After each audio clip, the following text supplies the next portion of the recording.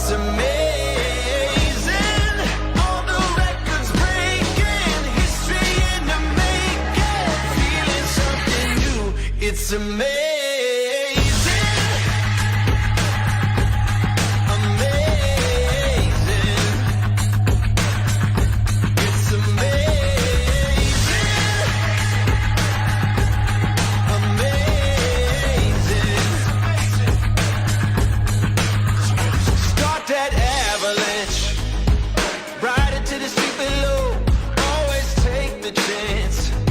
If you never do, you'll never know. Who cares if anyone's watching? Let them keep talking and talking. Avalanche. Start that avalanche. Okay, this is getting crazy. Tigers getting cagey. Feeling something new. It's amazing. All the records breaking. History in the making. Feeling something new. It's amazing.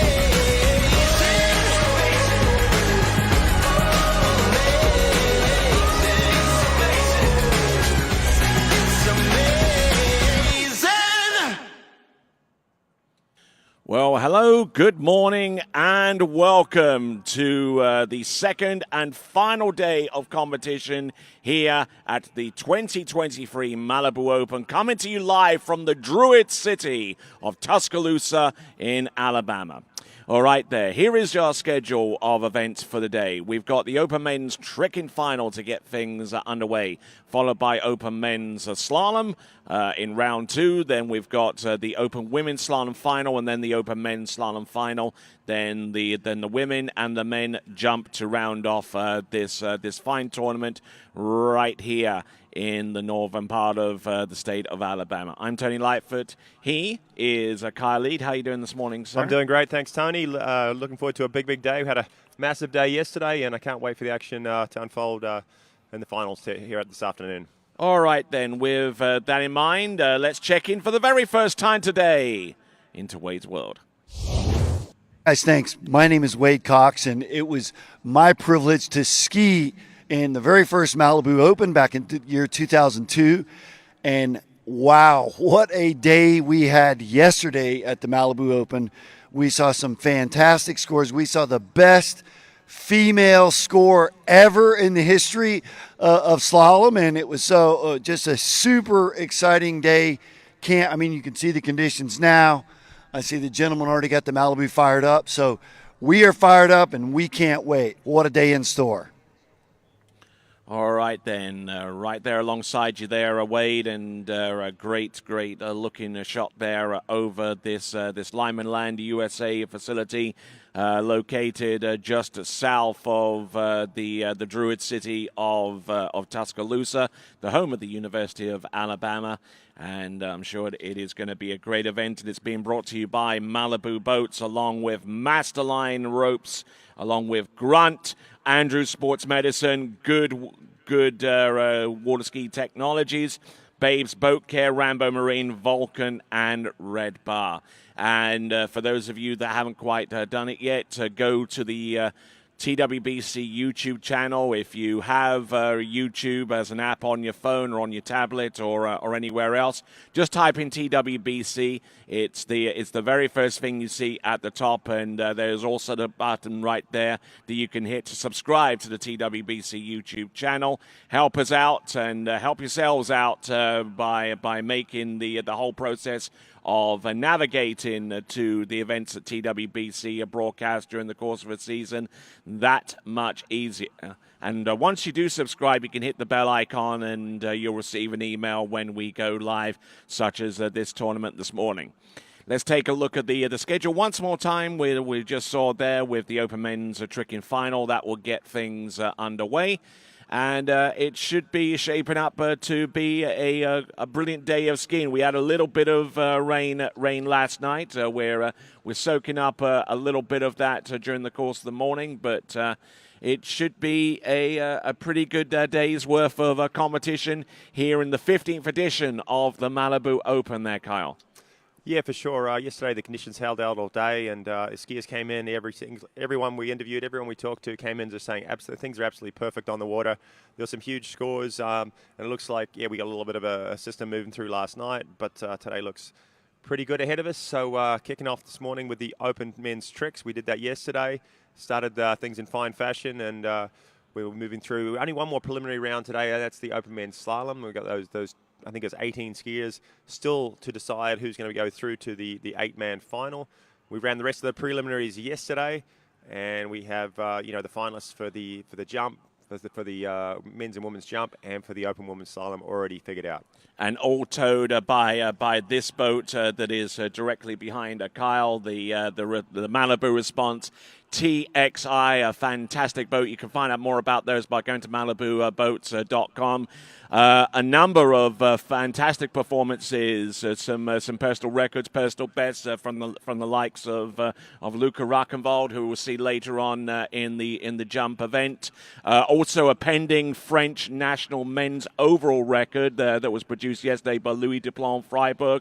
But obviously, on top of everything else that has happened yesterday, a pending world women's slalom record courtesy of Regina Jacobs with 5 at 10.25. Yeah, obviously that's the standout moment from yesterday. Everyone was just going crazy when she rounded that fireball, stood up and got a full 5 buoys, increased the record by half a buoy, and it was just an awesome moment to be here and witness history in the making.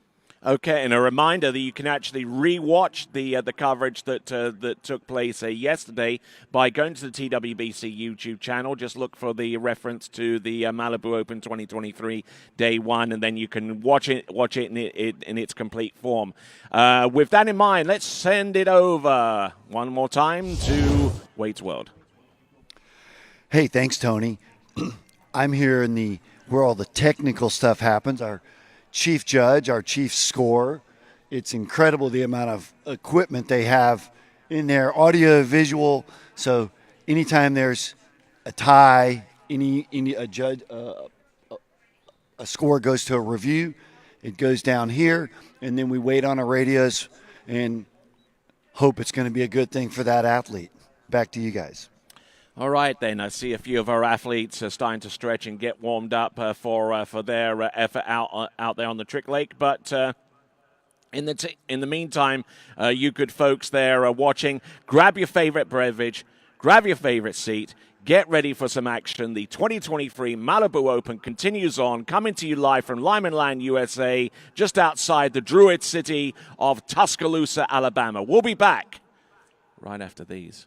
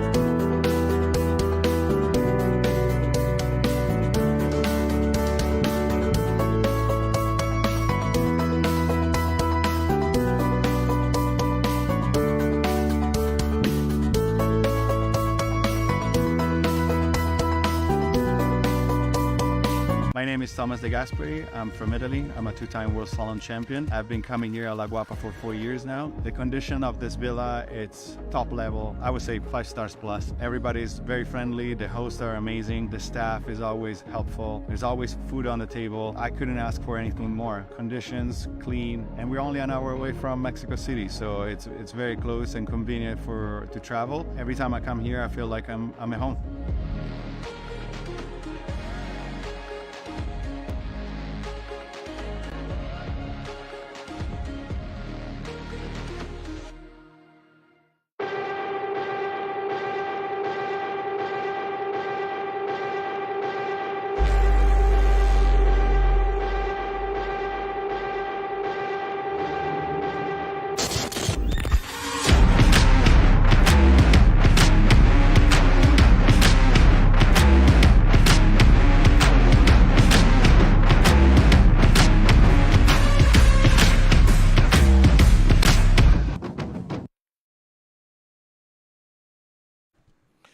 All right, then. Welcome back to continuing in live coverage of the 2023 Malibu Open, coming to you from Lyman Land, USA. So we're getting ready for the men's tricking final, and our first competitor up on the water is going to be Martin Labra. We're going to see him perform 2 20-second runs, and here we go. Martin Labra, first off the dock, followed by Joel Poland from Great Britain, Martin Coleman from Czechia, then from France, Louis Duplan Freiburg, and from the United States, Jake Abelson. So we're running the boat up and down, simulation run, just to make sure that the conditions are exactly the same for every single competitor.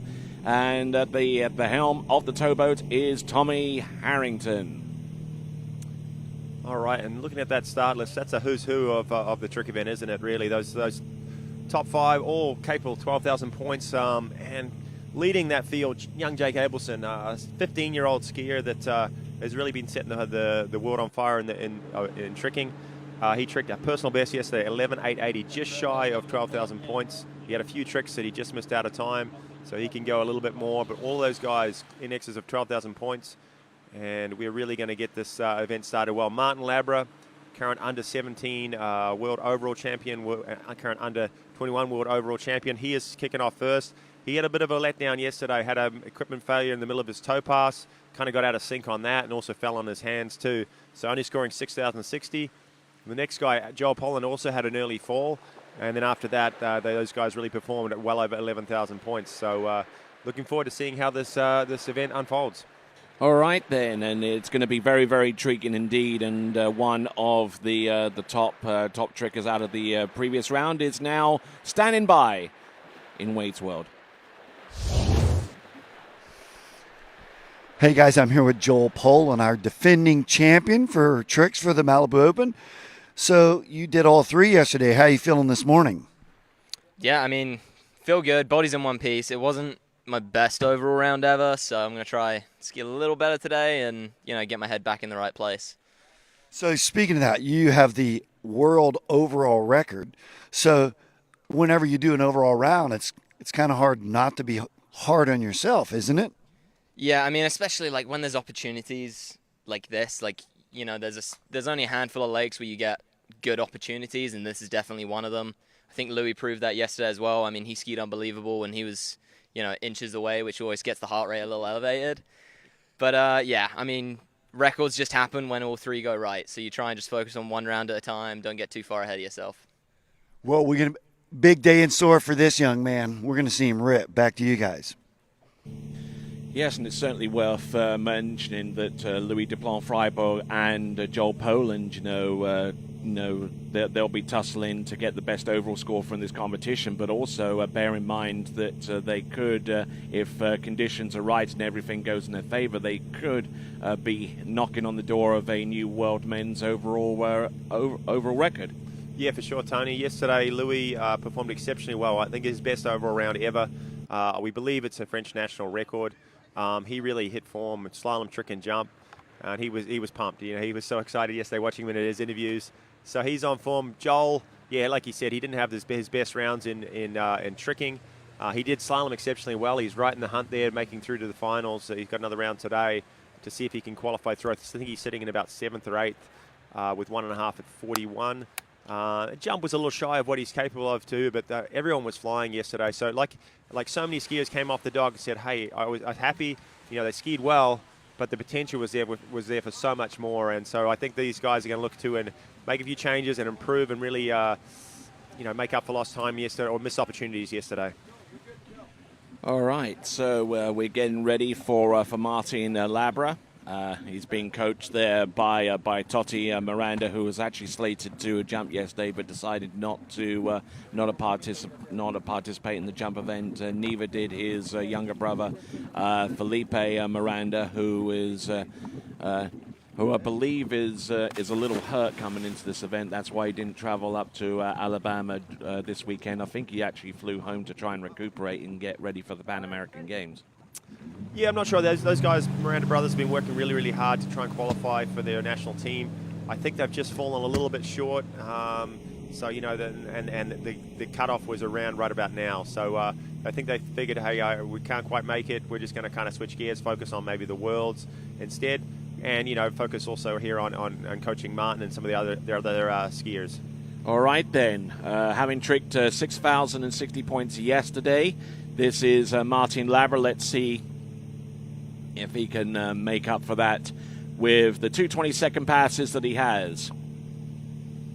Opening pass is going to be toe tricks. It's going to be a toe 5 back, high tempo start, toe 8 back to back, toe 8 back to back reverse, surface, toe back to back, toe 5 front, toe 0 out, toe 0 straight back in, grabs the line, toe 8 go, elevation there, toe 8 line 0, toe 8 line back, toe 8 line back to back. Does he go for the reverse? Yes, he does. Now goes to the front, standing toe 8 line 5 back, nice landing, and a toe 8 front, and that should be within time, I would imagine. Yeah, no, that was a great run there from Martin Labra. Got through that point right around the Toa Rapin where he had trouble yesterday when the rope kind of broke on him. And he just kept going flat out through his toe line tricks right at the end. So here's just a standard sort of start to the run, toe 5 back, toe 8 back to back in reverse. Kind of sets the rhythm for this pass. He goes exceptionally quick through these surface turns. But this is right around here as yesterday where his rope broke. Today, no mistakes, and then moving into his toe line O's here in just a second, and some big points towards the end of the run with his toe step back. All these tricks are worth sort of 300, 400, 500 points, toe line back to back and reverse, and he is looking to go over 12,000, and that's the toe pass that'll get him there. All right, looking tremendous there towards the end of the run with that standing toe 8 line 5 front, and keeping an eye on that. Is the guy that's going to be interviewed next on Wade's World. Hey guys, I'm here with Martin Coleman from the Czech Republic. And Martin, tell us how your trick ride went yesterday and then what your plans are for today. Yeah, yesterday went pretty good. I just hit my heels after toe 8 go into toe 8 line 0, so just kind of keep moving with the boat, keep rolling, and then the hand pass was pretty good, so just kind of same plan, just not hit my heels. And you got to go down and back, right? That's the plan. I don't want to walk back, All right, we're going to see him rip it really soon. Back to you guys. Yeah, he's... no one likes that walk home, do they, Tony? No, they don't. No, they don't. And, rather dry with those... with that comment. But that's Martin for you, I think he's awake. I'm sure he's awake.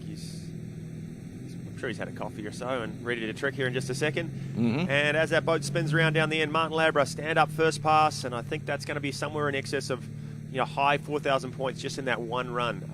And then this is the hand pass where they pile on the points with the flips. He does 6 in a row, and then some ski lines at the end, and they get close to 7,000. And between the two passes, upwards of 12,000 points. Martin Labra, here he goes, starting with some back-to-back mobs, full twisting back flips from back-to-back. Here he is, positional to the back, then back mow for starters, then it's reverse, and now he's going to go for the surface back-to-back, half jack to the front. Here he comes, there he is, the flip twist to the back, case in the wake, but that doesn't pose too much of a problem. There goes the front flip. Does he go with the ski line O? Yes, he does. A ski line 5 front, ski line, look at this. Made a couple of errors there right at the end. He can see, and he knows it too. Yeah, for sure. He got through that front flip yesterday. He fell on his front flip. He obviously got a bit out of whack with his early fall in toes and was just kind of going for it in his hand pass. You see him make that front flip there, but still maybe a tad off axis and didn't really set him up to do the ski line 5 back coming in, so he did a ski line O there instead. Then his ski line 5 front, and then he actually repeated the trick, ski line O coming back in. So that's why he's disappointed, because he missed that one trick. But that one trick is probably 550 or so points, and that'll drop him down from, say, 12,000 down to maybe just over 11 and change. We'll wait and see. And just looking at these tricks, the half jack to the front. Yeah, he didn't really look like he got off the wake that well on that half jack either, and his just his regular half twist flips were a little bit shy too. This front flip, he's not really getting the amplitude, the altitude that he needs to have a clean landing, and that's where he got in trouble. He was supposed to do a ski line 5 back right there. This is a ski line 5 front. That's a difficult trick going out, and this is a repetition here, ski line O coming in. He's sort of starting to flounder here a little bit and see what he can throw in time just before the end of the 20-second pass.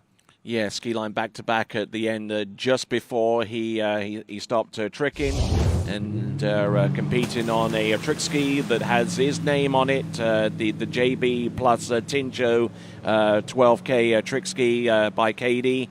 That was Martin Labra. Now, next skier up, coming to us from Great Britain, and a trick ski that has his name on it as well. This is Joel Poland. Yeah, and he's going to switch up a little bit at the start. He doesn't do the traditional start. He's working on going through a toe wake 5 back, which I really enjoyed watching the start of this run. He gets into it straight away, moving from inside out, a 540-degree turn, landing in back, and just a cool way to start the run. Toe wake front, a slide, and now he goes into the standard procedure of toe wake back-to-back and reverse. A little slow on that reverse, had to wait for the line, but this is where he starts piling on the points. Toe wake O, which he fell yesterday. There's toe line O. Now moving through, big toe line 5 coming up here, easy as you like. He's going a little slow here, maybe just making sure he stands up. I don't know if that reverse toe line back-to-back is going to be in time. It's close. These guys are obviously going to try and win this trick event here, but he needs an overall score too. There's an overall event of this, and yesterday he failed to secure something that would stand him in good stead, and Louis is quite a ways ahead of him with an 11.8. So I think he was just going for a consistent run here, hopefully enough to sort of get him on the top of the leaderboard here in the tricks, but also a good score for the overall event. Some great tricking here from Joel Poland, but you kind of get the sense that he has spent quite a bit of time in between some of these tricks towards the end, so far as the pause time is concerned, just trying to catch his breath before he continued on. And just looking at this towards the end, standing toe wake line 5 back, he nails the landing on that one and then edges towards the wake toe wake line back-to-back. And I think he does the reverse afterwards. Yep, no worries there. Slaps that ski down and then ends his run. And with that, let's check in with Wade's World. Hey, thanks, Tony. I'm here with Martin Labra. And Martin, you weren't happy. We could tell your reaction after the second pass, but much better than yesterday, correct? Yeah, it was much better than yesterday. Just frustrated because it felt pretty good. Just some small errors on the ski lines, but yeah, happy overall. Better than yesterday. And still have a slalom and a jump? Just slalom. I didn't make finals in jump, but yeah, excited for slalom that's coming now. Well, good for you. Best of luck to this young man, 17 years old and out here ripping it. Back to you guys. All right, and the trick skiers so far in this competition seems to be reveling in the wake produced by the Malibu Response TXI, and they seem to be performing well with the trick so far. Yeah, definitely big scores yesterday, and Martin's kicked things off beautifully. You saw his season best there, 12,310. So that's right up pretty close with our world record. It currently sits around 12.7, I believe, from Pato Font. But as he mentioned, he missed just a couple little things there in the ski lines, and it doesn't take much for the score to drop pretty quick from something like 12.3. You miss one trick in in your hand pass or in one trick in your toe out of time, and suddenly that score will drop down 1,000 points. I think he'd be happy if he sees a score over 11,000 with that effort. All right, then in the boat, Tommy Harrington at the helm. We see Luca Rock'n'Vold with the short line that's attached to the rope and to the pole. That's known as the Aussie rope release. It was kind of invented all the way back in 2003 when the Australian team showed us their simple release system, and it's caught on since then. It's a much safer system than the mechanical release. No, definitely I'm not sure why we went through mechanical releases for so long before everyone sort of adopted that setup. Here's Joel Poland, and he's starting same as Martin with some back-to-back modes, going through the half jack, and he gets some serious height on all his flips. Another front flip there, half twist back flip, and here's the super big, mode. Yeah, ski line 5 front back flip. He's got his ski line 5 back and the ski line 5 front. He's going well here, jamming in some points right at the end. There's 20 seconds right about there.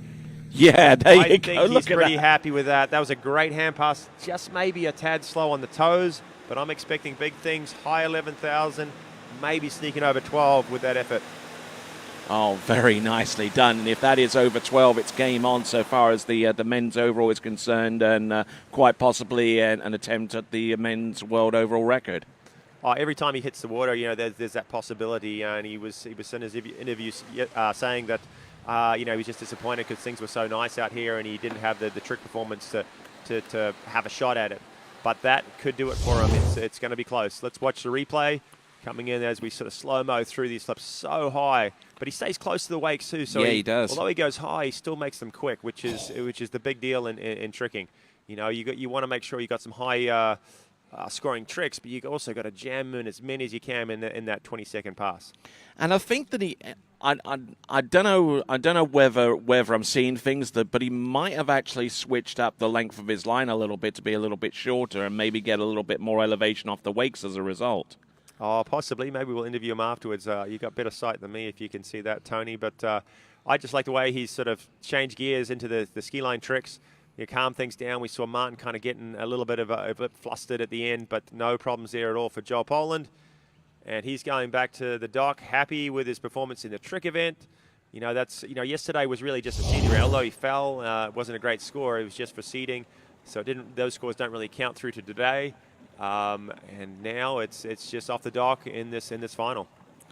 And we're going to send it over to Wade with Joel Poland and his radar graviton.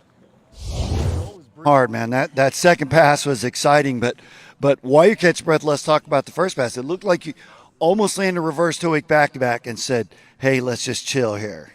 Yeah, the first few tricks I really had like a lot of momentum, and then I kind of just went too quick on the first toe wake back-to-back. And after that, it's like, yo, settle. Like, you got to stand up. Like, you don't need to do 5 more tricks. You don't have any more tricks at the end of your run. Just stand up. So, yeah, did what I had to do, stood up. We'll see if that last trick's in time. I don't reckon it will be, but, yeah, hand run was sweet. That should be in time. I'm guessing 11.6. That'll be my bet.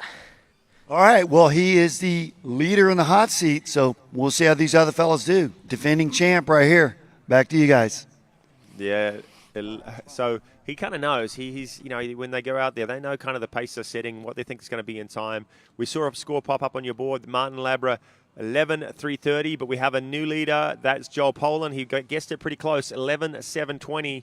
That is a huge score. And that puts him 40 points ahead of schedule so far as the men's world overall record is concerned. Early days yet, Tony, but a great score. We saw a few guys go over 11.8 yesterday, though. And one of those guys was Louis Duplon, which he had a great overall score, and Jake Abelson, our top seed. Those guys will be hitting the water here in a few. Martin Coleman's the next guy. He went over 11,002. Had a great day on the trick ski, great day on the jump skis, and he's looking to improve on the slalom performance here in round 2 a little bit after this trick event. And a skier who also has his name attributed to a trick ski, or rather his initials anyway, the MK1. Produced by Good Carbon Technologies out of Ogden in Utah. You can check out the products offered by Good Carbon Technologies by checking in with good.com. Good.com, one of our great sponsors here at the Malibu Open for 2023. And as Martin leaves the dock, you can see his declared trick run on the left-hand side of your screen. Some big tricks towards the end. He got through his toe wake line 5 back yesterday, but just missed that toe line back-to-back at a time, which dropped his score down to 11.3. He's capable, obviously, right around that 11.7 that we saw Joel Poland run. I have a feeling it was at his reverse toe line back-to-back. The very last trick in his toe run that was just out of time dropped his score down about 500 points. Otherwise, he would have been over 12. But here comes Martin Coleman, starting with the traditional kind of toe 7, and then moving through some surface tricks, and the toe lines always at the end. Those are the big points. Okay, wrapping in front of his standing leg for a toe 7 front, toe 5 back, toe 8 back-to-back, and it's reverse. Look at him go with the surface toe, back-to-back toe 5 front, toe O out, toe O in. It takes grabs the line, toe wake O, toe wake line O, working in towards the end, toe wake line back to the front, toe wake, standing toe wake line 5 back. There we go. That's a toe wake line back-to-back, and should be out of time around about that point. But there you go. Ending off with a flare. That is Martin Coleman. Well, I'll tell you what, when in his interview standing on the dock there with Wade, Martin looked a little sleepy, but when he hit the water there, he got things going. That was fast action and better than what he did yesterday. He got that toe line back-to-back. He didn't try that yesterday. Whether it's in time, that's the question. These judges now will be sitting there reviewing the runs at time from the very first movement that ski starts to, go into the first turn on his first trick. That was a toe 7. And they'll, frame by frame, 20 seconds right at the end, they'll see which trick he squeezes in time, and it's going to be close. That toe line back-to-back, he needs that. He needs that extra 480 points to go high 11,000 and hopefully track down Joel Poland with 11,720. Oh, just look at this. Good elevation here. There we go with the toe wake line O, the toe wake line back, and then the spins to the front. Get 60 points for that trick, I believe, before he goes into the standing toe wake line 5 back and the toe wake line back-to-back at the end, and such a high tempo effort there from Martin Coleman. Hasn't had an awful lot of opportunities to train this season or even compete, but at the tail end of the season, he seems to be coming on pretty good. No, for sure. Like a lot of these guys, he balances, working with his skiing, and he does a lot of work with good, a lot of R&D, a lot of travel. He was down at the US Nationals in August, running their booth down there. But no, he does get on the water quite a lot. He's skiing 3 events, so it's very difficult to find time to do all those plus work. But he's gearing up for this event. He's been to a couple of the World Water Skiers overall events too, and his focus will be on the Worlds. He's won that title. He won that title in 2019 down in Malaysia, so he's a former world overall champion. And, if he fires in all cylinders, if he gets his jumping where he can do it, his tricks upwards close to 12,000 points, and if he finds some form in slalom, he is a serious threat in the overall event as well as tricking. And in the off-season, he does travel quite extensively. He travels over towards Chile on occasion, hence the reason why you see one of his trusted friends, Rodrigo Miranda, inside that towboat, sitting next to our driver, Tommy Harrington. And here we go. This is Martin Coleman coming to us out of Chiquia. Looking down, there's his trick run on the side of your screen. You can see right in the middle there, backflip, ski line back-to-back. We call that a super mob. He does one from back-to-back. We saw Joel Poland do one from back to front 540. So some big tricks in the middle of this pass. He's one of the few skiers that does that in his run. But he's going to, again, like all these skiers, start with these back-to-back mobs from back-to-back. There you go. Full twisting and starting off smoothly. There's his front flip. He gets a little bit off-center on that sometimes, but that one was pretty clean. A few half-twisting. Here's the last one. Yeah, there's the super over the rope. And comes front, ski line 5 back. This is going well for Martin. Hopefully he's going on time. Ski line O, throwing in a ski line back-to-back, and he's going to throw the fist right here. There you go. That is a huge run. He is stoked. Hopefully everything's in time. He is going to really push that lead that Joel Poland has set. Wow, some great trick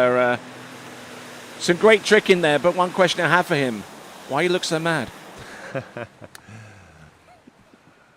No, big congratulations to Martin Coleman. It's going to be close, guys. It's going to go to a judge's call on time. I think all the tricks are clean. All these guys execute their tricks, when they're in a good rhythm, they execute them perfectly. They've worked so hard to make sure they're not just fast, but clean, so there's no question that the credit.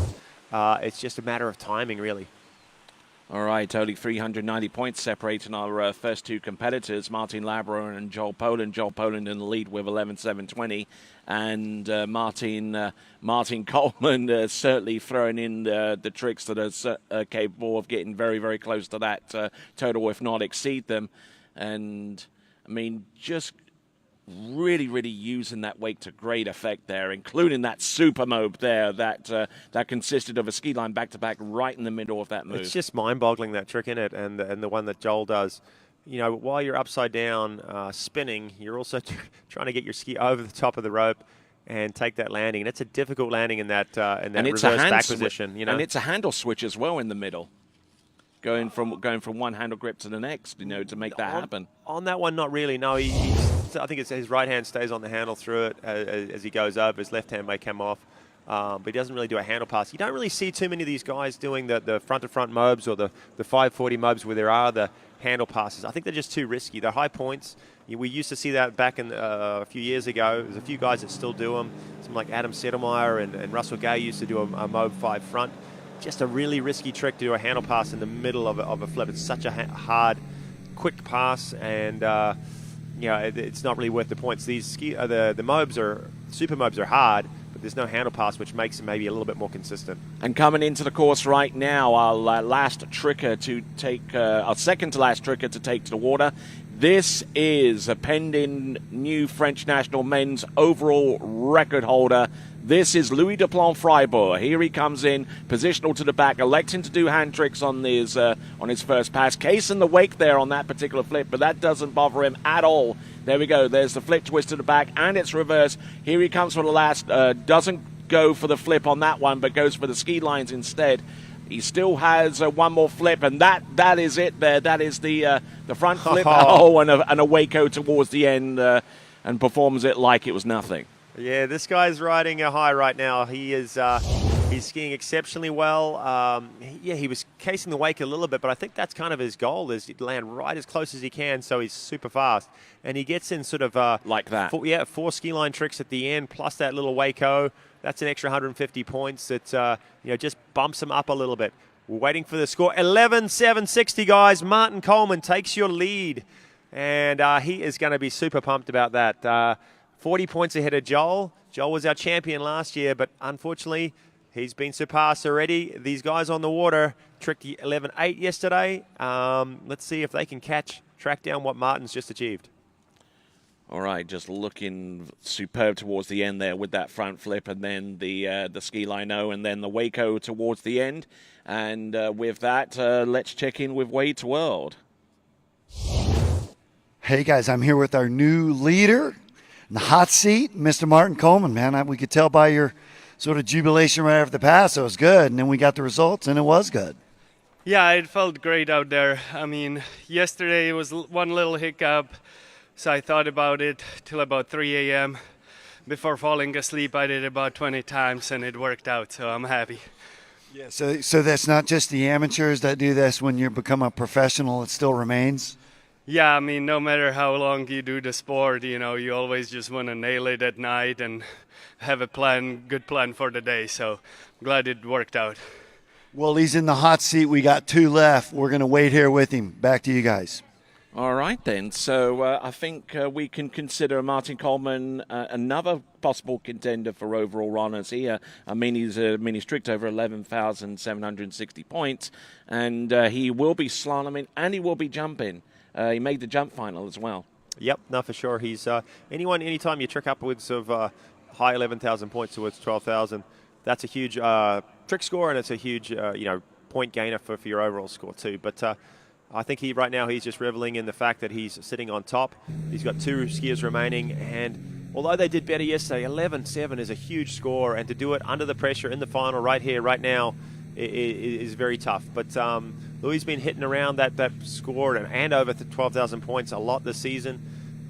He's been, mixing in there, usually just slightly shy of where Joel is in his overall scores, but maybe leading the tricking in those events. So here he comes. This is going to be a toe 7 start, and he's got 20 seconds going from now to get through before we know if he's going to get a close score to Martin. Here he goes. Oh, he's made a little bit of a mistake there. He's lost some time. This is not going to be where he wants to be coming into his toe lines. He knows he's got to go fast through some of these. He's a little bit away from the boat. He's a bit sloppy because he's trying to go fast. Bang in. There's his toe line 5, and he's gone down on that one. It doesn't take much, does it, Tony? No, that it little doesn't. Mistake on toe O, and he got out of sync. Yes, indeed, and unfortunate there for Louis Duplan-Freiburg. He probably won't exceed his 11,830 point score that he produced in round number 1, and probably puts paid to any attempt from here on out to exceed his brand new French national men's overall record, which is pending after round 1.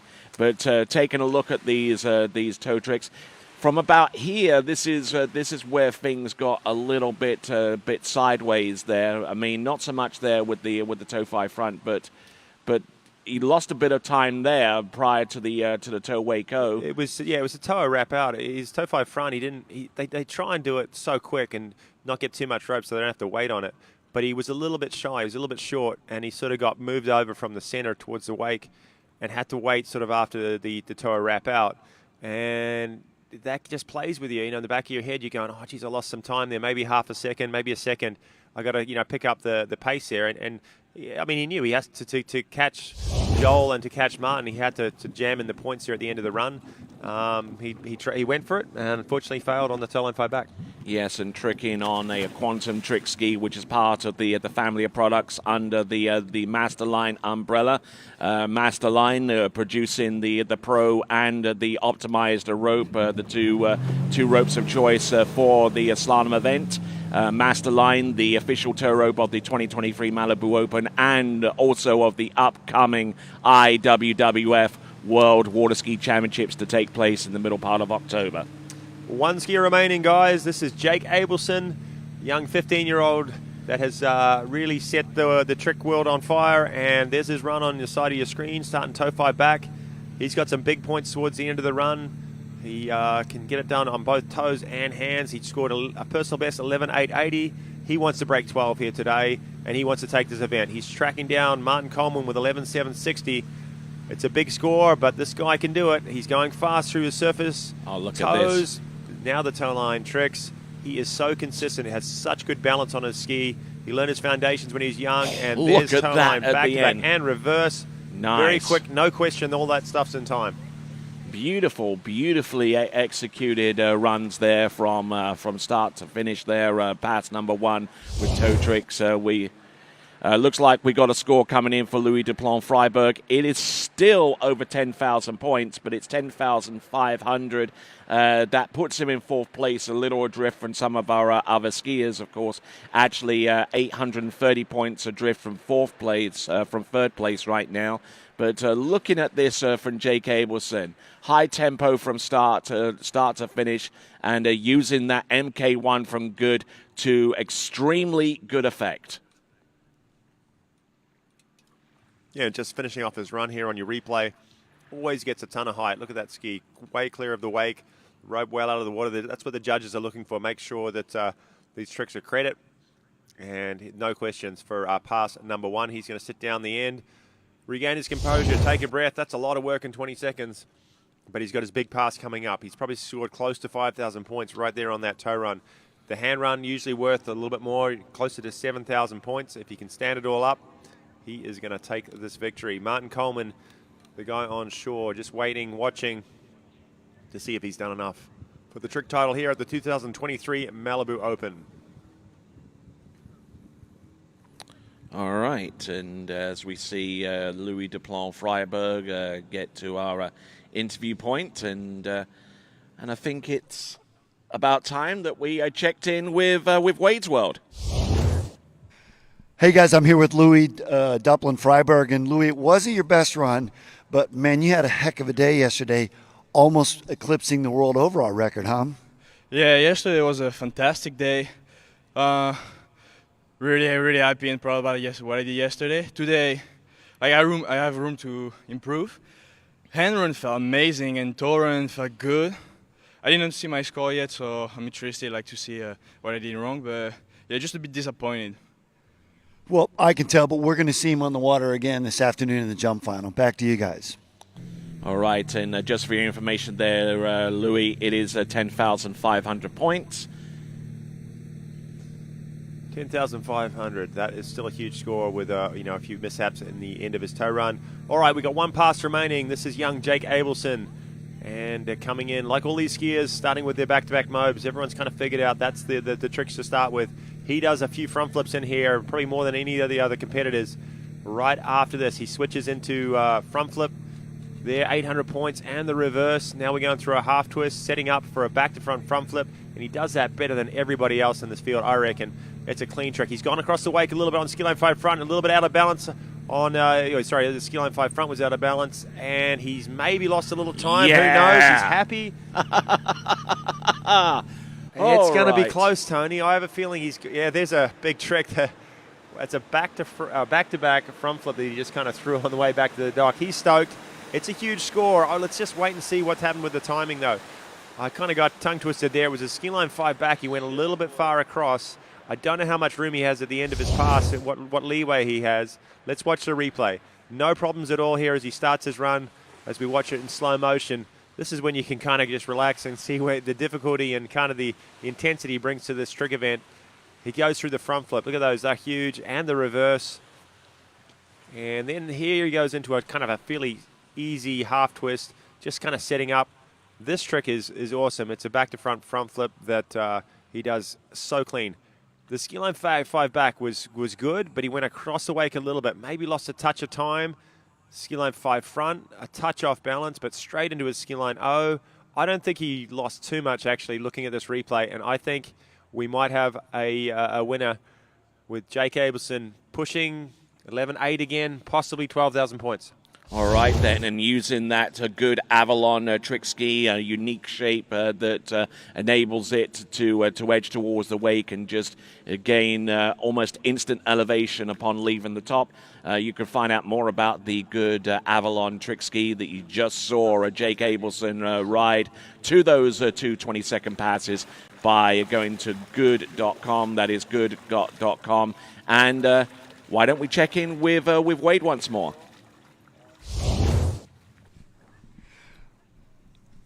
We're waiting on Mr. Jake Abelson to join us. Nice run. We could tell you're a little pumped there, huh? I was psyched. I mean, I was nervous and everything went the way I wanted to. Every trick felt crisp and the timing was all good.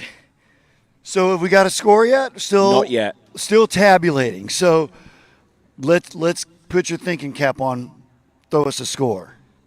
I think it could be 11.810 or 11.880 if I get all my tricks credit in time, but we'll see. Well, it's crazy. In slalom, we only have 6 buoys with sort of a weird scoring system. But when we're trying to make a cut or win a tournament, that's going through our mind nonstop. But for you guys that are tricking 12,000 points with 15 plus tricks in each trick, it sort of amazes me how well you guys can sort of recalculate and go right back through your runs. Well, something I've always done is been able to calculate my runs the second I end. I know all the possibilities while I'm sitting there on the dock. I know if I miss this, it's this. I know all of that, and I miss this trick. And then it's just like, it's simple math. It's just adding and subtracting. Yeah, well, it's not quite so simple, especially when your brain is racing and your heart rate's up. But, man, it is an absolute pleasure to watch you. And we're still waiting on your score here. So we'll let you start hanging and changing clothes and see what happens. We'll see what happens, but I'm hopeful. All right. Good young man here. Back to you, Tony. And, I mean, what struck me is how smooth he was, the transition from one trick to the next, almost as smooth as freshly laid asphalt, Okay, you know where I'm going with this, don't you? I know where you're going with this, but let's keep on track with Jake Abelson. Interesting to know that he knows exactly, if he drops this, what score does he get? If he misses that, they also know their runs. They also know the other skiers' runs. They've watched all their fellow competitors a ton. So when they see them out in the water and they know, okay, that guy went a bit slow on this, he might have missed this at a time. He knows what sort of score that'll be, what sort of permutations could arise, and so then when they go out, especially like him, top seed, he can make adjustments and do enough to take the victory. And I think he's done that today. We're waiting, we're watching the officials going through, making sure everything is clean, credit, and in time. Hopefully, we'll have a score here in just a few seconds. All right, then, just enough time for. All right, looks like we've got a point score, 11.970. He is your winner, Jake Abelson. 15-year-old Jake Abelson. Congrats. Go ahead, Wade. Hey, thanks, Tony. 11.970, only 30 points shy of the 12K, but first victory as a pro?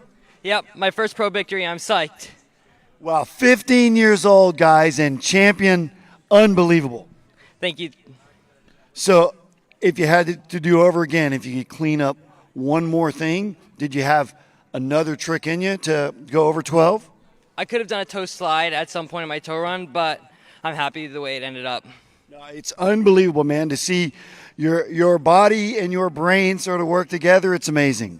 Thank you, Wade. Good stuff. Back to you guys. All right, and a toe side slide would have given him 12,100 points, but I don't think he's going to complain too much about 11,970 there, Guile. No, a huge score for Jake. That's his personal best. I'd have a feeling that's going to be a new U.S. national record too. You know, it's got to be a boys 5 record, I would assume. 11,970. He's the champion. Martin Coleman, congrats to him. He was pumped. 11,760. And then in third spot, Joel Poland, 11,720, getting a valuable overall score as well. That's going to put himself in contention. Louis Duplan has probably been leading this the overall event for this because he skied so well yesterday. But now Joel Poland is back and be taking a shot at him for sure. All right, then some great trick skiing there from all concerned, and congratulations especially to Jake Abelson, and we'll continue on with live and extended coverage of the 2023 Malibu Open. Just enough time to tell you about our good friends over at Vulcan Materials. They're the nation's largest producer of construction aggregates, primarily crushed stone, sand, and gravel, and a major producer of aggregate-based construction materials, including asphalt and ready-mix concrete. They're present from coast to coast, and you can find out more about them by going to vulcanmaterials.com.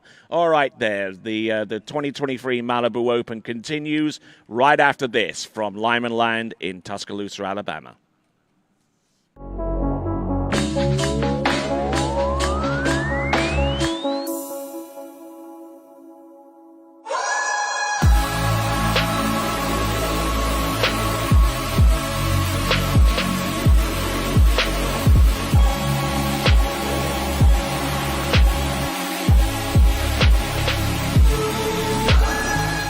I've been a fan of Marcus Brown since I was like 13 years old. He's, been my childhood hero, and so for him to offer something like this, which is it's great not just for me, but it's great for water skis to have something like this where people can really get a bespoke water ski experience. It's going to improve their skiing, their body, and Jenny's she's amazing too. So just to have the access to both of those guys, I think it's huge, and it has been massive just to talk things through and to get a new understanding of stuff I haven't tried yet.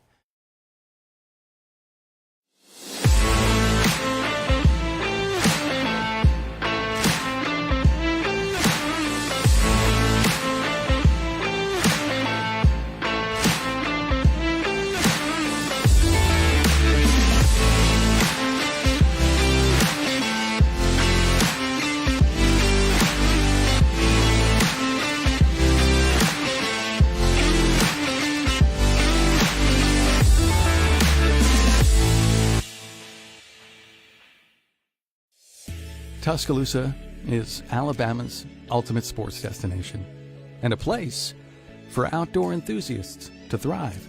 It's a community rooted in history and one that's on the cusp of a burgeoning art scene too. Tuscaloosa is vibrant, it's charming, and it's familiar. Its people welcome you with open arms and warm hellos into a community that's tied together. Tuscaloosa is our home.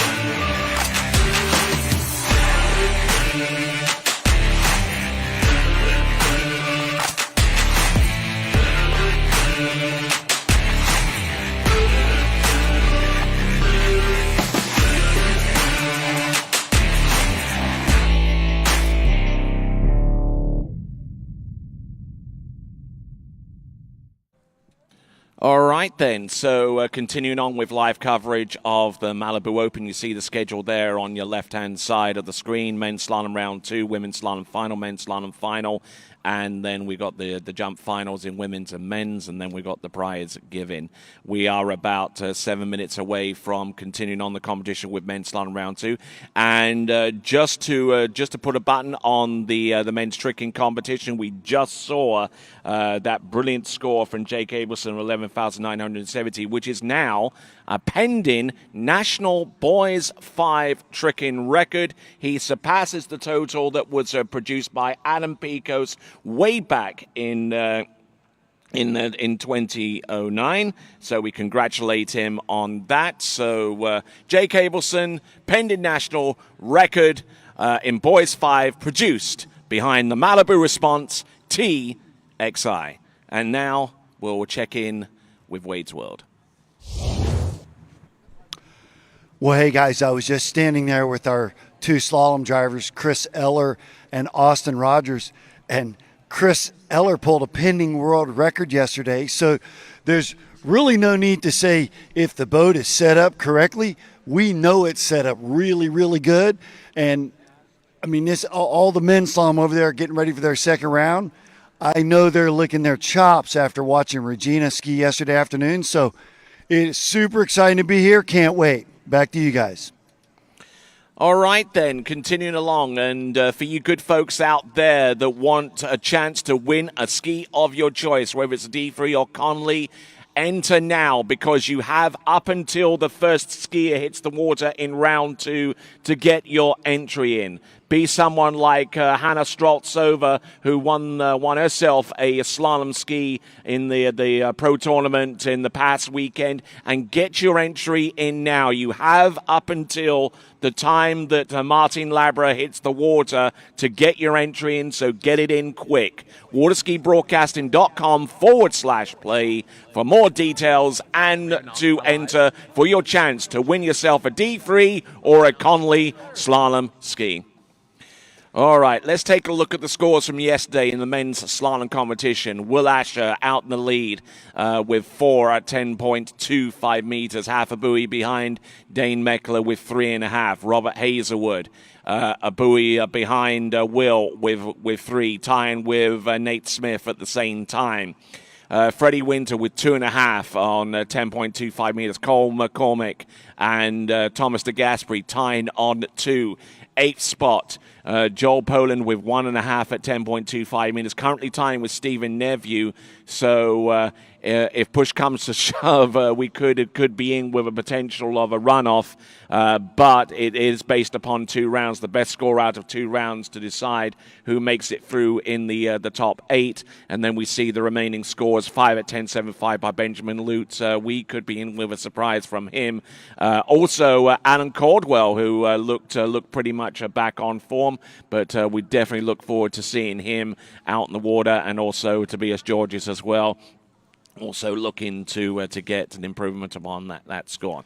All right then, folks, this is our running order. Martin Labra will take to the water first, followed by Martin Coleman, and then Hunter Duffy, Zane Nicholson, Jaden Eade, Tobias Georges, Louis Duplon-Fribourg, Nick Adams, Adam Caldwell, Ben Lutz, Joel Poland, Stephen Neveu. That's page number 1. Page number 2 consists of Cole McCormick, followed by Thomas de Gasperi, Freddie Winter, Robert Hazelwood, Nate Smith, Dane Meckler, and finally, Will Asher.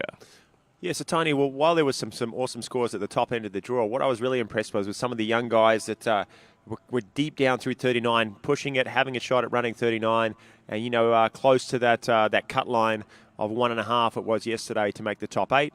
Obviously, this round 2 is going to change things up a little bit, but yeah, a ton of young guys, ton of new guys that we don't see at all of the pro events, all pushing deep down 39, coming in with close to PBs or personal best, season's best for the year. So yeah, a lot of competition, a big field, and a ton of slalom action coming your way in just a few moments. And with that, let's check in once again.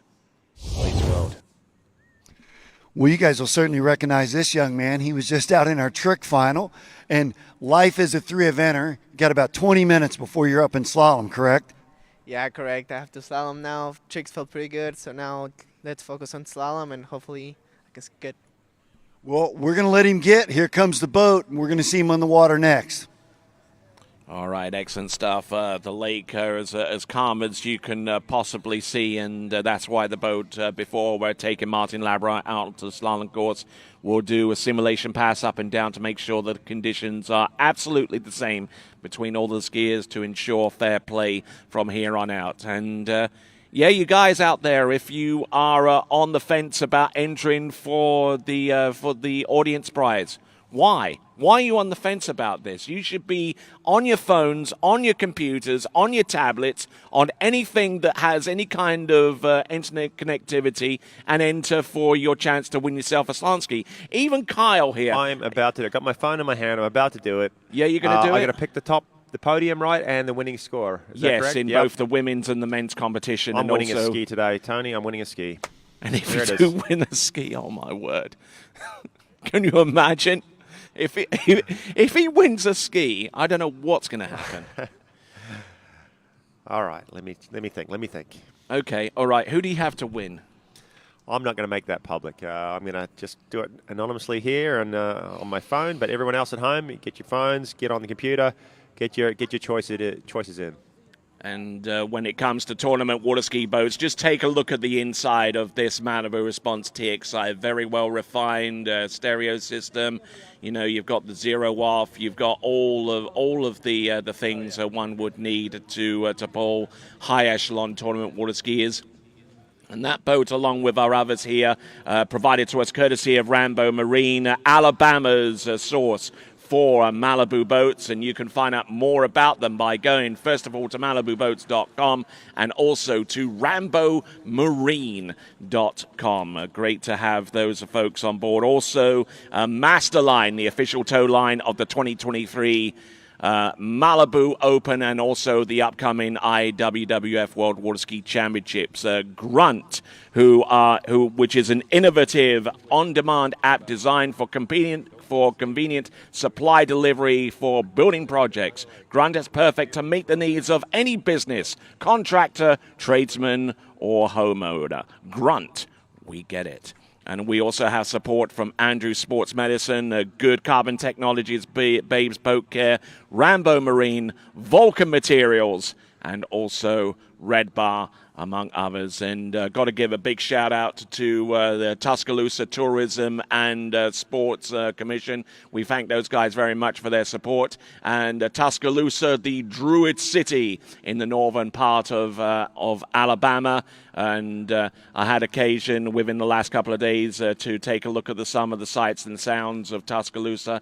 And it is certainly worth taking on board. And if you want to find out more, go to visittuscaloosa.com. Visit Tuscaloosa.com. All right, then. With that, we'll take a look at the starting dock and see what's going on. And my good friend here, they call him Handsome Rob. I prefer to call him Roberto. How are you doing there, Robert? He's trying to get the headphones on. I'm struggling with the headphones, not going to lie. What's going on? Vince to me, Come on, I think you can figure it out. You can figure it out, Rob. While he's doing that, I'm going to take the opportunity. We saw the drivers in the boat there, Austin Rogers and Chris Ella. Some of the best officials here. We want to give a big thank you to the officials and all the volunteers that are helping with this event. The trick event went super smoothly this morning. Those guys getting scores out for you extremely quickly. A big team here helping with this event, and Yeah, big thanks to all the volunteers and officials. And also big thanks to 2U Healthy Snacks as well, because they sponsor the Skier of the Day vote. And you can vote for your Skier of the Day by going to waterskibroadcasting.com/play. And the winner owns this coveted trophy for Skier of the Day. Could it be someone that has already produced a lifetime best score? Could it be someone who's produced a pending national record with their score? Could it be someone who has scored their best score in their nation so far as overall is concerned? Or could it be worth someone waiting? Yeah, or maybe. Could be. That's true. That's a tough one to beat, I think. Yeah, I do think that's a tough one. 5 at 41. That was a pretty insane thing to watch. All right then. Look at Tincho back out there. He's been tricking it up this morning, and I think this morning was a very good telltale sign of how cutthroat Tricks is. We were watching on the car on the way down, and that was an insane event. That was good to watch. And that's convenient, isn't it? That you can watch an event such as this caliber on your phone. I honestly don't know who does it, but they do a fantastic job of it, I tell you. It's just truly good to watch. I struggled to come up with the name myself. They should do it more often, I tell you. Why, thank you. No, it was a lot of fun to watch the Trickers out there and to see Jake. I mean, 15, 16 years old, going out there and taking the win. And just the little things like Louis putting together an insanely big hand run, then going out, missing little stumble on Toho, and then obviously missing out on that one trick, toe line 5 at the end, and all of a sudden he's sat second last, you know. So it's such a cutthroat sport, and it's kind of cool to watch, you know. I'm glad I'm not doing it because it looks pretty tough out there right now. The level's just insane, but yeah, it sure was exciting to watch. All right, then, continuing right along, just enough time for me to mention a little bit about one of our sponsors, OJ Props, who work in lockstep with Malibu Boats to produce the best pole, the strongest pole available. You can find out more by going to ojprops.com. ojprops.com, the official propeller of the 2023 Malibu Open. And also enough time to mention our good friends over at Vulcan Materials. And, you know, I'd love to ask you this again. Okay, so let me ask you a few questions. If you wanted to find ask Rob today. Let's ask Rob today. Why don't I ask Rob? If you're looking for some crushed stone, Robert, where would you go to? This is a test on my sponsor. I'm going to go with Vulcan Materials Company. Yes, absolutely. What about sand and gravel? Vulcan. What about asphalt? Really testing me. Vulcan. What about ready-mix concrete? You know what? I'm gonna take a strong guess on Vulcan Materials Company. Fantastic. 5 out of 5 there. 5 for 5. There you go. Oof. And you can find a Vulcan Materials present across this great country, from California all the way to New York, and from Indiana all the way to Texas, and everywhere in between. Go to vulcanmaterials.com. And, tell why I dropped out of school. That was pressure. Jesus. Martin Labra just enters the water, and with that, I think they're closing off that audience prize. I just got my predictions in. And just, do you want me to tell you where to send the ski, guys? I think I'm going to get it. I think I might get both. I've got it figured. Rob, have you put your predictions in? You know what? I haven't. I always used to do it, and then I don't know. I don't know. I haven't. I feel like I should. I'm missing out on the opportunity. I mean, I'm sure you put yourself in top spot, right? Obviously, every time. That's why I've never won. I stopped giving up on faith. But no. Well, at the start, I was not putting myself in the podium. I was too realistic. So now we have to. So here we go. We have Martin Labra, otherwise known as Tincho. He's the only person of the day allowed to start at 14 meters. He gets a pass by being, I guess, 16 years old, 17 now. Yeah, he's in the boys 5 or the under 17 section, and he's doing it also in the overall competition. This is why he's slaloming out there, trying to get up an overall score, and he's run 14 meter pretty easily. We're going to hear from Wade here in just a second. All right, let's check it. Hey guys, I'm here with defending champion and our top seed, Mr. Will Asher, but we're talking cycling, right? Yeah, we've been watching the Vuelta España, so it's funny just get in with the tactics and learn the riders. It's pretty fun, pretty interesting. Yeah, and you still do quite a bit of riding off the water? I try to. It's hard in season. Like, it takes a lot of time and a lot of energy. But, yeah, I try to keep it going. But what an unbelievable off-season training tool for your cardio, right? Yeah, I don't even do it for water skiing. I do it for just because I enjoy it. And then it's like therapy for me. So I love to get out there and just explore the neighborhoods, explore around, where I go, if I travel. It's just a really cool thing for me. I love it. You'll see him out around Groveland and Claremont. Wave. Back to you guys. Yeah, and make sure you keep a good distance away from any cyclist that goes down those roads. Yeah, it makes me feel slightly nervous when I'm driving down the back roads around Florida. I'm like, well, this could be well.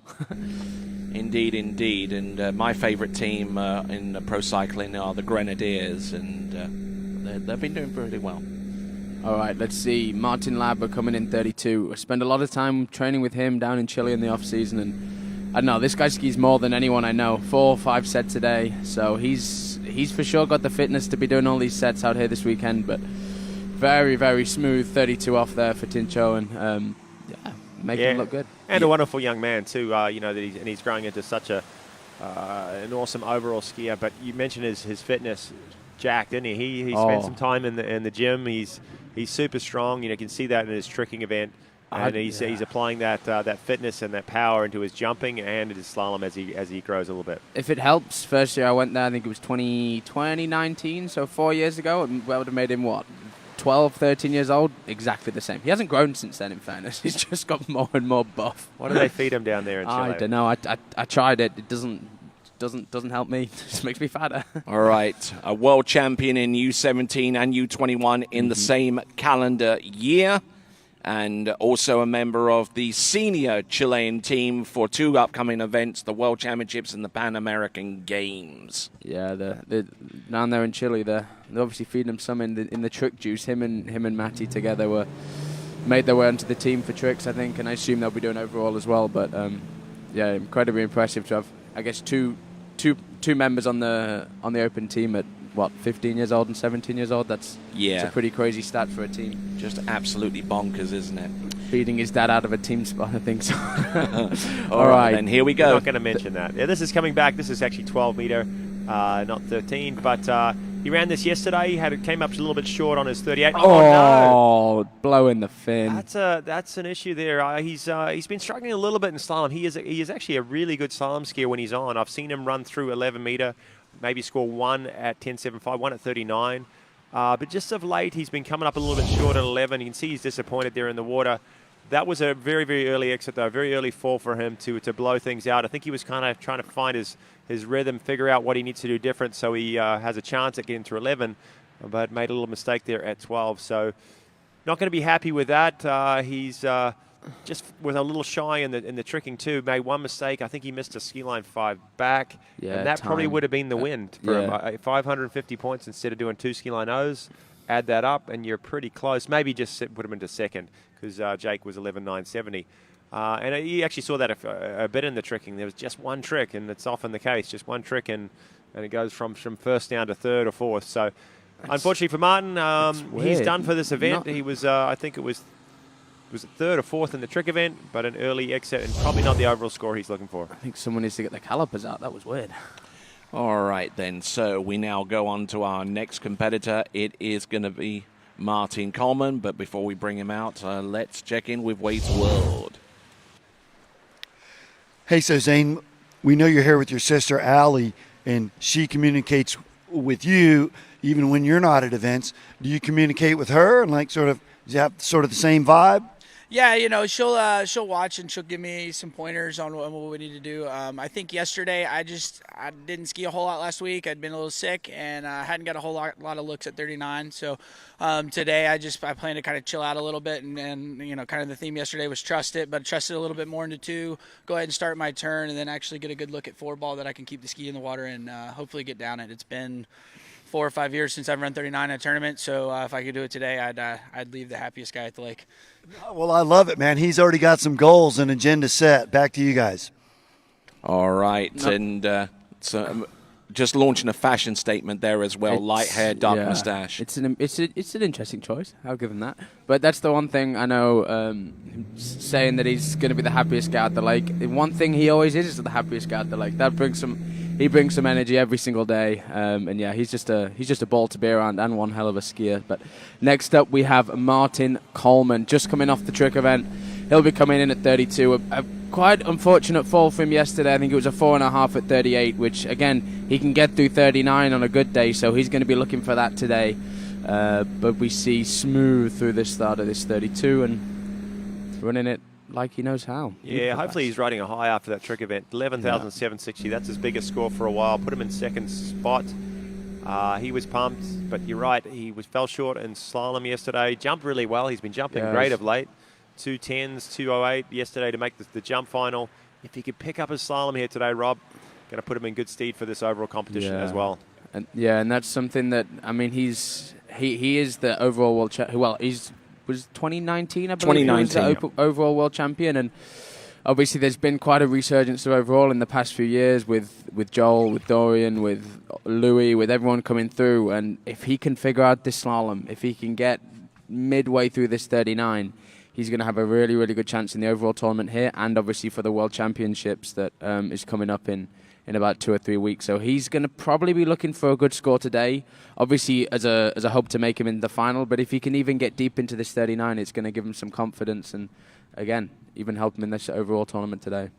All right, and he's got this event, and he's also got the jump event. So they're all married up as a second round of competition, which means he could well be in with a chance of getting a high echelon men's overall score. And currently, right now, after the tricks event on 11,760, that gives him 935 overall points in respect to the world record.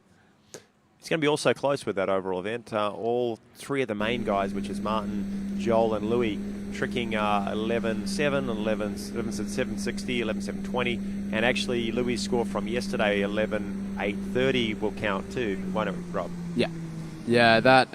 Is that how it's working? They're going from both rounds. It'll be the best of your 2 rounds. Yeah, it's going to be. And I heard that Louis' overall score, I believe, was 60 points off the world record. Yes, it was. What he mentioned, which again there's kind of been this talk of this kind of head-to-head battle against Dorian and Joel, and Louis has just completely kind of not snuck up. I've known about him for a long time, since I was about 13 years old. He's been better than me. He's been the tricker, right? He's been the French tricker, and he's developed his other events. And jumping, incredible. On the podiums now in jump events. 2:24 yesterday, huge jump. But French national record holder. But maybe you say you see it a little bit. You know, Dorian's been injured this year. Louis saw it as an opportunity to have a shot, and he's stepped it up. Yeah, and I think I've always seen him. Obviously, he's I believe a year younger than me. He's a 2000.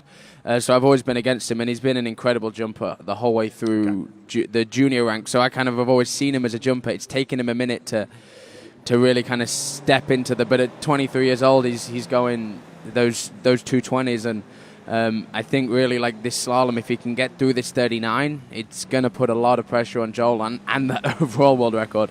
All right. Let's have a look. Back to the water. We've got Martin Coleman and riding that good slalom ski, one of our sponsors here at the Malibu Open for 2023. Good one ball. Look at this. He's round number 2.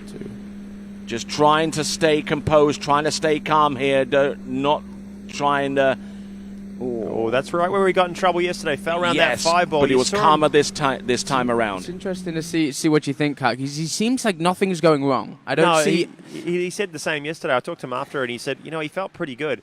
He said he just didn't really turn 4 and got in a little bit of trouble and went down round 5 trying to catch it up. He almost did a bit of the same there, Rob. But his start was beautiful. 1, 2, 3... But I feel like handy rhythm. Yeah, I feel the rhythm's there. It looks like it's just ending down course. Like I don't see. It'd be interesting to relook at this 4, like you say. But 2, 3, absolutely perfect. It's 4 just kind of a bit slow, a bit sort of sleepy there. I don't know. Waited a bit, didn't want to make mistakes, and then put some pressure on him again at 5.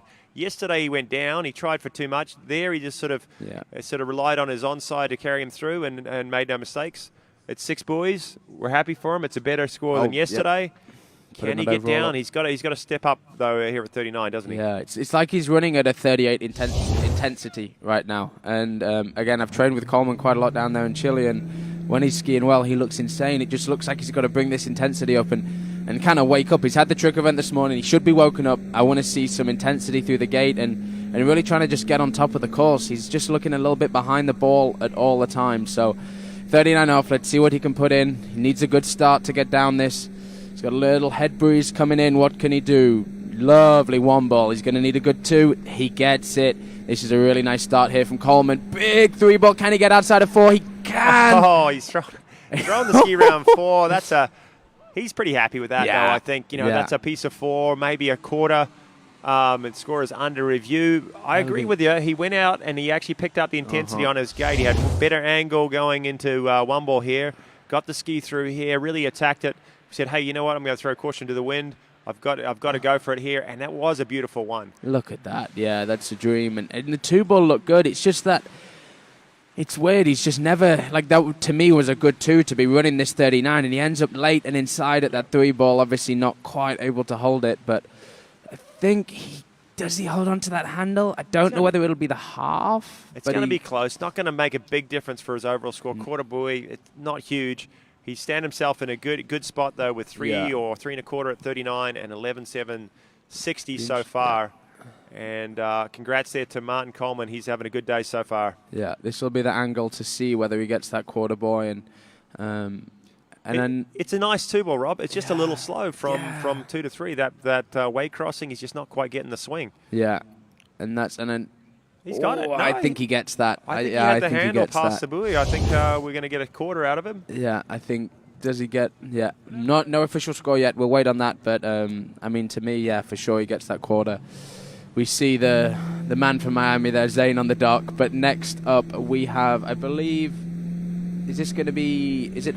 Hunter Duffy. Hunter Duffy. That's the one. Fairly new name on the scene. Yeah, exactly. We didn't know much about him yesterday.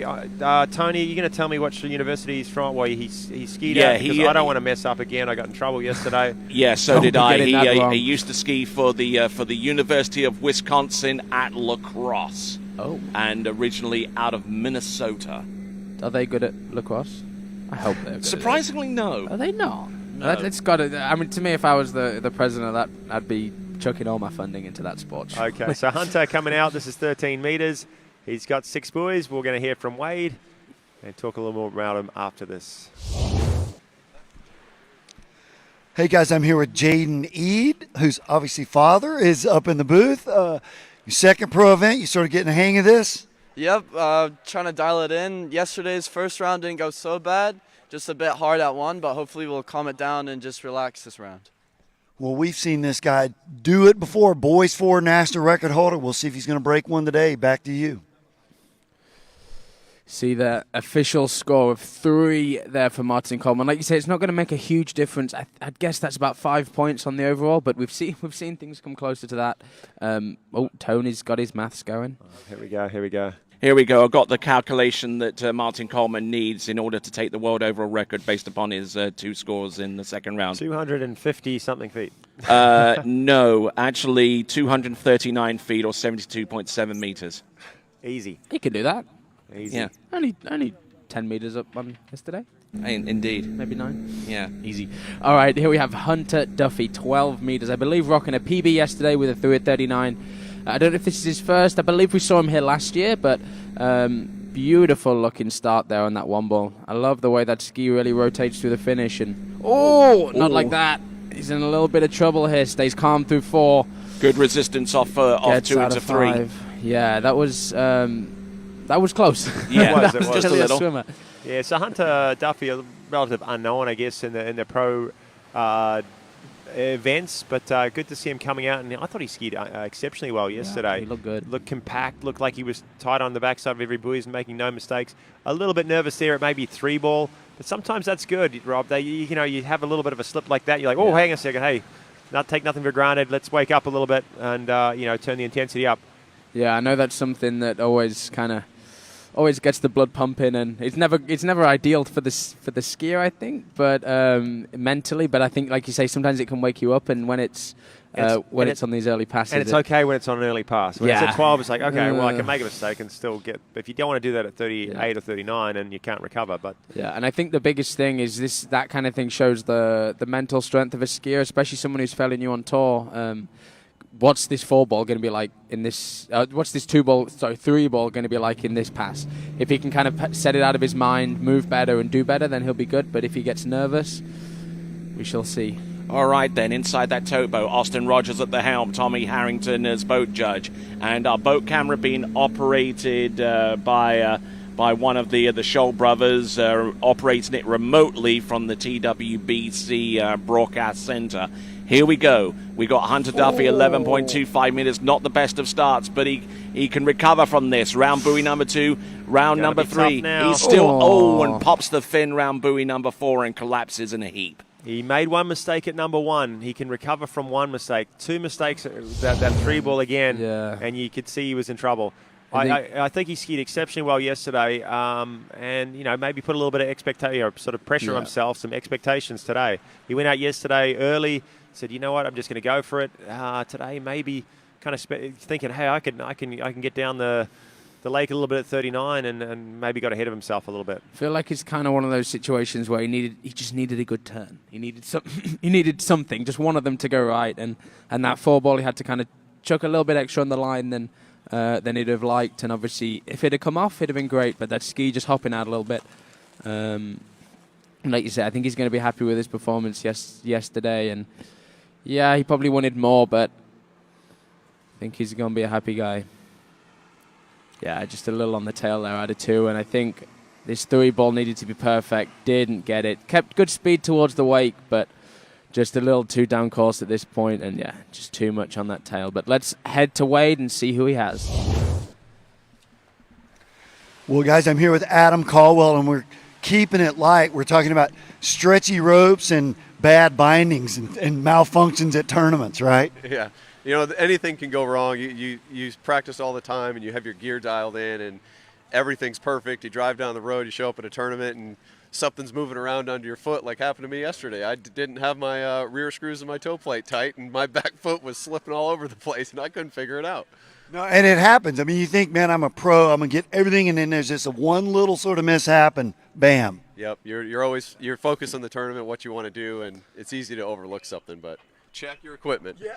I was just going to say check your equipment. Back to you guys. It's quite funny. If it makes him feel any better, I was making some binding adjustments the other day on the back of the boat and kind of moved my front binding, moved my back binding, and was so stressed about where the front binding was, completely forgot to tighten up all my screws on the back binding and fell off, and the plate was hanging off the ski. So it happens. It happens to us all. Check your equipment.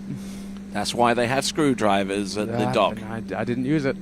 All right, here we go. This is Zane Nicholson, 13-meter start, coming to us originally out of Gallatin in Tennessee and now making his home in Monroe, Louisiana, where he is the head coach of the Warhawks of the University of Louisiana at Monroe. Looking super, super smooth out there. Zane, I think he came out, would it have been 2019, 2018 at the Swiss Pro? I think I'll always remember seeing that 39 and seeing him possibly the most pumped man in the world I've ever seen to get through it. And he started to excel before that as well. He actually made an appearance at the 2010 Junior World Championships, which incidentally was the first ever instance of the TWBC broadcast on a live stream. Interesting. I never knew that. But ever since that kind of Swiss Pro, I think he struggled with he had some hip issues.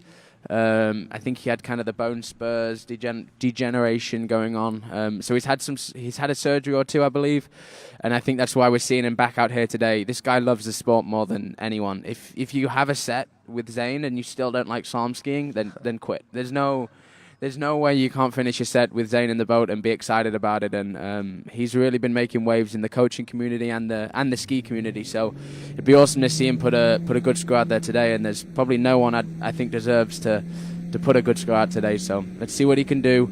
He's on that new Miami limited edition Miami Works 2. So kind of matching the haircut. He's got the Miami vibes going on. Well, he was super close yesterday, Rob. He had a pretty handy start at 39.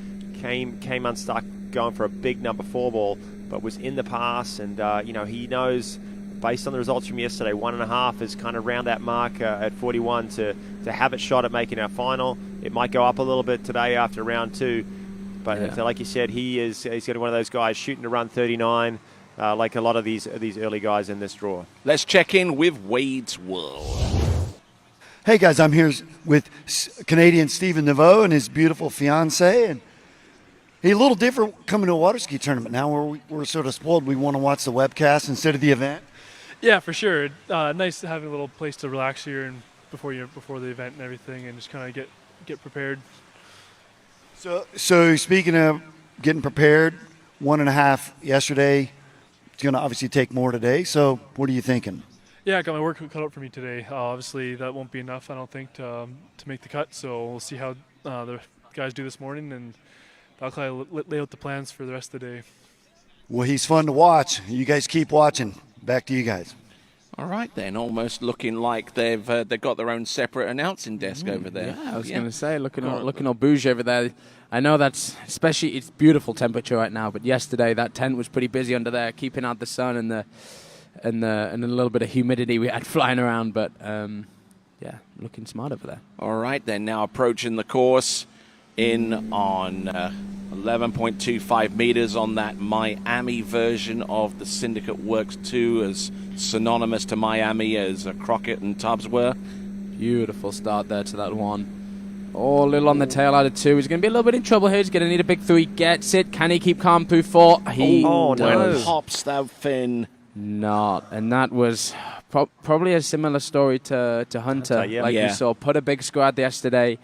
I know was looking to get down that 39. The little brother-sister rivalry between him and Ali is always highly contested. He won yesterday, but I think today, obviously... He won yesterday, but Ali's probably winning the year so far, the season so far, I think. I think so, but he claimed it. He milked that for all it was worth, but unfortunately just going down there, and it's a shame to see, but I believe this is probably the first pro tournament we've seen from him since Lake 38, and it's really good to see him kind of catching his stride in round 1, just not quite able to get it. He needed the 2 here and just did not get it, getting caught through the tail, and I think he'd have been okay, like we said about Hunter. He would have been fine if he'd got that good 3, but ended up, seemed like maybe he looked down at those little bit of movement into 4 and just too much slide through the finish. Yeah, we've had 4 skiers so far, Rob, 4 skiers, and only Martin Coleman has surpassed his score from the previous round. Hunter Duffy had a big 3 at 39, but came unstuck at 3 at 38. Zane Nicholson had 3.5 at 39, but down a pass. And our next skier on the water, Jaden Eade, he tied with Zane yesterday, 3.5 at 39.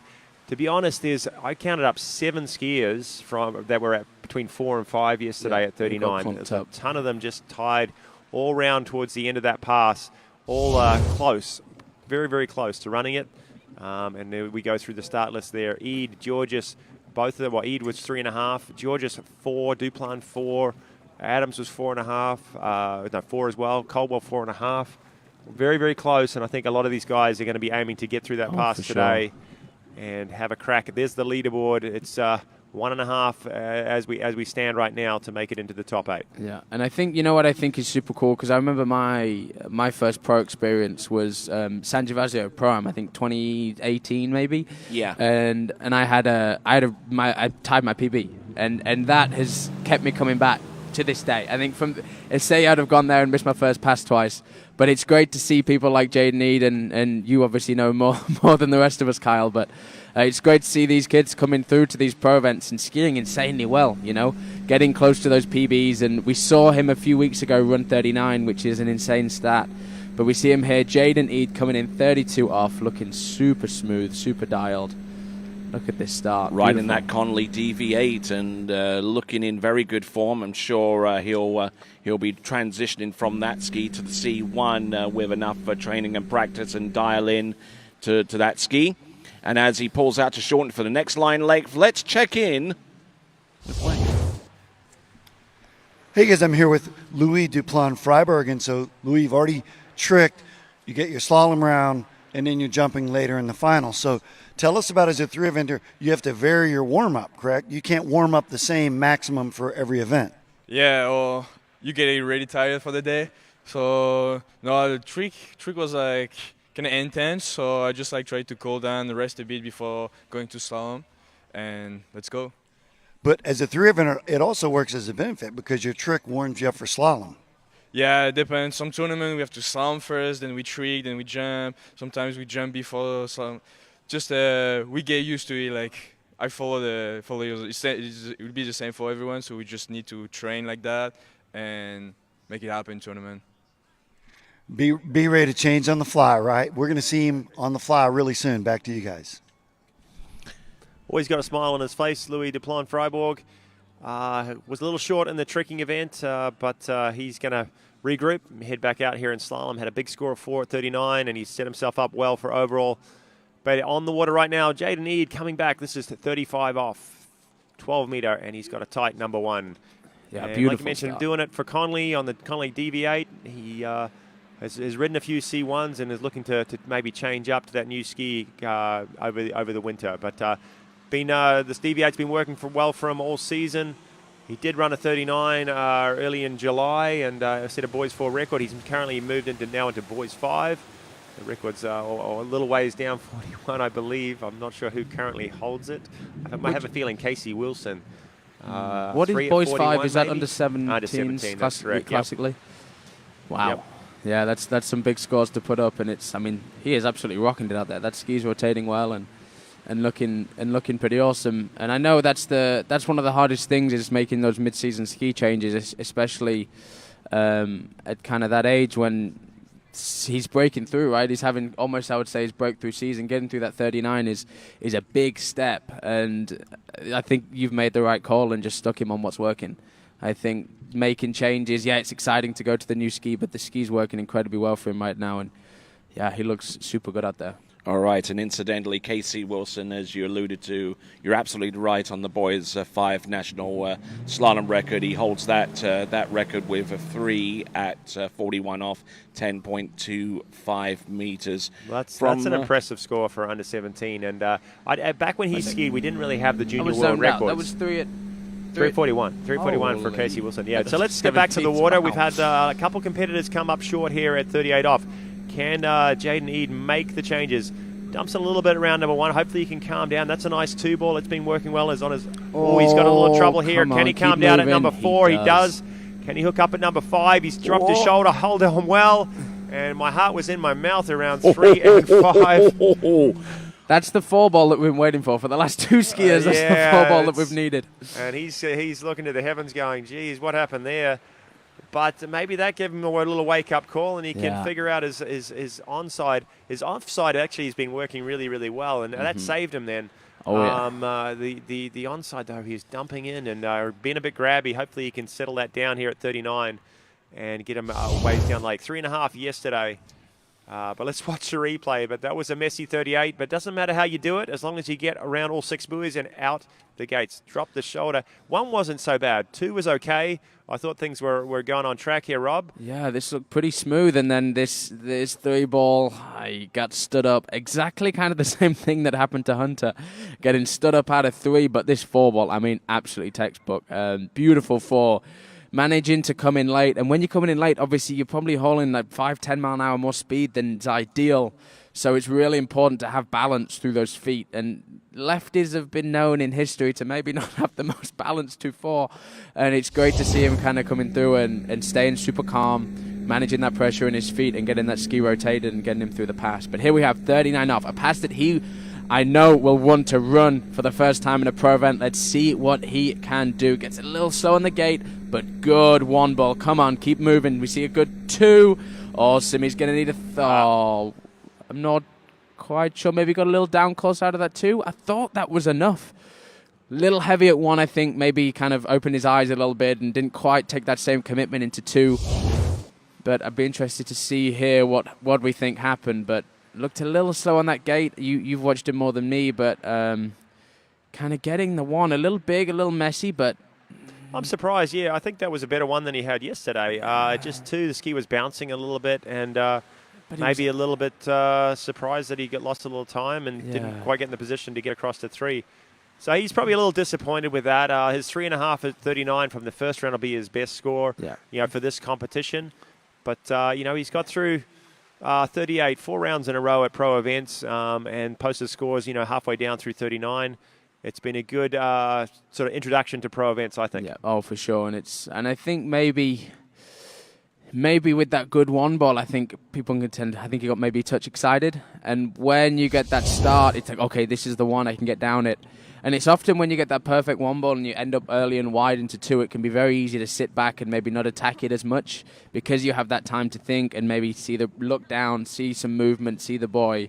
Often we can rock to the back. So to be able to take that time and just be maybe a touch more aggressive with it is something that kind of comes with experience. And it's awesome to see him out here at the minute and building that experience and doing good stuff. And he's going to be back next weekend. Obviously, from here we move back to Groveland, back to the Travers Grand Prix. All right. A big fun event, a pro event, but a fun event for all the competitors. Skier on the water right now, coming to us from Argentina. This is Tobias Georges. He is one of those rockin' sock'em type slalom skiers who's not afraid to drop his elbow on the inside, and perform a slam dunk a la Mike Shaylander vintage. But with that in mind, let's check in with Wade's World. Hey guys, I'm here with Jaden Eden, and Jaden, you're almost lucky you got a shot at the 39 after the 38. Talk about that. It was 38 didn't start off too bad, and then 3 I just was grabby, and then my ski stopped. So I just had to muscle through 38, and then 39 it was just a bit of a slow gate, so a fight from there. But yeah, I wasn't really feeling settled today. So what did you learn from your 2 rounds this weekend? Just stay calm as always. That really helped me in the 38. Maybe I need to add a little bit more speed on my gates, just different sight, just different times. But yeah, it was fun. It was good. It was super fun, and we're going to get to see this guy a whole bunch over the next couple decades. Back to you guys. Be interesting. You guys have sat up here and listened to a lot more interviews than me this weekend, but a lot of gate complaints. Not complaints as such, but a lot of people criticizing their gates. And and I know I kind of felt it out there. I think because the lake's almost built up, it can somewhat change the view of these gates, and everyone kind of getting a little bit slow and maybe freaking out on the glide. But it's definitely a place where gates are playing an important role, and see there Tobias maybe getting just a touch slow as well, falling it on that one. Dropped the shoulder again around 1, and that's an interesting start. He's got a little spray coming off him around him on his onside. He kind of tends to do that a little bit, but still running that pass pretty strong.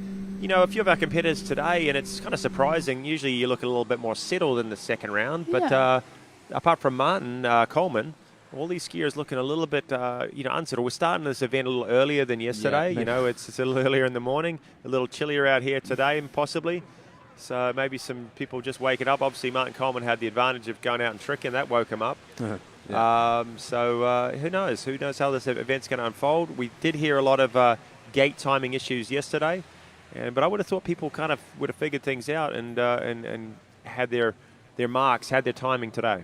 Yeah, it's interesting to hear what other people say, because for me it's the speed feels fine. I feel perfectly fine with the speed. I wouldn't say it feels a massively difference in speed compared to, say, the Florida lakes, like at Jack's where I'm training, but it seems like a little bit of a view change. Maybe it's the width, kind of the trees, how they set back. It seems like people are just consistently getting that view slightly wrong and ending up just a touch slow. But maybe some people are feeling a water change. I'm not too good at that kind of reference, but yeah, it'd be interesting to see what people are thinking, and if especially kind of some of the less experienced skiers, for a lot of these people it's their kind of first year on the tour, it can be rough to make those gate changes. Like, okay, different site, different place, let's commit to the change. But let's see if Tobias can do that here on this 38 off 11 meters. That seems like a better gate. Still a touch on the slow side. Good one. He looked nice. A little narrow too. He's dropped his shoulder. You see it. him do that a bit on his offside, but it seems to work for him. Yeah. But too much that time, and he's going to be disappointed. Obviously, it's just your best score that kind of counts for your placements or your attempt into the final. His 4 at 39 was a PB yesterday. Yeah. He's going to wave away this round. It wasn't what he wanted.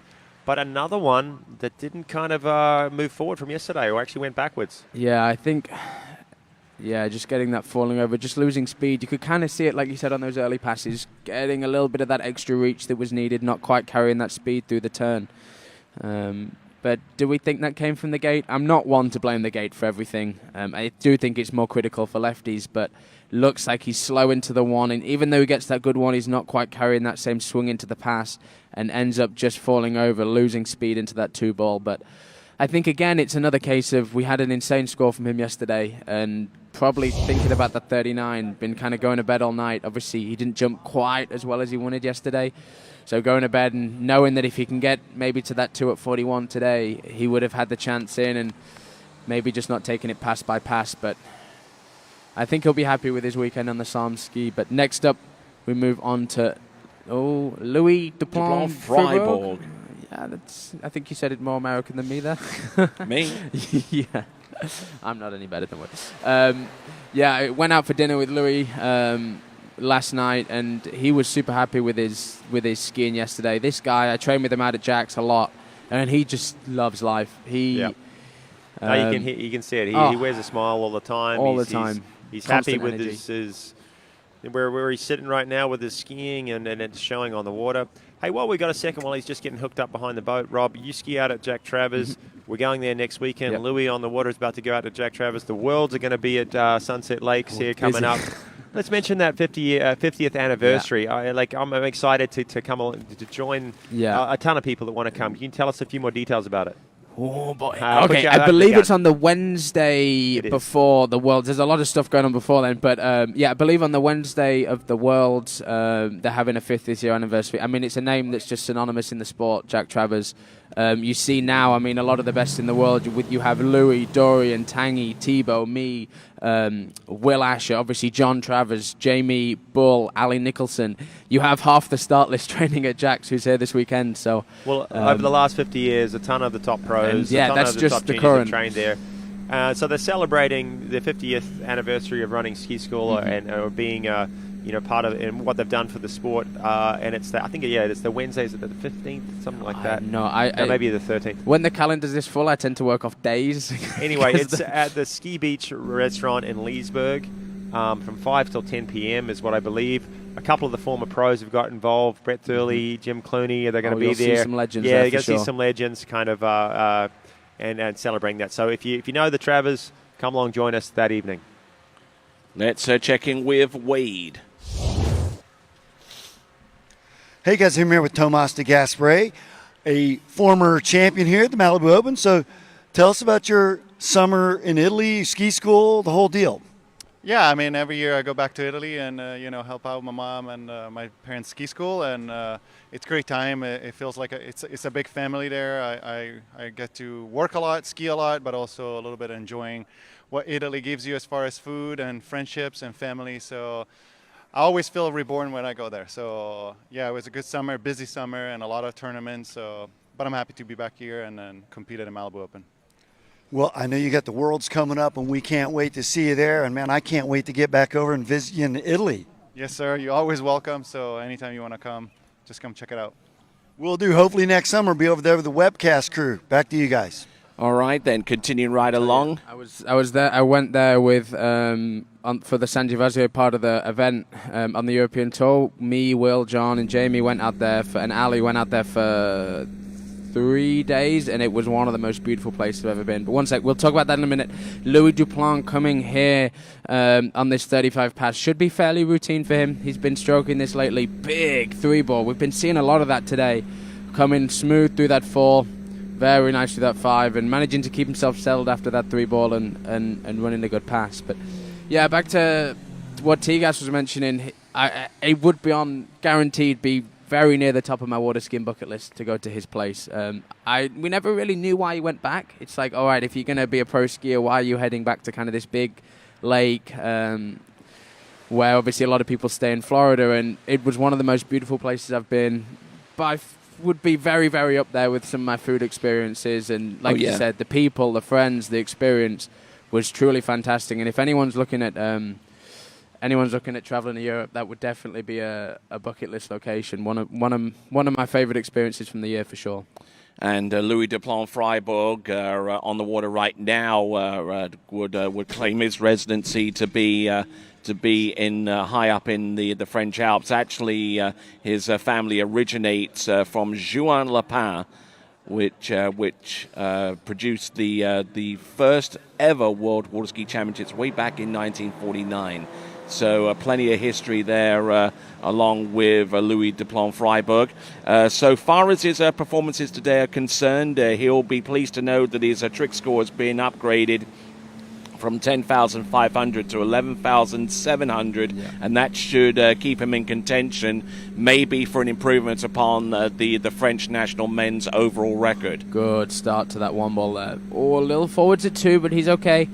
Good hook up at 3, taking that 3 out of last pass out of his mind. Good 4. He's on this. Come on, Louis. Let's see a good 5. Very smooth skiing, and we talked about it a little bit earlier, and he's come on in absolute leaps and bounds with his slalom. And always been a fantastic jumper, always been a fantastic tricker, but really seen his slalom take off, and obviously scoring, I believe, a 4 at 39 in yesterday's round. Yeah, that's right. Was great to see. And let's have another look at this 38. Beautiful one ball. The way he drops that hip through and really brings that ski through. Just a fantastic move there. However, gets a little forwards through that 2-4, but he's incredibly good at getting those feet set through the finish of the turn, really applying that pressure in the right spots to get that angle through the finish, but staying light on that line. And look at that. Beautiful move through 4. And maybe not the earliest, smoothest 38 that we've ever run, but it's absolutely perfect for a 38 in a pro tournament. So I'm sure he's going to take some confidence out of that into this next round and into this next pass. And I don't know about you, but I'd love to see him get through this 38 off. And you know, This 39, sorry. And you know, between now and the end of the competition, you know what I'm in need of? Oh boy, these questions. An adjustment, and Oh, what yes. best to do? What best place to do it than Andrew Sports Medicine? Yeah, they've been Brooks in there right now. We see that tent's busy as ever. You give skiers a massage and they'll be flocking. Coleman's getting sorted. Overall skiing this weekend, so he's got a sore body. But let's see here. Louis coming in 39 off, 10.75 meters. Gets really good speed on this gate. We're going to need to see a good 1. Gets the start. He's going to need to see a good 2 as well. Come on, he's knocked forwards. Oh, and just blowing the tail out at that 3 ball and not quite able. I thought he was on that. The 1 ball was about as perfect as he's going to get, but that exact same move that he did into 2 at 38 just killed him there at 39. Wasn't able to get that ski through the finish. The way he just moves that that right shoulder forwards as he starts his initiation, it seems like just blocks off that ski from moving. And as more and more ski goes into the water, as the rope gets shorter and shorter, it just isn't allowing the ski to rotate. But I love his gates. Possibly the best gates of the event we've seen so far. Really carrying speed, made some good adjustments there. And look at that 1. Textbook 1 ball for a 39. And I love that move to the edge change. But there, you see that right shoulder going forwards, putting a lot of that ski in the water, and just doesn't allow the ski to move. And it was a Hail Mary at 3. And unfortunately, I guess you could say the pass was dropped, but I think he's going to be happy with that. Obviously, fantastic skiing yesterday with a 4, and again, the best score will count. And even though it's maybe not going to be as good of an overall round as yesterday, it seemed like he had a little bit of room left there in jump, even though I believe it was a 220-foot jump he had.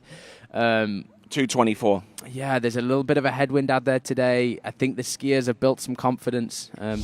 Jump's a big-time event for skier confidence, you know. So let's see what he can do later on in the jump event, and we move on. Yes, we move on to Nick Adams. Now, I've done the calculation so far as Louis Duplan Freiburg is concerned. This is in concern of the French national men's overall record. Mm-hmm. With a jump of 70 meters in the final round, he will actually exceed yesterday's record by 1/100th of an overall point.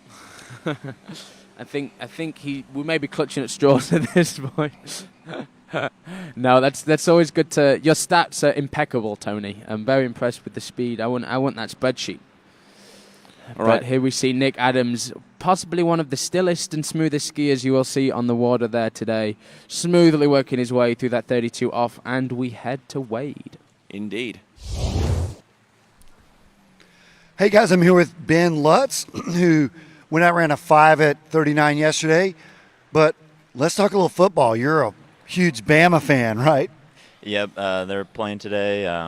Not the best team in the world, but the head coach there, or the offensive coordinator there, is a Tennessee guy, so kind of warm up for Tennessee later this year. This is what we do as slalom skiers, is we talk a lot of football. So now back to slalom. Went well yesterday. Looking good today. Yeah, have to run 39 today for sure, and get a piece of 2 and probably even full 2. So one buoy at a time, but that's what the goal is. And got mom and dad and brother here cheering for him, so we're going to see him rip it up. Back to you guys.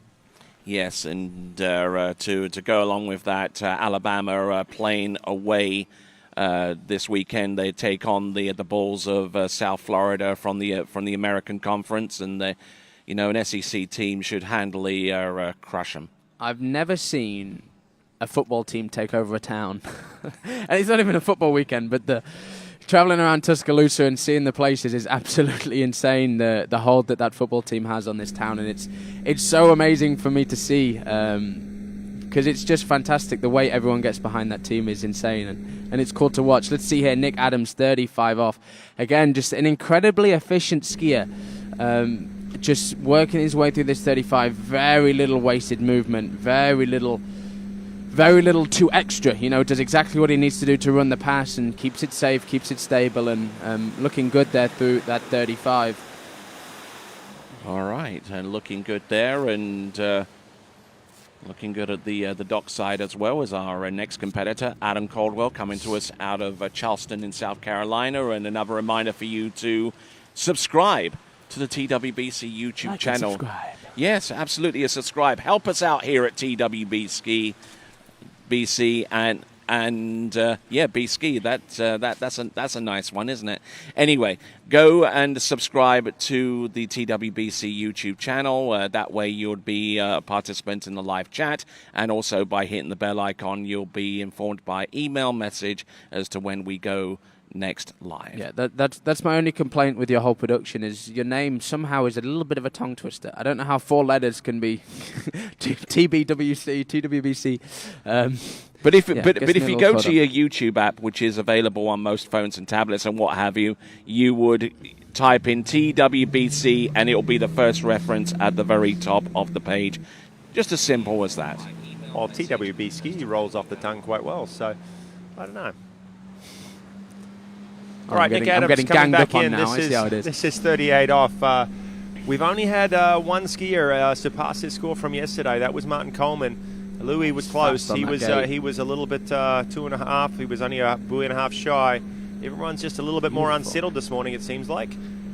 Nick Adams, though, looking very, very comfortable.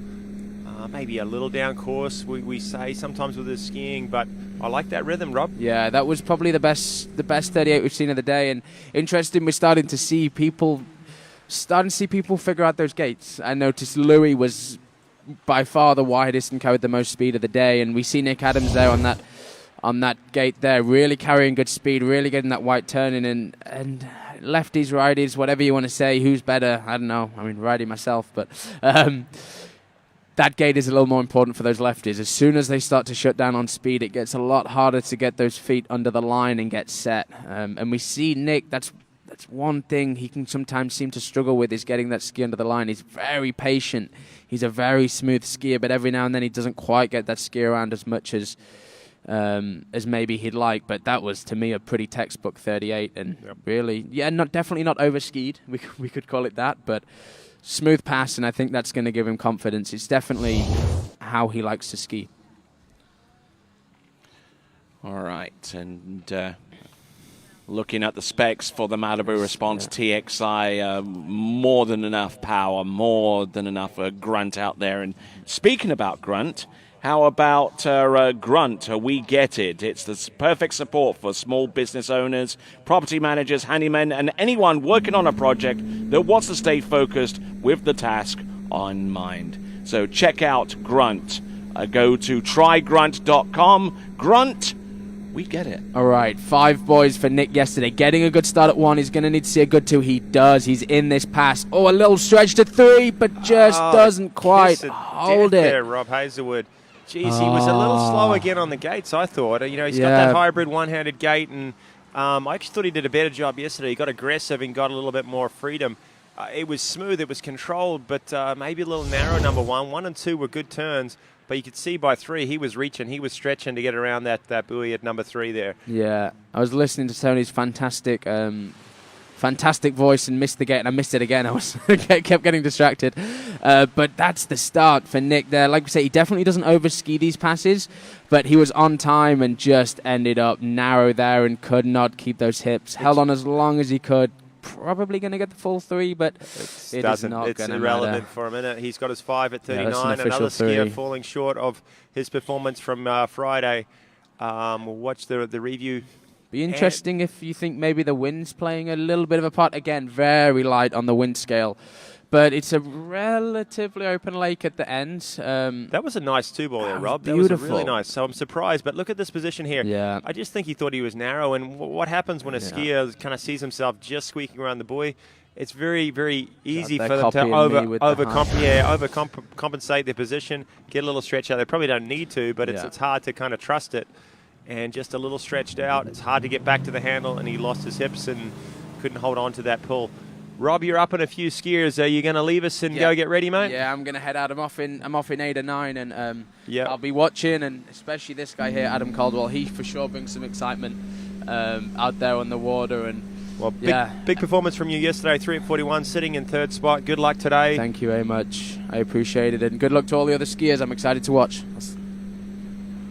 And back to the water, this is Adam Caldwell. He had a good performance yesterday, 4.5 at 39. He was one of those guys that was super, super close. We thought he had it. We're welcoming him back after a little bit of an absence from some of the pro events. All right, then.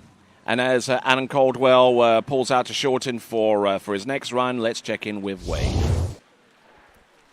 Hey, guys, here with Cole McCormick. And, Cole, you got a 2 from yesterday, which is probably looking like a backup. Conditions look unreal, though, same as yesterday. So what are you thinking? I mean, I feel like we're definitely going to need more than that. I'm sure there's going to be at least 1 or 2 people that improve and get past that 2 today. So we're going to need to get to 3 today for sure.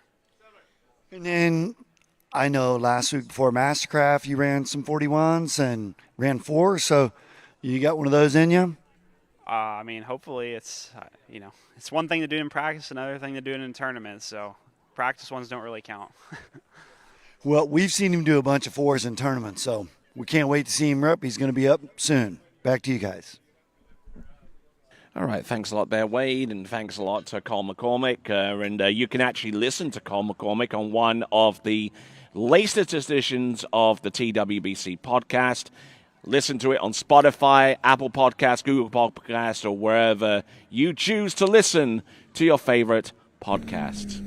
All right, then, here we go. This is Adam Caldwell riding that Denali slalom ski and hailing out of Charleston in South Carolina. Yeah, he's a guy that kind of attacks his gates a little bit differently. Doesn't do too much setting up. He's a little bit narrow, but then really turns in and drops that shoulder and really leans against the boat to get his acceleration. And it works for him, and he's got through this 35 off pretty easily. Interesting to hear yesterday that he had some equipment failures. I guess he didn't tighten his screws on his back kicker. It was sliding around, and I think he'll do it this time. Yeah, I think he checked everything once, twice, 3 times before he went out there, and hopefully everything's set on his equipment. And we are wishing him all the best to get through this 38 and 39. We haven't seen any skiers through 39 yet so far today. A few guys falling short of their first round score. But hopefully Adam Caldwell is going to be our first competitor. He's got some big scores under his belt. A few years ago, he's got some deep 41s. I think 3 or 4 is one of his, is probably his personal best at 36. I know he's got maybe through that pass at 34. This guy can get it done on a slalom ski. Super strong guy, and got a lot of experience under his belt. And we welcome him back to pro level skiing. All right, some great athleticism so far exhibited by Adam Caldwell on the opening 2 passes of 13 and 12 meters. Now, Adam Caldwell, as good as he is a slalom skier at this competitive level, more known for some of the crashes that he's taken over the last 2 to 3 seasons, including one at the U.S. Open of water skiing, which took place about 3 seasons ago over in Mays in Kansas, actually at Water's Edge over in Wilmington, Illinois. I beg your pardon. Here he is with this third pass, 11.25 meters, and runs it handily there, Zane. Yeah, no, Adam looking good early this morning, and I know he came out, was our first skier yesterday, and put out a pretty big score, and he's going to look to take down that 39 off pass. Well, he set himself up well. Here's his 38. I've been talking about his gates. It's extremely narrow, I think, compared to some of the other competitors. Kind of turns in easy, but then really kind of drops that shoulder and gets. Typically, that gives you a bit of a later speed into buoy number one. But he seems to be able to handle it well. He makes it work. Yeah, Adam, he turns a little harder than most of the skiers and creates a little bit more load, and then you'll see him kind of unload a little bit. So I kind of think that narrow gate kind of does allow him to make those turns, and he's got that ski set up to to be able to take that and hold that angle going across course. And that Denali slalom ski that he rides, it's a ski that's of his design along with Adam Cord. And I noticed that it doesn't so much turn, it pivots. Yeah, it kind of gets into the buoy, and it'll allow you to crank a turn, and then he's got it set up to where he can hold that pressure to the ski, where you'd see most skiers kind of lose their hips and kind of drop back to unload that pressure. He's actually got it set up to where he can pivot the ski, get it to hold that pressure, and go through the turn across course. So. And the last time I saw him ski on that ski, actually was experimenting with a Pandora fin without any holes in it. Yeah, I had seen that too. It's a little different shape with no holes, but boom, he got a big one ball here at 39. And he's going to be tough after that one. It was too much, wasn't it? Yeah, it's a little heavy, and then you get over there. When you get to 2, you unload super quick, and then you just don't have any line. And we're seeing a lot of skiers blow the tail today, especially over on that 246 side. So really got it. I mean, it was a great one, but then just kind of went way too hard or took too much, and you just get whipped across there. You could see him on some of his other passes getting kind of rocked a little bit at the wakes on that release into his offside, sort of bouncing a little bit stiff through that position, and then just taking a little bit too much heat. Couldn't find the balance and the control through his offside. It's all very well to nail your onside, but if you don't have that line control, you don't have the right swing out to your offside, it doesn't really stand you in good rhythm to get through the pass. And tail not sticking with him there, and another skier just falling short. Zane, you were out there earlier. I know not what you wanted today. You had a great performance yesterday. I know you're looking to improve on it. How did it feel today? Anything different? Has anything changed? Is it just the pressure trying to get through to the final? What is it? I thought everything felt good. I thought my 32 and 35 were better than yesterday, and then I got to 38, and I made a mistake into 1 and got the tip up into the rope just a touch, and then I never kind of calmed down, and I unloaded a little early into 2 and kept the ski under me, but then I did it again at 4 ball. I didn't correct it going to 4 and, blew the tail. So kind of the same thing we just saw Adam do, kind of unloaded a little early going through the wakes, and then that doesn't allow the ski to go out and want to turn. So, it was a bit of a bummer for a couple of these skiers to have that happen, but, we'll see if some of these later skiers will see that, that's kind of happening and make sure we take those corrections. But we're bringing our next skier in. That is Ben Lutz. And he's one of those guys yesterday. I thought he skied exceptionally well, ran 5 at 39. But he's that guy that's just 1 off the cut right now. The cut, we believe, 8th tied is 1.5 at 41. And it's tied 2 times. 2 times, is it? Yep. So he was just shy of that, running 5 at 39. But really, this is the last year that can kind of maybe upset the apple cart there a little bit. All right, then, with that in mind, let's check in with Wade's World. Hey, guys, I'm here with Dane Meckler. And, Dane, great position 2 weeks in a row where you put up a pretty sort of reliable score the first round. And, yeah, maybe not breathing as hard as you might have been, right?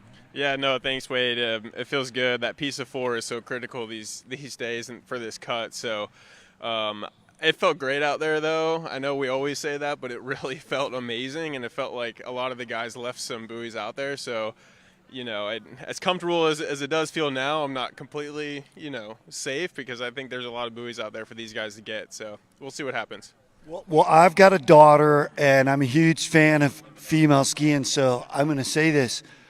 I think it's the first time ever the girls beat the guys, right? Am I wrong here? I don't know. I would imagine so. It was a pretty amazing moment yesterday. I was talking to Regina, and she got that 3-ball and swung to 4, and it was like game over. You know, like she just caught the swing, and it was cool to see. It's kind of her tournament, her home site almost in a way, and that was cool. So it's capable. Back to you guys. All right then, and Dane Meckler, hearing from him, and good to hear his comments about Regina Slalom. Both of them member of Team Good, that is in the brand leadership hunt right now. And there they are, Dane Meckler, Regina Jaquist, and Thomas de Gasperi, all present here, and all getting ready to ski at various times during the course of the day. And we'll take a brief look at the current leaderboard so far as the brand championship is concerned. There we go, Syndicate in the lead, D3 in second, and a little ways back is Good. Okay, and Ben Lutz sitting in the end, just shorting up to 38 off. Tell you what, I don't see this guy ski that much. He doesn't come to all the pro events. He showed up this one, and I thought he slalomed exceptionally well yesterday. I'm watching his lower body, his knees, his hips, his upper body stays super still. His knees were working great yesterday, and it just looked a very consistent, compact style. Yeah, no, I know Ben used to ski here at Alabama, but he is now living up in like the Midwest area, skiing in Cincinnati and Illinois area. So getting some slalom skiing in the cold water, I bet him coming down and getting a little bit warmer water is probably going to benefit him as well. And yeah, I agree. He came out yesterday and put out a huge score and looked great. And he's looking to add a couple more to it and try to make it into this cut. But right now he's going to have to take down this 38 off pass. This has proved difficult for a couple of our competitors this morning. Coming up a little bit shy, getting a little trouble, especially on that 135 side. He is handling things well. A little bit of a delay at number 3, but a big onside there at 4. And oh no, another one. That's shocking. It's very surprising. And so from watching his 35 and then watching the 38, if you kind of look, he was kind of unloading a little early going into 135. So I was kind of watching to see that he did actually a pretty good job here into 1, but then you see him do it into 3, and it catches him. So he does good here into 1. You see a little loose line out of 1, but he's okay. Gets a good turn here out of 2, but right here you see the ski kind of advances and starts running with the boat, and that's what's kind of causing him to happen at 5 ball, but does it at 3, then starts running with the boat, and then it catches him here at 5. So I think that's been happening to a lot of skiers today. You're just seeing them kind of come up a little early through their edge change, and then they're running with the boat and blowing the tail. Sometimes hard too when they all come out and post big performances. Early on in the round yesterday, and it's sometimes difficult to back that up a second round in a row. Yeah, and then the other thing too is we're skiing, a couple hours earlier, and so that also can play a factor towards these skiers too. I'm not saying, we're all pros, so we ought to be able to get up and ski at any time, but that could play into effect. All right, just enough time for me to tell you about Grunt. Grunt is for those moments when you finally got your electrician to show up, and now they need to drive at least an hour away to grab something from the big box store. We all know electricians, like trade professionals, are expensive when they're working on an hourly rate. So instead of chasing down the problem, Grunt is your best solution. No more driving, no more running around. You're saving money by keeping people on task and on site. Find out more by going to trygrunt.com. That is trygrunt.com. Grunt, we get it. All right, there, about to take to the water. And having seen him trick a little bit earlier on this morning, this is Joel Poland. And there's the format on your screen. 2 rounds. The top 8 men will advance to the final. Right now, this guy and the skier on your dock are tied up 1.5 at 41, and they're sitting in 8th and 9th, so they're kind of on the bubble right now. Joel had a big trick performance this morning, 11,720, I believe it was. 11,720, yeah. Yeah, so in the overall side of things, he's sitting pretty. Yes. He's been consistently in his slalom this year, running 39, getting 2s. I think he's seen a piece of 3 once, a season best 2.5 at 41. And he's going to need something like that to go along with a big jump this afternoon. to win this overall event here at the Malibu Open. So in respect to the overall competition after the tricks event, he has 932 overall points, and looking to try and put something into 10.25 meters to keep an attempt of that nature within contention. Let's check in with Wade's World. Hey guys, here with handsome Rob Hazelwood, and so you have to put your other hat on, not your analyst hat. Now you're getting ready to go do your job. Yeah, no, I'm looking forward to it. Yeah, it's beautiful. Again, I mean, it felt so good out there yesterday. Kind of copying exactly what Dane said. It always feels good. We go around some beautiful sights. But yeah, today felt like there's boys on the table, and I'm excited to go out there and see what I'm going to do. I'll find out very soon whether I'm fighting my way into the finals or not. But yeah, I'm ready for it no matter what. We can tell we're ready too. We're going to see him rip soon. Back to you guys. All right, we certainly are looking forward to seeing Robert Hazelwood slice and dice it out there, and we're getting ready for Joel Poland to take to the water with his second pass. It'll be on 12 meters. Before he gets into the course, let me tell you about the Babes Boat Care. They've got products from spot remover to boat wax and everything in between.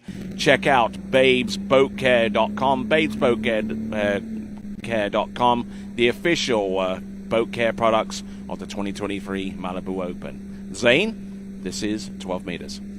Yeah, and Joel, we saw him rip it up on the trick ski this morning, out here riding his slalom ski. It amazes me how these three event skiers are able to, keep up with their, I think it's hard enough keeping up with my slalom, let alone going and tricking and jumping too during the week. So it's impressive to see Joel out here and skiing as well as he does, but making that 35 off pass look super easy.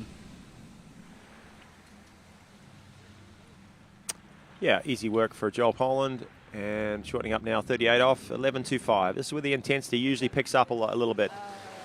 These guys warm up a little bit with the 32, 35 off pass. When the rope doesn't reach out around the buoys, that's when the skiers got to get going a little bit. And Joel doesn't mind using a little intensity out there. He doesn't mind sort of skiing aggressively, and he's skiing confidently right now, but really loves to turn his onside super strong. And he's been getting caught up a little bit on his offside. I know he's been working on that. His 2.4 has been kind of folding him a little bit, but he felt confident yesterday at 41. You saw him take a crack at turning it. And if he'd held onto it, he would have been down the lake a long way. So yeah, he's been working on it. His 39s have been consistent, and hopefully we can see him get out of that 2 at 41. All right there, here we go, right here, coming to you live from Lyman Land, USA. This is the 2023 Malibu Open, and we've got Joel Poland coming in, 11.25 meters. A few have run it, but not too many at this early stage of the game. Here he comes, buoy number 1. Oh, look at this, 11.25 meters on his game. So far, so good. Can't afford to put too much of a foot wrong. But, yeah.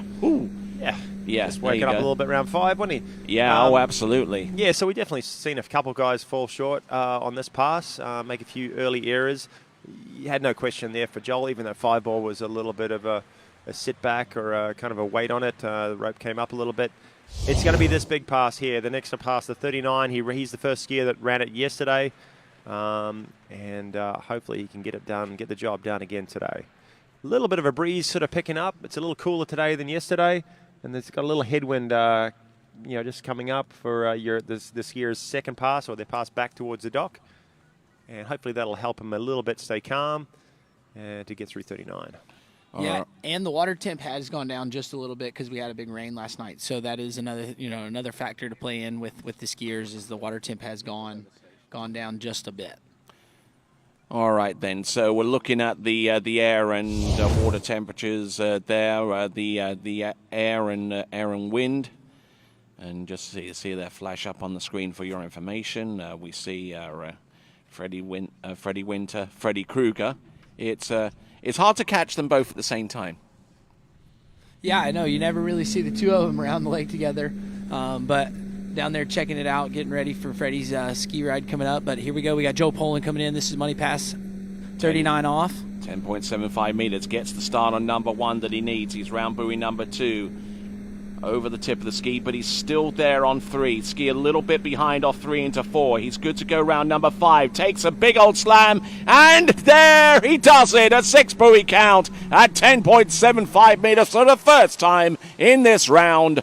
Joel Poland. Yeah, beautiful pass for Joel Poland. I thought that one ball was smooth, it was tight, it was early, and from there he just kind of relaxed and set into a nice rhythm. Made no mistakes at all, and the first guy through 39 in this round 2, and he did it with style, didn't he? Oh yeah, Joel looked really smooth. He turned in, kind of attacked one ball, and then it was on from there. Gets this big one, sets himself up for this pass, and then he just kind of cruises through and stays over his ski. And again, he's your first skier of this round to make it through that 39 off pass. All right, then. So, Joel Poland getting ready for 41 off, 10.25 meters. Looking in very, very good shape. They got into trouble on a couple of those turns, let the skis slide down course. But I'll tell you what, one of the most naturally gifted water ski athletes you'll ever see, Joel Poland. All right, men's world overall record. Let's crunch the numbers. He's 40 points ahead of schedule right now on 9:32.38 after the tricks. If he can get something in excess of 2 at 10.25 meters, then the assault on the men's world overall record is definitely on. There's number 1. He's round number 2. Does he get to the wake? And there you go. Joel Poland with 2 at 41. Yeah, so he kind of got a bit stuck there at number 1. After his 39 one ball, I thought it was going to be all on here at 41 if he could have turned the same sort of tempo. He got pulled out a little bit. I'm surprised he got across the 2 so easily. Made his S turn. Said, yeah, thank you very much. I'll take the full 2 buoys and take that score back to the dock. That's a half a buoy better than he did yesterday. That's put him up a couple of spots. It's still not guaranteed into the final. Oh, look, he buried the ski there at one ball. Like almost under, the tip was almost underwater. Got pulled out and still made it round 2. Yeah, and that's where that trick background comes into help. To help Joel when he skis because held on out of 1. I think he knew he needed to get to 2. Needed a full 2 to put the pressure on Steven coming up as your next skier. Watch the tip of the ski here, Zane. Look at it. He goes around number 1, absolutely buries it, pops back out. He's broken, and he still gets around. Yeah. Snuck around 2 ball pretty easily, in fact. Yeah, with that angle that he was taking through the wakes going to 2 ball, that's impressive that he got outside of it. But All right, I know you're going to come up with some numbers now, Tony. Yes, Give absolutely. It to us. Yep, I can see you. The calculator, the smoke's coming out the ears. What's happening over here? Distance he needs 68.8 meters to give him the world overall record by 4.14 points. That's notwithstanding the fact that he already broke the men's world overall record about 2 weeks ago. But if he was to get those scores, he will exceed his existing world overall record by 4.14 points.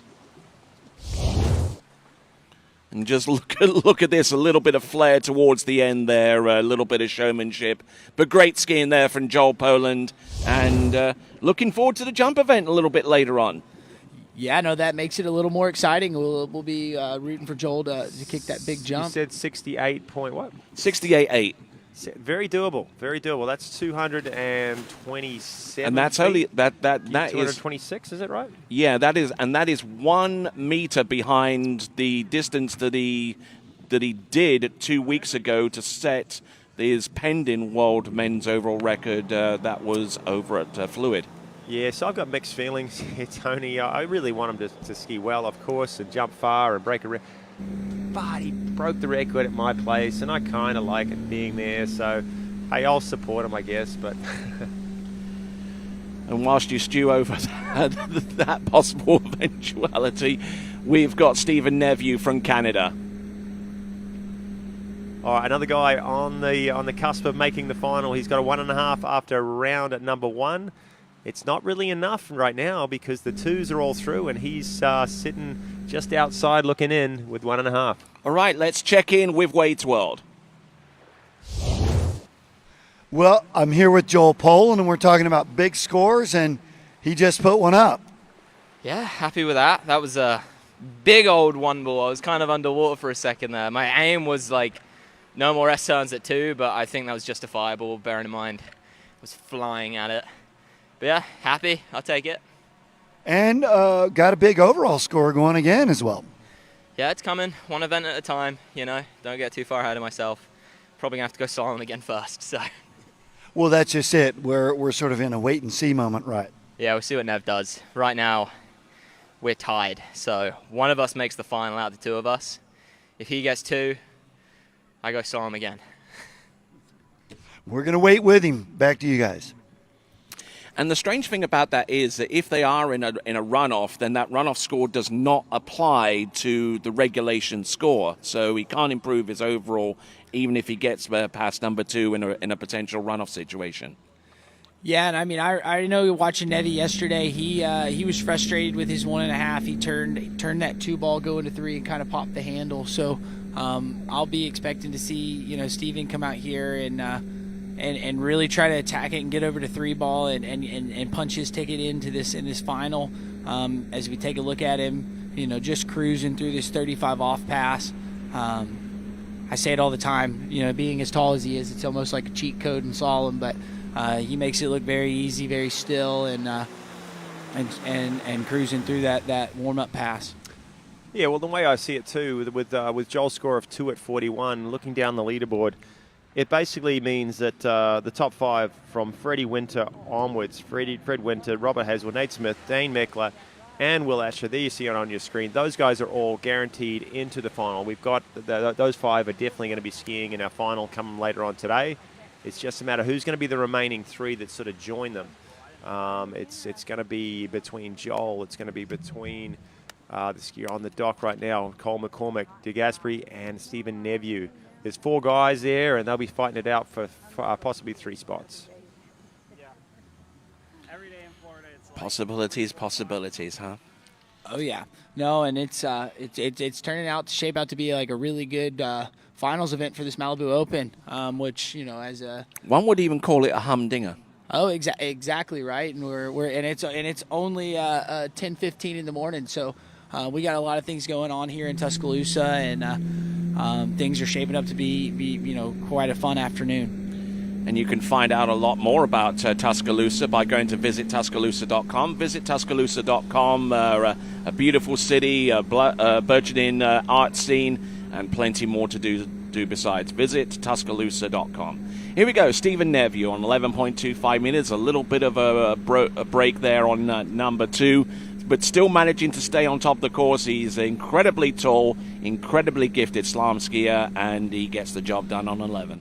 Yeah, and you saw him at 2 ball. He got off the handle a bit early and caused him to break over at 2 ball. But again, his height, it really doesn't affect him all as much as it would, a shorter skier, like you might see like Dane Meckler or somebody like that. But, Steven making his way through 38, you'll kind of see that here on the replay.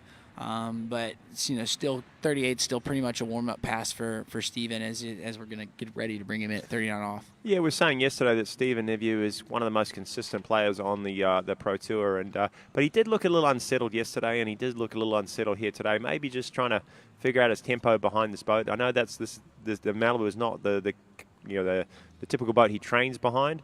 Everyone's saying everything feels good, but it's a slightly different rhythm to what he's used to. He's probably just trying to figure that out. Plus the gates that we've heard from a lot of competitors, trying to find the timing there.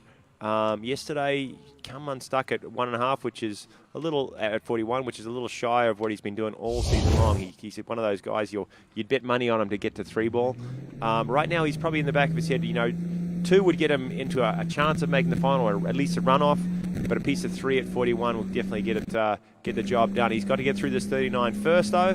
He did it yesterday with relative ease. And hopefully he can figure out a couple more things here on this pass and set him right for 41 coming up pretty shortly. The implications of this performance are going to be huge going forwards. This is Stephen Neviu, 10.75 meters. Look at that extension on buoy number 3. On number 4, just trying to stay upright on this pass. Nope. And get round all 6 buoys in the process. That's probably his best pass, I think. I mean, maybe 5 he was a little bit off there, but he sort of was aggressive. He attacked it, and to me, that was one of his best passes out of the lot. And the second person to actually clean that pass in this round. Yeah, and I mean, I thought Steven looked really confident in that pass. That time you saw him attack 1, 2, 3, 4, and then I think in 5 ball he's just basically kind of to make sure he's shedding speed and getting through that pass. But I agree with you, Kyle. I think this was his strongest pass of the set, and now he set himself up really good for this 41 off pass and trying to punch his ticket into the final.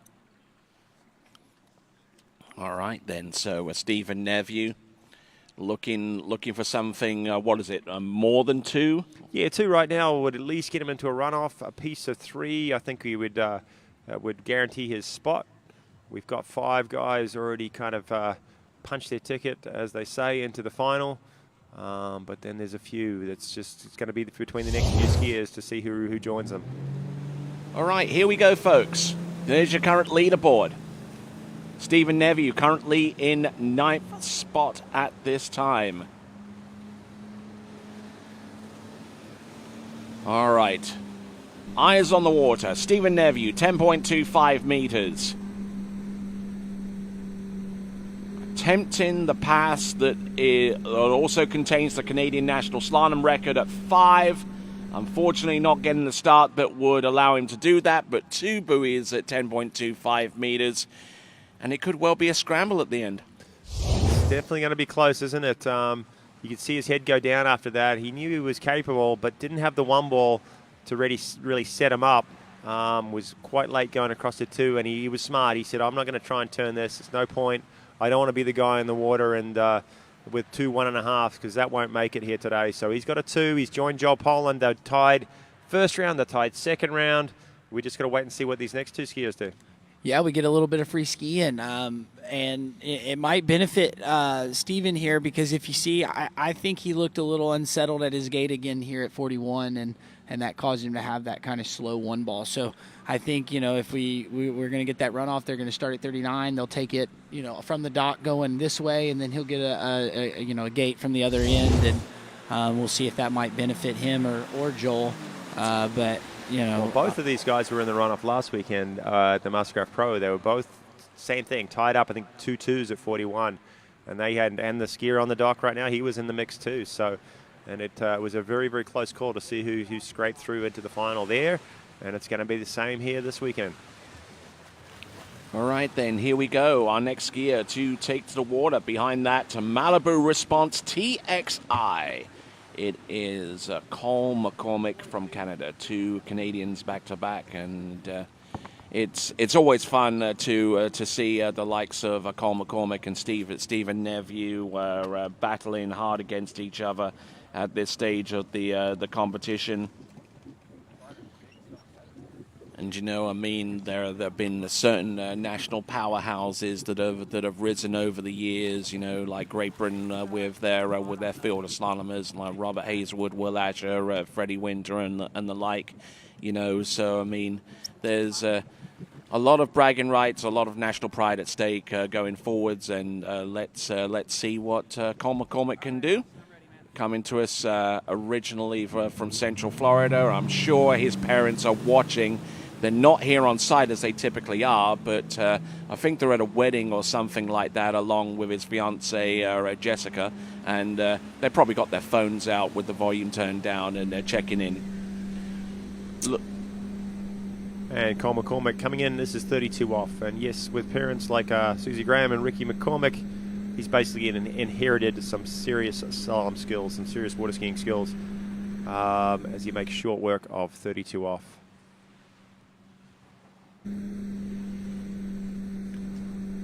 Yeah, and Cole looking really good this weekend. He's been looking good. I know he's coming back from an injury, but he's been looking good riding that La Pointe ski and looking good here this morning. Looking strong at opening pass. Let's check in with Wade, shall we? Hey, guys, it's always that point in the event when it gets super tense. It's the cut time, and now it's sort of the 2 athletes that already have a score on the board are waiting, and the next 2 with those scores from yesterday, they know exactly what they need to do. Sort of where we're talking about our trick extraordinaries being able to calculate. Here it becomes very, very absolute, a line in the sand, so to speak, pass or fail. So, yeah, to say it's tense down here is taking it lightly. Back to you guys. Right, you are there, Wade, and as we look at the interior of one of our onshore Malibu Response TXI boats. You see the double screen and the well-appointed interior with the seats and the graphics and everything. You can find out more about those boats by going to MalibuBoats.com. MalibuBoats.com, right here at the Malibu Open 2023. Here we go. This is Cole McCormick and 12 meters. Yeah, so as he comes through at 35 off, 12 meters, kind of a formality. Although this pass is very difficult for the average slalom skier, for these guys, it's just a warm-up. It's just to kind of feel things out. The benefit for Cole McCormick and Thomas de Gasperi, who's sitting on the dock right now, they both scored 2 at 41 yesterday. A pair of 2s will separate them from the 2 skiers previously. So they don't have to turn 2. You know, if they can run 39, they can get around 2 and get a full score. Their pair of 2s will set them ahead of Stephen Neveu and Joel Pollman and get them out of that kind of runoff position. So it's lucky for them that that they're a little bit further ahead, but still puts a bit of pressure. But then it also puts a bit of they might not want to risk it too much in this round.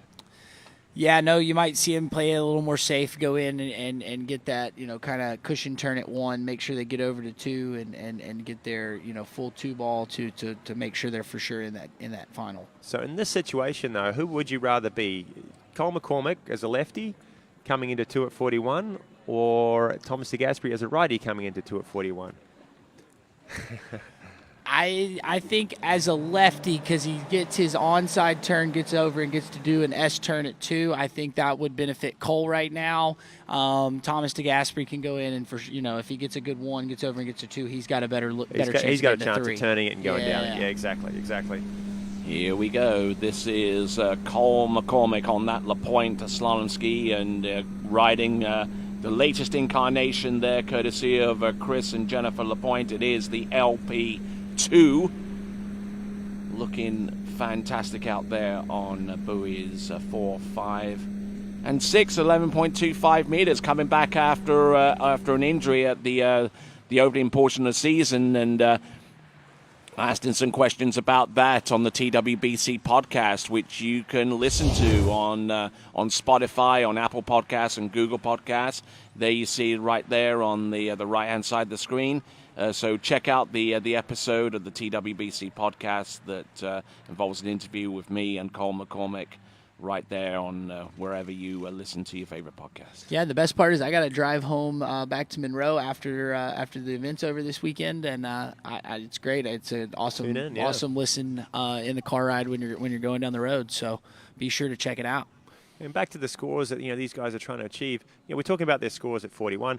Obviously, they still need to get through 39, but we just sort of take it for granted these guys are going to do it. They've been doing it, tournament, every single tournament, and it's so consistent, these guys through 39, these top sort of 8, 10 skiers. And when I spoke to him, he said that the reason why he was off the water is because he actually picked up a bone bruise injury, which isn't like a spot impact type injury per se, but it's more like a stress-related injury, which could not have come at the worst time at the beginning of the season. But he's had that rest during the summer, and now he's coming to us fresh at this portion of the season.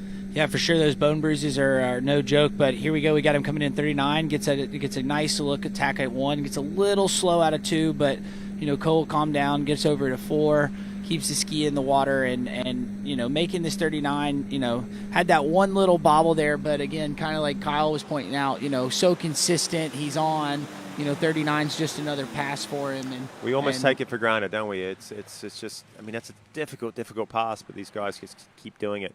So yeah, a little bit of a stick there at number 2. It sort of grabbed a touch, nothing to worry about, and he's shortening up now. This is the pass. This is the 41 off. Really, 1.5 will put him in a runoff. Piece of 2, well, full 2, or get him ahead and solidify his place into the final. Yeah, and then him being a lefty, it's going to set him up a little better. So he's going to get I think he has one of the best skates, for lefties to watch and try to emulate. And I think he gets one of those, gets over and gets his onside turn, and then he's just got to get the ski outside of 2 and make an S turn, which is easier on the offside. And he can punch his ticket and be chilling and not having to wait on the bank to see if he's got to ski again. And I had visions there of Susie McCormick in the church pew, like going, yeah. after that pass going forwards. But let's see what he does at 41 off. 10.25 meters. Canadian national record is 5 by Jason McClintock from 2016. Doesn't need to go that far in order to advance, but let's see how far he gets anyway. Here he comes, Cole McCormick, entrance number 1, gets the good start, get in number 2, and he skied intelligently at that point. Yep, that was his plan all along. You could tell he was going to nail one ball, good enough to get across to 2, safety turn at 2, had no intention of turning it at all, solidified his place, and we will see him ski later on this afternoon in the men's slalom final. Congratulations to Cole. Yeah, and you can see him take a little bit of a safety check out at the gate, making sure that he was going to hit it and get his mark so he'd get a good turn out of 1 to get over to 2. But, definitely he left the dock knowing that when I get to 41, I'm going to turn 1, stand up at 2, get my full 2, and live to ski later this afternoon. So there's really one skier remaining that's going to kind of determine whether we're going to have a runoff here to get into the final. I know Joel Poland and Stephen Neveu are sitting around trying not to cool down too much, trying to stay limber because there's a good chance they'll be back out at the completion of this event to go again and try and determine who's going to make it through. It's going to be one of those two, depending on what Tigaz, the guy on the dock right now, the guy that has won this event in the past, has won the Europeans 10 times, I believe. Yep. It depends what he can achieve for us here today. All right, Thomas de Gasperi, one of the most decorated slalom skiers in the entire history of this sport. As you mentioned there, Kyle, 10-time European men's slalom champion, 2-time world men's slalom champion, and certainly has a style and a technique and and a presence all his own. Oh yeah, I grew up watching T-Gas as a kid, and it's great to see him still out here doing it, and yeah, he's one of the great men's slalom skiers that are around, and he's always fun to see him get on the water, and I fully expect T-Gas to go out here and punch his ticket in, and be your next skier to know that they're in that final, and I'm not sure what we got a little wait for, but we'll get him in the water here in a second and get him skiing. Well, while we are taking a second, I did chat with him a little bit after yesterday's round, and I sort of thought he'd run 3 yesterday. He was oh so close. I think he thought he'd got a piece of it as well, and that would have got him out of this situation where he's kind of having to ski strong here in the second round. He would have already made it through, but just went inside 3 at 41. We're used to him getting 3s. To this round, he only needs a 2. But I have a feeling if he gets hooked up at 1, with 2 being his onside, he'll let it rep anyway and try and get down the pass and get a good spot for the final. We got a little delay. I'm not sure what's happening. We'll get back to you in just a second.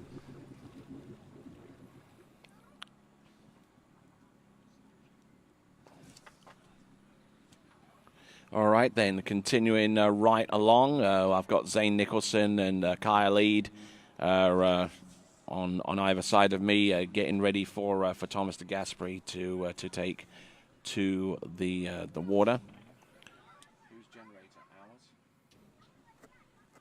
Okay, just a little technical difficulty as we wait for T-Gas to hit the water. He's taken his binding off. He's just going to chill for a little bit, and we might just cut to some commercials while we're experiencing a slight delay.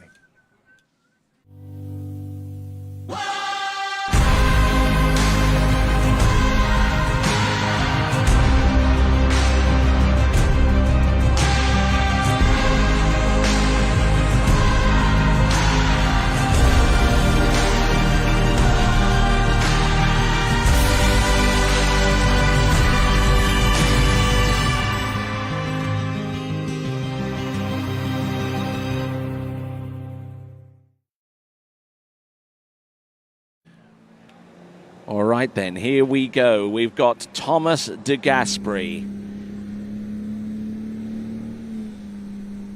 And he is a Team Malibu athlete and has been for the best part of a decade now.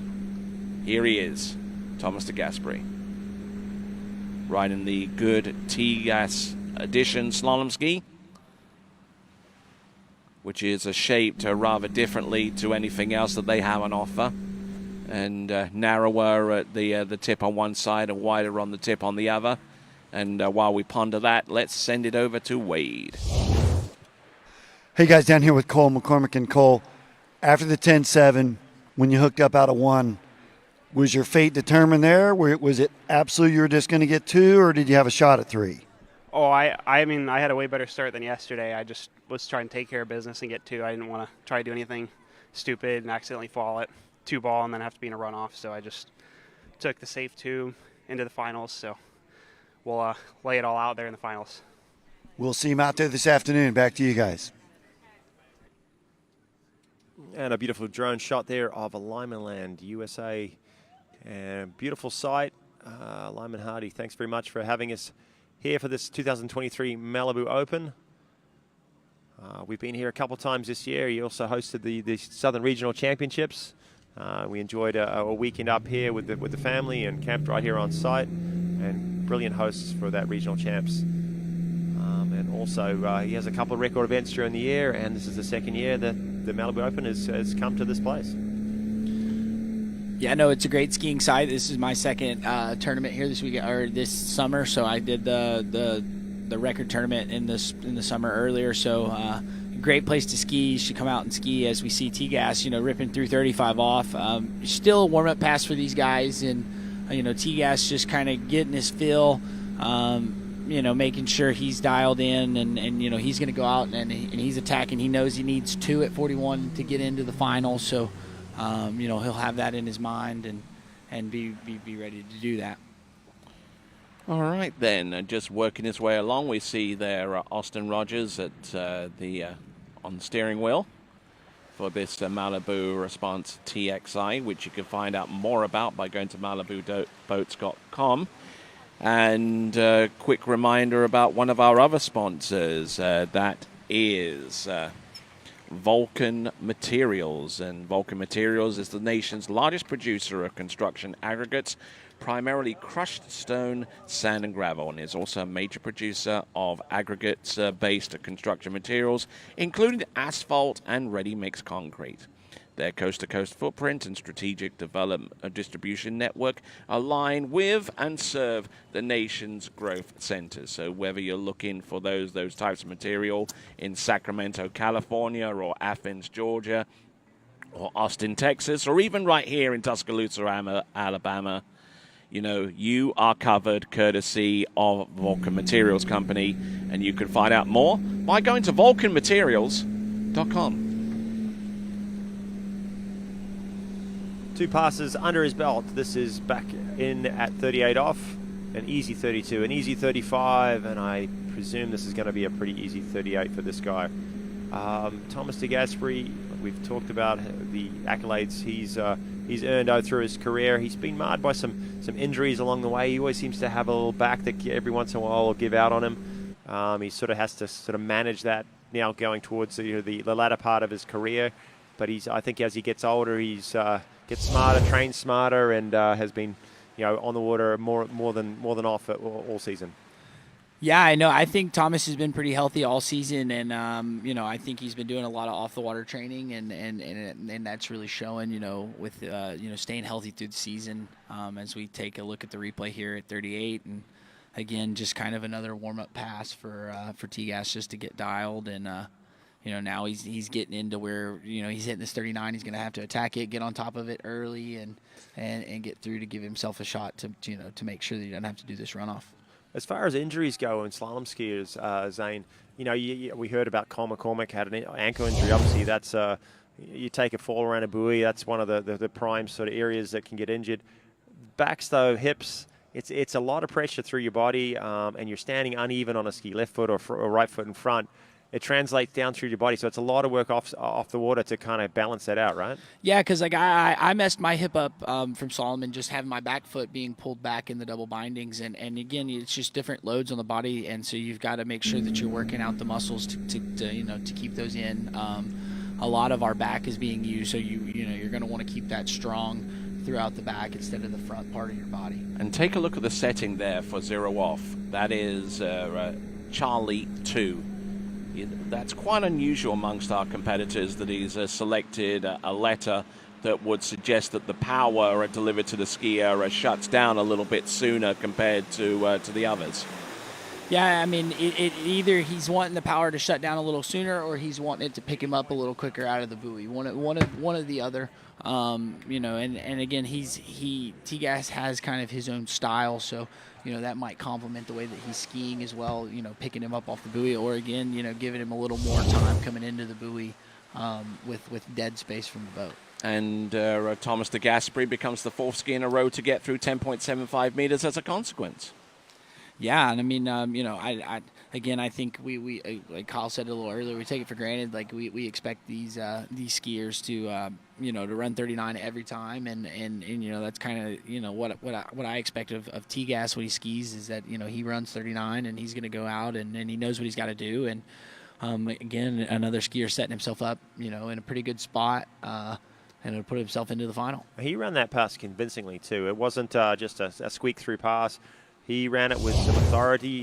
He looks healthy. He looks strong, and he knows he's got to get a piece of two. If he gets a brilliant one ball, I have a feeling he's going to try and sit on the backside of two and get down the pass. If he's a little slow, maybe he'll just sort of stand up, make sure he's not in that runoff. Let's see what he can come up with for you folks at home and out here at Lyman Land. This is Thomas de Gasperi, 41 off. Here he comes, 10.25 meters. Essentially needs more than two to keep his challenge going, but there you go, round buoy number one and round number two, and that should be enough to see him through. That was close. That was close. He was trying for a one ball. He didn't quite get it, and had to do his experience came through right there. Had to do his best to just kind of cut all the way across the two. And that was a hard S turn to try and get back to the wakes. That wasn't easy. Yeah, and if we take a look at the replay here, he got really slow out of one and lost the rope, and then, you know, then having to come over here, and again he had a ton of speed, and that's a very hard S turn to, you know, to take that hit there. But you know, getting through, I think we saw that they were having a official review, but I missed that on the board. I think that's a full two, unless there's a gate issue with it. They are reviewing two. I have a feeling he got it. Sucked up one ball, and he probably thought, hey, don't overcrank this, and actually did a little bit too little. I'll bet money he made that full two, but you know, we've been wrong up here. What's the official score? It's two, so he's not in the runoff. He's solidified his place. Congrats to T-Gas. We'll see him in the final. Joe Poland and Stephen Neveu, as they did last weekend, will be in a runoff, and we'll be doing that probably at the completion. We got 5 more skiers in this round two. All these remaining 5 skiers have made it. They need to compete in this round. They can't sit by. Some of them may go out and just kind of warm up a little bit. We saw that last weekend. Hopefully some of them will take the advantage of these beautiful conditions to try and post some huge scores and get themselves seated down the list a little ways. Or someone may surprise us totally by going in on 11.25 meters with the opening pass. Much like Freddie Winter, who's our next competitor. I think he's going to save that for the final if he does it. But we saw him last weekend with that, and it definitely made things interesting, and it worked out for him. Maybe not quite enough. He got a 5 at 41 and just missed the win, but definitely played a different strategy, and it worked out pretty well. And I remember when I was a kid, they had an event one time where they had all the boat companies come in, and they had the start at 38 off event, and then. So yeah, let's talk about that. That was I remember back when Waterski magazine were running a sort of the America's cool Cup events or something like that. No, I'm not sure if it was. I remember it was out at Swiss, and Todd Rissacelli back then, he was the editor, and he did 39 off cold. Yeah. They did that in the morning, and then he did back-to-back 38s, which was pretty cool. That's how I remember it. Exactly. That was such a cool event. I remember being a little kid watching that with my dad, and you know, that was kind of the things that got me, you know, into the events. And now it's great to see that we got TWBC doing the same thing. But you know, now we've got little kids, you know, looking up to Fred Winter, and every now and then they can tune in and see him run a cold 38 off the dock, and that's, you know, that's impressive in its own self. So going back to that event, just while Freddie's kind of got through his 13-meter, I believe it was Marcus Brown who won the 39 cold. He went out, you know, in the morning, he had no practice, straight off the dock, ran his 39, I think. And then maybe Jamie Bouchane ran the 38 off. I don't know how many times he ran it back-to-back. A number of times, though. Yeah, but that's exactly what it was. All right, then, let's check in with Wade's World. Hey guys, here with Tomas de Gaspre. And Tomas, does it ever get sick of making the cut? No, actually, my 39 was pretty good. I was trying to get a good gate at 41, which I didn't really get. And then the one ball was a total disaster for me. But I wasn't planning to stop at 2. I was planning to try to get a good gate and keep going, because that's not my mentality works. But I got 2, and I'm in the finals, and we'll see what happens later. And more importantly, you get some looks as well. So you get some reps from each end. Yeah. I mean, we're going to start at 35 the second round, so everything is switched around. But, I mean, I got to only blame myself. The boat is great. The lake is perfect, so I'll make some adjustment for later. And he's in the finals. What counts? Back to you guys. All right, continuing right along, our skier on the water is Freddie Winter. Just enough time for me to tell you about the Red Bar. Checking out that restaurant in Santa Rosa Beach. When you're in the Panhandle area of Florida, check out the Red Bar by going to theredbar.com. Theredbar.com. Here we go. And Freddie Winter making short work of 35 off. It's a bit of a freebie round for him. He's hit through to the final. He's got a 2.5 at 41 from round number 1. Yeah, I don't think he was too happy with that, though. I think he was happy with the way he skied, but kind of blew the tail a little bit at 3. Was looking for big things, getting down that pass. He wants to be seated higher. You know, all these guys want to go out as late as possible to know what it's going to take to win the event. So right now he's looking for seating position. He's looking to kind of figure this boat, figure this site, and get a seating position hopefully towards the end of the final later on this afternoon. Yeah, and I mean, I know Freddie's really trying to run that 41 off pass, and that's where his mind's at. So, while he was probably disappointed in himself for making a mistake for not running that, but he was happy with his score, and I expect Freddie to go out and try to, like you said, bump himself up the order and be the last skier of the day, and know what it's going to take to get into the final. He's run that pass 3 times this year, I believe. He's been on top of the podium a couple of events. He's currently sitting in second on the Waterski Pro Tour, not far behind Nate Smith. If he can pick up this event, he has a shot of winning the title for this year. But it's very, very close between Nate Smith and the guy on the water right now, Freddie Winter. All right, here we go. Less than 30 points separate them on the Waterski Pro Tour. Let's see what Freddie can do by way of closing in on that gap. It's going to take a good performance from him and something to happen in his favor going forwards. And on 10.75 meters, Freddie Winter is money. That's that 11.25 meters, I beg your pardon. Cart before the horse a little bit there. And with that, let's check in with Wade. Hey, so guys, I'm here with Stephen DeVoe and Joel Poland, who are going to be in our runoff subsequent to the completion of the event. So I just asked Stephen, hey, have you guys been in a runoff lately, and what was your answer? I think I've lost count, actually. This is starting to get a dumb joke. Yeah, so they're obviously comfortable with each other. So, Joel, tell us the format. What are we up against? So I'm first out. I set the tone, and then if we tie, we go again. And then Nev gets to choose if he goes first or second, sudden death, so second score has to be first. I'm assuming he's going to choose first, but yeah, first of all, we got that first runoff, so we'll see how that goes. I get to set the pace at least. And that puts you in pole position, so to speak, so you get to sort of watch and learn. Yeah, for sure. Obviously, don't want to get too caught up in my own head or just kind of see what he's doing too much, but see what the score is and hopefully try to beat it. Well, this is exciting. One of those cool moments in water skiing. We'll see him coming up soon. Back to you guys. All right, here we go. We look forward to that. And we've got Freddie Winter coming into the course on 10.75 meters. Let's see what kind of start he gets.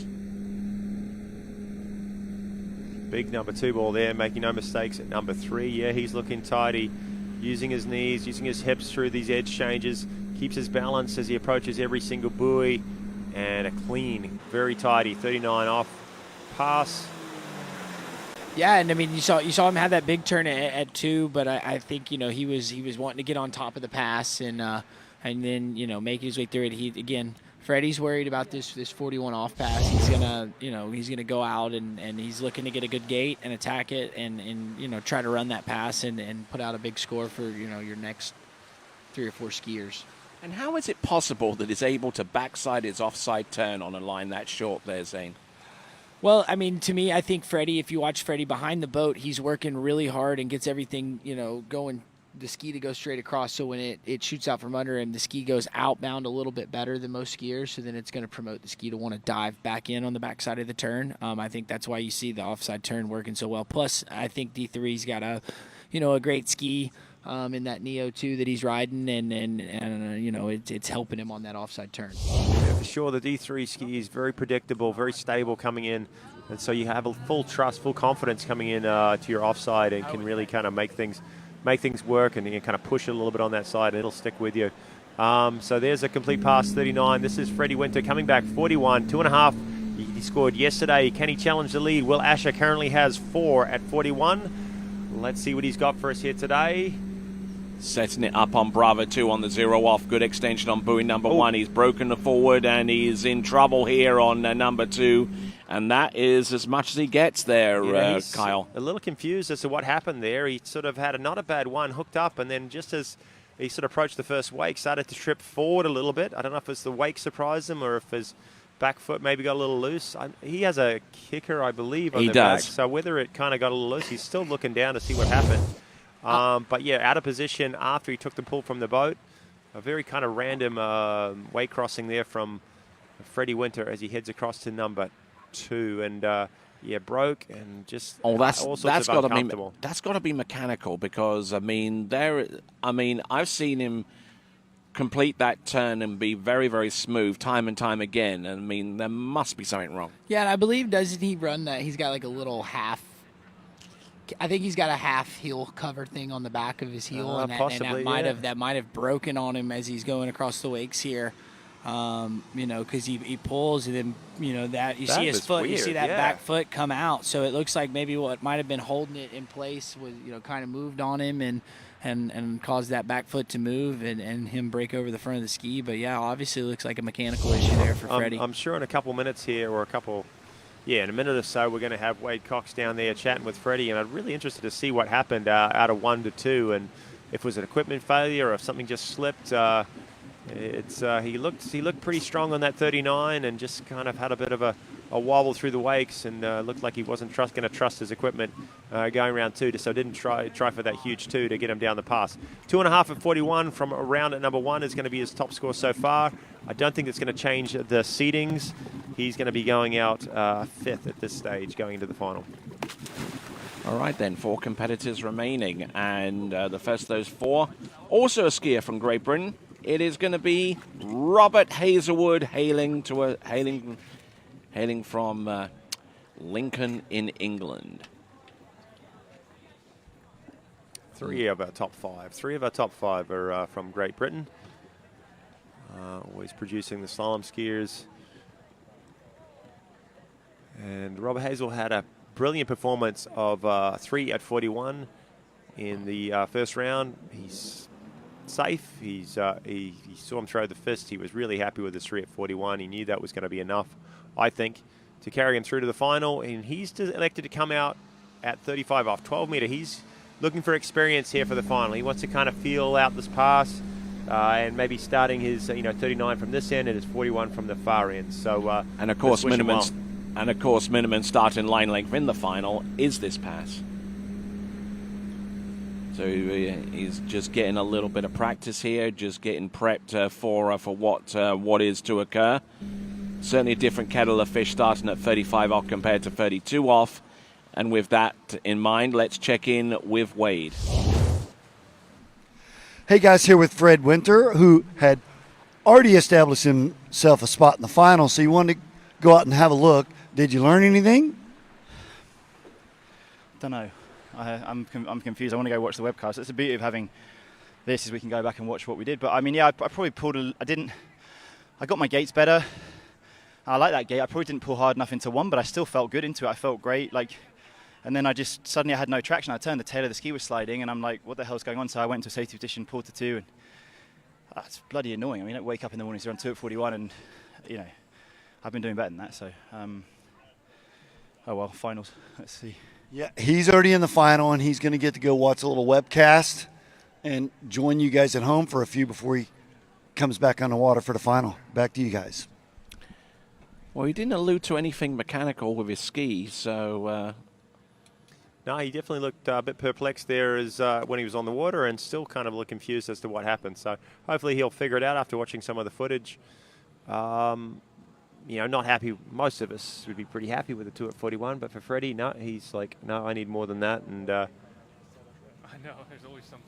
All right, then. So we see Nate Smith on the dock getting ready for his go. We typically see him last off the dock in most instances, but we'll see how things pale out. This is Rob Hazelwood on the water, skiing behind the Malibu Response TXI and with the Master Line tow ropes, the official tow rope of the 2023 Malibu Open, and also the official tow line of the IWWF World Waterski Championships, which will take place at Rob Hazelwood's home site in Groveland in Central Florida in a few weeks' time. He gets ready to shorten down to 10.75 meters for pass number 3. This is Robert Hazelwood.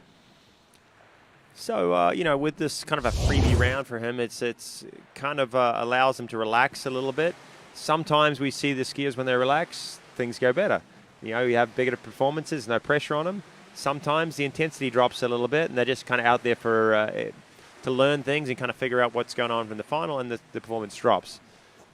It's going to be, we'll wait and see what Rob Hazelwood's going to produce for us here at 39, coming back, already at 39, starting at 12. Yeah, and I'm excited to see him go here, because I think the skiers have been struggling with their gates a little bit more on this end than they have at the far end. And I know when I skied, it was the same thing. I thought the gates down there felt a little bit better. So I'm curious to see how his 41 looks with the a little bit better gate start.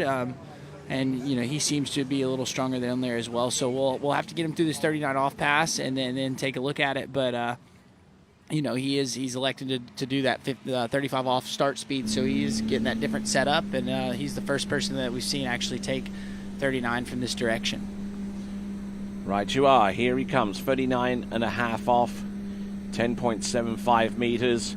When he doesn't ski over in Groveland, Central Florida, he skis over at the Hazelwood Ski World site just outside Lincoln, with members of his family, his extensive water ski family. And I'm sure that they're watching the coverage as it progresses here and checking in on Robert Hazelwood. All right, so that is a 6-buoy count at 39.5 off 10.75 meters, our 5th skier in a row. Yeah, so pretty clean 39 off pass as we watch the replay. So Rob looked a little narrow on his 135 side there, but he has the uncanny ability to be a little stretched out on this, going in, and then bang, back into position, and away he goes, and rock solid on 2-4 right now. Tight rope all the way through, but again here on 3, a little overreached, a little sort of leaned in, but back in position again, set across to number 4, and one of the easiest 39s in the end that we've seen. Yeah, I would be willing to bet that might be the best 39 of the day. Looking nice and strong, and now we're gonna get to see the 41 from the opposite end, and I know Rob's gonna try to go put a score out, and move himself up the order a little bit, and we'll have to see what he's got as we're getting ready to bring him around the turn island. The beauty of the way the wind is progressing, as you can see, the flag there just above Joel is blowing just ever so slightly. It's a little headwind here for Rob Hazelwood as he comes in at 41 off. He scored 3 in the first round. His season best so far 4. A little narrow again at number 1, and that's all she wrote for Rob Hazelwood. Again, maybe the intensity didn't really kind of commit on that one. Thought, hey, you know what? I just got a bit of a feel on my gates. I'm not going to take this hit and throw myself at 2. I'll just kind of use that as a bit of an education, a little bit of knowledge to take through to the final. Yeah, and I thought he looked a little narrow there at the gate. I'm not sure. Like I said, I've thought, from watching the skiers today that they've looked a little bit better down there. But there, he looked like he kind of ran out of speed. So then, when he came in, he's going to kind of get slung into 1, and you see it catch him there. The ski kind of chatters a little bit on him because it had all that speed to it, and. Rob not doing anything crazy. It's just kind of a freebie round, and he was just getting a feel for the gate down there. All right, and our next skier on the water is going to be Nate Smith. And as we've mentioned, he's coming a little earlier than he probably often prefers. He ended up with a 3 at 41. Didn't look as settled as we usually see him yesterday. So I know he's not going to just go out there and kind of be casual on this freebie round. He's going to want to put a big score up and try and get himself down the 41, maybe even run it and set himself up, hopefully in the top position and the top seed going into the final. He's run 41 a ton of times this year, and I know he's feeling like it's doable out here today. All right, continuing on right at this moment, we have got Nate Smith. Now, Nate Smith uncharacteristically skiing early in this competition, but he's elected to go in on the 12-meter line as well, employing the same kind of strategy as Robert Hazelwood in this respect. So getting his reps in on 12 meters for pass number 1.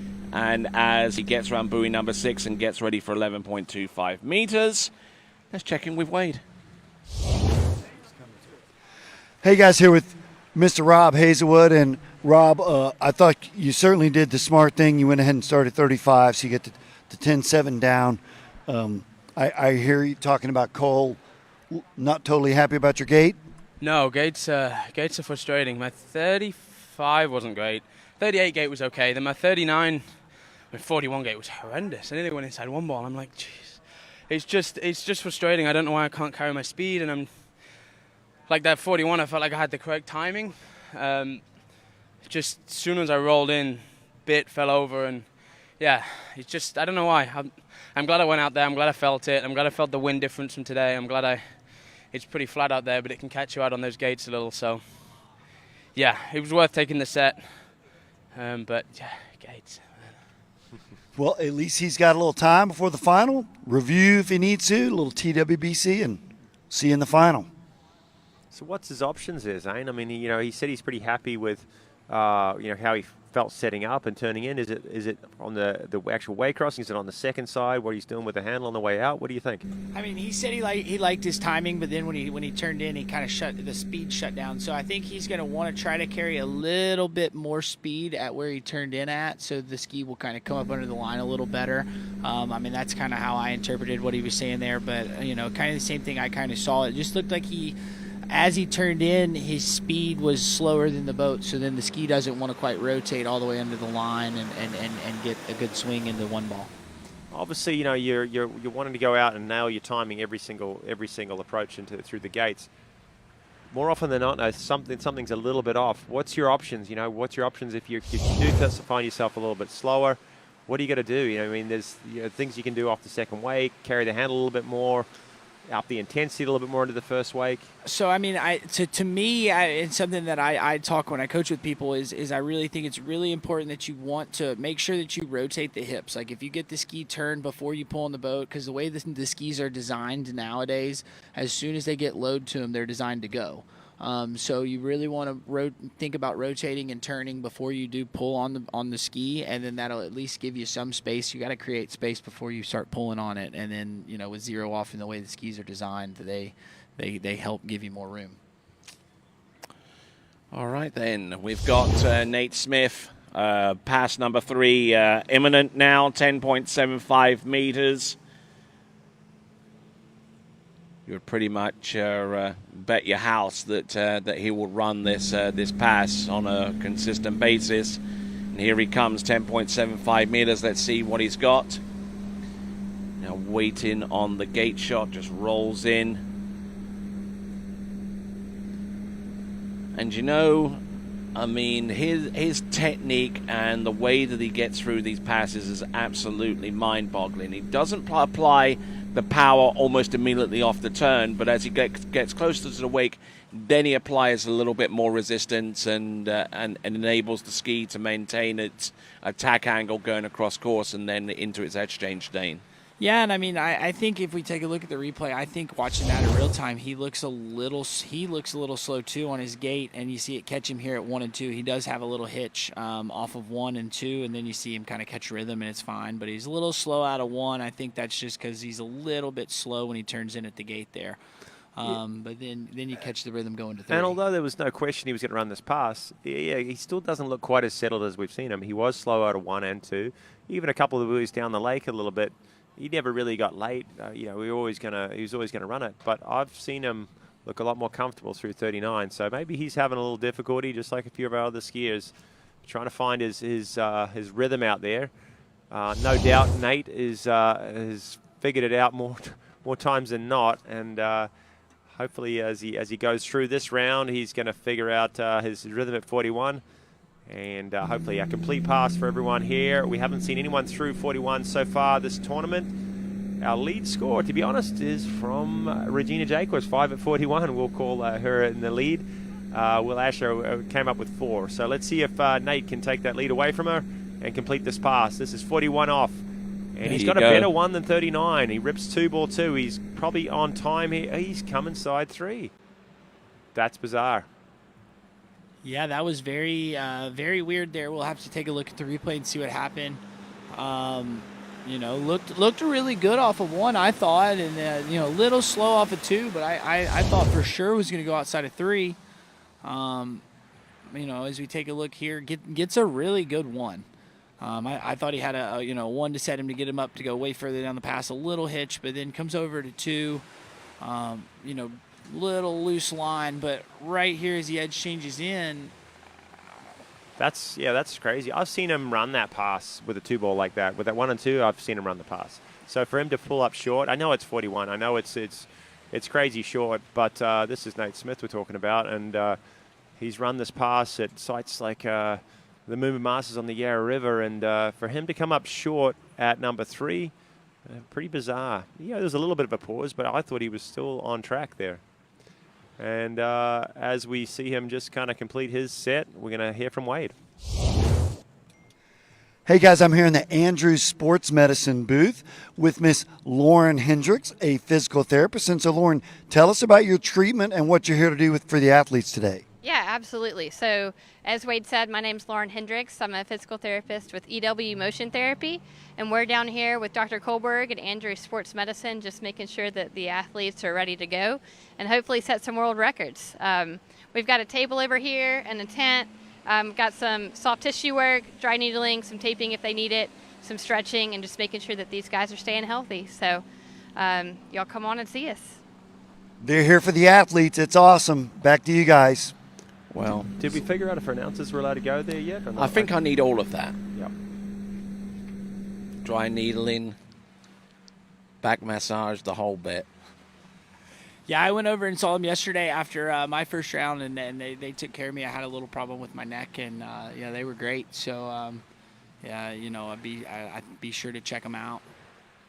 But I think we got Dane Meckler on the water, another skier starting off at that 35 off. So he's taking this as a practice run for the final, and gonna take a look, hopefully take a look at that 41 from the far end of the lake. All right, looks like one of our competitors has taken a rather relaxed approach to the impending runoff situation that will play out after we get done with the regulation second round of men's slalom. I am Tony Lightfoot, and I've got Zay Nicholson here on my right and to the left of your screen, and Kyle Eade on my left and to the right of your screen. And on your screen is the leaderboard, and Will Asher still stands on top at 41. He's our last competitor from the dock in this round 2. Dane Meckler, the second last skier, he's just started at 12, getting his feeling for the final. That's what we have. That's the minimum start length. He's made short work of 35 off. Back at 38. This guy's been on form. He's been getting 3s, 3.5s, 4s weekend, like every single tournament so far this season. We've seen him on some podiums, and as we said yesterday, we haven't seen him on top. But he's one of those skiers that's patiently waiting for his opportunity. Yeah, I know he's been very close a handful of times, and Dane, he's probably one of my favorite skiers to watch just because he's so technically solid, and I think that a lot of skiers can learn from watching Dane because again, he's one of the smaller athletes that we have out here, and for him to be able to run these short lines and as many buoys as he does, it's quite impressive, and he has to do it so technically sound. Right, just rocking it and socking it out there on the second pass, 11.25 meters. Quick reminder that we still got our Skier of the Day vote continuing on through the course of the day, sponsored by 2U Nutritional Bars. Go vote for your Skier of the Day at waterskibroadcasting.com/play. Could a skier who excelled yesterday in maybe setting a pending world record be among those candidates for Skier of the Day? Could it be someone who set the French national men's overall record pending? Could he have a shot? Or maybe the skier that's currently on the water right now, Dane Meckler, or maybe someone else. Make sure you vote. Make sure you get that vote in. TWBC, the Skier of the Day vote, waterskibroadcasting.com/play. Make sure you get your vote in. Here we go. Dane Meckler, 10.75 meters. All right, Dane coming in. This is still, again, we take it for granted, but a hard pass for him. He gets a little ski chatter out of 2-ball, but a little slow out of 4. Can he make his way into the 39? And blows the tail at 5-ball. So not going to get a look at 41. See a little frustration there out of Dane. Not sure what happened, but was looking good, and then got a little delay off the 4, and in the drink he went. His 2-ball looked a little funky, didn't it? He definitely his 135 always rock solid, but 2-ball he kind of dropped his right shoulder, head dropped into the turn. He looked a little out of balance right there, got ahead of his ski with his upper body, and you don't see that often from Dane. He went for a 3-ball to kind of make up, had it going, but then still looking a little uncomfortable. And I guess the thing is, this guy always is bang on with his technique, bang on with his performance, but if he makes any errors, he hasn't got much of the leeway. We've mentioned maybe with some of the other skiers a little taller, they can kind of make a mistake. If he's off, it catches up with him pretty quick. He doesn't often get off, and which is why he is so consistent, but definitely there. He was out of shape at 2 and out of shape at 4 as well. Yeah, and it kind of looked like maybe his timing was a little off on the gate. Now that I look at it again, it looked like he took a more straight to 1 approach going through, so then that probably kind of caught him into 2. And then you see him here. He gets off at 4 and gets that slow turn, and I think that probably was a bit of a product of the path going through the gates there and losing his swing. So a little bit uncharacteristic from Dane, but at least he's into the final. Yep. So he got that bad score out of the way, and he can shake it off, and we'll see him ski here in a little bit. Yeah, it's not going to punish him at all. He's still going to be second top seed going through to the final. But it's kind of been the theme of today, hasn't it? I think only a handful of skiers, maybe 2 or 3, have actually picked up their performances from the first round. Everybody else has kind of come up either equal or a little bit shy of what they achieved yesterday. Not sure why. I'm not sure what's going on out there. Maybe it's just it was a big day yesterday, long day yesterday, and maybe a little chillier. The water temperature dropped a little overnight with the rain. Who knows what it is? But all the scores just a little bit more subdued from what you saw from them yesterday. All right, we're down to our final skier in the elimination round series. We saw our women yesterday skied their second round. We'll get to see them ski in the women's slalom final. And Will Asher will be taken to the water on the 12 meters. Now, we do have one more skier to come after Will, and that is going to be Jake Abelson. He'll be last out on the list, but we will have the runoff first. But here we go. This is Dane Meckler.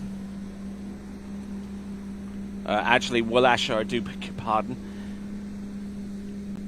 I should be able to tell the difference between the two on site, but there you go. Yeah, so another skier taking advantage of this round to kind of figure out the 12-meter start, 35 off, as the buoy cam sees him goes around number 5, and an easy pass. Had a big 2-ball there, kind of got a little bit deep for Will. he likes that to crank his onside pretty strong, but maybe a little deeper than he wanted to at 35. Let's check in with Wade.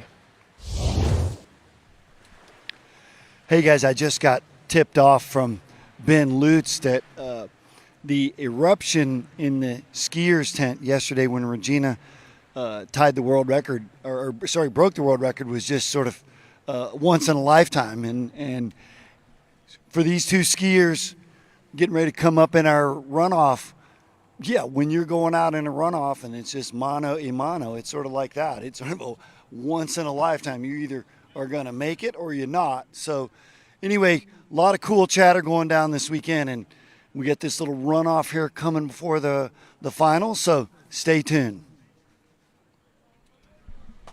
Indeed, we'll keep an eye on it every step of the way from start to finish. All right, we're looking at Joel Poland on the starting dock. He'll be the first skier out, and it's essentially who has. It is actually pro rules so far as the runoff is concerned, and the person that sets the score is the one that the second person has to beat outright in order to advance. A tie would mean that the first skier out in that runoff situation would advance. And we'll get back to a little bit more of the runoff here shortly after we watch Will Asher get through 38 off. He's probably run this about 6,000 times in tournaments, and another one under his belt. He has been unstoppable of late. Last year had a super year, ended up on top of the Waterski Pro Tour. This year he's sitting in third, still skiing exceptionally well for his, maybe getting on to the later part of his career, but he still keeps improving and kind of finding his, honing his craft, as you'd say. Well, and that's what everybody keeps saying. We get to the later part of his career, but he's still at the top of the leaderboard, right? So, I mean, maybe not quite in the prime that he was a few years ago, but Will's still, the one of the best on the slalom ski. I know he didn't have like a great start to the the European tour, but he's coming on strong as of late, and you're seeing that show on the water. And right now he is, as your top seed. You're still seeing him be dominant in the slalom event. Well, he won this event last year in 2022 at this very site, and he is your top seed going through to the final. Can he do it again 2 years in a row? He's run this event a number of times, I believe. All right there, the defending champion here at the Malibu Open from 2022. This is Will Asher, two-time world slalom champion, multiple-time European slalom champion, and has certainly won more than his fair share of pro titles at various locales across the world. He travels with the Waterski Pro Tour, and he's done exceptionally well. And here he comes. This is Will Asher on pass number 3. And looking pretty strong, and made that one look relatively straightforward. No problems there for Will Asher, but I'd tell you the same thing I said about Nate Smith. Not as comfortable as maybe I've seen him in the past on some of his passes. Got a little bit down course. What you notice about these last few skiers that we've watched, they do such a good job of staying upright coming into the buoy. Their head stays, over their feet, long time out to the buoy. Then the ski moves out, so they got super balance, and they get to their widest point right as they hit the buoy, and they can come right on the back side of it. So, easy pass in the end, but still kind of finding his timing out there, I think, Zane. Yeah, no, I agree with you too. I think he looks a little unsettled, but then as he gets through 1 and 2, you start seeing him kind of settle in, and he's probably got his ski dialed to he knows what it's going to do, and he's going out there. He's also one of those skiers that's got his mind on running that 41 off pass, and now he's set himself up, and he's going to get a look at the gates. And again, we've heard the skiers all weekend complain about kind of being struggled at the gates, and I think Will kind of was one of those that I talked to him earlier yesterday, and he had said that he struggled with the gates a little bit. So he got 4 yesterday. I'm going to see if he gets a better gate shot here coming from the opposite end. We'll see what he's got as we bring him in. Gets a pretty big 1 ball. That was a good one. Let's see what can he do out of 2. Looks good out of 2. Go over to 3. And he is in this 10.25 pass. meters. He's round number 4 and 2 scores of 4 at 10.25 meters, courtesy of Will Asher. He is going to be the last skier off the dock in the final. That was going to be the case anyway before he stepped out of the water, because his 4 buoy at a 10.25 meter score from round number 1 was unsurpassed. And also because of that, because he has the best score so far, it would take a score in excess of 4 at 10.25 meters in the final from someone else to actually deny Will Asher the 2 additional points that he has on the Waterski Pro Tour for having the best score in a particular competition, Kyle. Yeah, I believe that's the way it works. Brilliant start again there for Will Asher. I thought his 1 and 2 were right on. Maybe pulled up a little bit narrow at number 3. And kind of just, I think he sort of took his foot off the gas a little bit when he was turning 3. Said, hey, you know what? I've got my feel out here. I've got a good score. I've got a great backup score of 4 again. And he is ready and primed and saving a little energy for our final a little bit later on this afternoon. Yeah, no, I mean, I think that one ball right there he was on, and then, then he kind of, again, I think I'm with you. I think he came up a little short there actually at 2 ball, and then you really see it over here at 3, and now he's like, okay, I've got the best score of this round, and I'm gonna take it to the house. So we're straight into it, Zane. This is Joel Poland leaving the dock. This is 39 off, basically cold. They were skiing maybe an hour ago, and he has got to go out at 39. They 2 skiers run off for 1 spot. He is our first one. He's got to set the pace, and Stephen Neville is going to have to try and go out and beat him. Here he is. Buoy number 1 and and no. He blows the tail on 2, and he is swimming into shore, having set a relatively straightforward target for Stephen Neville to attack. Yeah, and that's a little unfortunate there for Joel. I know he was. He got up early this morning and skied and then had to slalom, and he's thinking about the jump event and blowing the tail there a little early, and he was confident, wasn't he? He was turning too hard, and he was on top of the backside of 2. If he'd held on there, he would have been in a pretty prime spot through the rest of that pass. You got to do that, you got to go for it at 39 straight off the dock. He did that last weekend. He was one of the few that actually started at 39 and made it right through. And, he's earned his spot into the final last weekend. Unfortunately for him, 1.5 is not a great score, and Stephen Neville is on the dock ready to challenge it. All right, then, let's check in with Wade. Hey, guys, here with our top seed, Will Asher. Another 4.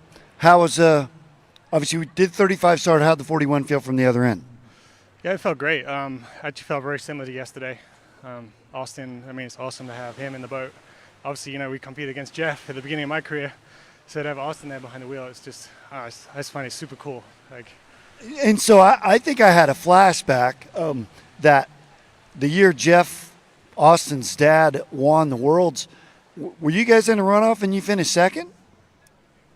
Don't think we're in a runoff, but he had to beat my score. So I think he went last off the dock. I got 2, and then I got 1.5, and then he got 2. I fell at 2, and then he did the the stand up, which you could do. That was the 03 Worlds, and then you came back and won in 05, right? Yeah, that's right. Yeah. So I got to work with Austin at the Masters when we were putting the slalom course in. So I kind of knew his mentality of being cool under pressure, hardworking, super level. I'm like, this guy has a driver mentality. So it was cool. I'm super pumped. Well, we'll see him super pumped in the final coming up. Back to you guys. Cutting back to the water, this is Stephen Neville. I didn't want to mention while he's on the dock, he was in this position last week, was chasing 1.5 and went down round 1 and got a half at 39 and missed out on the final. He is not going to make the same mistake twice. Let's see what he can do. He's chasing. He's just basically got to get 2 full buoys at 39. Hopefully he can hook up at 1. There it is. He skis around 2, making no mistake. Well, almost no mistakes. Woo! And I bet he was a little nervous as he took the pull from the boat. A little bit outstretched, but there's his 2 at 39. Congrats to Stephen Neville. He missed out last weekend, made it this one at the 2023 Malibu Open. Because a tie would have meant that Joel Poland would have made it through, but as Stephen Neville outright skied more than Joel Poland, he is through instead. Yeah, thank goodness he had those black shorts on right there after that S turn. But, he got himself in, and we're going to get to see him ski a little later today.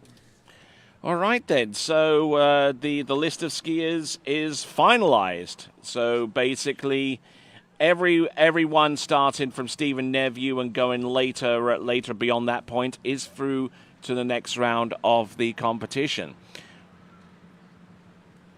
All right, so taking a look at the leaderboard right here and now. Going from 8th spot is Stephen Neveu with 2 at 10.25 meters. And Thomas de Gasperi also with 10 at 10.25 meters. Cole McCormick, 2 at 10.25 meters. That basically are the positions 8th through to 6th. 5th place, Freddie Winter with 2.5. Robert Hazelwood in 4th with 3. Nate Smith with a 3rd place in with 3. Dane Meckler with 3.5 for 2nd, and Will Asher, the lead skier, going into the men's slalom final. And one last slalom skier to go. He's slaloming in a boys 5 division, and it is going to be Jake Abelson.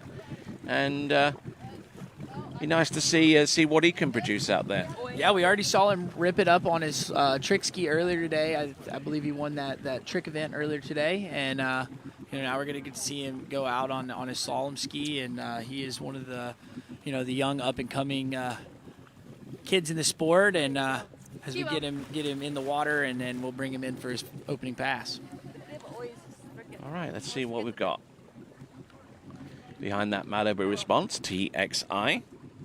Glad to have that boat on board, and looking through some of the messages here on the live chat. It's lighting up this morning. That much I can tell you.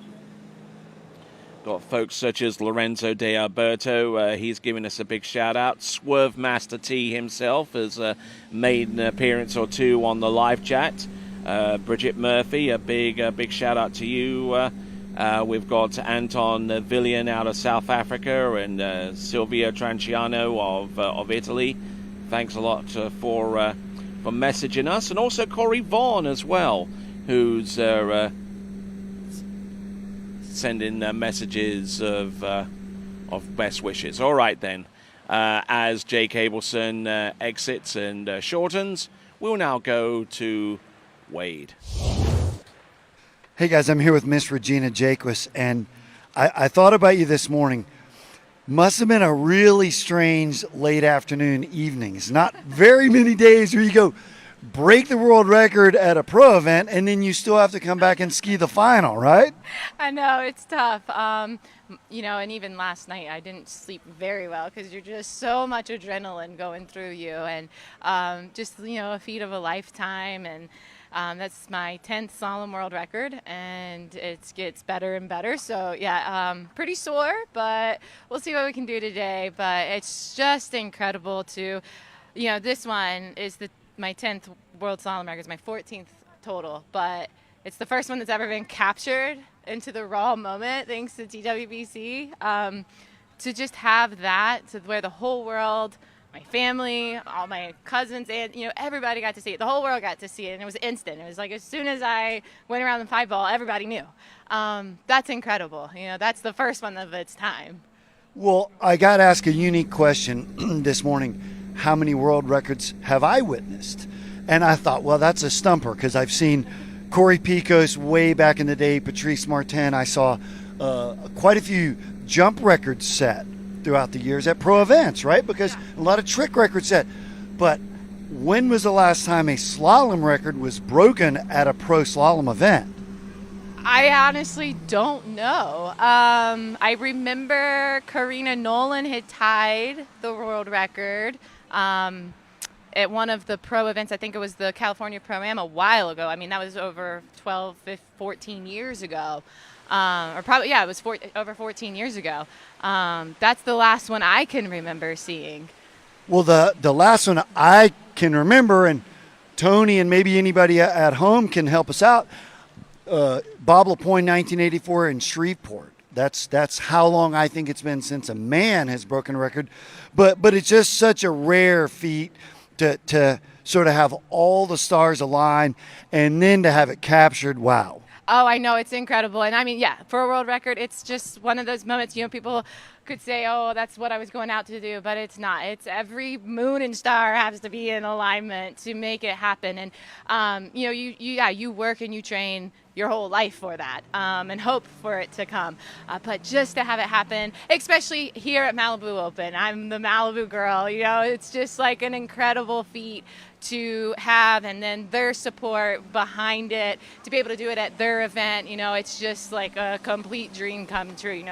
They say the wins and the records get sweeter with time, and this one definitely is. Just for the fact of the moment to have that raw captured, even just coming back in from the dock, because you don't remember some of it, it's just such a crazy uplifting. You're in a different cloud at the moment, and you're on the dock there, and it's just like, I don't even remember speaking to you until I go back and watch the footage. But to have that captured to have for the rest of my life is going to be amazing. Well, if you don't have chills like I do at home, then you're not alive. Back to you guys. That was fun. All right, then, looking through some of the stats as Regina Jaquist was reeling off stat after stat, and actually she refers to Karina Noland, and this was way back in 2008, the last time a world women's slalom record was either reset or tied, and that was at the Diablo Shores pro event back in that time in Sacramento, California.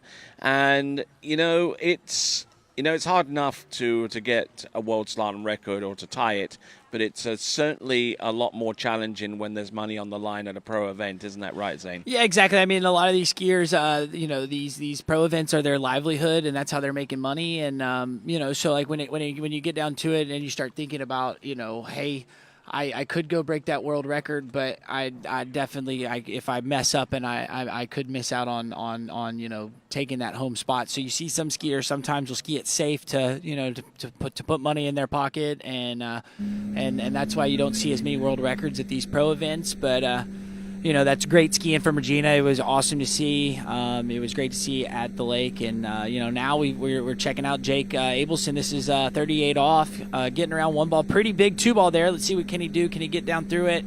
Working his way around three. And, yeah, that was a big two. I'm surprised that Jake was able to hold on to that. But, getting around three ball. And, Jake is one of these up-and-coming skiers and quite a ripper. And I look forward to seeing him as he gets older and seeing more of these events. So the final score is going to be 2 on, 12 meters? No, 11 meters, yeah. That was 38 off, so we'll have to wait and see what the judges give him if he got outside of three ball. But that was good skiing out of Jake Abelson. All right, then, and just trying to do a little bit more research here in terms of who among the men has set a world record at a pro event, and you'd have to go way back into the 1980s to find out that little bit of a nugget of information, all the way to the likes of the California Cup in Berkeley, California, where Bob LaPointe scored a 2 at 10.75 meters in the California Cup to set the world record, and was actually the first instance that anyone had set a world record on 10.75 meters, thus becoming the first person to get through 11.25 meters or 38 off, at least according to the stats that I have in front of me here. All right, then. So that concludes the slalom, the elimination round series, and indeed the elimination round series in all of our events, the tricks, the slalom, and indeed the jump. We've got the women's slalom final taking place in just a few minutes. So coming to you live from Lymanland, USA, just outside the Druid City of Tuscaloosa. This is live and continuing coverage of the 2023 Malibu Open, and we will be back right after this.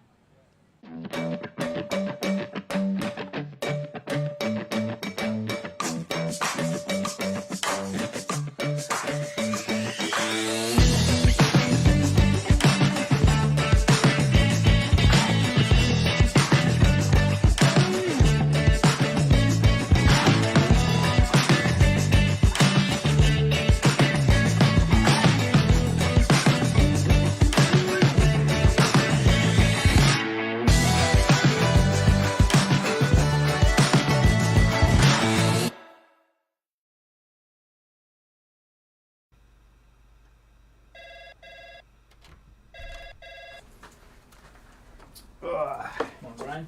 Hey, morning. You have a good weekend? Yeah, got out on the water a couple times. How about you? Yeah, I got to set in. Just gonna make a quick phone call here. Oh, of course. Can you get that, Will? Yeah, man, I got it. Thanks for calling Wake House. This is Will. Yeah, looks like we've got those in stock. For skiers and water enthusiasts, Florida lakes are what dreams are made of. Combined with world-class golf, remarkable weather, natural beauty, theme parks, and so much more, it's easy to see that Florida is paradise. For more than 30 years, I've enjoyed Florida's lakes and many offerings. If you are interested in Florida real estate, let me be your guide and trusted advisor as you search for your paradise. Together, we can make your dreams a reality.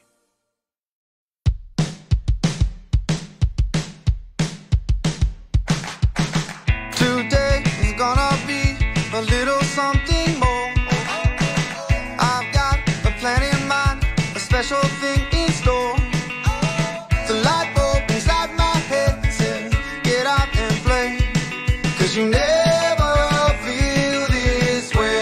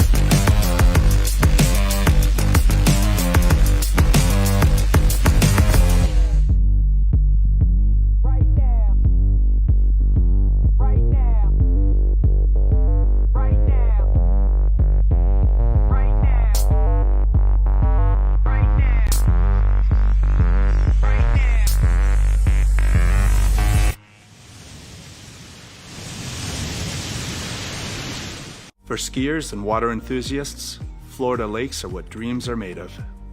Combined with world-class golf, remarkable weather, natural beauty, theme parks, and so much more, it's easy to see that Florida is paradise. For more than 30 years, I've enjoyed Florida's lakes and many offerings. If you are interested in Florida real estate, let me be your guide and trusted advisor as you search for your paradise. Together, we can make your dreams a reality.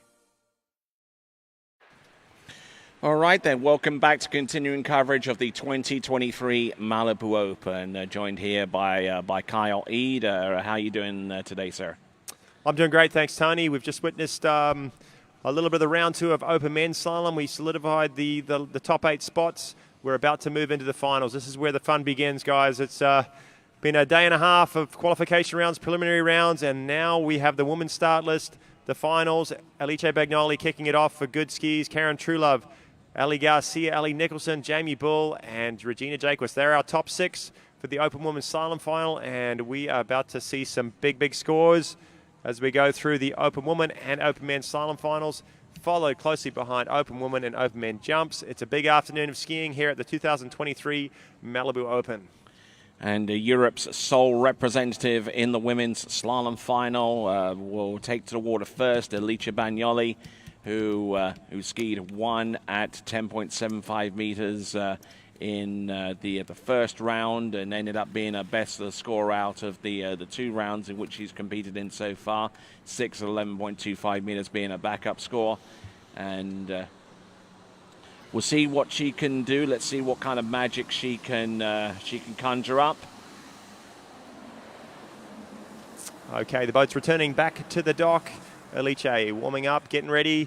If you're on site here, grab some lunch and then grab a seat down on the banks here at Lymanland, USA.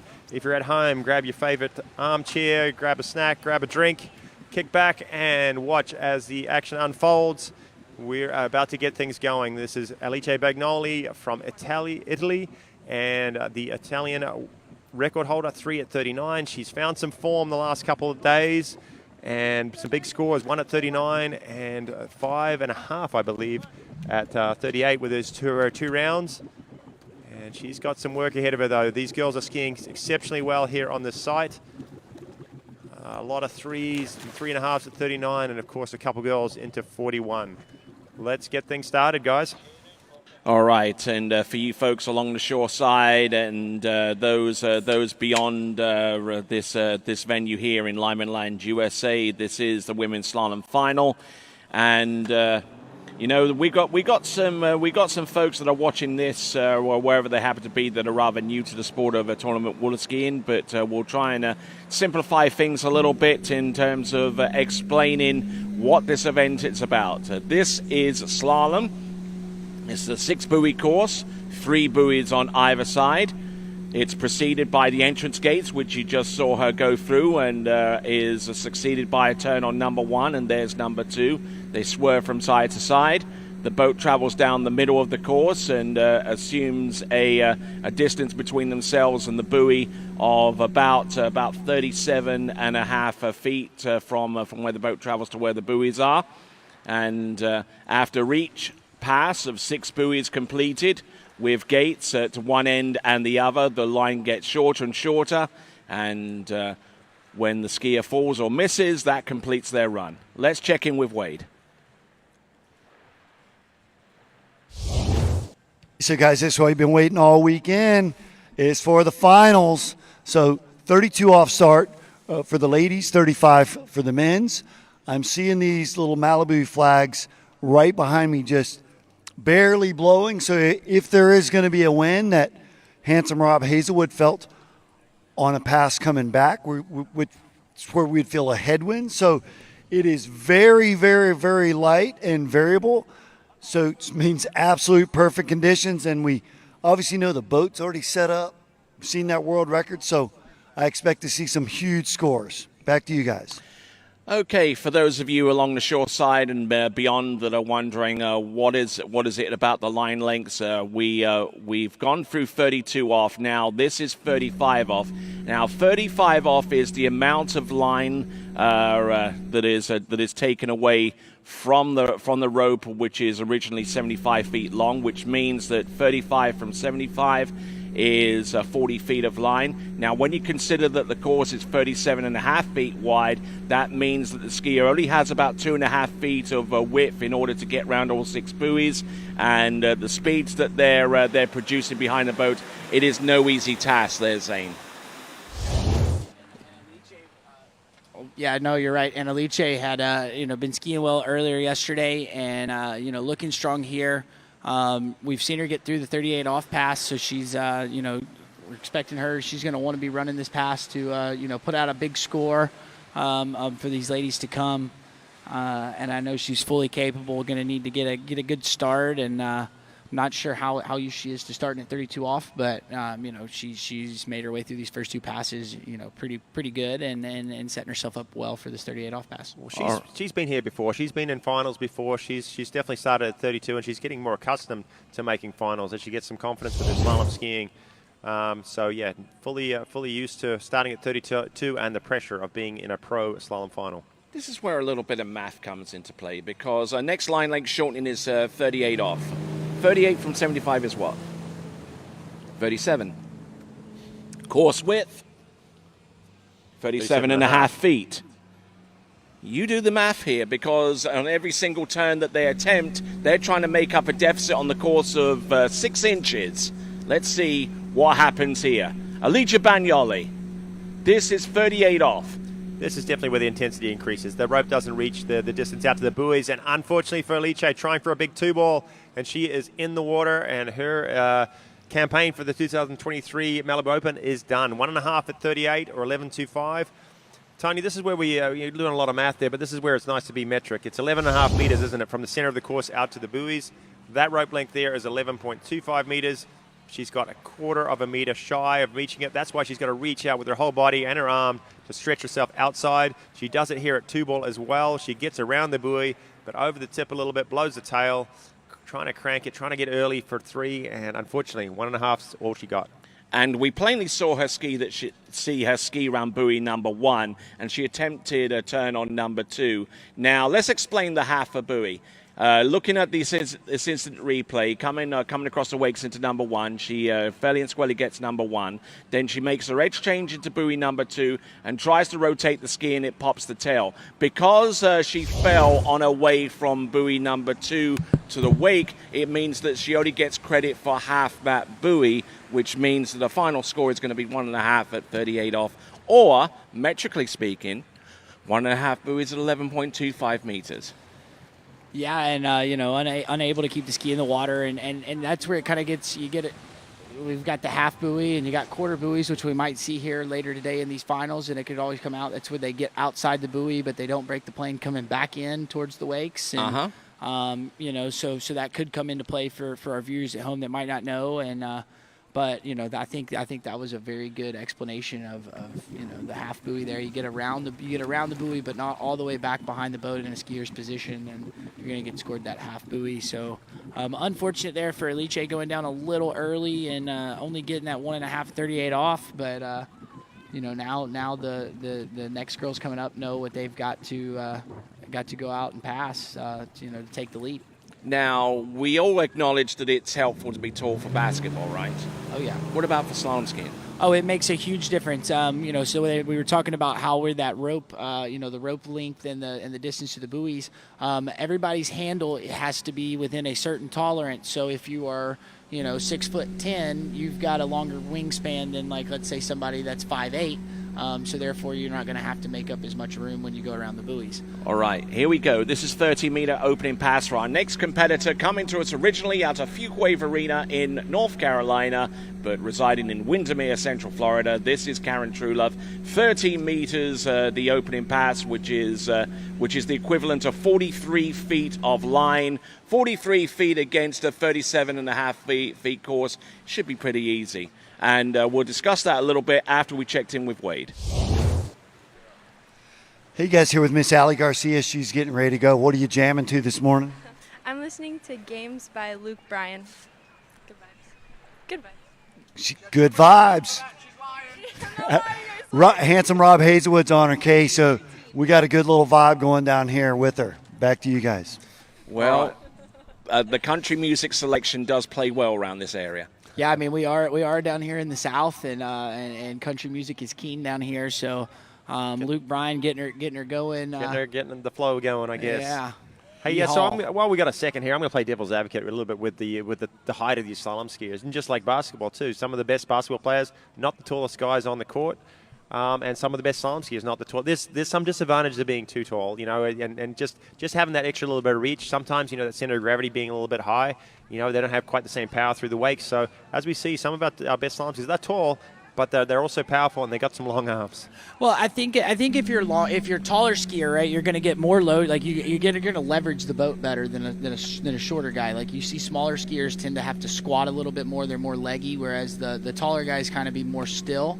And they kind of get away with more reach. So, yeah, I think you're right. I mean, I think a shorter skier, you can do a little bit more things on the water ski, but then when it comes to, you get to these really short line lengths, I also think you can leverage the boat a lot easier and get across course, and that helps you too when you are tall. Pluses and minuses. Karen Truelove, definitely not one of the tallest in the field, but she skied exceptionally well in the second round, didn't she? 3 at 39. That's her best score from the season, maybe the best score she's had for the last 3 seasons. Yeah, and she was, I talked to her yesterday. She said, after the first round that she was struggling a little bit with her gait and, just felt like she was kind of getting narrow and losing her speed. And, I think her and Freddie, went back and watched the video review and kind of, took some notes. And I think she got her speed at the top of the gate and kept her width and had the line. And then, then that set herself up to get a good start at 39 and actually get down there and put a big score out. So, so that was great skiing out of Karen yesterday in the second round. And if you have a smart device, a tablet, a laptop, or just behind an old-fashioned PC or a Mac, then vote for your skier of the day. Waterskibroadcasting.com/play. That's waterskibroadcasting.com/play to vote for your skier of the day. Could it be a skier that performed well yesterday? Could it be a skier that has already performed well enough today? Make sure you vote. Waterskibroadcasting.com/play. All right, then. Behind that Malibu response, TXI. This is Karen Truelove. Well, I can guarantee you Freddie and Karen went back and looked at the video. Very analytical about their skiing. They worked together to make sure that they perform exceptionally well on the water. Unfortunately, she hasn't got the one ball, and she joins Alice Bagnoli in the water round 2 ball. Zane, what happened there? Yeah, I mean, I'm not sure she got around 2. We'll have to take a look at the review, but again, we'll take a look at the replay. And I think you see here on the gate, she is narrow. She has the line tight, she gets turned, but she really doesn't take much of a path to create space into 1. So you're going to exit 1 the way you come out of it, and that caused her to have loose line at 1. And I don't think she got outside of 2 just looking there, but we'll have to wait for what the judges say. And unfortunate there for Karen, going down a bit early. And you see her, she's on the back of the ski here, right? So that's, it's causing her to lose speed and move narrow. And then that path into 1 is more straight toward 1. So she's still moving past, she's still moving outbound as she gets to 1. So not quite getting the space she needed to run that pass. And again, that's. And there's a couple of things. She gets one buoy approved from that review. The ski didn't make it round buoy number 2, so the judges had a quick look at that and determined she got round 1. And when she fell, the ski actually released off her foot. And now that is something that when you go back to the late 80s, 1970s, that ski kind of stayed on your foot, and the binding went with the ski. Not so much these days. Yeah, no, I mean, it used to be that you either wanted to be on the ski or off the ski, and people thought you wanted to be completely on the ski. But I think now as technology's kind of advanced, we've kind of learned that it's not beneficial for you to have a 66-inch long water ski connected to your foot as you're tumbling around, and that's how you see a lot of ankle injuries in water skiing. I think that's when we get the ski left on your foot and it tweaks it in a certain way. So they have these hard shell systems that break away from the ski to get the skier to basically be completely free of the water ski as they do crash, and we're starting to see less like ankles and Achilles injuries as that binding system has progressed over the years. And the hard shell binding itself is actually something that came as a byproduct of inline skates, right? Yeah, I mean, I think the original ones were just inline skating boots that they had kind of brought in, and now they're more like a snow ski binding where it's got a pressure point on the hill, and then as it goes and hits, it kind of kicks off the hill, and the hill comes off the ski. So safety, that the ski technology has come a long way to make them safer and work better along with the boat and its technologies, and it's coming out, and you're seeing it just with these the way these athletes are skiing, as we've got Ali Garcia as we're bringing her in for her 32 off pass. All right then, as she gets through the exit gates, let's check in with Wade. Hey guys, here with Miss Ali Nicholson, and the 32 starts same as usual for you. So any changes from yesterday after sort of a night to sleep on it? No, I mean, I thought my second round at 39 it felt pretty good. It felt like I had it going. So hopefully we can build on that today. Hopefully get down it. Yeah, just kind of try to hold on and get through it. And had the fam here this weekend. Been a good weekend, huh? Made the final? Oh, yeah. It's always nice to have the family around. So they made the trip down. This is kind of one of the closer pro events. So they were able to come, spend the weekend with them, really nice. And then we'll hit the road and get back to Florida, get back to, working for the next 2 tournaments. Good stuff. We're going to see her rip it right now. Back to you guys. All right, and thanks very much from Ali. There's Martin Labra. He was one of our competitors early in the trick event. Had a pretty handy score, 11-3. He's helping us out today with the TWBC footage, as with Jaden Eade and a few of the youngsters kind of earning their stripes as they help out with producing this event as well. Ali's going to be out on the dock out next. Ali Garcia is on the water. She's looked through a strong 32. This is 35. The door is wide open. She's third off the dock, and so far the first 2 skiers have fallen pretty short, pretty early at 38. And here comes Ali Garcia, the current National Collegiate Water Ski Women's Slalom Champion, currently representing the Raging Cajuns of Louisiana Lafayette. She'll be looking forward to the defense of her title within the next few weeks. And this is a perfect opportunity for you, Zane, to explain what collegiate water skiing is about and how people can get into it, being the coach of Louisiana's Warhawks. Yeah, so I mean, I'm very familiar with Ali Garcia. She skis at Louisiana Lafayette, and we have a tournament that we're hosting at Monroe this upcoming weekend. So we'll be seeing Ali ski out on the bayou. There's a lot of schools that have different collegiate programs, and I coach ULM, so I mean we're growing our team, and I like for students to reach out to me and let you know kind of what our program has to offer. There are other programs around, and I know including this one here at Alabama. Yeah, Alabama has a good program. I know Clemson. There are tons of programs that are around, and if anybody reaches out to me, even if you're not interested in ULM, I like to just say, hey, navigate you, answer some questions that you might have, because college skiing was something that I did, me and my sister did, and I think those were a couple of the best years that I had skiing, having that camaraderie on the college team, and Ali Garcia is a senior on the Lafayette team, and she's a part of that too, and she'll tell you, it's almost more fun than some other events that you go do ski. And it might be a little bit of heresy here, but Auburn has a program as well.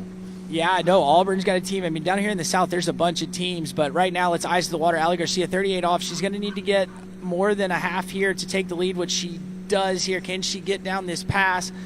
Little hitch off of 2, making her a little late, but making it up here at 4, working her way to 5. Can she get outside of 6? And there you go. That's your first lady in this final event to make it through 38 off, and we get a little bit of a fist pump. So awesome to see from Ali Garcia. She's run that pass again. That's 3 times in a row, I believe, at this tournament. And we saw her get to 3 at 39 in round 2. Looked calm on that one. She was probably a little nervous coming to 2, making sure she got ahead of the 2 girls previously. And once she got through the backside of 2, she sort of turned the heat up a little bit and made sure she got through that pass. And there's 3 girls after her that she wants to put pressure on. I think she's relishing this opportunity here. She's got a chance of getting on the podium. She's been on a couple podiums before. She's won one major event, the America's Cup, maybe last year, I believe. But she's been skiing exceptionally well this year. 3s at 39 a couple times. If she can put another score out like that, or even further, the 3 on the dock might be shaking a little bit in their boots. Yeah, and I mean, and I was really happy to see Ali that time. She, a little timid off of 1 and 2. I think she knew she had to get outside of 2 to take the lead. But then once she had that little timid turn out of 2, she went and attacked the pass and got herself into it and got on top of it. And you're starting to see some confidence in Ali Garcia skiing, and it's paying off. And with that confidence, you're starting to see more buoys ran. And now she's set herself up to have a look at this 39 off and challenge these last 3 skiers. And her season best is 3, so she did that this weekend. Let's see if she can get a good gate here, what she can do off of 1. Needing to make up 2 feet on each side, and unfortunately there for Ali Garcia, unable to get the good hook up on number 1. Now, because she didn't have the handle going behind the boat, that would mean that she fell technically between 1 and the wake, which means it's half a buoy. Yeah, and so you kind of see Allie kind of loaded a little heavy here when she turned in for the gate, so she kind of trips up right there going behind the boat, causing her to kind of run with it and unable to take the load off the boat off the backside of the buoy. And, that's great skiing for Allie, but I think that's kind of leaving the door open for these last three competitors. The last three skiers that we have out here are fully capable of running that 39 off pass and for sure getting down deep down it. So, I think Allie was wanting to get a couple more buoys out of her ski set, but still she's got to be happy that she's leaving here running 38 off through all 3 rounds. Yeah, very bittersweet with that performance there. She got a little bit rocked at the wake, so saw her sort of bounce a touch, maybe delayed her edge change. Took a bit much speed at number 1. She had to go for it. Couldn't hold on to the pull at number 1. Half a buoy at 39. Still a handy score and our lead. The next skier off the dock, Ali Nicholson. Okay, so with the next 3 competitors, we have the current World Women's record holder. We have the current World Women's Slalom champion, and preceding both of those competitors, by far the most improved skier in pro women's slalom skiing this season. Yeah, no, I mean, I agree, and I think Allie's been she's made a couple big steps, and you're starting to see it. She's focusing more on her water skiing, and it's starting to pay off on the water. She's been fixing a couple things with her gates and everything, and that's what's given her the opportunity to get down these 39 off passes and get looks at 41. And the one thing that I noticed, and I noticed this earlier, she goes with double hard shell boots. Now, the majority of skiers out there, I would say closer to about 80%, 8 out of 10 skiers, normally go with a front hard shell and a rear toe loop. She goes a different route. Yeah, she uses like a hard shell front with like a half hard shell on the back, so it helps her a little bit more with her direction across course. But yeah, it's all skier preference. All right, then, let's check in with Wade. Hey guys, here with Miss Regina Jacquis, and normally we always give you a chance to say hi to your mom and dad, but you got the whole crew here this weekend. I know, it's awesome. As soon as Renee heard about me setting the record, her and my other sister, Kyle Petit, jumped in the car, and they're here on shore today. And my parents are here, so it's awesome to have this event here at Lyman's, and so local that a lot of the family gets to be here. But my parents were here for the record, and that was amazing too. So thanks for coming. Back to you guys. Yeah, always great to have your support crew here behind you as you compete. And there's Chris Eller coming in, bringing our skier on the water. Currently, Ellie Nicholson chasing down that lead from Ali Garcia with half at 39. This is 35 off. She's got a couple more passes to get through before we're hitting that money pass, that 39 off. She's run it a few times this year. We're hoping she can get through it again here today. A couple girls have done it. Jamie's done it, and same with Regina in the previous rounds. And Ali has been improved a ton this year, and hopefully she will be back through 38 and 39 in just a few moments.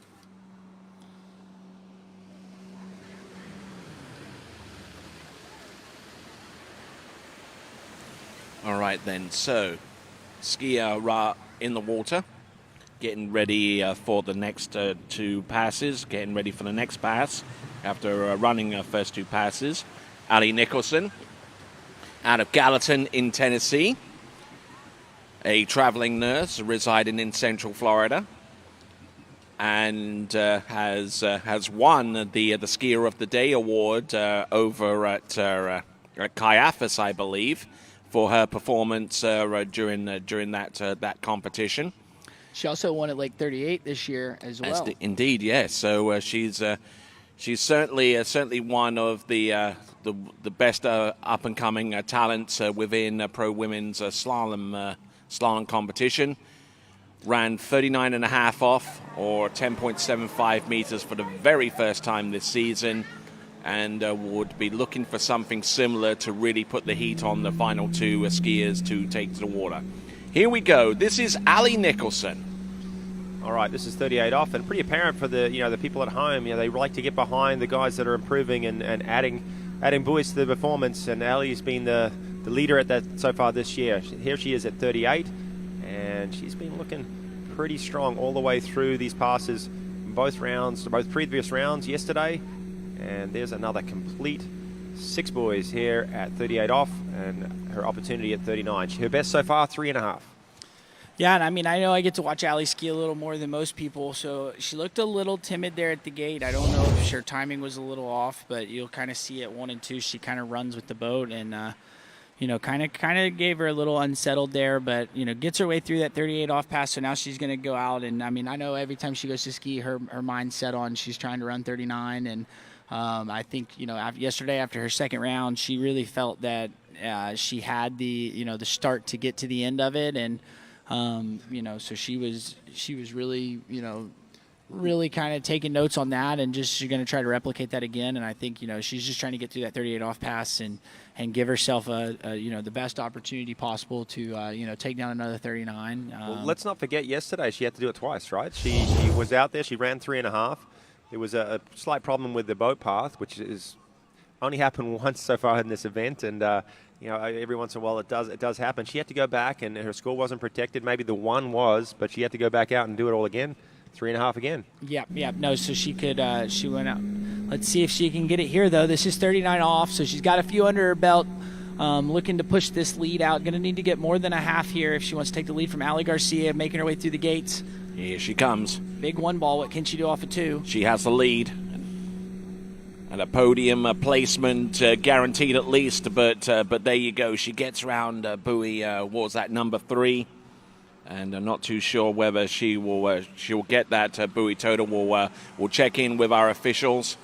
She definitely has the lead so far, and a valiant effort there from Ellie Nicholson. I thought she attacked this gate. She went super hard on this one, trying to get super wide at number 1, and she got a pretty handy number 1 ball. A little bit on the back of the ski, but a good pull across to 2. 2 is where the ski got a little bit stuck. It kind of lost its speed. She opened up to the boat, and a little narrow approach. Snuck around 3. Yeah, I saw the buoy go inside her ski there. So it's going to be a full 3 buoys for Allie. It's a handy score. It's got her in the top position. It's got her a guaranteed spot on the podium.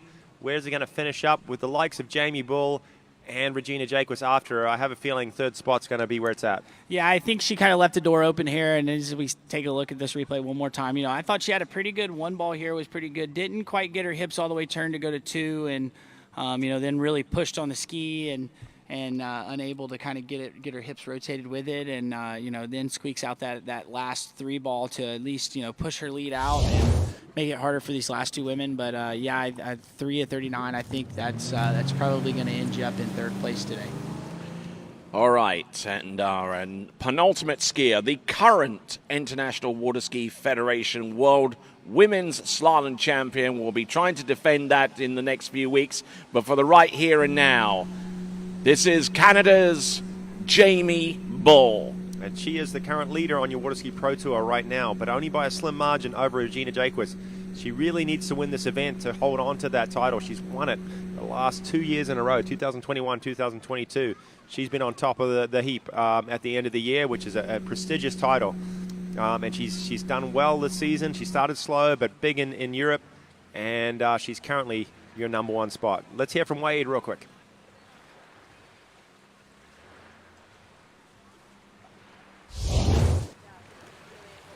Hey guys, I'm getting grab Allie here and have a chat. She's finishing up with Rob. Sort of curious to hear about the wind conditions from the other end. So, yeah, she's going to join us. So, Allie, top 3. Worst case scenario, if you have a bad weekend and finish 3rd, it's not that bad of a weekend, but I know you wanted more buoys there. Yeah, I definitely wanted more. I feel like I'm kind of being a little hard on myself. Overall, not a bad weekend, 3.5, and 3. Yesterday, I felt like I had it going. I was hoping to kind of have that start again today. Didn't quite find it. So kind of back to the drawing board for this week. But overall, not a bad weekend, another podium, so can't complain too much. Guaranteed 3rd, so we'll see how it shakes out. Congrats. Love the smile. Back to you guys. And as we get ready for Jamie Bull to come back in on the second pass. Now you guys probably know that it actually rained last night and it probably inflated the lakes a little bit. We can talk a little bit about that, but what about the water temperature? Does the water temperature really have an effect upon the skiers' slalom and how they stand on the ski? Yeah, as the water temp gets a little colder, the ski will sit a little higher out of the water, and then vice versa. When it warms up, the ski's going to sit a little deeper in the water. So as the water cools up, I think you've seen a little bit more of the tails blowing today, and that's just going to be a product of the ski sitting a little bit higher out of the water, moving a little faster, and And again, it rained quite a bit last night and cooled the water off. So I do think that is something that, you are able to observe just throughout the day. Definitely sometimes the water height can affect because, as it climbs on some of the banks, you can get a little bit of bounce back. I'm pretty sure here they control that, keep the level bang on. So they probably drained a little water out to make sure it was hitting well and there's not sort of any rollers coming back. But this side's already a little on the shallow side, and so it's advantage, pretty quick cross course. Disadvantage, on the shallow water, the ski sits a little bit higher. Now the water temperature is a little bit cooler, even more so. So, like you said, there's a few times there, and we saw it with Elite, the tail blew as they try to push it. So hopefully those skiers are going to take that in consideration as they attack their passes. And Lyman Land is an example of a perfectly manicured lake for tournament water skiing because, for those of you who are eagle-eyed enough, you will probably notice that when skiers walk out into the shallow water out towards the dock, it's ankle deep, and then it drops off from about 15 feet from where the actual water ends up on the shore, and it does that by design. Right, let's have a look here by Jamie Bull. 11.25 meters. Decent start here. Yeah, so she's been a little slow off 1 and 2. Tip coming up a little bit. Finds her form there at 3-4, and no problems 5 and 6. So she's slotting herself into 3rd already. She's tracking down that lead from Ellie Nichols, and it's 3 buoys currently. Ellie Garcia sitting at half at 39. Yeah, and I think yesterday, Kyle, she was. We were seeing Jamie struggle just a little bit off 1 ball, and then once she got over to 2, she kind of would find her rhythm, and it might be something with the gates. Maybe again the skiers struggling a little bit with their gate shot, and you're seeing it get her on 1 ball, but yeah, Jamie after 1 looked really strong at that 38 off pass. And important member of the syndicate team in the Constructors Championship. Then she's a valuable member that's providing some good points and putting the syndicate team well out in front. 592 points and pretty much wrapped up that championships for this year for 2023. Other ones joining her is Will Asher, who's going to be our top seed later. He's obviously providing some great points too, and Ali Nicholson, who we just saw on the water earlier. And Jamie Bull hasn't had the best of luck during the season. On a flight back from Europe into the United States, her ski bag and the skis that were contained within it were completely destroyed, and so she's basically on a ski that she's had to get used to and quick, and. We'll have a look and see what she does at 10.75 minutes. Needs the start. That's a better 1 ball, isn't it? Yeah, she's on time look at here this. at 2. Can she manage 3? She's got the lead as she goes around number 4 here, but she wants this full pass. She's got a good pull off of 4. There's 5, and no questions at all as she goes around 6. Give her a round of applause. All right. Ladies and good gentlemen, effort. Our first 39, Jamie Bull throwing down the gauntlet to Regina Jacquez, who stands on the dock next. 39.5 off, 10.75 meters, all 6 buoys, having to make up a deficit of 2 feet on every single turn. And now we get to the major pass, 10.25 meters. Yeah, and Jamie saw Regina go out and run 5 yesterday, so she's going to want to come in here and attack this one and really put out a score that's going to make Regina have to work. I know. Regina had kind of been stuck at 2, so Jamie's going to at least want to go over there and get that 2, and then make Regina have to at least get over to 3 ball if she wants to outright win. And so Jamie's probably got that in the back of her mind. She's going to really attack this gate and try to get a big 1 ball to set herself up, going to 2 ball. Quick question: how tall would you say Jamie is? I'd say she's probably in the 5'9", 5'10" range. All right, and at 41 off, 41 from 75 is what, 34 feet? Sounds about right. Which means that she has to make up 3.5 feet of deficit on each buoy. Yeah, but Jamie's got them big old long monkey arms, so that probably the wingspan's a little longer than normal, and that helps her out. But quick math, guys. Quick, let's get back to the water. This is 41 off, guys. This is where this tournament's going to be won. This pass, she's got around 1. She's let go of the handle. It's half a buoy. And her hands go to her face. She knows the door is wide open for Regina after her. Regina's been successfully getting through 39, and to get more than a half, it's not a whole lot of pressure, but who knows what can happen. Yes, indeed. And Jamie Bull, half a buoy at 10.25 meters. It is enough to guarantee her at least a second-place finish. Yeah, and I mean, she just, I think, again, a little narrow at the gate down here and hops off the handle early and loses the line and has to stretch to get outside of one. You know, Tony, you're over here trying to do math, talking about how much she had to make up, and I think she made up just about everything she could, and you know, maybe just a little bit more to get the ski outside of the buoy here, but then, you know, unable to hold on to it because she had to stretch that long and losing the line. So half a buoy going to be there for Jamie Bull. From that angle, that camera angle, you really see the stretch. She was coming up short, wasn't she? Had to dive at the buoy and got all sorts out of position, and half a buoy is all that Jamie can take, get in the scorebooks for today. It's a good score. Is it enough? I mean, that's... Hey, by the way, just a quick question. Does anyone remember what Regina ran yesterday? I don't remember hearing. I don't know. I'm struggling for this one. Was it 5?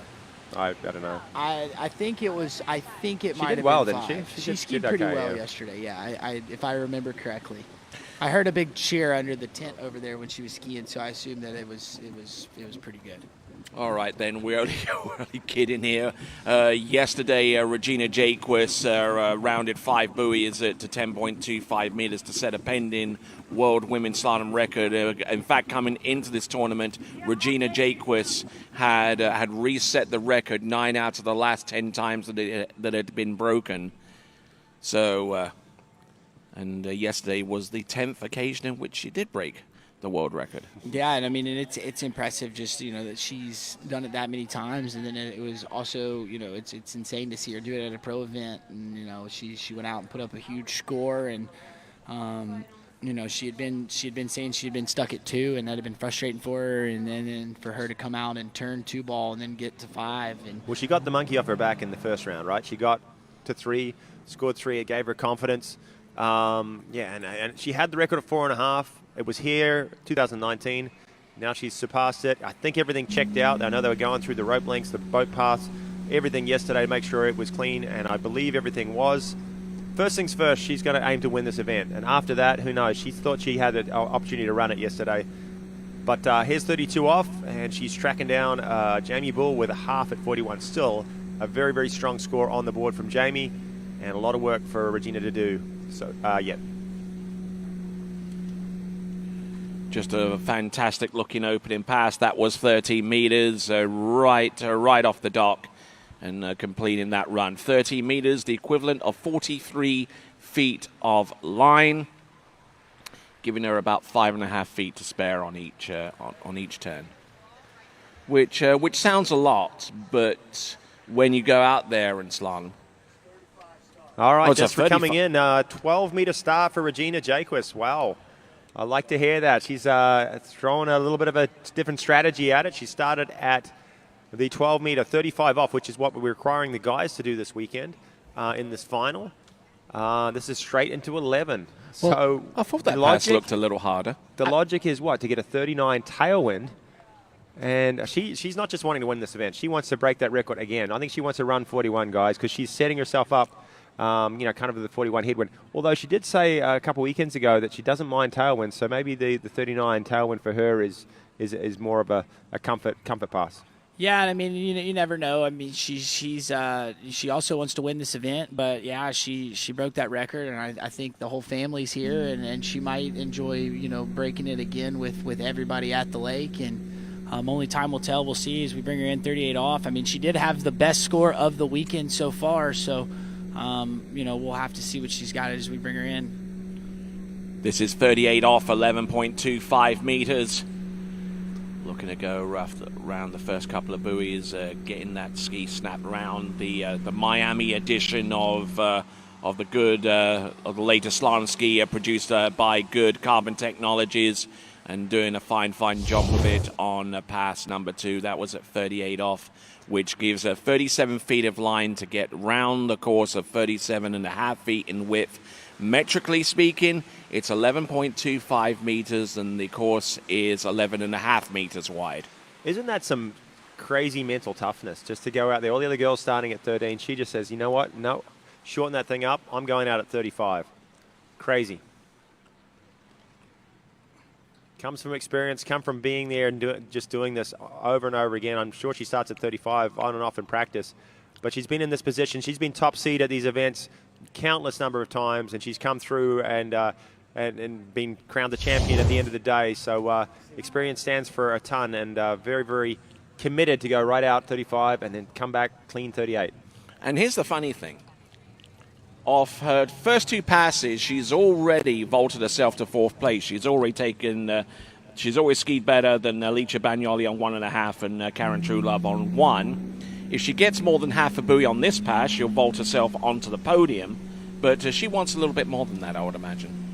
Yeah, no, I think her mind's already thinking about 41. You're going to go through, and this is just kind of a formality for Regina as she gets around 1. So there you go. She's got Allie. Let's see if she can get the other Allie here. Oh, no. And breaks over, and that's it. There's unfortunately. Oh, my word. And that. For Regina Jake, what a shocking. But Jamie Bull, she comes triumphant.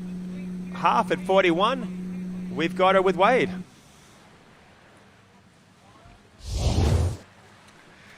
Wow, the whole weekend just changed in a moment, didn't it, Miss Jamie Bull? Our champion.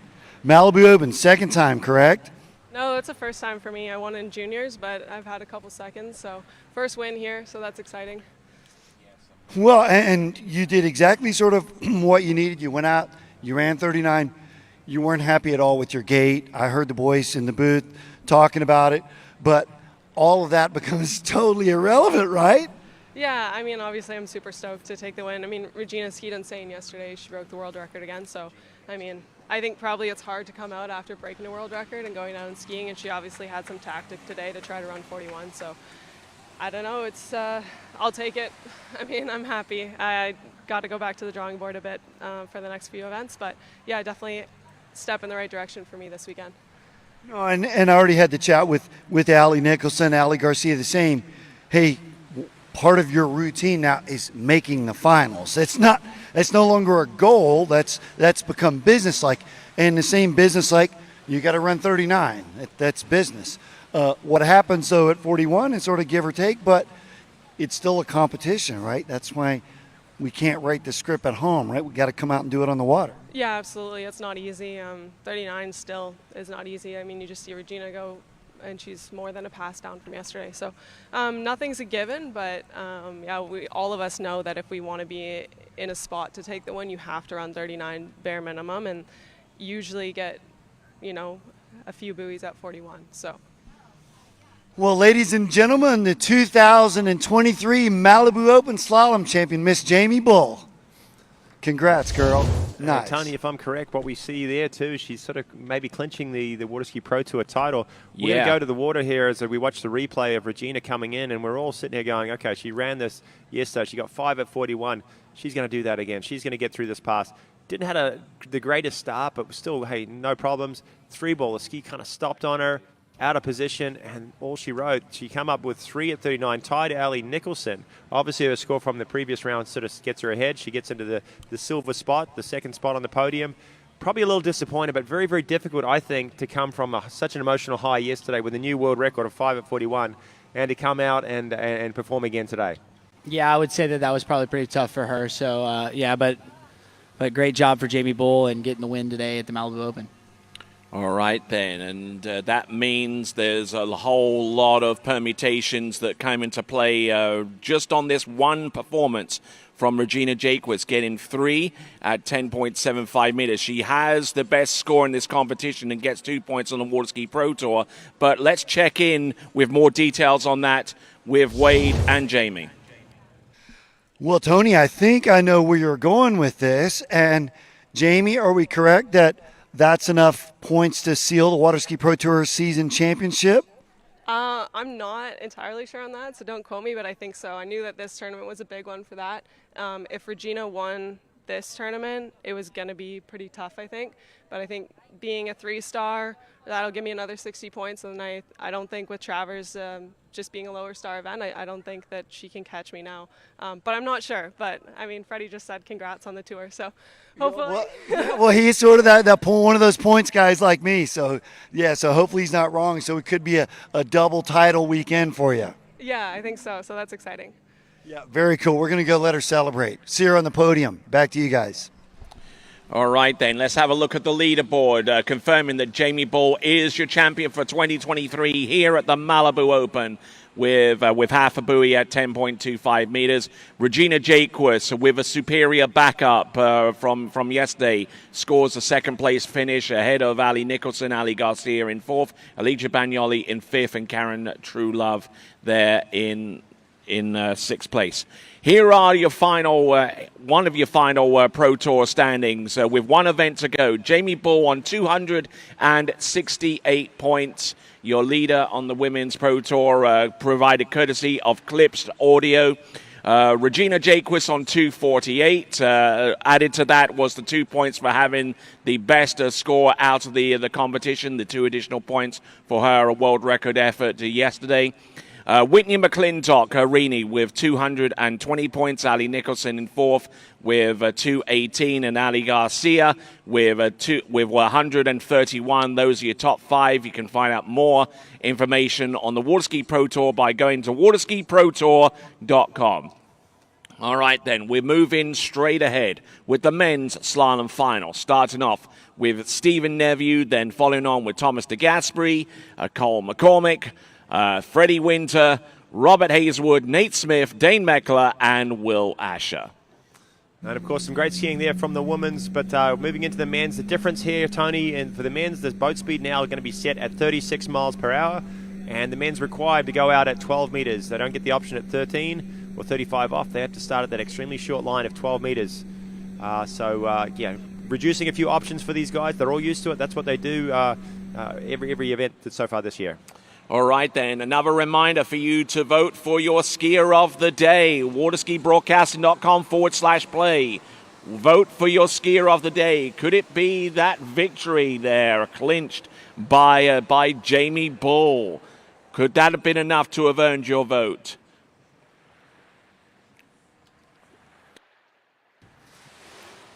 And a good view there of our skiers' tent as everybody's kind of settling in for this afternoon's action.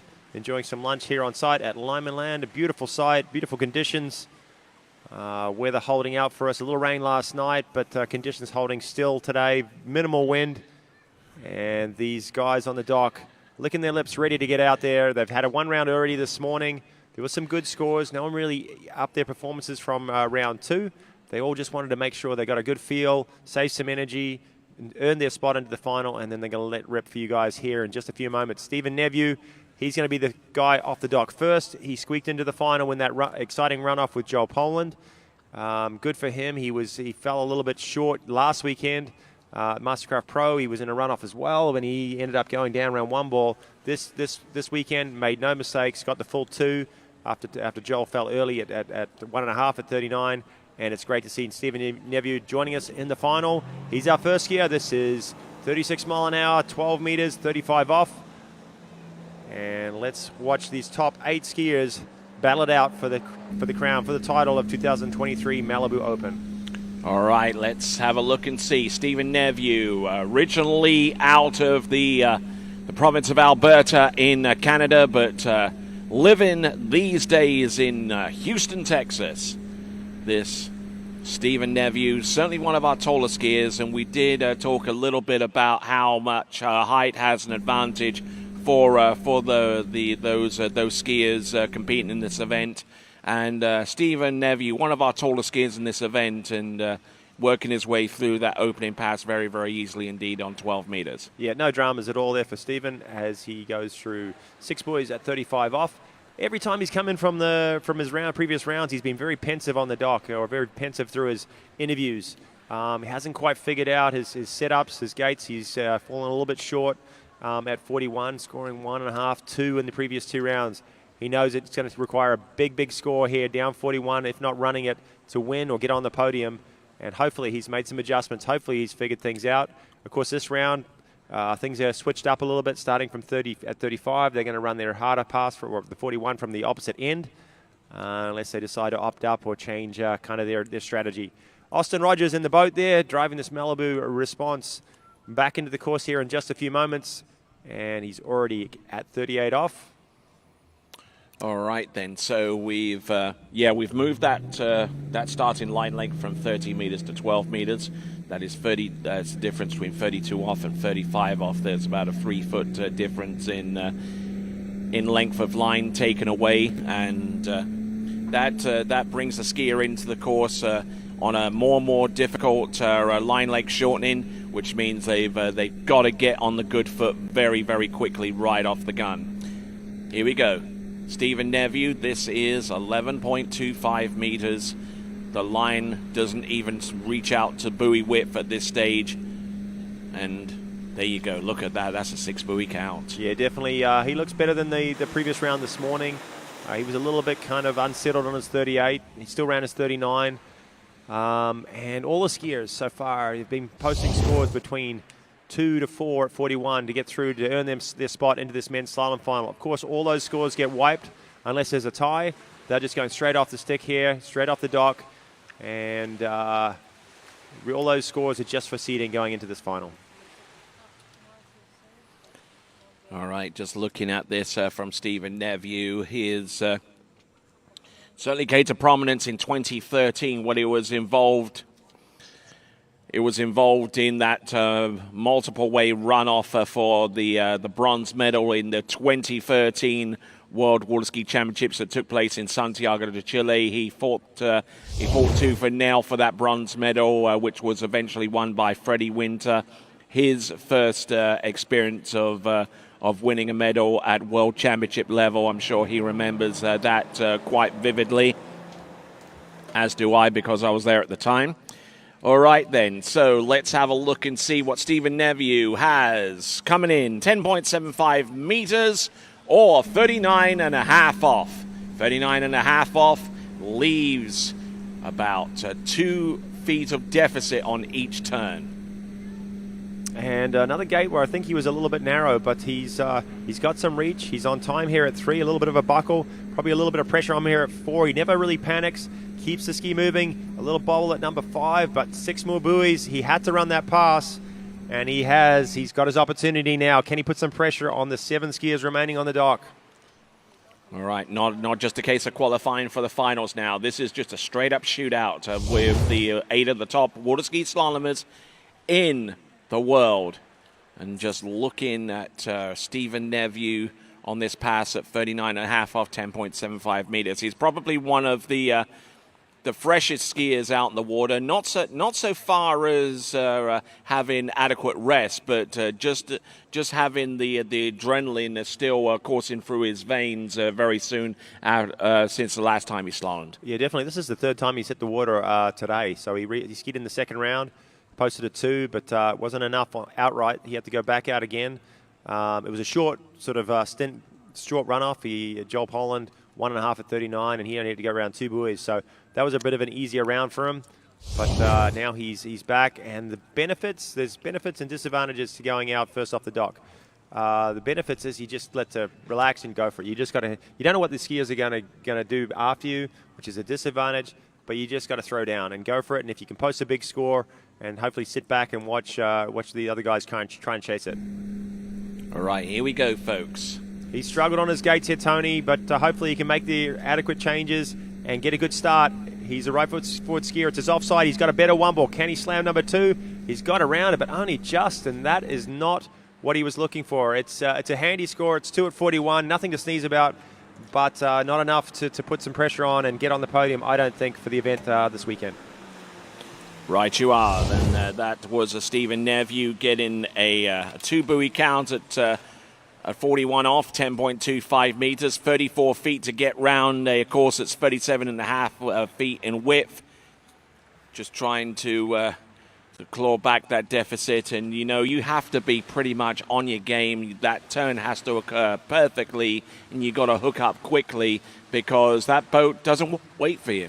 Yeah, for sure. All weekend, it just seems like he's struggled with width here on the gates. I thought he got out of 1 better, but still maybe not achieving the angle through this backside of this offside turn. You can see through the wakes, kind of getting pulled straight at number 2. No room there at all to make a turn or make a play at it. So he just went out and stood up, got the full 2 buoys, and let's see where that ends up. All All right, it'll be intriguing, the kind of gamesmanship and the mind games from some of our competitors that will be taken to the water. One skier won't be taken to the water in the men's slalom final is Joel Poland, which is a little bit of a blessing in disguise because he's got a little bit more time now to actually reset and rest and get ready for the jump event, where in terms of the world overall record that he'll be chasing down, he's going to need a jump of 68.8 meters to reset the world overall record. Yeah, I don't think Joel Poland thinks that's a blessing. I think he wanted to really be out there. He's wanting to make a name for himself as a slalom skier. He's made a name for himself as a tricker and a jumper and an overall skier, and he's been very close in slalom. He's been in and out of finals, so he's probably a little disappointed not to be joining the likes of Cole McCormick, who's on the water right now at 35 off, and this guy is on form. All right there, let's check in with Wade's World.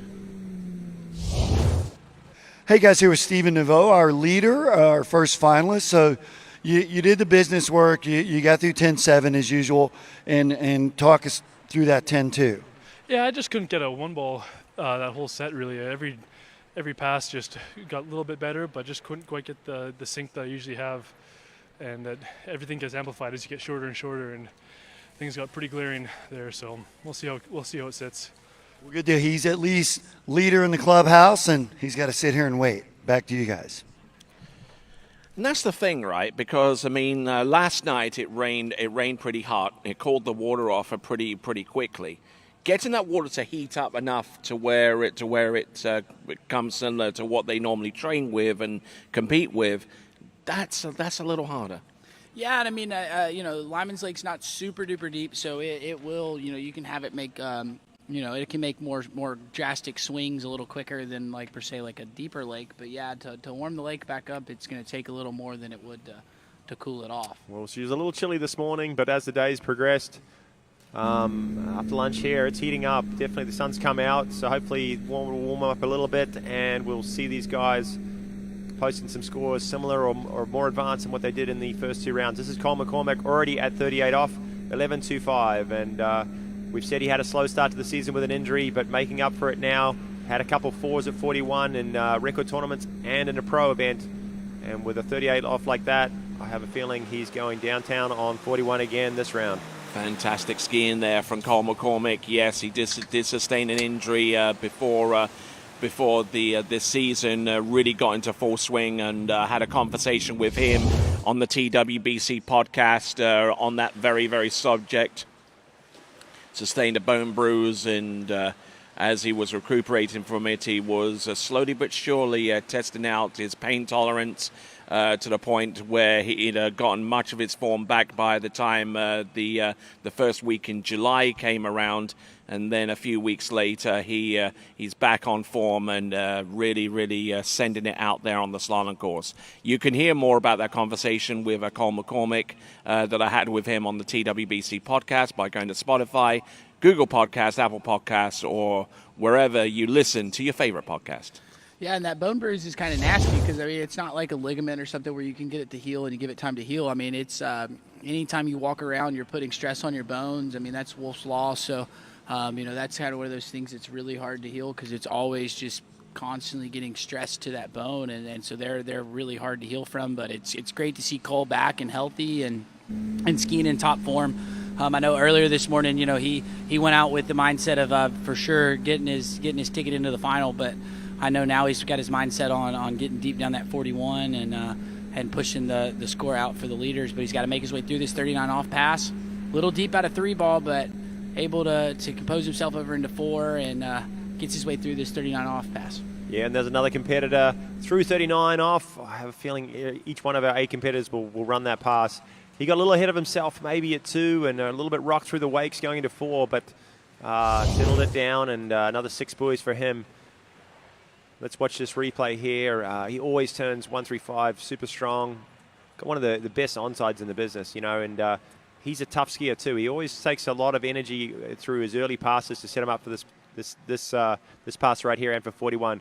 I think it's probably 4-ball. 3-ball was really nice. 4 got a little bit ahead of it. You can see he gets on the tip a little bit at the end of the turn, gets a little bit ahead of it, buckles, but strong enough to resist the pull of that Malibu boat and slingshot him across. This is 5 as he goes around the water cam, providing a great shot as he exits 5 and around 6. And he's had a couple 2s the last round. He sort of skied cautiously, had a decent one, but just wanted to make sure he got the full 2 buoys to earn his spot into the final. No such luxury in this round. He's got to go for it. All right, getting ready. We see our next competitor, one of the next competitors about to take to the water, Thomas De Gasperi from Italy, and after him, Freddie Winter. Both skiers from Italy and Great Britain, respectively. Here is our challenger from Canada coming in, Cole McCormick. This is 10.25 minutes. He's round 1 and number 2. Getting broken over off number 3. He's good to go round number 3 and number 4. Oh, and he was within about a buoy and a half of the Canadian national slalom record, tie 4.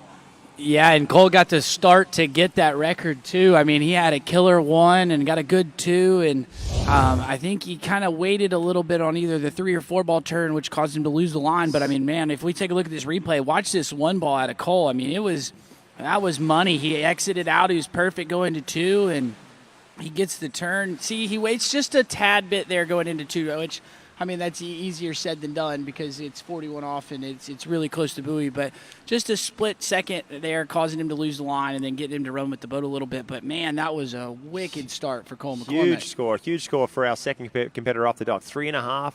We saw him run 4 earlier this year and last weekend at the Musgrave Pro. Didn't quite get on the podium with that. So, these skiers are chasing some big scores already set from Cole McCormick.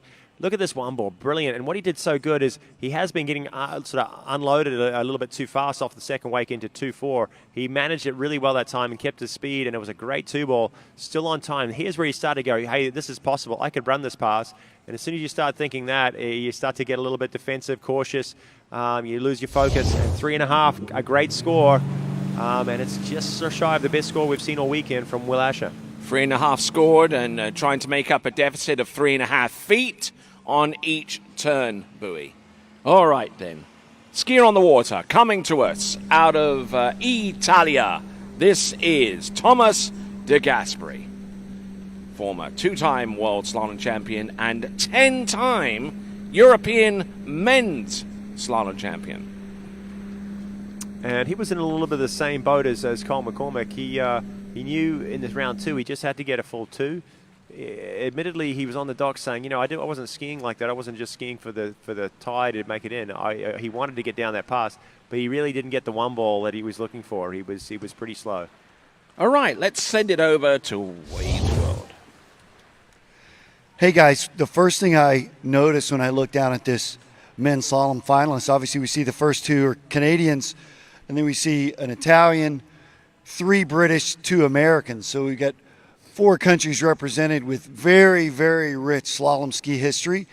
And then the next thing we have is 4 world champions in this field, in this final. And then we got this young guy, Cole McCormick, that's throwing up some big scores, second weekend in a row in the final where he gets 441. This is as good as it gets. I'm all fired up down here. Back to you guys. Yes, and we're certainly fired up here at the announcing point as well as take a look along the shore side of some of the main vantage points here. We got Jeremy Scholl there at the camera on the tower, which is situated midway down the lake, giving us those superb shots. We've also got Jason, who is our drone pilot, and we've got, I believe, Martin Labra manipulating the camera inside the towboat from a remote position, giving us these fantastic pictures courtesy of TWBC. Look at him go. Thomas De Gasperi. 38 off there. 38 off. T-Gas, as he's known, and easy pass. Reflecting back on what Wade was talking about, 4 world champions and then Cole McCormick out here. But you know what? Cole McCormick's been working hard. I think finally he knows he deserves to be here in the mix. It would have been a while back, he would have been maybe a little intimidated standing on the dock next to all these champions. But now he knows he deserves to be there. He's posting the scores that earn them the right to stand on the dock in these finals and stand on the podium. Yeah, and Cole's due one. I mean, he's been out. He's been putting up good scores, and came in today and did the exact same thing. That's what he needed to do. He just needs to keep putting out those good scores and keep chipping away. And people are going to start recognizing that Cole's good for four. Getting to that 4 ball, and that seems to be that next mark of people on the dock is you got the guys that can get to 2, and then there's the guys that can get to 3. But then if you can get over to 4, now you're kind of in that top echelon of the skiers that day. So, that was a big score from Cole, and I know now we got T-Gas, who also is someone who's capable of getting over to that 4 ball. Let's just see, if he's able to do that today as well, being one of the earlier skiers in this event. I'm going to say his personal best is 5 at 41. We always debate whether he's actually run it. I know he's run it in a runoff somewhere along the lines, but he does have the Italian record, I would assume, at 5 at 41. This is 39, and just like Cole, he's one of those skiers that we want to see. We're wishing him well to get through 41 somewhere along the lines here shortly. Especially behind the boat of his choice, the Malibu Response TXI. He's a member of Team Malibu, and certainly excels when he skis behind those boats, whether it's here at the Malibu Open for 2023 or an event such as the San Gervasio Pro-Am, which takes place in the middle portion of July each year. And he's excelled there. He's won on at least a couple of occasions at San Gervasio as well, so he performs well behind familiar equipment such as the Malibu Response. And T-Gas, one of those skiers that doesn't mind moving around a little bit. He sort of gets up on the front on his front foot coming into his offside. This pass even more so than normal, I think. So he was a little bit unsettled. No question he was going to run that, but kind of really testing his limits on whether he can kind of get up on the front, get the ski to kind of get engaged. He's got a lot of, with that slightly wider ski that he rides, he's got a lot of surface area that he can kind of push up on the top, and he's got to get it in and get it kind of pulling through on that offside, and he's done the good job of that. He's got his chance. He's chasing 3.5 at 41 is the current lead from Cole McCormick. There's the leaderboard. Neveu back at 2 at 41. Only 2 skiers have been off the dock so far. T-Gas is our third. Can he track down that lead? All right, so Thomas de Gasperi through 12, through 11, through 10.75 meters, and now this is 10.25. The Italian national slalom record is on this run. Round number 1 gets a good hookup. Round number 2, he's going for this. Look at this, number 2. Round number 3, he's still there. He's still upright on top of the water. He gets round 4 to the wakes, and it has the 3 fist buoys. goes up. Look at Thomas de Gasperi. Ties his season's best there, 4 at 41, and some smart skiing. He had a brilliant start. Number 1, number 2, bang on. A little bit slow out of number 3. He knew he was going to be pushing to turn 4, so he just sort of stood up, got the full buoy, and got himself ahead of Cole McCormick. So already Cole has to relinquish that lead, and T-Gas, Thomas de Gasperi is in the driver's seat. This 2 ball here, right here, I thought he was going to go, might be able to run it. We were talking about Thomas running it, and he got the 2 ball, got over here, and now he got a little check there and plays it safe and gets that full buoy, takes the lead. And 4 buoys at 41 off, that is a huge score in this men's final event. And ties his season's best score. Exactly. That's the best he's done all season, so you can't ask for much more than that. And Thomas is happy, and that's great skiing out of T-Gas. Ties his season's best and ties the best performance of the weekend in the men's. A little kudos to Regina. She still holds the best performance of the weekend with a 5 at 41. And what that does is it denies Will Asher the 2 points for the best score. If there is a tie for the best score, then neither of them get the best score points. Interesting stuff. As we move on to our next skier, Freddie Winter. And he is going off. Let's wait and see. He can change things up a little bit. It is 12. We did double check it. It is 35. He is known. He did it last weekend to kind of start something at 38 off. He did last weekend, or maybe opt up here and there, change his strategy. But this time he's just going with the standard 12 meter. He's got a big number 3 just to kind of start this set with authority. Yeah, and Freddie looks really on here. He's just attacking that pass. Looks like he's in attack mode for this final. All right, then. Let's check in with Wade's World. Hey guys, I got our new leader here, Mr. Thomas de Gasperi, and you just said, hey, I got out of 2, and then it was game on. Yeah, the beauty of be able to go back and rewatch what I did this morning and yesterday kind of gave me an idea of what I had to do for my approach into the gate. So I went back through my notes a little bit, and I think I found what I was missing yesterday and this morning. It's a good score, but there's a lot of good guys. Yeah, there's a lot of good guys, but as he catches his breath, we're going to sit here and enjoy that moment. He's the leader right now. Back to you guys. All right, so, and I'm sure he'll want to undertake a visit over to Andrews Sports Medicine for some TLC over there, maybe an adjustment, get them back up and running again, a little bit more fluidly, I guess. Yeah, well, definitely after that 2-ball, that was big, and he held on to a pretty solid 3-ball too. Right around that point, he said, I'm going to scamper across to number 4 and take the lead. And he says there's some good skiers on the dock, but he is definitely one of the best. And sitting on shore with a 4:41, I think he's pretty happy. Yep, I would be too. Okay, so we are confirming that this next pass is 11.25 meters. 11.25 meters, 38 off, which equates to 37 feet of line against a course width of 37.5 feet wide, meaning that he has to make up a 6-inch deficit on each one of these turns, and he does so with gusto.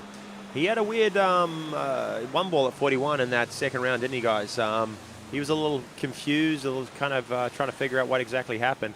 He's been looking really, really good, but probably his scores are a little bit down from what he would have liked the first 2 rounds. A 2.5 in the round 1, a 2 in round 2. But yeah, stumbling a little bit out of 1 and kind of trying to figure out his weight crossing. Hopefully, he's gone back to the drawing board, figured a few things out, and with that 38 off, he looks like he's right on the money. Yeah, he was saying his ski was sliding a little bit out of 1 at 41 earlier, and we thought we had an equipment malfunction, but he was talking about the ski, and I mean, if you're looking, that ski it's sliding pretty good, but it looks like it's dialed in right now on as he attacks these passes, and that 38 off looked really strong, so we'll bring him in at 39 and see if it keeps looking that way. His skis have been dialed in all year, and he's had one of the best seasons so far. He's got through 41 off a couple times. He's ended up on top of the podium a couple of times, and I know he wants to. He picked up a 2017 Malibu Open championship, I believe. I know he wants to earn himself another one. He's got 4 skiers remaining after him: Rob Hazelwood, Nate Smith, Dane Meckler, and Will Asher. He's looking down the barrel of a 4:41 and a 3.5 as our top 2 skiers so far. It's a big ask, but this guy has got through 41 a ton, and he's got to negotiate his way through 39 off first. And a very smooth start there at number 1, and rips 2-ball, always turning his onside super strong. And I think no questions here. And even backsides his offside. Look at that. Yeah. Beautiful. Beautimous.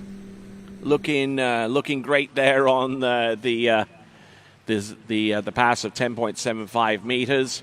Fantastic effort there from him as we look at Jamie Bull, and no doubt just trying to catch a breath a little bit from a win earlier on in the women's slalom competition in the final. We could certainly congratulate her on that, and also a possibility that with that win, Jamie Bull has provisionally taken the women's Pro Tour slalom title. That leaderboard provided to us courtesy of Eclipse. And looking at this drone shot as Freddie goes around number 4, watching the acceleration, the pull from the boat that gets him across course, and running a super wide early line through 39 off. Plenty of time to 6-ball, and I think he's feeling good coming into this pass. Like we said, it's a huge score ahead of him, 4:41 from Tigas. There's a 3.5 out there as well, but he also knows that the guys on the dock after him have been getting 4s, 5s, running the pass all year long. All right, and just got some indication that the women's audience prize winner is Dominica DeLuca. Congratulations, and we'll get in touch with you and get a Conley ski shipped out to you toot sweet. Here we go. This is 10.25 meters for Freddie Winter. Oh, look at that. Round number 2. broken over off number 3. He's round number 4. Does he take the slack? That's that would have just decapitated him. I'm hoping everyone in the boat's okay. That was a hell of a shot. The rope kind of fires back into the boat when your skier tries to hold on to it. Freddie had to. He got round 4. He needed to hold on to that to secure the full 4 buoys. He was right up on the back of the boat. Let's watch the replay. It was a bit of a scrappy 1 ball, but it still got him across the 2, and he turned tight at number 2 with a lot of power, and he wasn't far off this pass.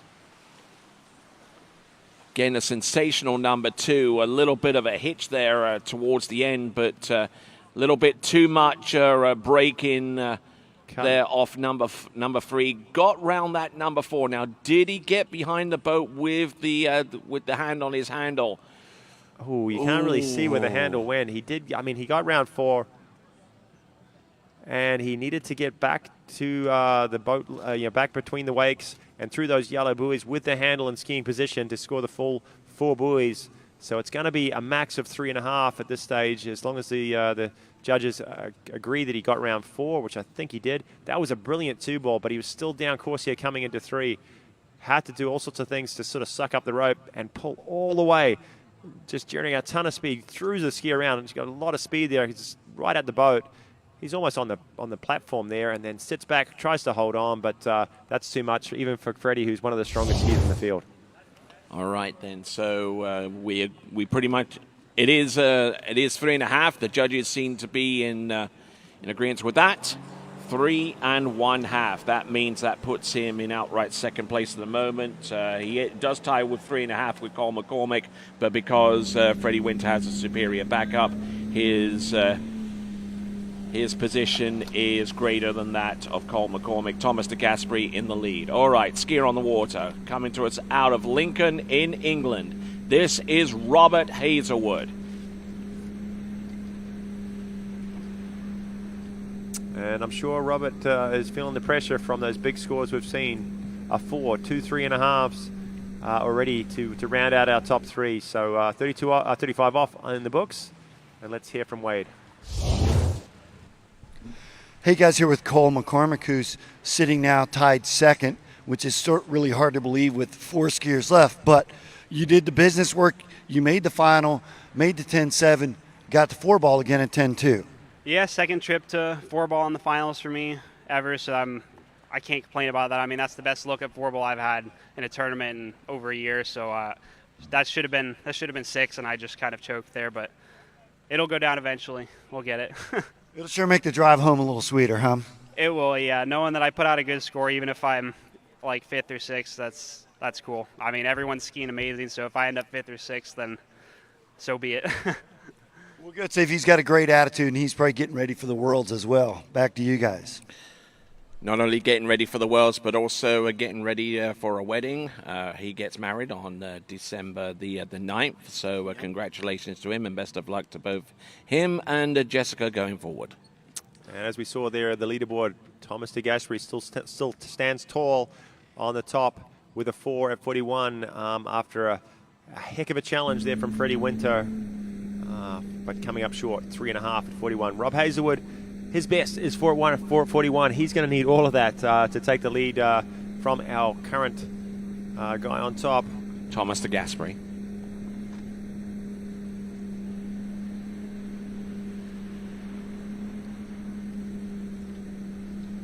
And there's Rob Hazelwood making no mistakes here at 38 off.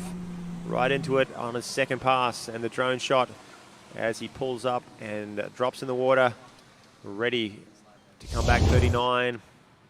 Every one of our competitors so far, all 4 of them have run 39 off.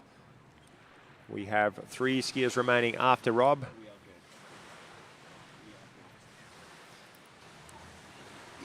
And watching the replay here, these are the passes that you'd like to just watch back and look at textbook slalom skiing from Rob Hazelwood, keeping the rope tight all the way through the apex of the turn, and as he comes back under the line, picking it up smooth and generating a lot of speed, establishing a lot of space before each buoy.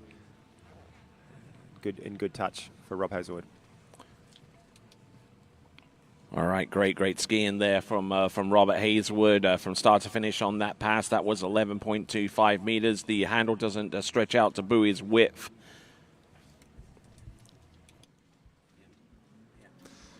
And the Malibu response setting off again. Boat speed set at 36 miles per hour. Austin Rogers, our driver today, our pilot behind the wheel and pulling these open men slalom skiers through this final. This is Rob Hazelwood, 39 off, setting of A2 on the 0 off. Can he join the other 4 competitors that before him that have already run the 39 off pass? He's run it every round so far. It's a little bit narrow. He said he was narrow the last set on that 135 side, trying to figure out his gates. Still coming up a little short on 135 there, but still 6 more buoys. Hopefully he can find some space here at 41 coming back. Yeah, I mean, a little bit narrow at 1, I thought, but, once he got down the pass and started getting his groove, he no mistake, he was going to run that pass. And, Rob's also one of these these younger competitors that's getting ready to crack one off, and he's due one. So, maybe he could piece it together, and I know he'd love to turn 4 ball or at least get over there and get a full 4. So we'll have to see as we take the tail end of this replay here as he makes that good-looking 4 ball turn. And yeah, Rob had that 39 in the bag. All right, then. So as we work forwards, I'm sure some of you folks out there along the shore side and those watching are probably wondering what kind of role the driver has in this competition. Because, I mean, you just can't pick up someone from the street, put them in the on the wheel of a towboat such as the Malibu Response TX and expect them to drive a closely approximating a straight line. It does take quite a bit of practice and expertise to do it. Yeah, I mean, it's kind of a dance with the skier. So the driver wants to pick the skier up as the skier pulls, and the skier also wants to try to make its move so the driver fills you. And so it's kind of a dance between the two. The driver's got to keep it within that sure path tolerance. But right now, Rob Hazelwood, 41 off. He's got to get to 4 ball if he wants to challenge the lead. Big 1 ball there out of Rob. What can he get out of 2? Oh, and just going down. But man, that was the one to get him down the pass. No, he knows it. Look at him. He's in the water. He's kicking himself because he knows that was the 1 ball. That's the best start. He was still maybe a touch narrow, but it's 41. He reaches, he dives, and he hooks up great out of 1 ball. It got him across the 2, and that's his onside. And he really tried to just get the maximum early line out of 2 to 3. Unfortunately, couldn't hold on to it. Look at this 1. Connects at the end of it, and it picks him up beautifully. And that's some space at 2. Dives in at 2, and he would have been super early at 3 and down the lake on that one. Yeah, if he was able to hold on to that and keep the ski in the water a little bit longer there at 2 and take the load, he would have. Yeah, he'd have been set up nice in a 3 with that offside turn, and then would have been put himself in a good position with the onside turnover at 4 ball. So, unfortunately for Rob, though, it's a bit of from hero to zero, isn't it? Because falling at 2 ball, that means that he's actually behind Stephen Neville, who is currently in 4th. So he's going to be on the tail end of our order so far, even though he was looking like he could go a long way down that pass. Yeah, and I think for Rob, I mean, he was going for that top spot or bust. So I think nonetheless, if he had gotten to 3 or whatever, he was going to try to get to 4, maybe get to 5, and he's probably going to be kicking himself a little bit because he had that awesome start at 41. You don't always get that, and that's hard to do. And unfortunately for Rob, just not able to piece it together over at 2 ball. But we'll move on to our next competitor, Nate Smith. Coming to us out of McCordsville in Indiana. But these days residing in Central Florida, where he is a flight instructor operating out of Orlando's Executive Airport. This is Nate Smith, the current world men's slalom champion, the current men's world slalom record holder. And Thomas de Gasperi still sitting on shore watching. He's seen 2 challenges, one from Freddie Winter and one from Rob Hazelwood, all fall short. And let's head over to see who Wade's got for us. Hey guys, here with Mr. Fred Winter. And Freddie, I know it wasn't the way you wanted to go, but hey, still made another final, gave yourself a shot at least, just didn't go so well. Yeah, it's a shame. I mean, I've been sort of had my little record to myself that I wanted to be on the podium every time this year, and I think that's probably the end of that. So that's a shame. But anyway, I mean, look, I've also lost the tour there, which is a shame also. If I'd have won, I had a chance, I think. But hey, there's the World Championships coming up, and we're going to get behind another boat, and it's going to be all practice now. So I'm going to leave and focus on doing some better water skiing and some technically better water skiing instead of just kind of scrapping through tournaments like we do. I mean, we do 4 tournaments in 5 or 6 weeks, 5 weeks. It's tough. You end up just being scrappy. So it's all right. It's frustrating not to do better. I had a bit of a chance. I kind of screwed up buoy 3 because I was like nervous having blown the tail yesterday. So I kind of safetied it, which is can't do there, can you? So anyway, that's all right. It's all right. We'll see him back on top soon. Back to you guys. So in amongst his responses there, he basically said that he essentially needed to win to claw back any kind of difference that existed between him and Nate Smith on the Waterski Pro Tour, and that might just have handed the Waterski Pro Tour victory to Nate Smith for the season. We'll get confirmation of that very, very soon. Here we go. This is Nate Smith setting the 0 off on Alpha 2, and we'll get a little bit of an explanation as to what impact that has, because while the driver actually controls the direction of the boat going straight and picking up the skier, as you said, Zane, the actual speed itself is governed using GPS technology. Isn't that right, Kyle?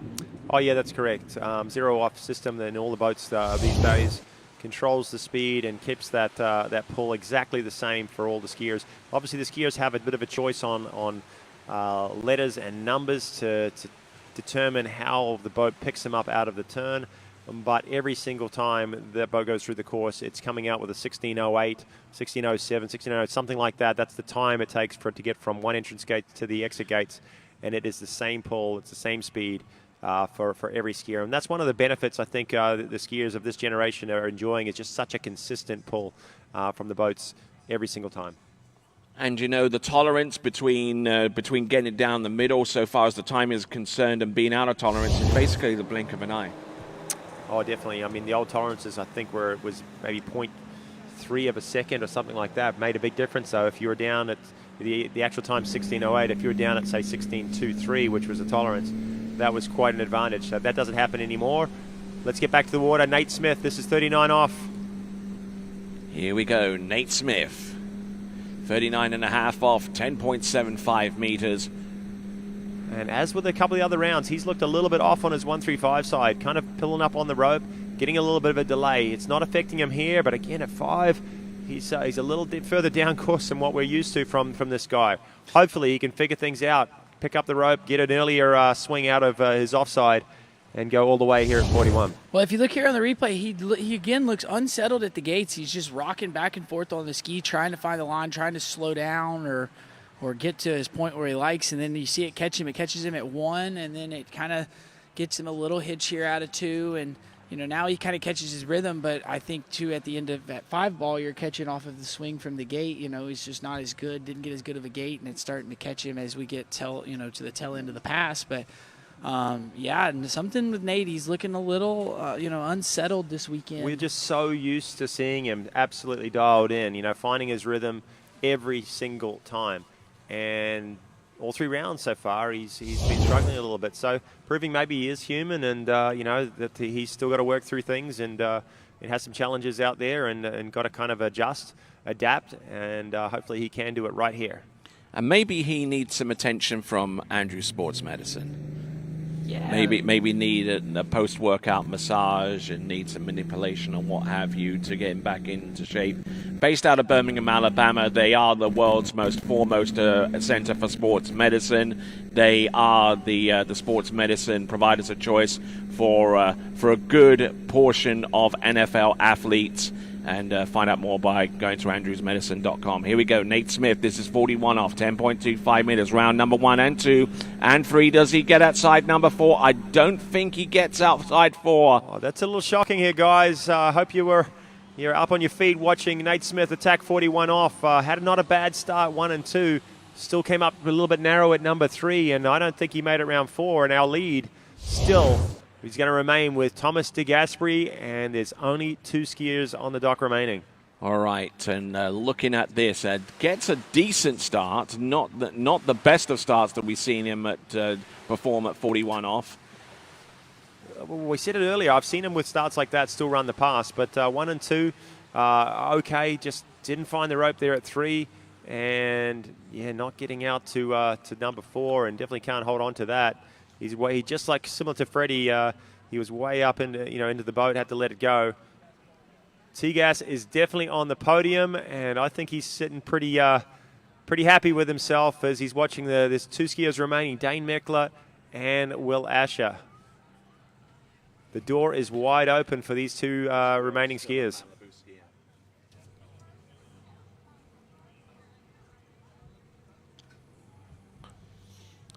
And we did not lose any kind of signal during the Score, was it under review, guys, or we're going with 3 at 41? 3 at 41 has been approved, and he is down the list a little bit. We've got Thomas de Gasperi with the 4. We've got Freddie Winter with 3.5. Cole McCormick 3.5. Obviously, Freddie's ahead from his previous round scores. And Dane Meckler has been scoring around 4 very consistently. So let's see what he's got. So here we go. This is Dane Meckler out in the water, and that performance from Nate Smith with 3 at 10.25 meters, half a buoy short of the score produced by Freddie Winter, could have implications on the Waterski Pro Tour. We'll see what they are in very, very soon as Austin Rogers powers that boat towards the end of the course, with Dane Meckler completing the opening pass of 12 meters. Now, Dane Meckler coming to us originally from Columbus, Ohio, actually Cincinnati, Ohio, but now these days living in Charlotte, North Carolina, with his wife Janina Bonneman Meckler, who herself is a top-level overall competitor, and I'm sure that she's watching this from afar and seeing if Dane Meckler can score a high enough total here to probably put him on the podium. Well, I think Dane Meckler, is going to be getting extremely excited. He's seen Nate Smith go out and come up short with 3 at 41. Anytime Nate Smith has kind of left the door open, these other skiers get chomping at the bit to get out there and go after it. A score of 4 at 41 is definitely doable for this guy. We've said he's been close. He didn't look that greatest in round 2. He failed at 39, but had a huge score in round 1, getting 3.5, I believe it was, at 41. And he's been hitting around that all season long. Let's go, Dane Meckler. Let's cheer him on as he negotiates his way through 38 off, 11.25. All right, looking good. 11.25 meters. Not one of the tallest skiers in this men's slalom final by any stretch of the imagination, but the fact that he is more in control of the ski because of a reduced center of gravity, that helps him a lot in situations that could potentially turn sideways for a lot of other skiers. Yeah, no, I mean, like when you have that lower center of gravity, you're able to turn the ski more. So you see Dane, he really gets the ski to turn and gets that angle going across course. So, gonna need to run this next pass to.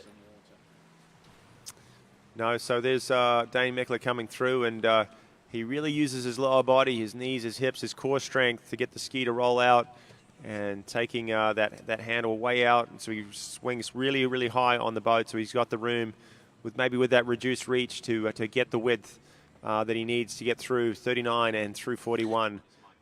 2 passes under his belt. He's got 45 seconds, usually that zero offsetting.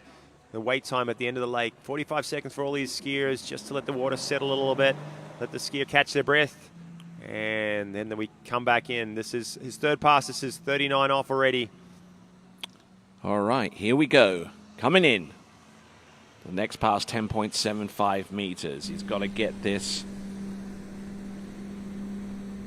Anything less than 4 at 10.25 meters at this stage will only elevate to Thomas de Gasperi 1 guaranteed spot higher. Let's have a look and see our skier originally from the Midwest, but now working his way through 10.75 meters. Just look at that. I like the flow of that pass, Tony. Like I said, he had some trouble with 39 in the second round, but made no mistakes. Kind of switched gears there a little bit, got a little bit more aggressive, a little more positive with his movements, and that was a strong 39 to set him up here for 41. He's chasing a big lead, but I think he believes this could be his opportunity right here and now. Yeah, no, I think Dane does too. And I mean, and if we remember, he's run 41, I think, in a runoff one time at, was it for the Worlds? At the World Champs. No, yeah. I don't, yeah. We always remember that. So I think impressive performance. I think he's going to go out there and he's trying to set the bar. I mean, he knows he's got to get to 4-ball, but, Dane's been really trying to run that pass and wanting to, get his name, etched in as like the top guys every day at the lake. So, now setting himself up, he knows what he's going to need to do. And we're going to see if he can get that good start at 41 and get down the pass and take the lead from these two boys. Okay, and just a reminder to you good folks, onshore or online, the jump events of the women's and men's jump will take place after the conclusion of the men's slalom final, the current event in which we're on. There is our schedule. Women's jump final, men's jump final after the current event, which is the men's slalom final. Here he is, guys, coming in. This is 41 off. If you're here on site, get on your feet, cheer him along. If you're at home on your couch, get on your feet and cheer him along. He's got a good 2-ball. Sucks up the rope a little bit. Can he get outside number 3? Makes a dive for it, and it's 2.5. Thomas de Gasperi is still clinching onto that lead. So with each score of that nature, 2.5 at 41 off, 10.25 meters, that means that it vaults Freddie Winter onto the podium with his score of 3.5. And looking at the outside, looking in right now is Cole McCormick. So, looking at that replay zone, he had the 1-ball to do it, didn't he? He had a gate. He had a beautiful 1-ball. Hands go up. He knew he was in the hunt there. He always gets out of his 1-ball pretty strong. I think just maybe create a little bit more space than he thought there at number 2. Paused the touch. Lost the line, and from then he was kind of chasing it down course. Still could have probably held on to that 3 and skittled across to number 4. But, yeah, big reach around number 3. And 2.5, it's not going to be on the podium this weekend. But, again, he's there and thereabouts every single weekend, and it won't be long before he stands atop with the rest of these skiers. Yeah, I mean, and Dane's right there. I don't think he had. I've been watching Dane's gate quite a bit this season, and I think he's got a really good gate. And I just don't think that was one of his top gates that he's been hitting all season, and kind of catching him out of 1 going to 2. But yeah, Dane is right there. He's knocking on the door, and he's getting ready to crack one off. So yeah, over in the background, on your screen right now, you can see T-Gaz. He's gearing up. He has a feeling there could be a runoff here. He's standing alone on top of the heap with 4 at 41. There's only one skier that can unseat him, and that is the skier on the water. Right now, Will Asher, he ran 4 in the first round. He ran 4 in the second round. Can he run 4 or more in the third round? Let's see. Will it prove that T-Gas and Will go back out again? Who knows? And Will Asher certainly piling on the points and more points to the team total for Team Syndicate. A team that contains Ali Nicholson, Jamie Bull, and Will Asher, and they're certainly piling on the points with then.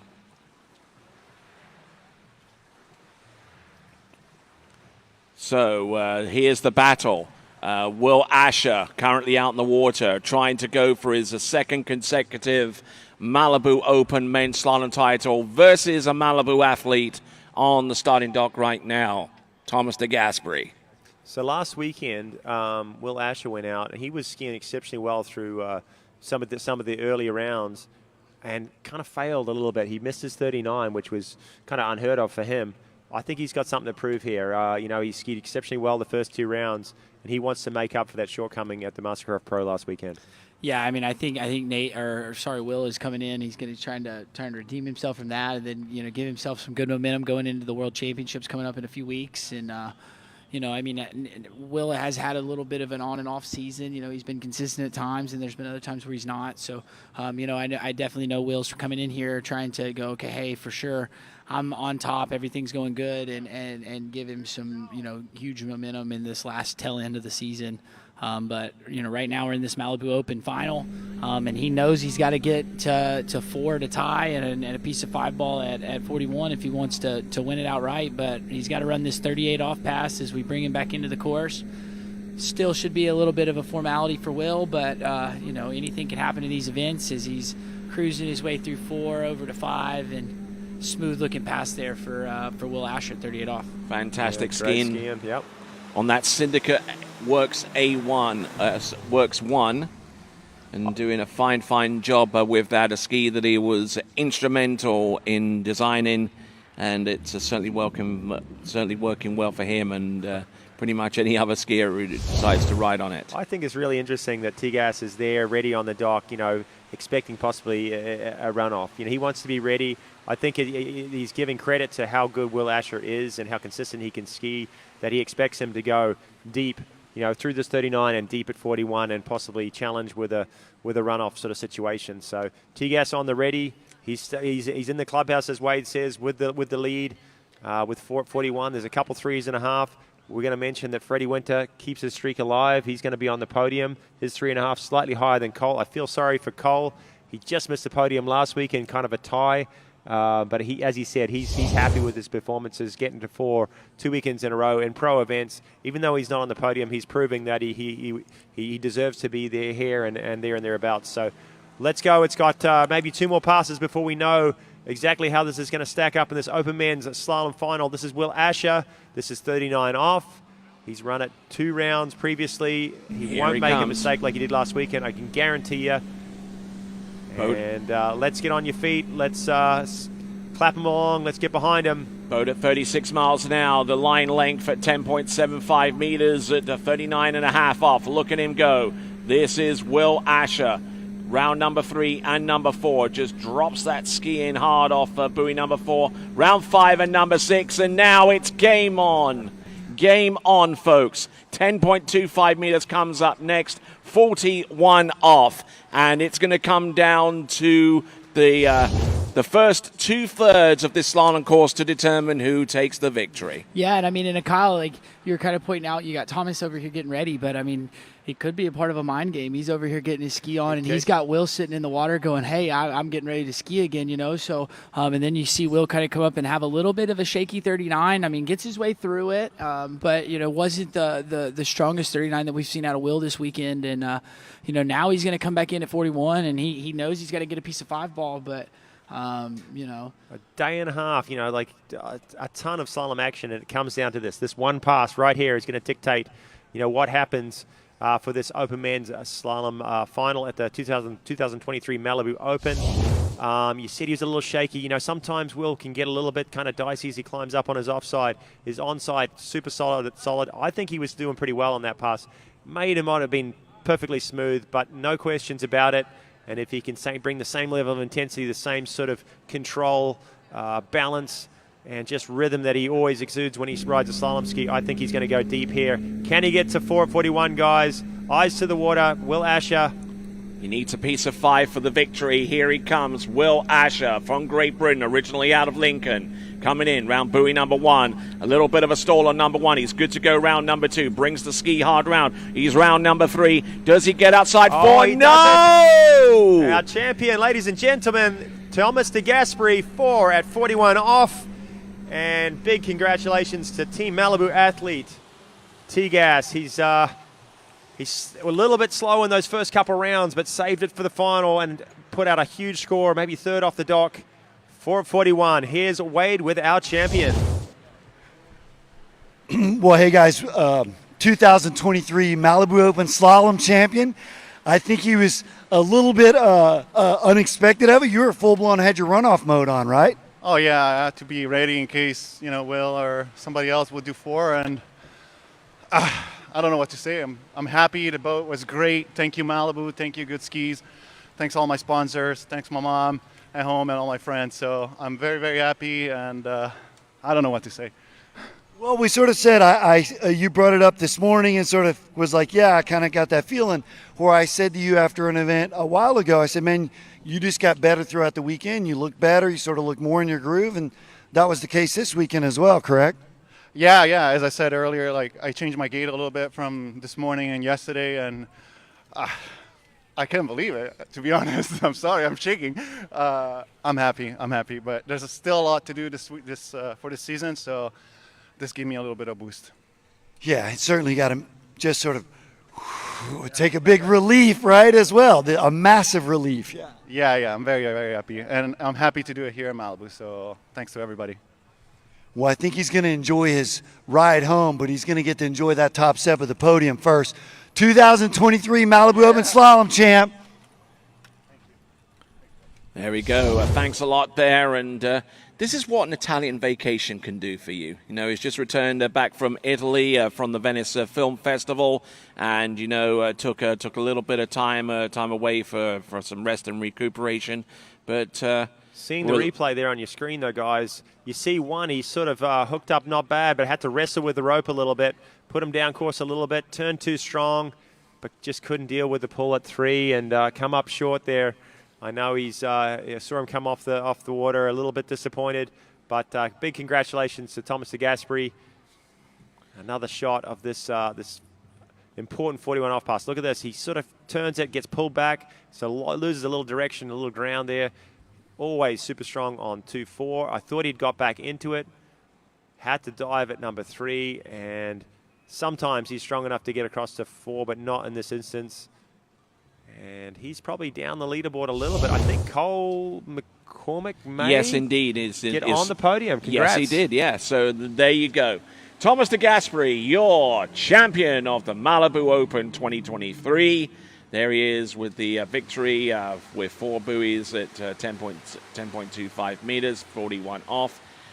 Freddie Winter and Cole McCormick, both of them with 3.5 at 10.25 meters, but Freddie has the superior backup and thus takes second spot from Cole McCormick. Will Asher in 4th, Nate Smith in 5th, Dane Meckler in 6th, Stephen Neville in 7th, and Rob Hazelwood in 8th. More details about those that leaderboard on waterskiprotour.com. And here is the Pro Tour standings in men's slalom. Nate Smith with 284 points. Freddie Winter on 258.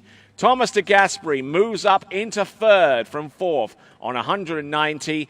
Will Asher on 183. Dane Meckler on 135. And Robert Hazelwood rounding off the top 6 on 98. Those are the clipsed Pro Tour standings for men's slalom. You can find out more by going to waterskiprotour.com. Here is the brand leaderboard. Syndicate on 624, D3 on 521, Good on 469, Radar Skis on 313, LaPointe on 135, and Conley on 130 points. All right, then. So that concludes the men's slalom. We've only got 2 events remaining. The grand finale of the 2023 Malibu Open. We've got the women's jump, the men's jump, and all of that to take place right after this.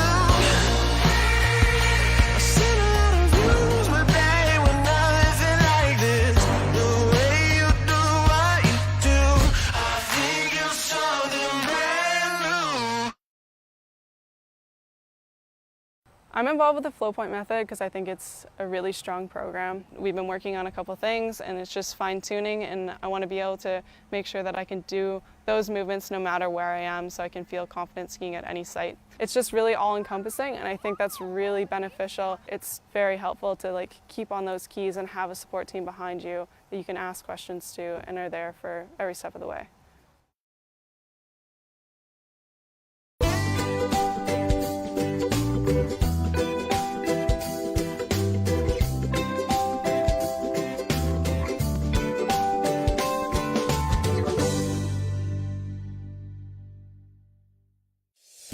Tuscaloosa is Alabama's ultimate sports destination and a place for outdoor enthusiasts to thrive. It's a community rooted in history and one that's on the cusp of a burgeoning art scene too. Tuscaloosa is vibrant, it's charming, and it's familiar. Its people welcome you with open arms and warm hellos into a community that's tied together. Tuscaloosa is our home.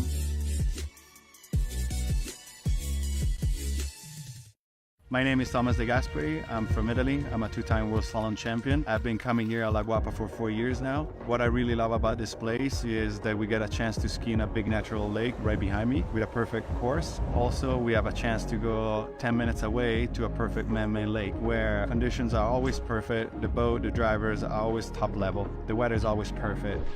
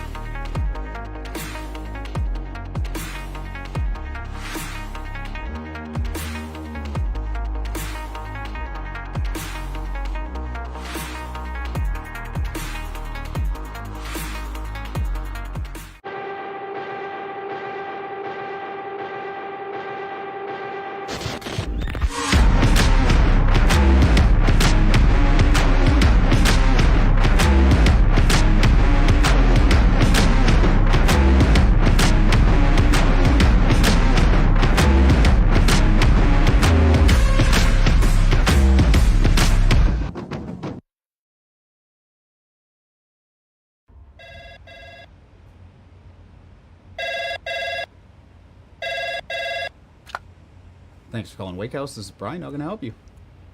Yeah, Will. Can I let him know who's calling? All right, just a second. Will, I got a fill for you. Perfect. Give me just 1 second.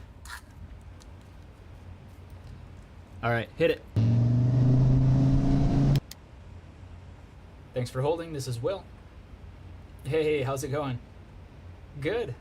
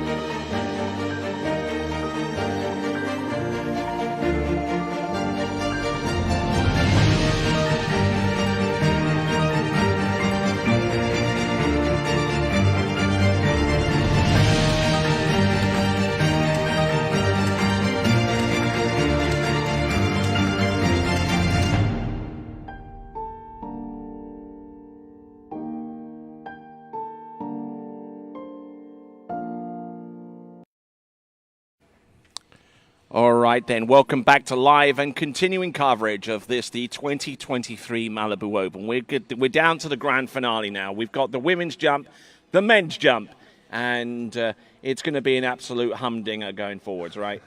A humdinger, that's right, Tony.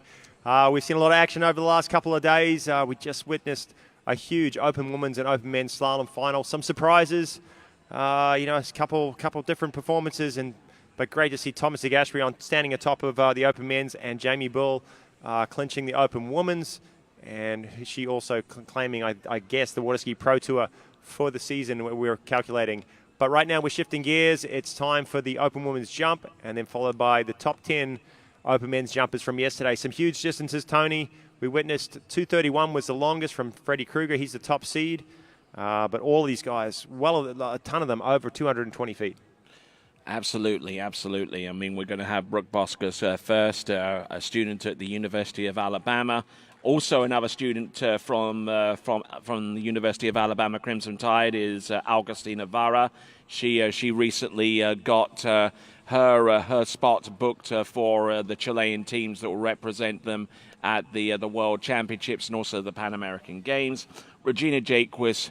What has been said about Regina Jaquist that hasn't already been said? A world record holder, slalomer, and a former world overall champion, and a pretty darn good jumper as well. And then Hannah Streltsova, the best female jumper all season long. And she was very, very close to joining that 190-foot club yesterday. Went 189. I think that's an equal PB. But yeah, I think we said some surprises in the slalom. Obviously, Regina Jacobs was one of them. We witnessed history in the making yesterday, 5 at 41 in that round 2 of the women's slalom. Unfortunately for her, she couldn't quite back it up. Probably riding a emotional high and couldn't quite collect herself. 3 at 39. She still got into second. Jamie Bull taking the win today, but Regina going straight back out here in the women's jump, and maybe she's got a little something to prove here in this jump event. She ended up second top seed yesterday, and so she'll be third off the dock here after Brooke kicks this thing off in just a few moments. All right, just looking at the Malibu towboat making its way to the dock, we have.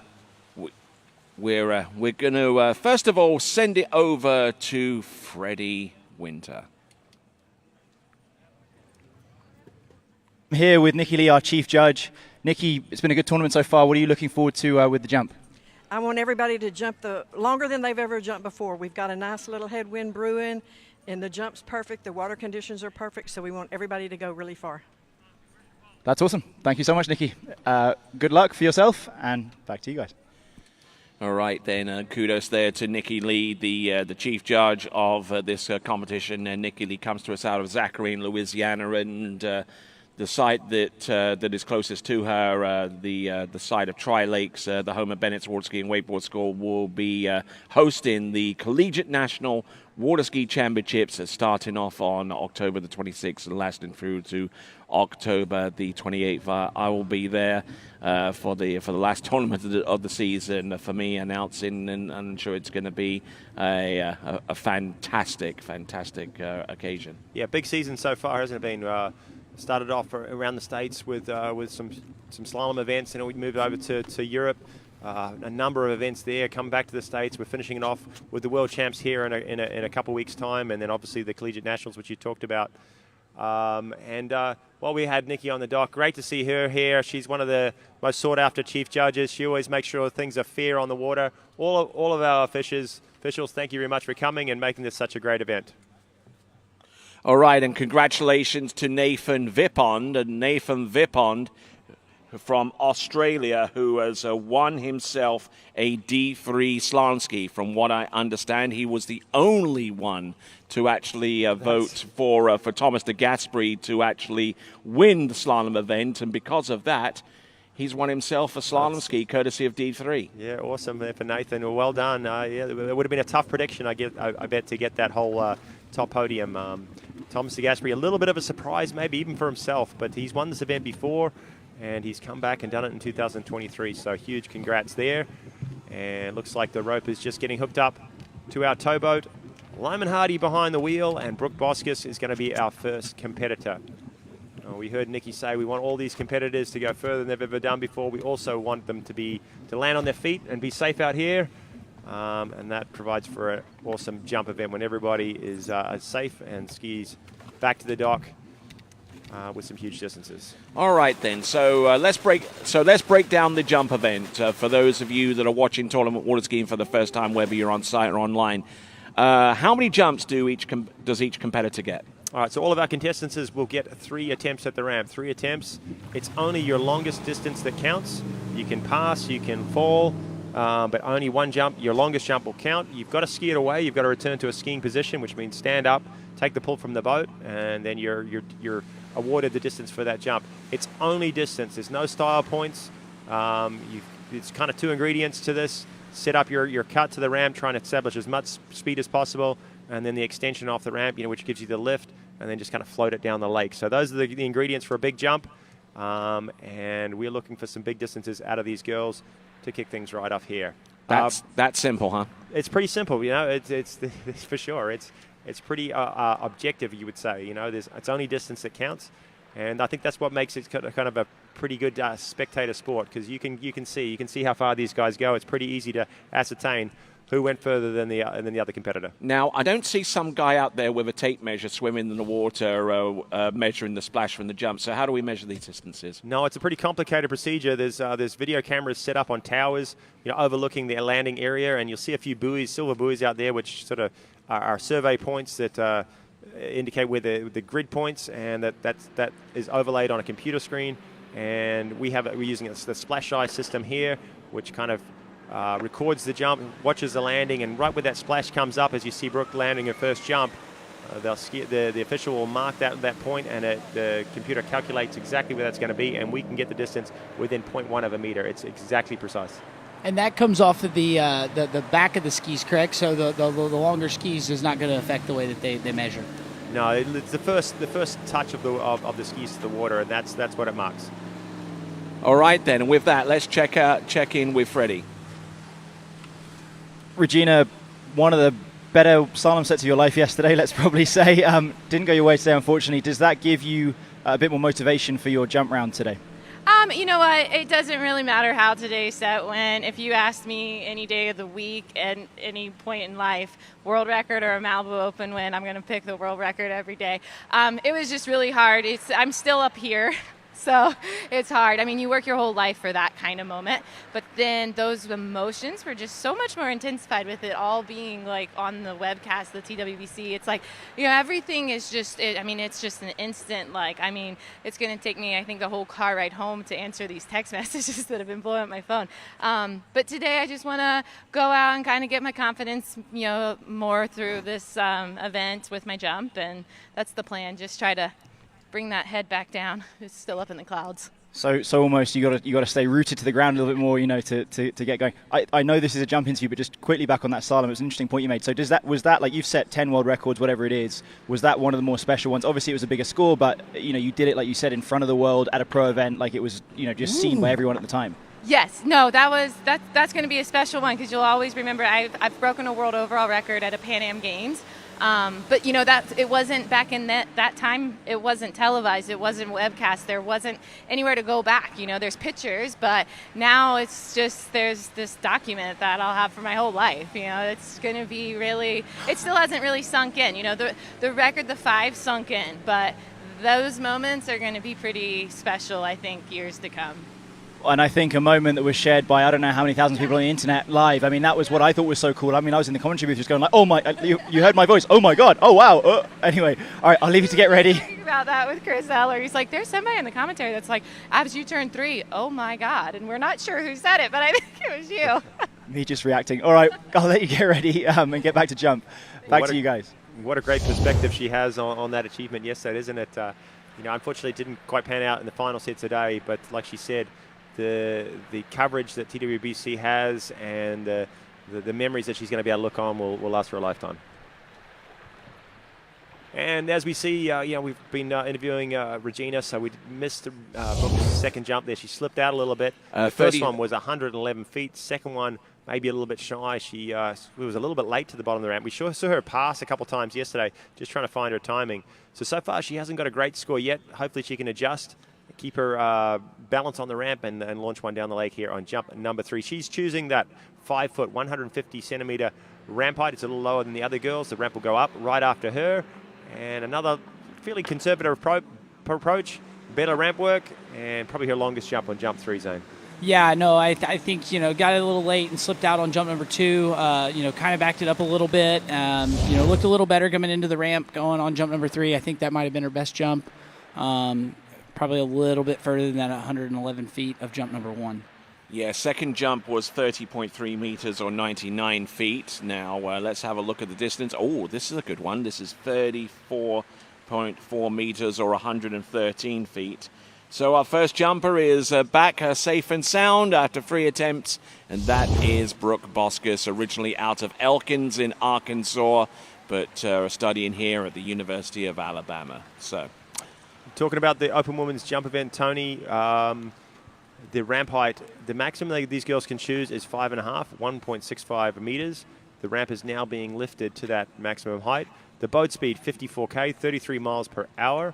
And of course, these jumpers will be doing what's called a double cut, which they set up to the left of the boat first, and they'll turn around a 600-foot buoy, which is 600 feet from the jump, to kind of set up their approach, set up their timing. They slingshot from one side of the boat to the other, get as wide as they can, and then try and almost double the speed of the boat as they turn the skis and generate a lot of power, a lot of pull, and speed into the bottom of the ramp and try and float down the lake. In the first round, Agostino went 160 feet was her best jump. So not a bad effort there in the kind of the seeding round that we saw yesterday afternoon. But now it's for the money. Now she needs to turn up the pressure. She'll be trying to get ahead of Regina Jacquez, who went 166 yesterday. I think she knows that Hannah's a little bit on her own. Hannah's separate from the rest of the competitors. She's been flying in the 80s all year, and we're expecting and hoping to go in the 190s at this tournament.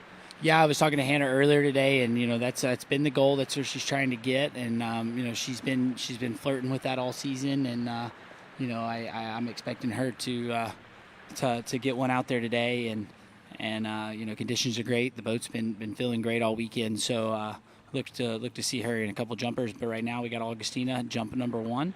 All right, then, coming in and using the 3 distance reference buoys from the ramp. She turns just before the 600-foot cut buoy, which is 180 meters away from the ramp. Now trying to gauge when she should turn and try not to bleed too much speed in the process.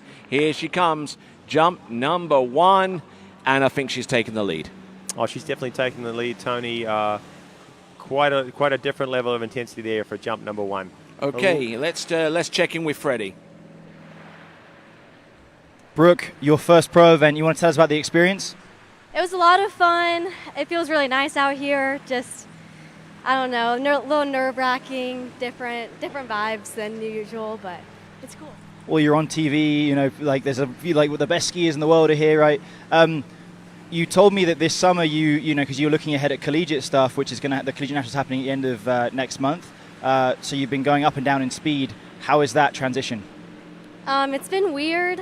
Leading up to just AWSA Nationals was really good and strong at 33, and then going back down to 31. That's been tough, and then going back to 33, but we're learning. It's okay.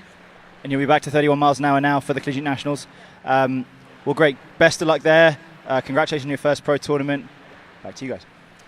Okay, from what I understand on jump number 1, Augustina Varro came away with a 156 or 47.6 meters, definitely taking the lead. But realistically, she's got to come through with a distance far better than that. If she can get close to 50 meters or beyond, then that's going to be a viable target for Regina Jacquez to have a crack at. Yeah, definitely starting this event better than she did yesterday. Yesterday she had a pretty early approach, only say 140 or so. So 156 is a handy first jump, and she's going to find some better timing. Still crushing a little bit on the ramp. I think she's out of distance. Hopefully it's in the 60s. But yeah, on both those jumps, you can see just on the ramp kind of folding a little bit with her upper body. I think she's pretty happy, though. It looked like she got a little gesture like, hey, yep, I'm happy with that second jump. Maybe it's a little further than we give her credit for. Yeah, and I thought the same thing, Kyle. I thought she, kind of crushed on the first one, and then I didn't think she crushed quite as bad there, but still had a little upper body crush as she hit the base of the ramp, and not quite getting the maximum potential of her pull off the top of the ramp. But that's a good jump. That's what she jumped yesterday. 160 feet. So now she's going to be trying to push it out further than that, knowing that Regina yesterday jumped 166 feet. So she's going to try to get it out over that mark. Ooh. And what I noticed from her turn going into the jump, she turns and sets in one position and just tries not to move from that position too much off the turn. Because way back in the day when the jump skis were like 72 inches long, you'd have to turn, sink yourself into a hole and get slung into the jump. With these longer jump skis, they keep their speed a lot longer into the glide, and then when you turn, they're not quite as easy to move and manipulate around once you point them towards the jump. Yeah, no, the bigger skis, I think they carry, we know with more surface area, they carry more speed, and then they'll carry more speed into the base of the ramp, and then also catch more wind, so they get more lift off the top of the ramp. But we'll see if Augustina can make a couple corrections here as we bring her in, jump number 3.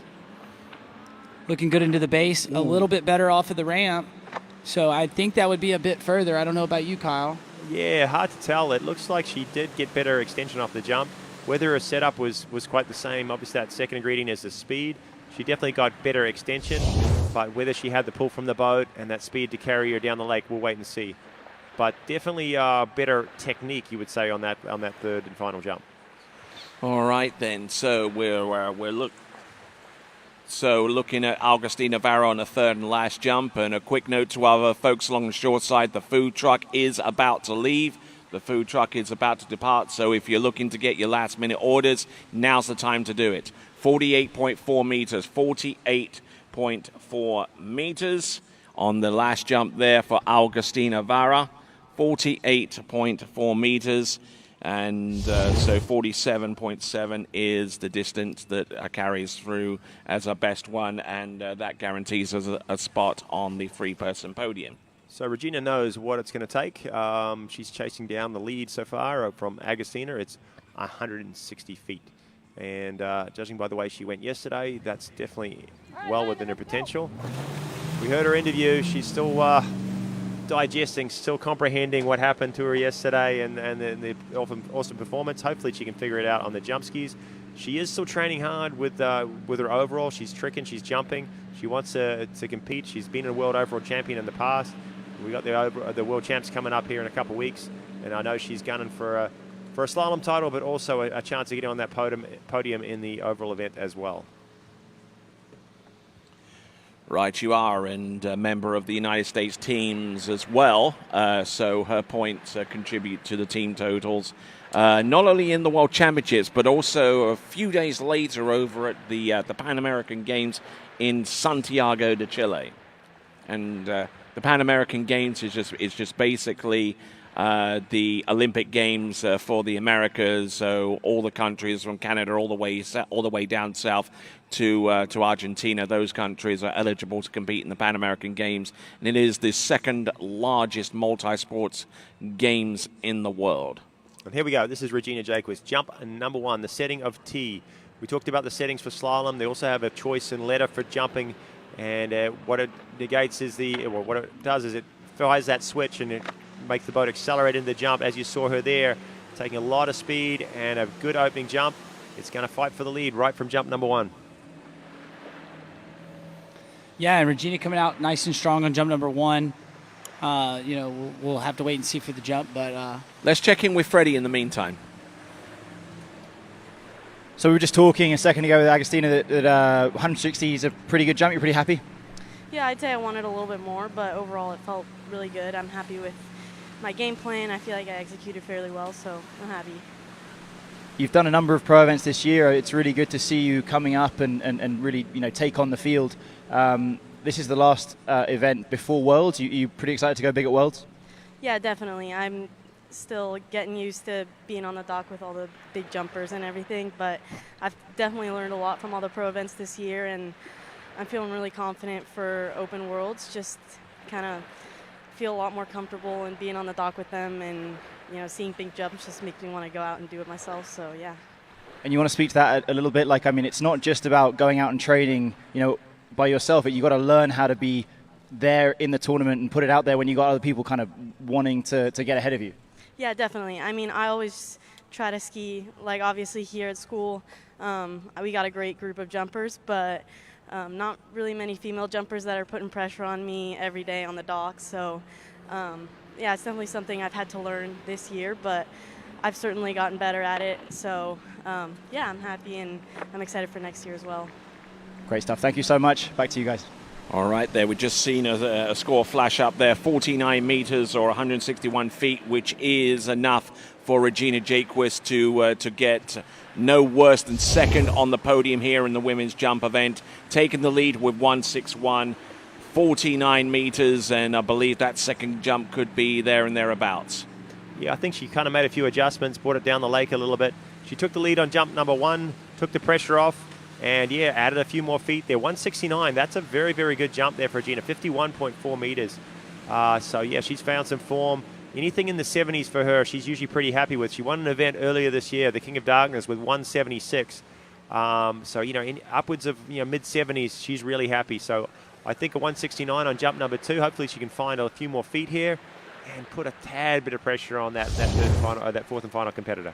Yeah, I know. She snuck out and got a win in King of Darkness, the first event of the year, and I think she's come out, had a good jump 1, a better jump 2, and just trying to inch it up. Still probably riding that high from yesterday on the slalom. world record. But yeah, she's out here riding her jump skis, and she knows what she's got to do. So she's coming in, jump number 3. See if we can make it a little bit better than the last one. Straight back in here for Regina. You know, she's brought it down a little bit there on the 600-foot buoy. These skiers get no breaks in between. The boat just spins around, bring them straight back in.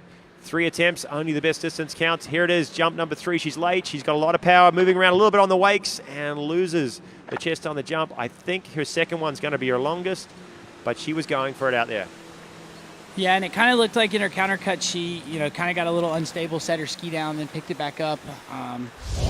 And that probably kind of caused her to mess up a little bit more as we got into the base of the ramp. So you'll see right there, she kind of sets her ski down and then picks it back up there, and probably causing her a little bit of timing issues into the base of the ramp. For sure. And as we got a quick moment here as we change between skiers, Hannah's going to be the next competitor leaving the dock. What I like about this event here this year, the qualifications to ski in this event, they kind of let things go down just a little bit to encourage some of the younger skiers. We saw Brooke out there earlier kicking off this event. Definitely in the men's slalom and men's jump field. We've seen some young guys that we don't see at some of the other pro events, and they're gaining valuable tournament and especially pro experience. Wouldn't you agree, Zane? Oh yeah, 100%. I mean, when it's one thing to just go to a record tournament, but then when you go to this event where you got the cameras and the interviews, it makes a big difference. And and then that experience you get on the dock from skiing with these top skiers in the world, you push yourself because you don't want to look bad in front of them, and it does, and it helps you ski at your best. Yeah, and the other thing is with such a deep field in the men's jump, which we're going to see here shortly, I mean, there were some young guys out early that launched some massive jumps of in excess of 210 to 220 feet, which put a ton of pressure on our top guys, and to have the top 10 skiers all going over 210 and about 7 or 8 in the 20s, that's incredible. All right, then. Here we go, folks. Our skier on the water coming to us out of Zachary, Louisiana. Her name is Hannah Stroltsova. And coming into this jump in final, she jumped 57.5 meters. But the distance that she's looking for is 57.9 because that will put her over 190 feet. Yeah, and that's been, she said it yesterday, and I asked her about it this morning, and, she just kind of smiled and kind of gave me a wink, and that's in the back of her head. That's where she's trying to go, and well, that's a lot of feedback from Hannah because she doesn't express herself, all that strongly. But, I know that's been a big goal. I was talking to Jay Bennett earlier, and he's like, yep, yeah, she does it all day long in practice, and it's time. She's primed. She's ready. She was so close yesterday, Zane. Let's see what she can do on jump number 1. I have a feeling big things are about to happen in this Open Women's jump final. Slips a little bit. I don't think it's on jump number 1. She'll regroup. It's probably high 70s and the 80s. Do you agree? All right, then, with that, let's check in with Freddie. So, Regina Jacobs, 14-time world record holder, if this goes through, which it will. 10 in slalom, 4-time in overall. Also, jumper, you've made, I think you're going to come second here at worst. You came second earlier. Organizer of the tournament, are you exhausted? I am exhausted, especially from yesterday breaking that world record. But, still helping put on an event. You guys did it last week with Mastercraft Pro. It just means so much to give back to the sport and to have everybody show up. The skiers are skiing amazing. No, it's worth everything. But, yeah, I'm exhausted, but it's worth it. And, I mean, what exactly did you have to do? I know myself, when I've helped put on tournaments, I'm always stressed about everything going on, and that takes a lot of your emotional energy. How on earth did you run the best score ever by a female skier and having all of that behind you? Well, we have a really good group, so they kind of have helped me. I guess I'm a good delegator, maybe. But no, the group's amazing. Malibu Boats puts up a great team for us. Dennis and Joy Kelly were here. And then we have Tommy Harrington, Jerry Jackson, Martin Coleman, Jack Critchley, Leonard Bonacci. He's a skier, but, he's been in with the NFL. So they're great. And then we have a huge support team with all the sponsors. Grunt, they've been here helping out, grunting it out for us. So it's the team to where then it kind of makes things easy once you get here. But before, it's kind of way too many pieces of the puzzle. All right. Well, you're a good delegator by your own admission, but you're also good at giving credit and spreading it around. So well done. Congratulations on your skiing this weekend. It was phenomenal. I enjoyed it. Everyone at home enjoyed it. Back to you guys.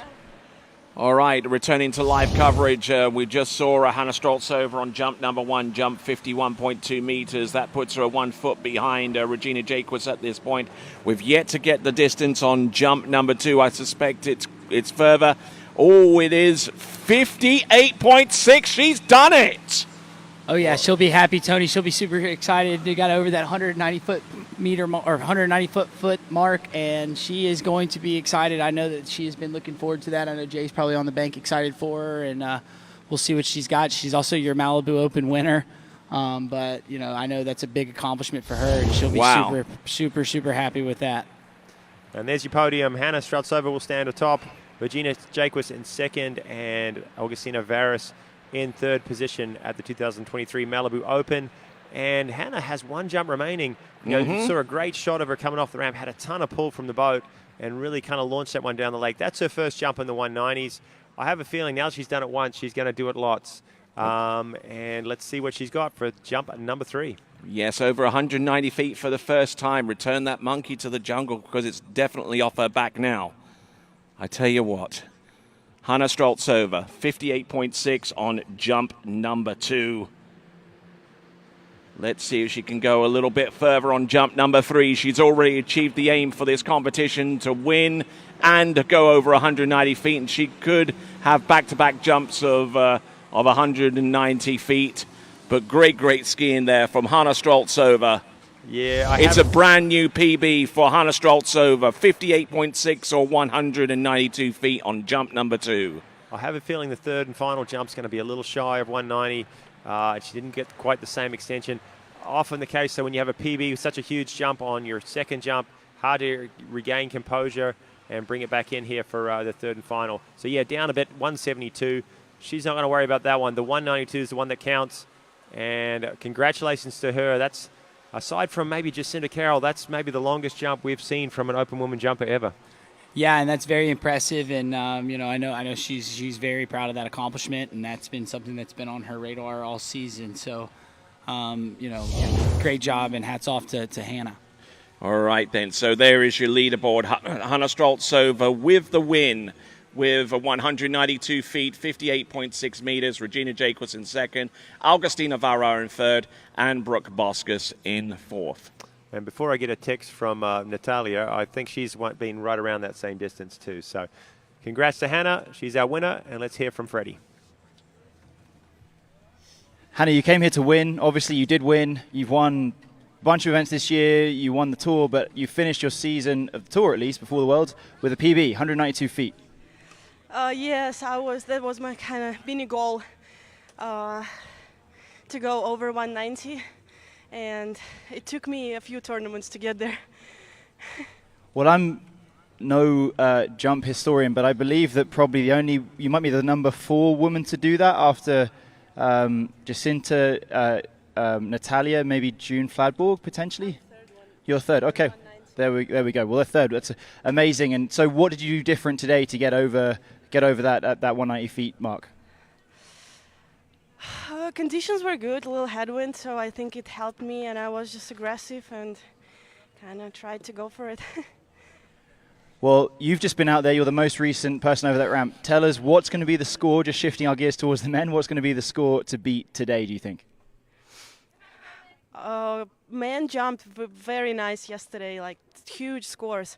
I think they for sure will go the same or further, no less. So we're looking at like 230 plus? Yeah, I think so. Good stuff. Well, congratulations. What an amazing season you're having. We'll see you at the Worlds in about 4 weeks. That'll be exciting. You'll be trying to continue that winning streak up to 5, I think. Congratulations. Well done, Hannah. Back to you in the studio. All right, so congratulations there, Hannah Streltsova, 192. And there is your women's jump Pro Tour standings provided by John K. Phillips. Hannah with the lead and the eventual season win with 166 points. Sasha Denyaskaya with 113, and Janina Bonneman-Meckler on a 105. And here is the start list for the men's jump. Okay, we've got Martin Coleman taken to the water. Then we've got Quinn Haynes, Igor Morozov, Joel Poland, Taylor Garcia, Will Roberts, Luca Rockenwald, Louis Duplon-Freibourg, Jack Critchley, and Freddie Kruger. And at least 3 or 4 of those competitors are in contention for overall points. Yeah, definitely. We're going to watch that competition unfold as we go through this third and final event. No delays here, straight into the open men's. The ramp has been lifted to 6 foot high, 1.8 meters. And the Malibu coming back in. This speed has been increased to 57 kilometers per hour, 35 mile an hour for men. And our first jumper, Martin Coleman, went 2:08 yesterday. He's in the overall contention, had a huge trick score, a good slalom, and he's a little bit back on jump number 1. He jumped well yesterday. It would still be over 60 meters, I believe. Yeah, still close to that 200-foot mark, but he needs a big one. To win this event, he needs a big jump right here and now. All right, then, let's check in with Freddie. Lyman Hardy, this is his place, and he's the president of AWSA. Lyman, you built this lake. What does it mean to have world records here? Huge jumps, Hannah went 192. It must be very exciting for you to have the Malibu Open here and to see that. Well, it's great to have the Malibu Open here again for the second year in a row. The world record really set us apart from other sites around the world. This is our second world slalom record, both by Regina, by the way. And Hannah just went out there and went 192 feet. That's, I think, the third longest jump by a woman in this country. So it's a great day here. We love having everybody here. The city's for it. The city supports it. And we couldn't do it without Visit Tuscaloosa. And so presumably all of this good stuff that happened this year means we're going to have a lot bigger of an event and more money next year, right? That's only if you're here. Okay, thank you so much. Back to you guys. Big thank you to Lyman Hardy for bringing us back here for the second time in a row. And just to put a bow on that 192, that was 58.6. That's actually ties for the second longest female jumper in history, because the same as Natalia Berdnikova. Natalia Berdnikova, okay. Yes. So there Good we stuff. go. Martin Coleman opening with, I missed the distance there for jump number 1. Here's his second attempt. Hopefully he can get his legs on the jump. He stands up a little bit early, maybe missed a touch. Wasn't really powering through the ramp as well as he did yesterday. I think it's going to come up a little shy of his 208 from the first round. Well, hopefully we'll get some distances flash back up for his jump 1 and 2 here in just a second. Yeah, 191 on the first attempt, or 58.1 meters. And there we see it flash up on the screen. And he's added distance on jump number 2, but it's 205. It's just a little shy of what he did yesterday. It's a good jump. It's not a great jump. He knows he needs more. He wants to add 10 feet to that to really put some pressure on. He knows he's got his work cut out for him to catch up to the guys like Joel Poland and Louis Duplon-Freibourg, who have been kind of leading the overall event so far this year. But he performed extremely well. Look at that angle. That's cool. As the skier comes off, just sneaking on the bottom right-hand corner of the ramp and then floating one down the lake. But like I said, he needs another 10 foot to sort of have a shot at this overall title here at the Malibu Open. well, in respect to the world overall record, his score is just shy of 90% of the way there. Standing on the dock, that is Quinn Haynes. He's going to be our second competitor out. He went 210 feet, 63.9 yesterday, but he's got to watch one more jump from Martin Coleman. This is his third and final attempt. Can he bring it down a little bit? Can he stay down into the bottom of the ramp?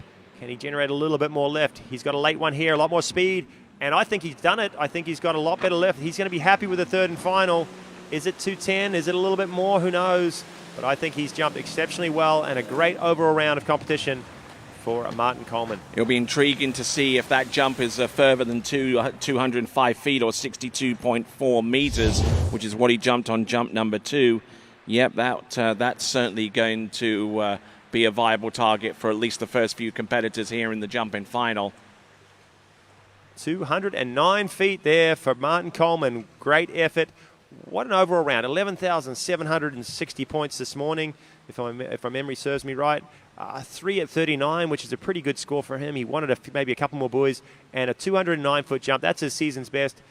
The difference was there, just stayed committed right at the bottom of the ramp, and as you saw him, as he hit the ramp, he sort of went down a little bit and then just exploded as he left that top left corner and just floated one down the lake. 209, and he's set the bar here for this men's jump field as well. And that puts him within about 167 points of tying the world men's overall record. You'd calculated he needed 239, was it? Something like that, yes. But so looking at the field behind him, there's 9 more skiers. There's some specialists in there, but there's also a couple more overall skiers. Joel Poland and Louis Dupont-Freiburg all taking their shots at this overall title, and who knows, an overall record. All right, skier on the water is Quinn Haynes, the men's NCWSA National Collegiate Jump record holder. The only guy ever to go over 200 feet at 5 foot, 51K? Just on the cusp. Just shy, was it? Yeah, just shy. I thought he was close. So maybe it was 199? Yeah, I think it was 199. I don't think he quite got that 200-foot mark, but, man, it was impressive. That is one heck of a distance at that speed and at that ramp height. Now you know, and you've driven collegiate jumpers at Louisiana Monroe. What kind of setting would someone like Quinn Haynes have when that boat's doing 51 kilometers now? Maybe Z or something like that? Yeah, Z? my top jumpers are using up there with Z, Y. I got a couple that are using X. So, really pulling the boat down, and then you feel the boat really take off, and it's kind of almost a scary feeling when those guys get ready to go. The real far at that 51 speed. It's an awesome effort to jump that far at 51 5 foot, but it's a different kind of style of jumping. It doesn't serve always that well when we put the speed up to 57 and go 6 foot. Quinn definitely is a great jumper at both, but it takes a little of adjusting to sort of tone things down a bit out of the turn. Ooh. And you maximize the 57K speed and that 6 foot ramp height. He didn't quite do it there. I know he can. I know he can go in the 2 teens. But it's definitely a different style. The slower speed, you get super wide on the boat, kind of get the skis right around. It's a kind of a power game. You really sort of go after it, charge it. You can be in all sorts of positions coming into a 5 foot ramp and still get your lift. At 6 foot, not so much. Yeah, I kind of equate it to more like if you were going to hit like a line drive off of a baseball bat when you come off at the 5 foot, at 51, and then when they put them up to the 6 foot ramp, they kind of go up higher, and you want to maximize that lift off the top of the ramp. So a little over 55 meters on jump number 1, 55.5 meters or 182 feet, 55.5. Now, I'm sure some of you guys out there along the shoreline and watching from wherever you happen to be in the United States are probably wondering, why do we use the metric system? Well, we use the metric system because it is a far more refined way of measuring distances. I mean, if you take a 12-inch ruler, one side is 12 inches and the other side is 30 centimeters. Now divide 30 centimeters by 3, and you get 3 separate distances within the space of a foot, which is exactly how accurately we can measure these jumps and to determine who's in the lead and who isn't. Yeah, well, most of the time, Tony in the States, well, let's watch his second jump. He's got better lift on that one, still kind of body crushing a touch. I think it's going to be over 200 feet. We'll get back to a replay after we hear from Freddie and see who he's got with us.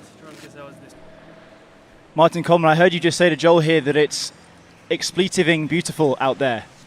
Yeah, it's gorgeous. I mean, the boat's working great. There is a little bit of a headwind, and it's just perfect setup for long jump. So I'm a little bit bummed I didn't go further, but 209, that's best one of the year, so I can't be too upset, I guess. And overall training for Worlds coming out now, presumably you'll be doing that back in Utah, which seems to me like a tough place to be training. Yeah, but there are benefits to it, like the train high, compete low kind of mindset to it, so I'll be fine for both. You'll be great. Well, congratulations on your best jump of the year, and we'll be seeing you in a few weeks at Worlds. Back to the studio. And as we were listening to Martin Coleman, the distance coming up there for Quinn Haynes' second jump, 62.7 meters, 206. He's added 24 feet to it. That's a handy jump, but not as far as he went yesterday, and definitely not as far as he wants to go today. He sat back and watched a ton of those jumpers launch upwards in excess of 220 feet, and I think he feels like he's got one in him as well. Let's see as he can cheer him along as he goes through jump number 3. Quinn Haynes powering in and slipping a little bit back to the boat. It's still good distance, but he knows he's left a little distance out there. I think, to be honest, Martin's still going to hold on to the lead with 209. Yeah, and Quinn just not quite getting everything off of the ramp there and leaving a little bit out there, and I think he's a little frustrated because he knows, I mean, the jumpers yesterday were talking about how conditions were feeling great, the boat was feeling great, and I think Quinn's just trying to push it and unable to, keep everything together for that good jump for jump number 3. Yeah, at 5 foot 32 mile an hour, you can push it. You can come barreling in, and he does that extremely well. He's a strong guy. And but at 57K with that extra little bit of speed and that ramp height just being that little bit steeper, you've got to be right in the right spot to get your lift. And he just kind of sat back a little bit on that one, lost some distance back to the boat. 60.6, I believe, is coming through. 199 feet. So 206 is going to be his longest. Martin Coleman still holding on to the lead. All right, so there are the distances, and currently in second place after 2 competitors is Quinn Haynes with his best jump at 2:06. On the water right now and coming to us originally out of Eastern Europe, this is Igor Morozov.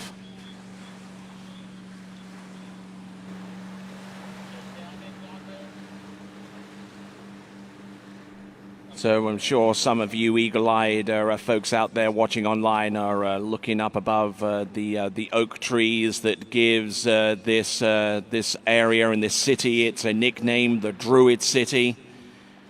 A person observing the fact that Tuscaloosa has the nickname, the City of Trees, noticed that the folks that revere trees the most are the Druids from ancient England.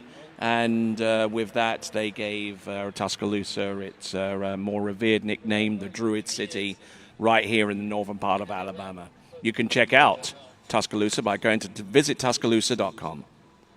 You started saying something about noticing something behind, and I think you're talking about the storm that's kind of brewing behind us. Is that correct? Yes, above the oak trees. We got a little bit off track there, but yeah, there's a storm brewing behind us. We're hoping we can get through this men's jumper field. That is a huge opening jump for Igor Morozov. I have a feeling he's going to throw a little fist here as he stands up out of that. And the opening jump, probably taking the lead right away. Let's check in with Freddie in the meantime.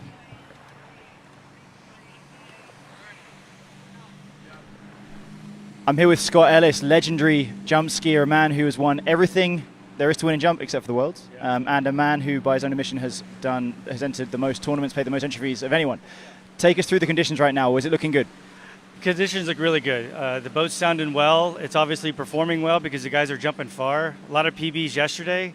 The energy down here on the dock is electric. Watching these guys, laser focus and get prepared to go out there and have big jumps this is the part that I miss, is the dock butterfly.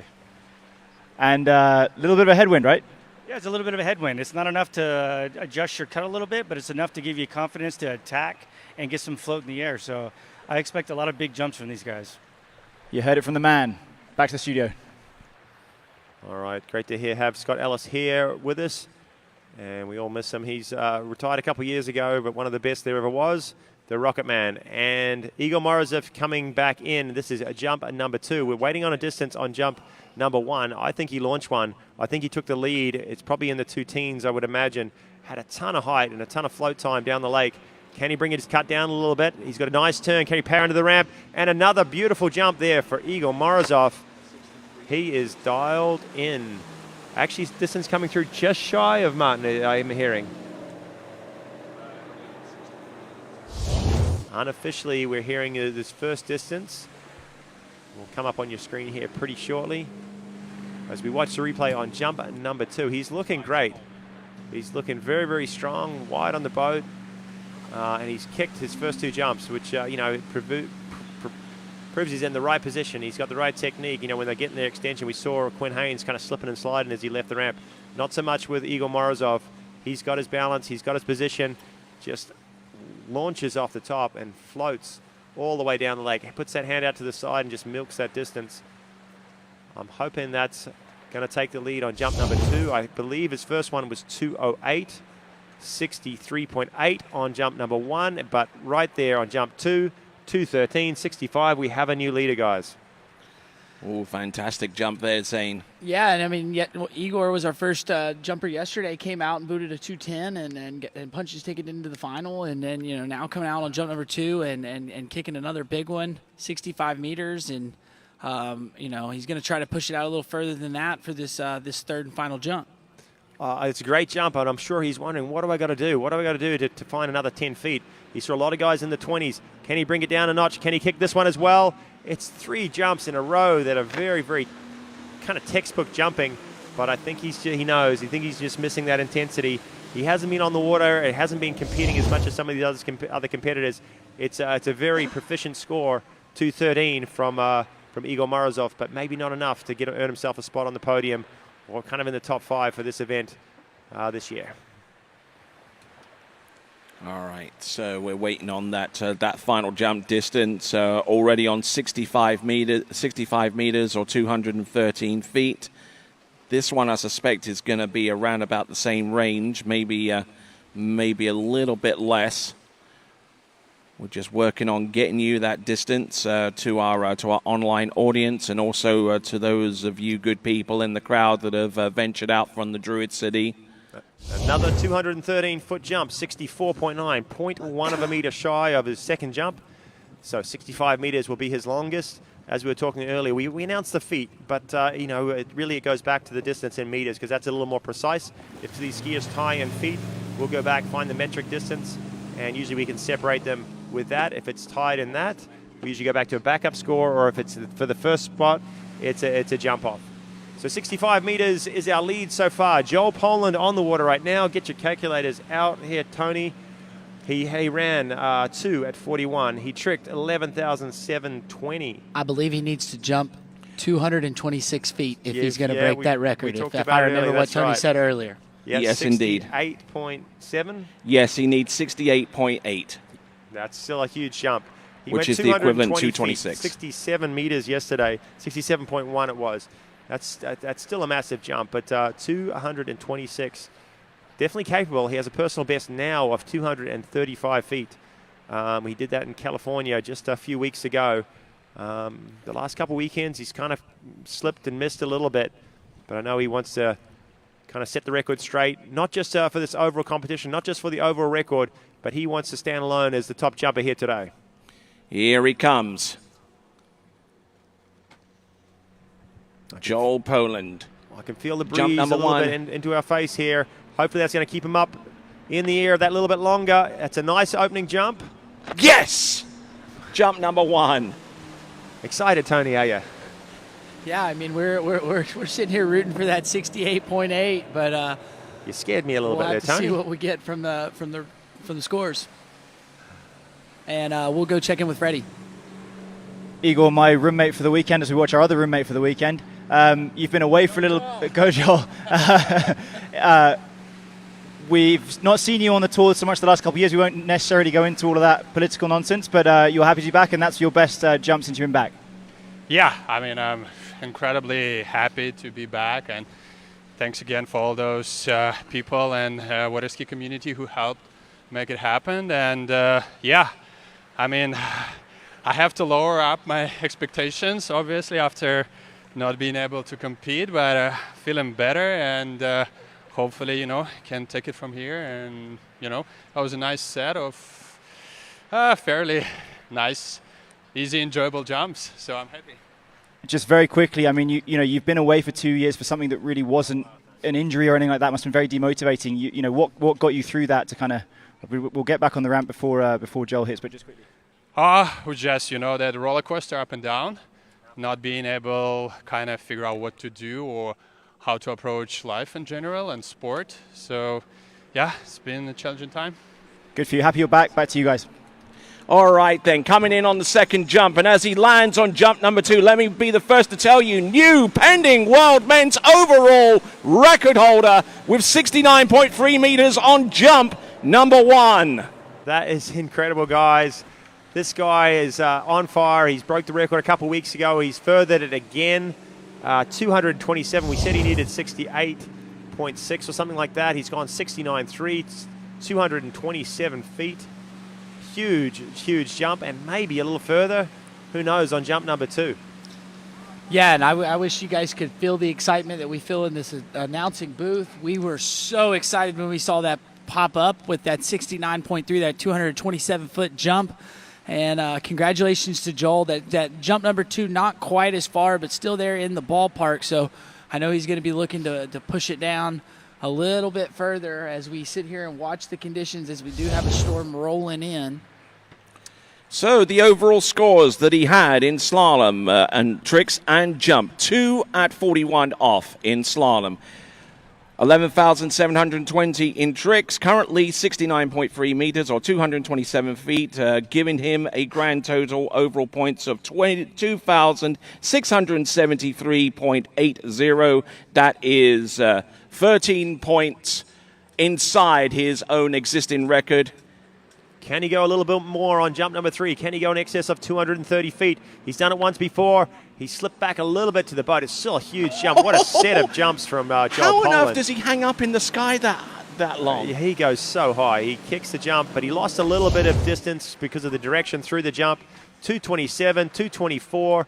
We'll wait on the distance on jump number 3, but we've got an excited competitor coming back to the dock. Joel Poland, he's not only in the lead in the jump event, he's in the lead in the overall event and a possible pending new world overall record. Congrats to Joel Poland. No, actually, this was his new record that he put in there. Waiting on distance for jump at number 3. Here he is. This is the replay as he powers. He keeps his position so clean, so tight right there. A little bit early, I think, on jump number 3. And as a result, had to let up a little bit and lost a little bit of his direction. But 3 awesome jumps and really picking up the pace from his round yesterday. We went 220. And he's just kind of hearing the news. I think he knew there and thereabouts of what he needed to do. But maybe not exactly. And 227, not just a great performance for overall great performance in the jump event, and put a lot of pressure on those 6 remaining skiers as Taylor Garcia leaves the dock. He's another guy that's been 230. He was close yesterday. He didn't quite get it all together, but he was pretty happy with how he was feeling. And I know he's seeking a little more distance here today. And hopefully we'll see him over 230. We saw one skier over 230 yesterday. It was Freddie the Nightmare Kruger.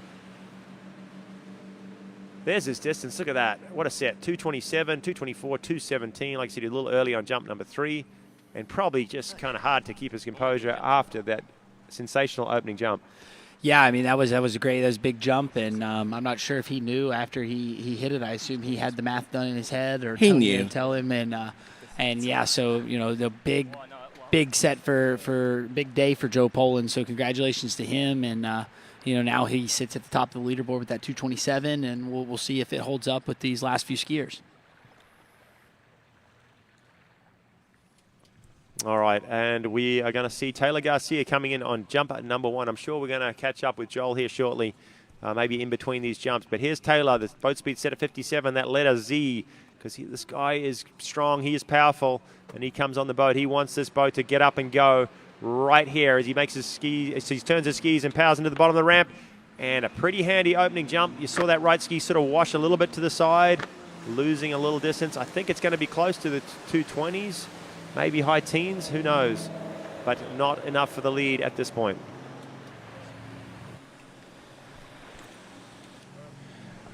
Joel, firstly, you're in the lead, well done. Secondly, 2 days ago, you said, your little overall world record could happen behind a different boat, having set a pending one 3 weeks ago. That's pretty impressive. Thank you.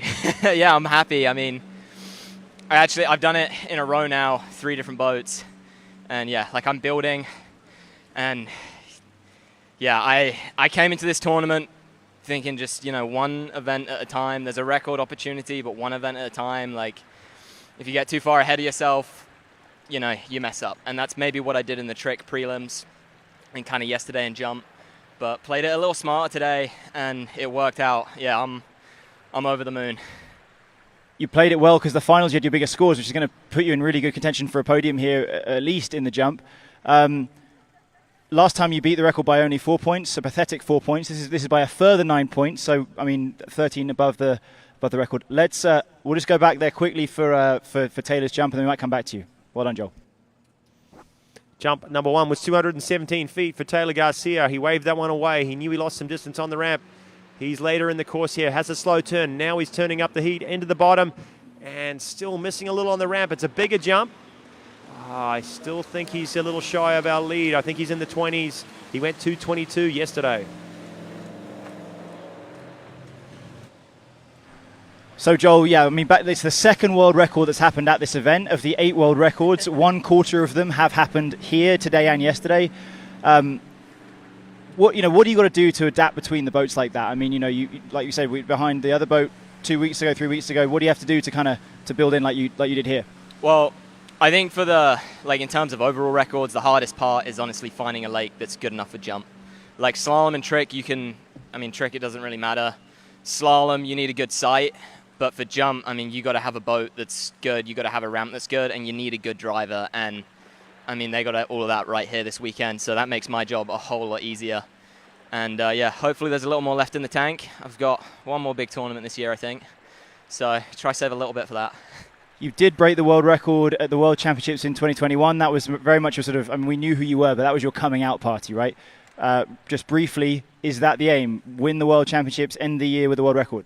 I'd rather you didn't call that my coming out party, but that's definitely the aim. Yeah, that's the aim. Finish strong. It's been a good season, so if I can finish strong at the Worlds, that'll be job complete, and I'll be enjoying my off season.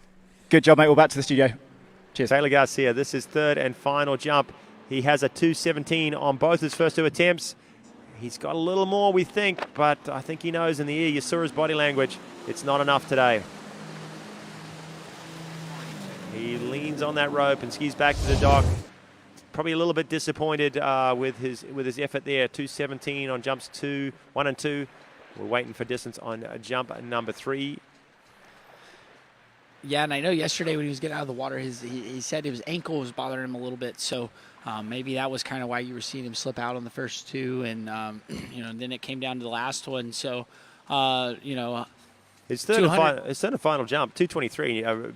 Sensational jump, really, but a little early to the bottom, didn't quite get the legs. It slots himself into second spot. He saw a lot of 220s yesterday, and he knows he's left the door open. He wanted to catch Joel Pollan there. He wanted to get ahead of him and be the top seat, or on top of the leaderboard after he skied back to the dock. Will Roberts now leaving the dock, and he had I think it was a personal best yesterday, 222 feet. Looking at the distance in meters, 67.8. He did that relatively easy too. Really fluid technique, and expect big things from him again in the final. Can he handle the pressure?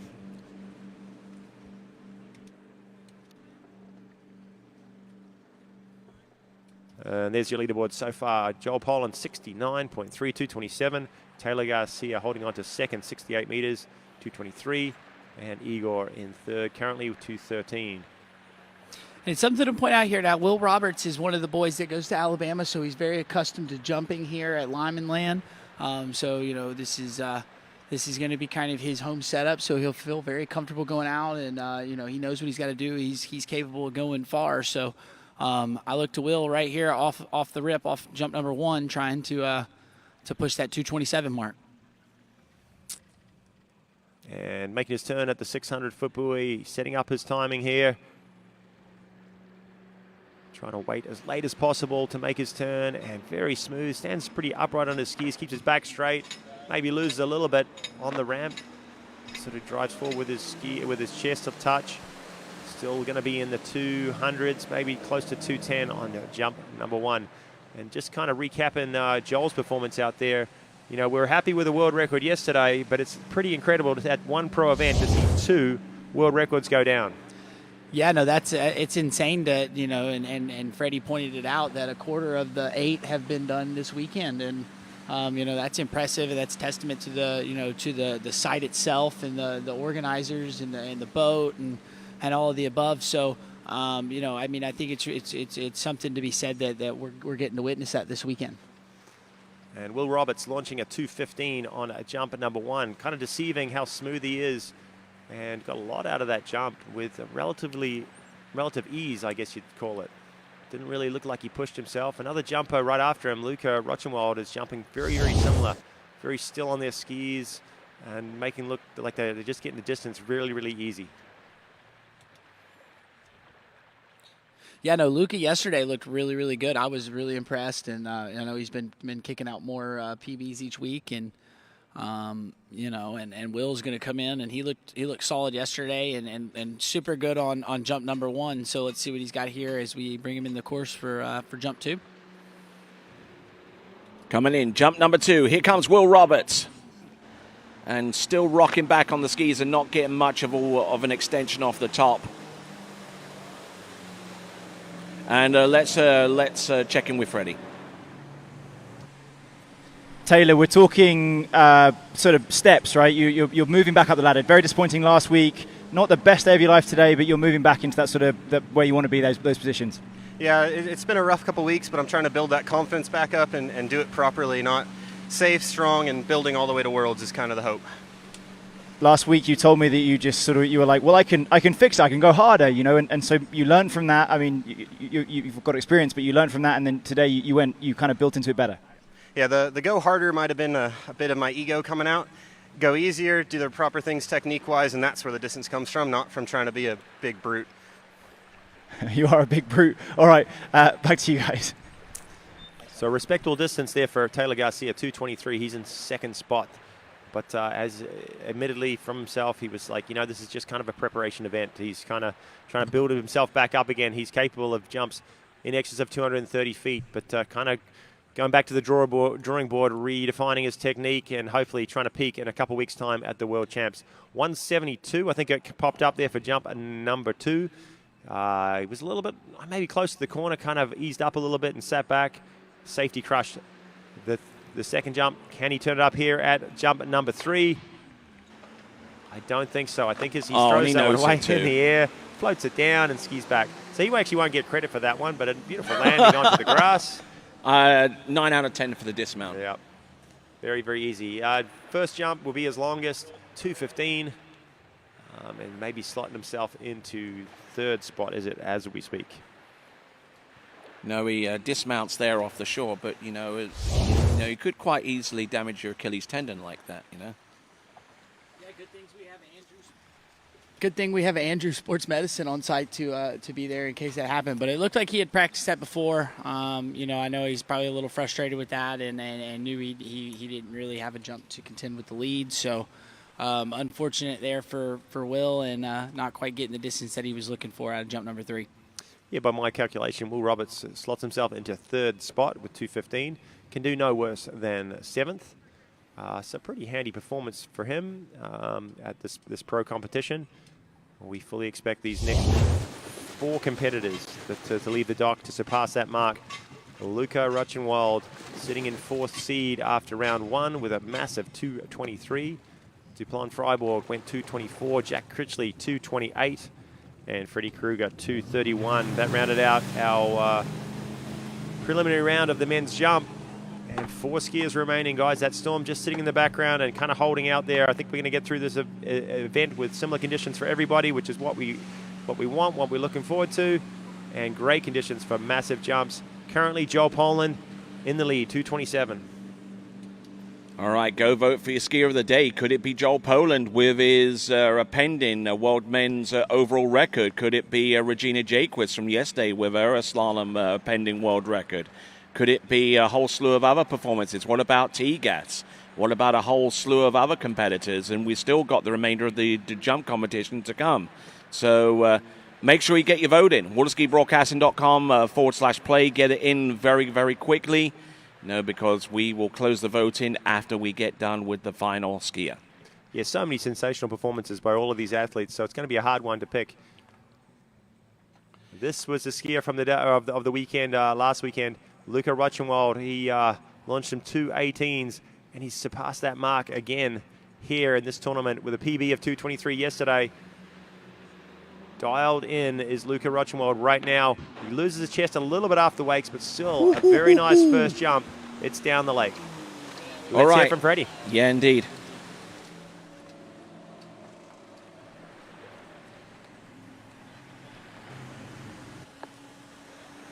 Let's check in with Freddie. This is your home site now, right? I mean, from university up the road. It's great to see you jumping. You're obviously a very good jumper, very capable. We're going to see you at some more jump events next year. Yeah, I'm hoping to. This is a great tournament. Like you said, my home site. Jack and Martin were spending a lot of time out here this week, getting the boat ready, getting the ramp ready. So big shout out to them. Big shout out to Malibu Boats, putting on a great tournament. It was a lot of fun. Great stuff, mate. Well, I hope to see you a few more. Don't hope, do. Back to you guys.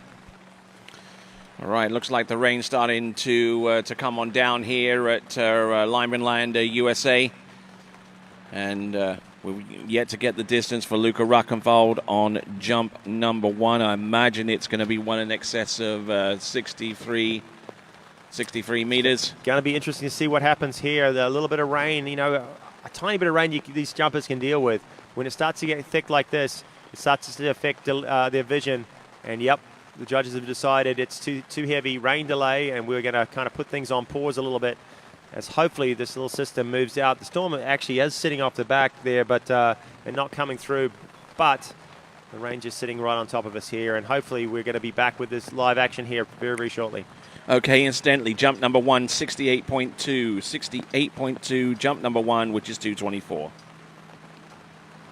Well, we didn't even really comment about that too much. 224, that's his best again. Indeed. He went 223 yesterday, 224 now, and we're not even raising an eyebrow about it. But Luca, geez, he really is peaking in the right time of the year, right leading up to the World Champs. All right, then. We'll be back right after this with continuing coverage of the 2023 Malibu Open from Linemanland, USA, just outside the Druid City of Tuscaloosa. Back after this.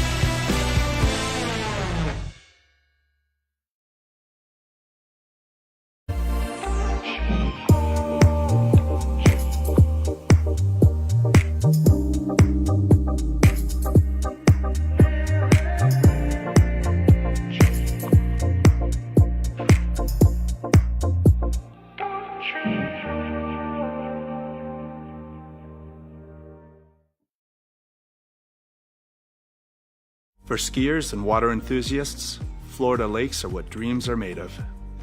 Combined with world-class golf, remarkable weather, natural beauty, theme parks, and so much more, it's easy to see that Florida is paradise.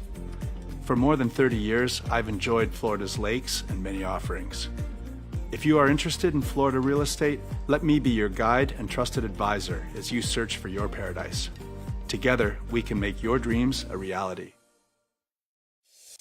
Tuscaloosa is Alabama's ultimate sports destination and a place for outdoor enthusiasts to thrive.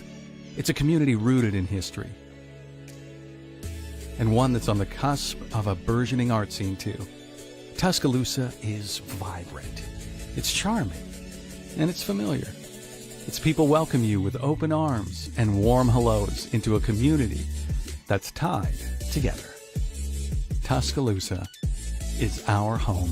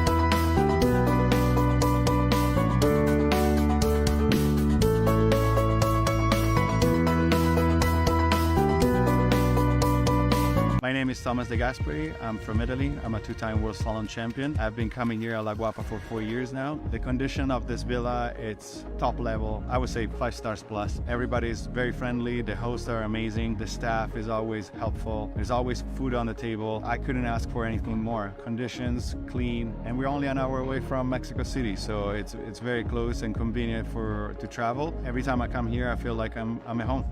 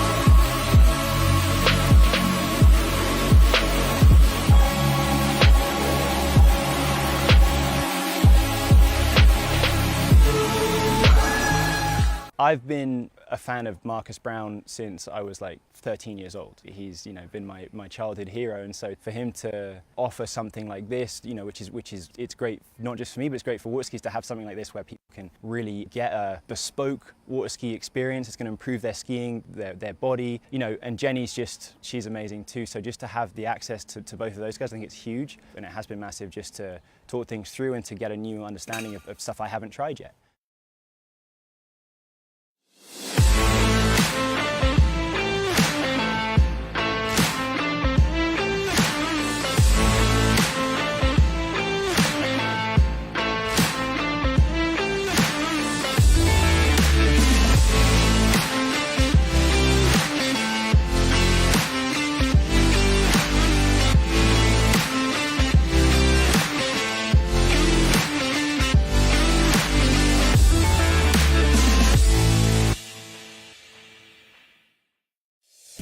Tuscaloosa is Alabama's ultimate sports destination and a place for outdoor enthusiasts to thrive. It's a community rooted in history and one that's on the cusp of a burgeoning art scene too. Tuscaloosa is vibrant, it's charming, and it's familiar. Its people welcome you with open arms and warm hellos into a community that's tied together. Tuscaloosa is our home.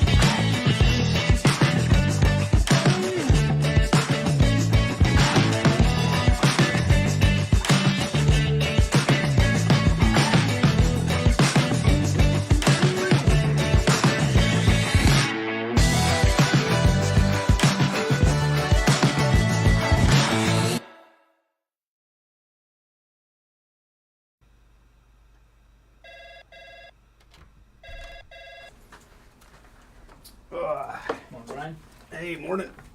You have a good weekend? Yeah, got out on the water a couple times. How about you? Yeah, I got to set in. Just gonna make a quick phone call here. Oh, of course. Can you get that, Will? Yeah, man, I got it. Thanks for calling Wake House. This is Will. Yeah, looks like we've got those in stock. For skiers and water enthusiasts, Florida lakes are what dreams are made of. Combined with world-class golf, remarkable weather, natural beauty, theme parks, and so much more, it's easy to see that Florida is paradise. For more than 30 years, I've enjoyed Florida's lakes and many offerings. If you are interested in Florida real estate, let me be your guide and trusted advisor as you search for your paradise. Together, we can make your dreams a reality.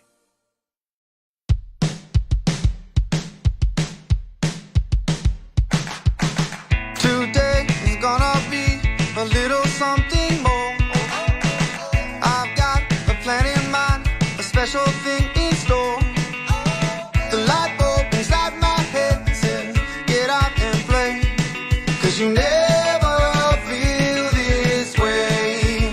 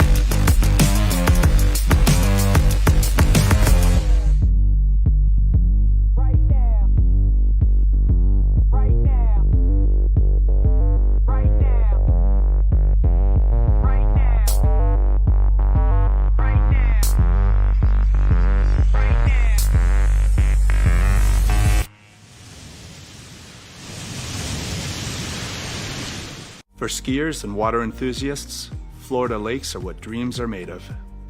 Combined with world-class golf, remarkable weather, natural beauty, theme parks, and so much more, it's easy to see that Florida is paradise. For more than 30 years, I've enjoyed Florida's lakes and many offerings. If you are interested in Florida real estate, let me be your guide and trusted advisor as you search for your paradise. Together, we can make your dreams a reality.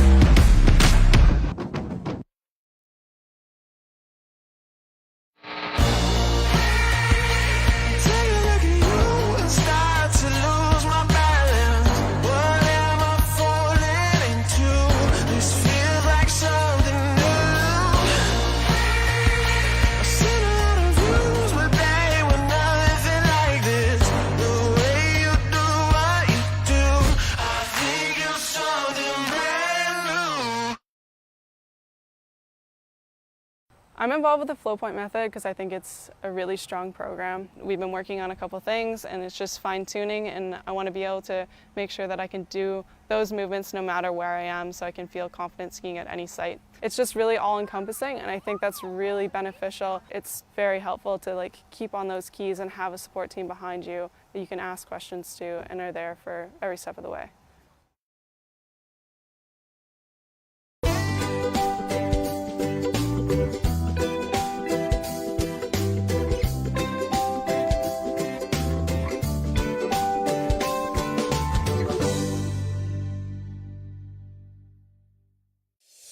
Tuscaloosa is Alabama's ultimate sports destination and a place for outdoor enthusiasts to thrive.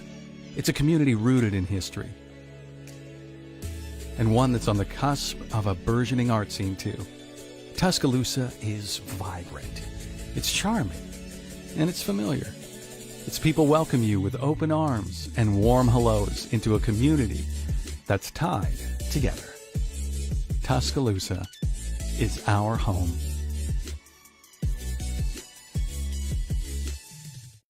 My name is Thomas De Gasperi. I'm from Italy. I'm a two-time World Slalom champion. I've been coming here at La Guapa for 4 years now. What I really love about this place is that we get a chance to ski in a big natural lake right behind me with a perfect course. Also, we have a chance to go 10 minutes away to a perfect man-made lake where conditions are always perfect. The boat, the drivers are always top level. The weather is always perfect.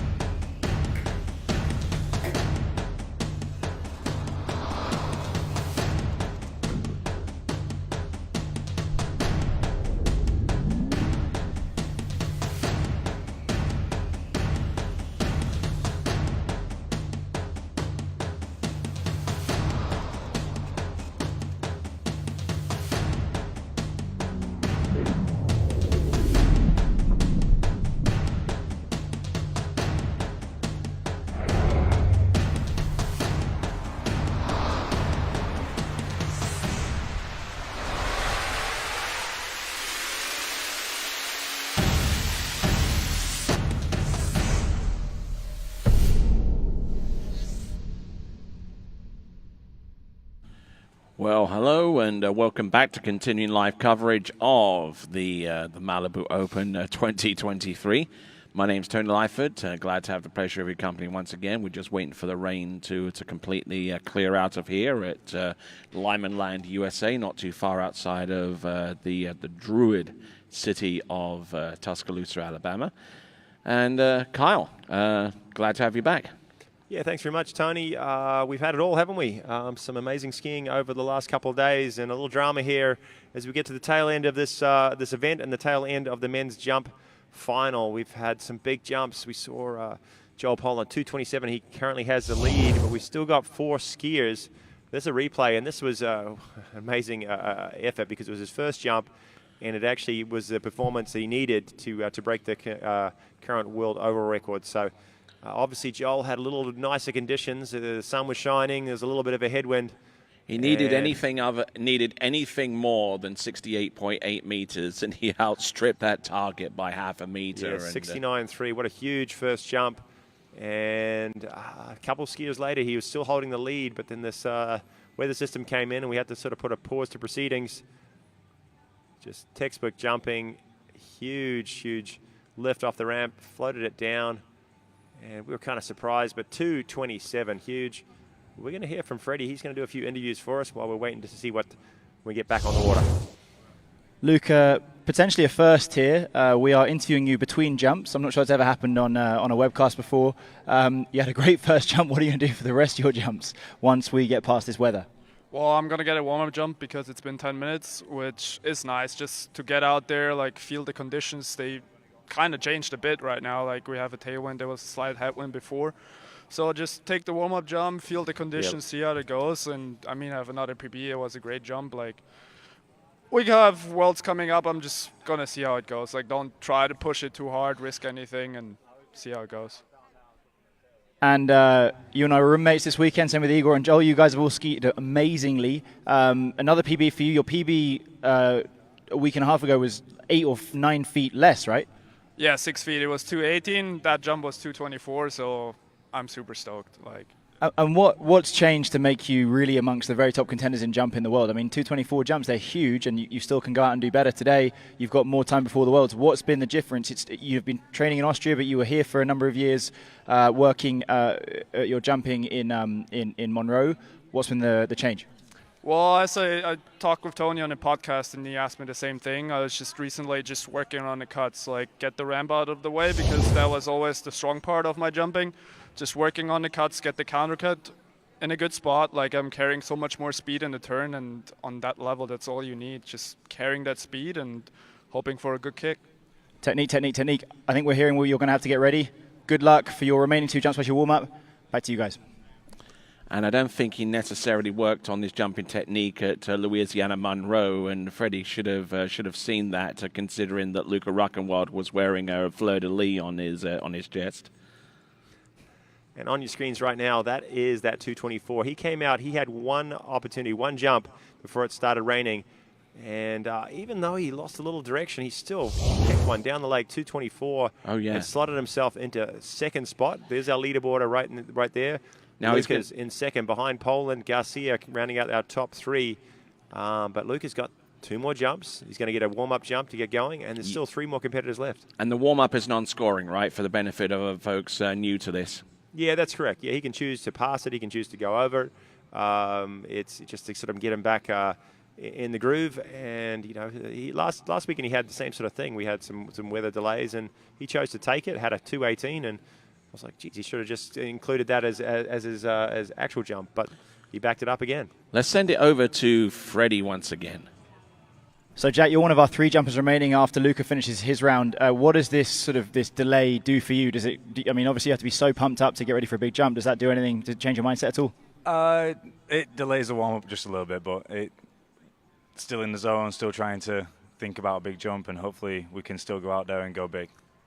Okay, and you've been working on the boat this week, I understand, as one of the organisers. You're obviously pretty happy with your results. Hannah went absolutely huge, 192. There's big jumps, PBs all over. You've done some good work.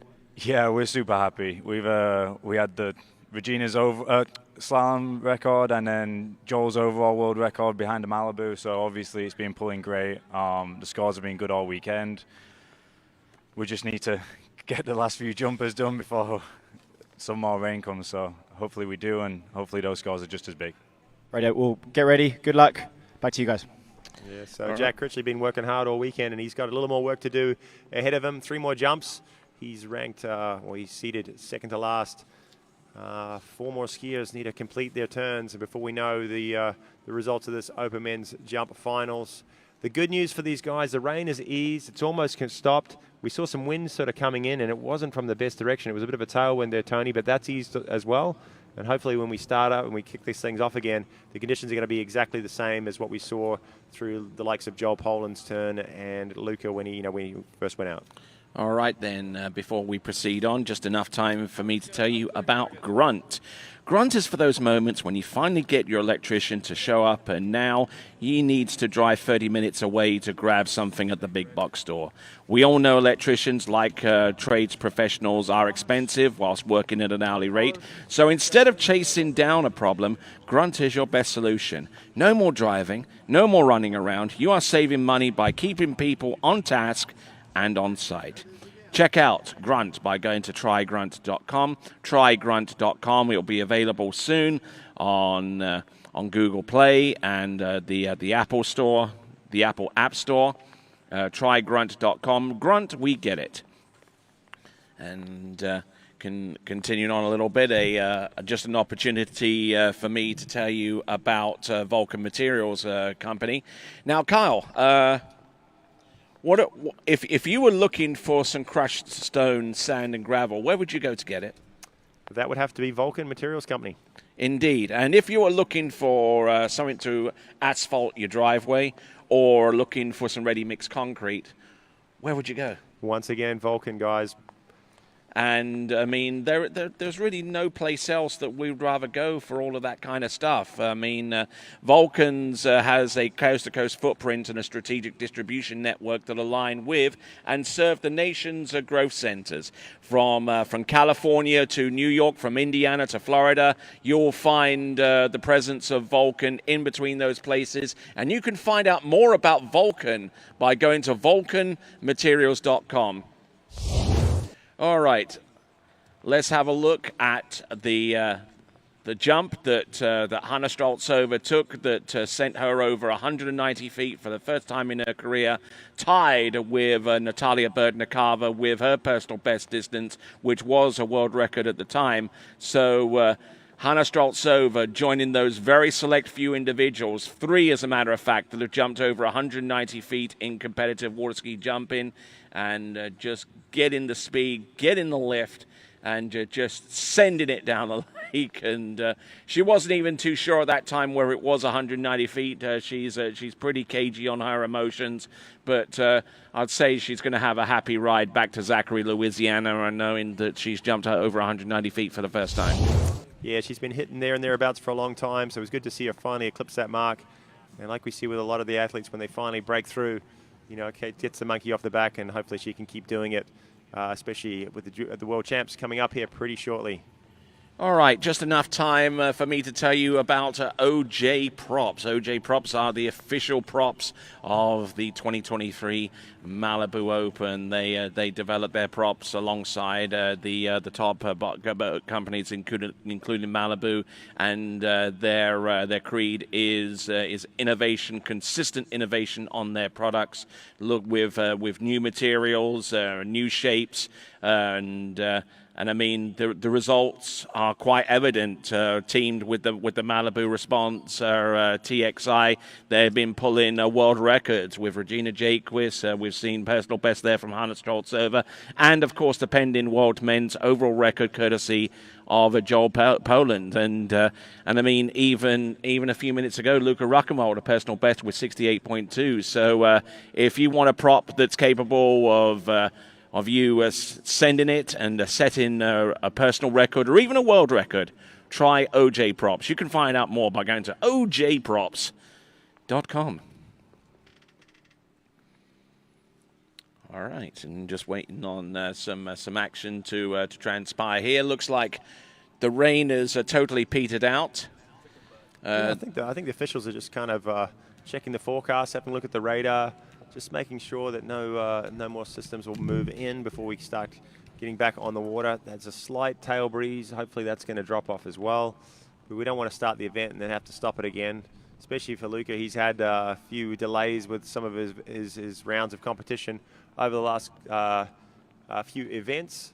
So we are going to wait just a little bit longer until we get official word from our chief judge, Nikki Lee, who's had a long couple of days, and she's got 4 more skiers to get through, and this event will be wrapped up, and we will know who will be on top of the open men's jump field.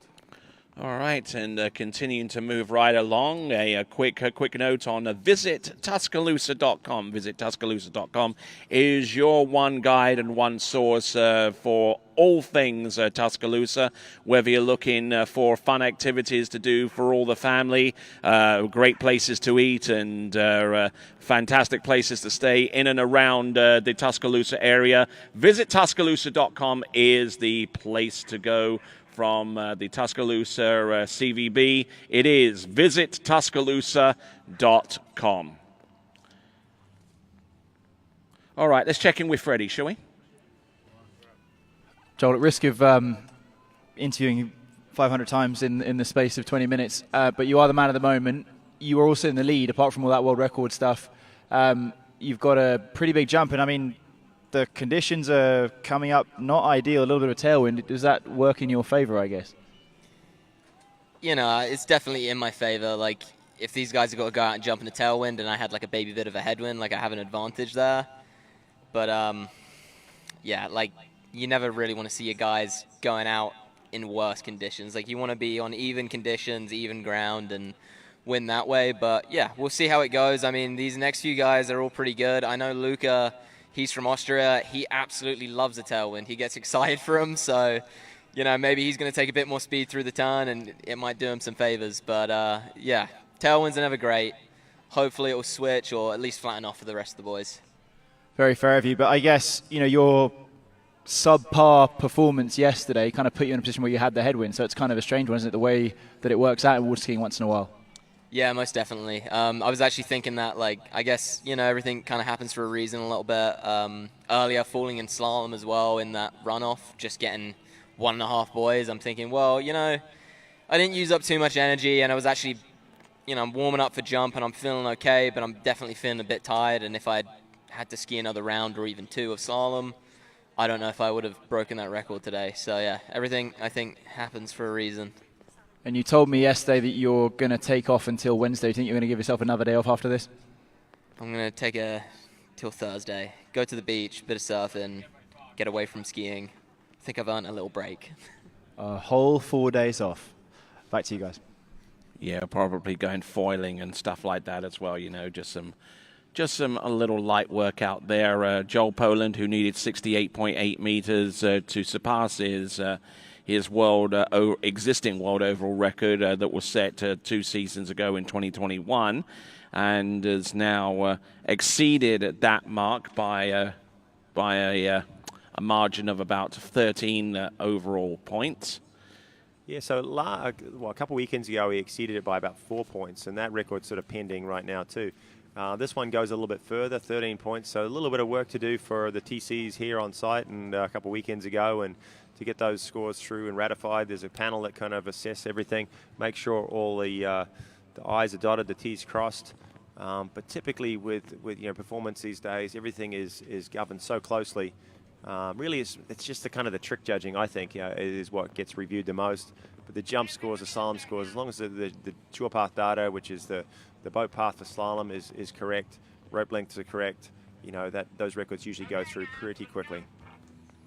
All right, then, and we just saw on the starting dock there Louis Duplan, Freiburg, who's in the frame for a possible record himself. The French national men's overall record could well be in jeopardy if he conjures up a sizable distance, and I'll give you more details of that in a moment. There is your start list. Basically, just forget about all the names from 1 through to 6, and then concentrate from 7, 8, 9, and 10, and that's what we've got left. Luca Racamard is going to take a warm-up opening jump. He can do what he wants with this one. Yeah, for sure. A nice little sort of feel things out. And as we were sort of looking down that start list, we can see, the type of skis these guys are on. And really, right now in tournament jumping, there's only two options. That's the Goodman skis and the D3. And it'd be kind of interesting to see if there was a kind of a Constructors Championship in jumping, who would have come out on top. It looked like it was a pretty even split there in our top 10 between those two brands. And there is also actually a brand in Europe that's starting to make some waves as well in terms of building free event skis. That is SP out of Cyprus, and haven't heard too much in terms of those jump skis. I've seen a few pairs at San Gervasio, but it's good to see there are companies coming through from even from outside of the United States of America dedicated to keeping people supplied with free event skis. For sure, and the boat now just doing that simulation pass, making sure conditions are the same for everybody. They just go up and back without a skier, and you can see Luca down there on the dock. He's soaping up his bindings, the extremely tight jump bindings, all double wrapped. Absolute full control over their skis, very, very tight. They only stay in them about 3 or 4 jumps at maximum. About 7 minutes. Yeah, about 7-8 minutes, and then their feet get cramped. So he's waiting until that last minute to strap on those skis. And also, they look pretty stiff bindings as well. I mean, that looks like they feature some EVO construction on high EVO construction on the heel. Yeah, it looks like he's opted with a little bit stiffer heel rubber on his skis, around his bindings, and then you can see that strap that he's pulling down with him to get them on. Very, very tight, but lubes them up with soap, and then make sure he gets them all out when he puts the skis on in the water. Did he use soap, or did he use Babe's boot butter?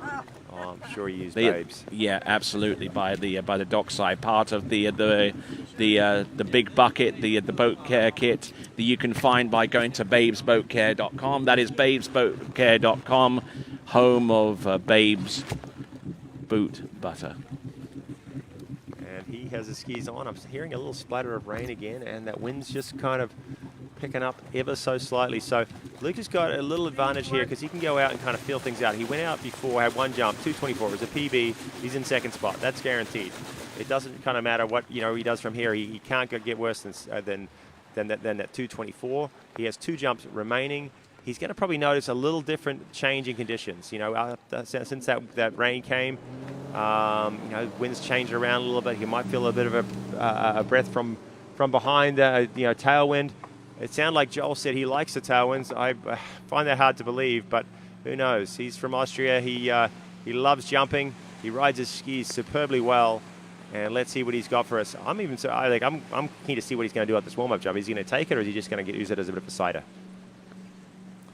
All right, then. So joining us here at the announcing booth for one of the very rare occasions where we actually see the leader of an event actually come over here to the announcing point and actually comment on the same event that he's leading in. Joel Poland, how you doing?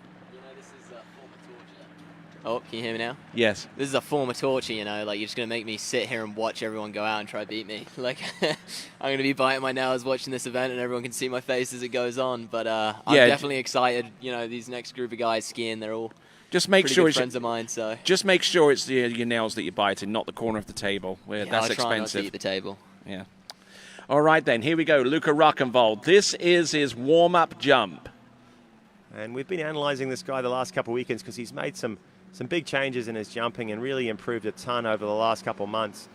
And is he going to take jump at number 1? Yes, he does, but slips back. I think that's the first time I've seen him not kick a jump. Yeah, I ski with Luca a lot. He's been skiing at Mats the last couple of weeks, and I don't think I've seen him slip a jump. I've seen him pass, and I've seen him kick a jump. That's the first time I've seen him slip.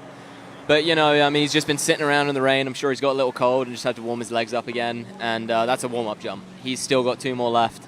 I'm sure he's probably playing that one a little smarter. And, these next 2 will probably be pretty good from Luca, I'd imagine. Well, that's the exact reason he's given that warm-up jump, because it is hard to kind of regroup and, split your setup like he did. Go out, take 1 jump, then sit around, and be the first one back out again. It's always challenging. I don't know if you paid much attention to his last jump, but he was right on that corner. Was he? On the, before the rain delay. And he came in and he said it. He was like, that was pretty late, but, this is the Pro Waterski Tour, and when you're on the Pro Waterski Tour, you take those late jumps. That's part of the game. So he's been 223 in the prelims, 224 already in the finals. You've seen him in practice. Can he go further? Has he had some jumps in practice upwards of 230? You know, he's really fine his legs as a jumper. It seems to be right now that every set he seems to find something again each time. So I think it's just, you know, can he keep his composure and find his spot? If he can find his spot, I think, you know, we can definitely see him break 224. Well, here he comes on jump number 2. He's opened up with 68.2 meters for a PB of 224 feet. Here he comes on jump number 2. Nope. Ooh, second time slipping out on a jump at number 2 there. That one counted. That one's going to not be as far as his first jump. So regrouping now. He's got one final attempt. 224 on the board. Yeah, it's kind of strange. I mean, the thing I'd say Luca's best at is being really consistent. And, you know, every time he seems to kick the ramp, but he's consistent with his setup every time. It looks like on these two, you know, he just hasn't quite found his composure. I'm wondering if, you know, that first jump being 224 and him thinking, I definitely had more in that, if he's maybe just trying to overdo it. 192, it appeared on your screen, 192, as you see him come off a little on the heels, skis sort of flat out to the side, and just going to wave that one away and rethink things as he goes down. Is there anyone on bank kind of watching? A lot of these jumpers will have someone on the sidelines giving them some advice. Does Luca have anyone there helping him out today? I think it's meant to be me. But, you know, I'm chatting to you guys. But, you know, we were quite close in the prelims, and I wasn't there spotting him. And even that first jump today, I wasn't down there on the bank. You know, he knows what he's doing. He had a firm plan we talked about in the car before he jumped. And, you know, it seems like he executed it really well in this first jump. Let's see if he can pull it together on this third one. All right, here he comes, Luca Rockenwald.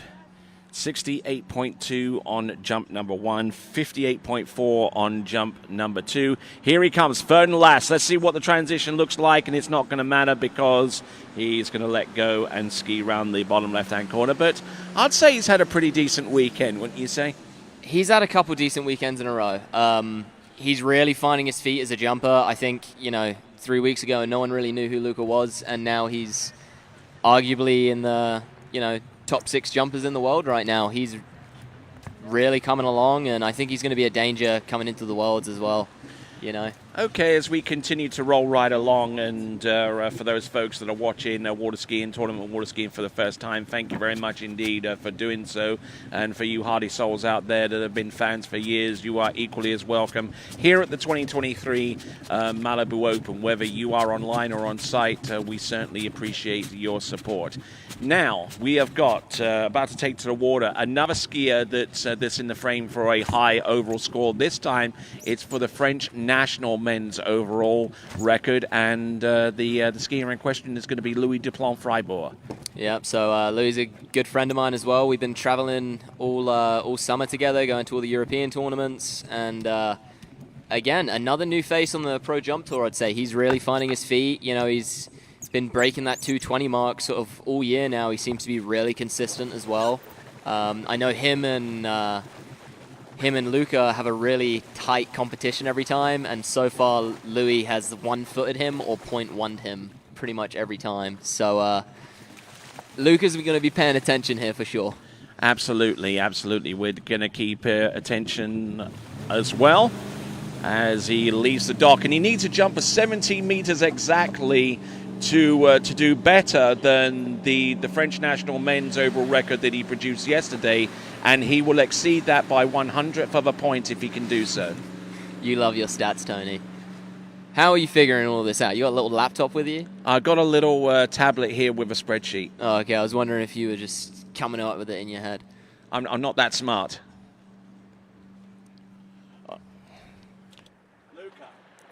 So, just watching Louis come down the lake here, it looks like there's still that little bit of a tailwind out there. So it's going to be interesting to see what he does to adapt. You know, we've been jumping in tailwinds all year, sort of through the overall tournaments in Europe.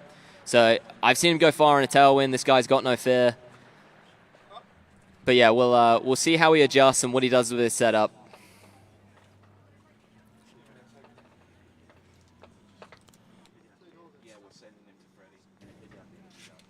So it looks like he's just splitting the 6 there.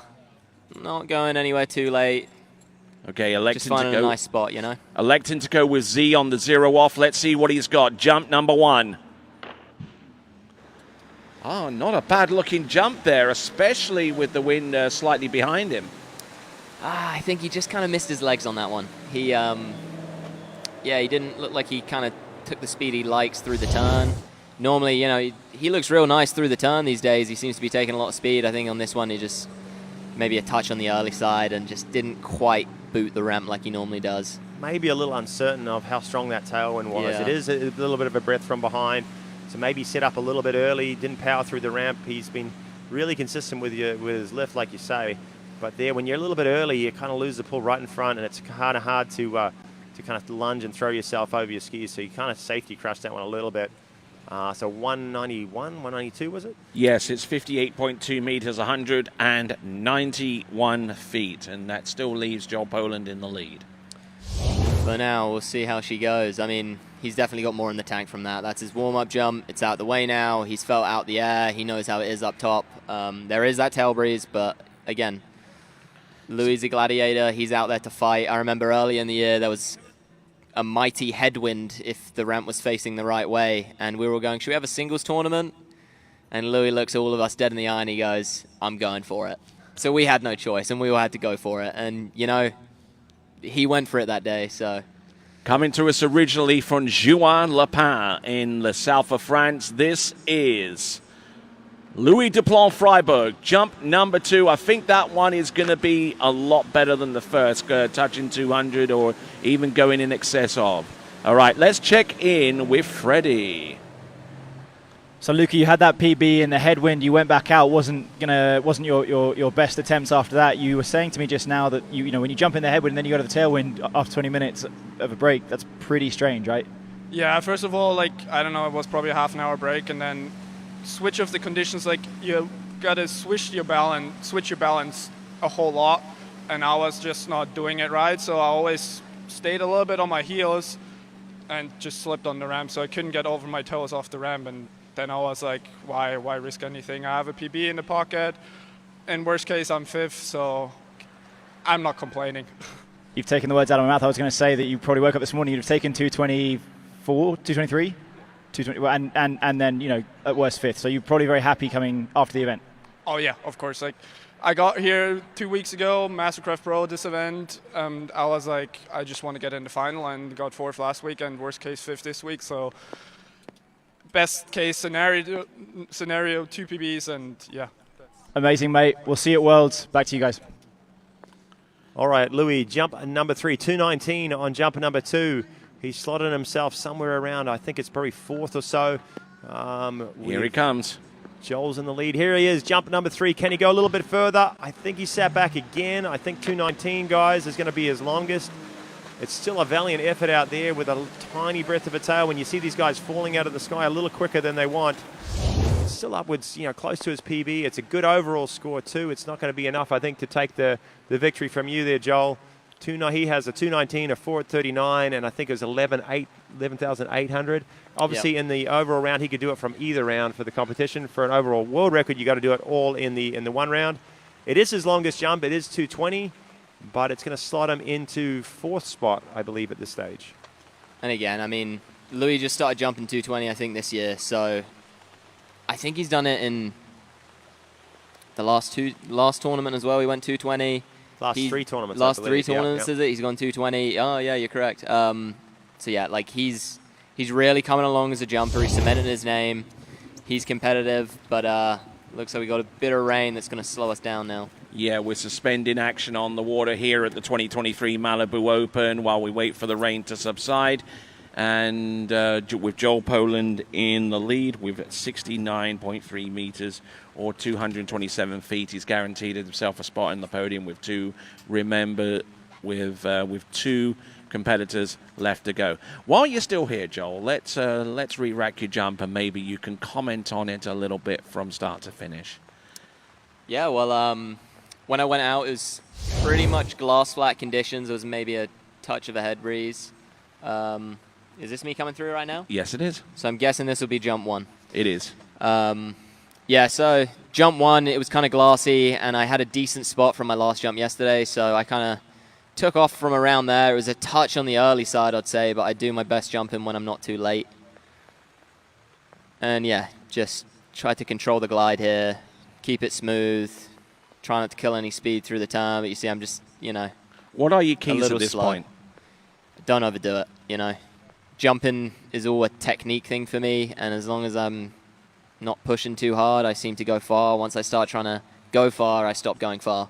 You get a little twisted in the air as if you're trying to like turn the skis almost 90 degrees as far away from the boat as you can as you go on the down slope.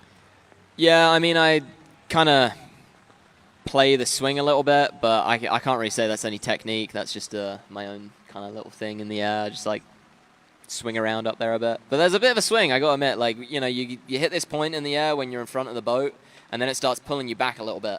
And, you know, if you're relaxed at that point, it'll bring you back. So, you know, maybe I should have let go of one hand. I would have been a little safer, but keep two hands on, get every little bit of distance you can. All right, then, with that, let's check in on Freddie. Louis, I was in France when you jumped, I think, the first time 67 earlier this year. You did it in very, very good conditions there at Lacanau, but today you're doing it you know, with a little bit of a tailwind. Your jumping has massively improved in those 2 or 3 months. What's been the big change? Confidence, trust in the process, I would say. Just jumping more, bringing down, and enjoy it. Just like enjoying jumping has been the big factor. That's amazing. You were on the podium last weekend. What do you feel your chances are? I mean, I think you're in third right now. You've got two jumpers left. Probably might slip just about slip through your grasp, huh? Yeah, like the two best one on the tour after me. So we're gonna see. Like, happy the way I jump. Wish it a bit more, but yeah, not happy. Just like missing this little head breeze that we had like during the first part of the jump final. But that's it. Not gonna complain for that. Luck of the draw, huh? And you're an overall skier. You've skied every event this weekend. You feel like your skiing's in a very good place going into the World Championships, just changing gear as we wait for the rain? Yeah, no. I did a PB, overall PB. Joe did the overall record, so congrats to him, like he deserved it. I tried my best, I'm at my best, so give me more motivation to work even harder for the next weeks and try to push it. And yeah, that's it. Yeah, I'm very happy. Good stuff, mate. Well, taking inspiration and motivation from your competitors, that's the best thing you can do. Good for you. Back to you guys. All right, then. So whilst we have our little bit of a game show right here, it's called Pick Your Pass. What pass would you like to see there, Joel? I think we should take a second just to rewatch Jake's hand pass from today. I mean, the kid's skiing unbelievable at the moment. He just got a PB, so and you let's got take a little look at this. All right, then, from earlier on today, the part of the effort that secured the win here for Jake Abelson. Look at that. Look at those flip twists there. Yeah, I mean, Jake's been skiing really, really well at the moment. You know, really good tricker, but he's also a pretty incredible slalomer and jumper. You know, he's just he's a little young, so jump-wise, I'm sure we're going to see him on this grid with us at some point in the next handful of years. And slalom-wise, you know, the kid's only going to get taller and bigger, and it's only going to get easier. But as a tricker, I mean, the kid's already insane, so, you know, he's coming for all of us older guys. I guess there's not too many older guys in trick right now because we're all getting beaten by a bunch of kids. But I think something we can all take from Jake's tricking is how good he is at flips. You know, he's coming up with his own tricks. He's got that one called the monkey. I don't know if you know which one that is. Is that back-to-back front flip? Or yeah, he does a back-to-back front flip. And how old are you, Joel? I'm 24. You just called yourself an old guy, really? I'm an old guy in the trick field these days, seriously. Yeah, definitely, with the likes of Maddie and Jake and obviously Martin Labra. Yep. No, there's a lot of young guys coming through. You know, I joke with Doran a lot that he's the old man on the tour. And Coleman's a touch older than him, so I don't know how he's feeling either. But yeah, you know, those kids are coming for us, and you know, it's pretty cool seeing the sport evolve in that way. I think the most unique part is that everyone's doing their own tricks. So you said Jake's got a new trick, the monkey, I guess it's called. You've invented a few new tricks. Have you got anything in the pipeworks coming through, like in the pipeline, I guess? Is there anything you've been dreaming up at home? This year has been the most focused, I'd say. I've been on trick and not going too far off track. I have an issue in the past of I go ski really well, and then I'm like, okay, I'm not going to do runs anymore. I'm just going to work on some new stuff. This year I've been a bit more strict to myself. I've done a little less playing around when it comes to trying new things. But, you know, we're about a month away from my off-season, and that's when I start getting creative again. Obviously, there's a ton of variations with the flips. Is there anything in toes, like, you know, we've seen a few big toe tricks like toe wake line 7 being submitted. I don't know if it's ever been done in a competition. Anything that you've got in toes? No, it has. Toe line 7 has been done before, actually. I believe they come in wrapped up as well. He does. It's a Belarusian guy. I'm not too sure of his name, but I've seen him do it at the Europeans once. Yeah, Herman Baliako. That would be the one. See, this is why we keep you around, Tony. You know your stuff. All right, then. Pick your pass. Next up. Pick your pass, Kyle. Oh, I get a choice here. We've got to go with T-Gas. You know, he came out early in the men's slalom final, posted a huge 441. Let's check that out. So, you know, in the earlier rounds, I think he was struggling a little bit. He was a bit disappointed not getting to 3 at 41 in the first round. He got 2 in the second. He kind of eked into the final a little bit. He was 6th maybe. He came out early, massive 2-ball, and really gritted his teeth here at 3, jumped on the front, shut things down, and cut all the way to secure a full 4 buoys. You know, like a standard S-turn there. He's done that so many times. He sort of was super happy with that and put some serious pressure on the field after him, and no one could convert. You know, four's a scary score to go out there and beat, especially, you know, a lot of the field are righties, and they got to come into 3 and they got to make a move there. One of the lefties actually we saw get to 4 was Cole. He got out there first. Yeah, I mean, T-Gas is a pretty incredible skier. So, Tony, Jamie Bull. Jamie Bull with which pass? The 39 or the 41? I'm going to go with the 41. All right, so we're going to take a look at there. Going to take a look at this 41 off 10.225 meters, and your thoughts, guys? Well, this is going to be a fairly short pass because she ended up in the drink after one ball, and at that stage she didn't know she'd won the tournament with that performance. You know, hands went up to her face, half a buoy at 41. Still a huge score, and let's really watch this pass because this is the one that got her there. This is the 39, Tony. This is the money pass, eh? Yeah, absolutely. Good extension into number 1, and you know, I mean, coming into this section of pro tournaments, she was still a little unsure as to how her brand new ski would react, because the skis that she traveled to Europe with were crushed and destroyed beyond all recognition by the baggage handlers on her way back. So she was still trying to get used to the ski that she's on there, and looked pretty good through that 39. And you know, with each pass in performance, her confidence grows. Well, that was a pass that won her the tournament, and we believe it's won her the world tour as well. Yeah, exactly, the tour champs. So 3 years running. She looks comfortable on that ski. I mean, doesn't look there's much figuring out going on out there. She seems to be comfortable and just making it work. I mean, that's part of being a pro as well, isn't it? You can just sometimes flip that switch. You know what you got to do, and you get on a ski, and when there's no other option, you know, because your skis have been destroyed, you got no choice. You just got to figure it out and make it work, and she's clearly done that. All right, then. Kind of let me ask you a question a little bit so far as your slalom, because I mean, you're obviously improving by leaps and bounds in that particular event. You know, you ride with Radar. You work with Chris Rossi. You work with Matt Reaney and the rest of the good folks at Radar. And I mean, how much testing do you do before you finally pick up a ski and, like I said, this is going to be the one that carries the season, and you know, and what kind of flex settings are we looking? You know, numbers wise, I couldn't tell you a thing even if I wanted to. You know, in that sense, I'm just the guinea pig. They put me on a ski, I ski on it, and I just tell them what I think and how it feels, which I think is the best way for me because I can keep it separate. You know, they know what they're doing, I know what I'm doing, and when it works, we figure it out. In terms of trying to find the ski, you know, some skis are good, some skis are bad, and I don't like to throw away a ski after one set. I like to do a few sets on a ski, figure it out. If it doesn't feel good, you know, I kind of want to ski on it to figure out what doesn't feel good and find that limit of why is it messing up.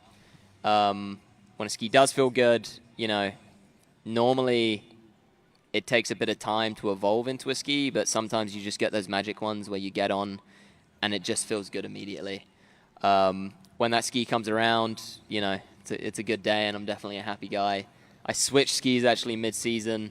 I had one ski that, you know, I wouldn't say I was loving the ski, but I wasn't hating it. You know, there was some perks, but there was definitely some downsides to it.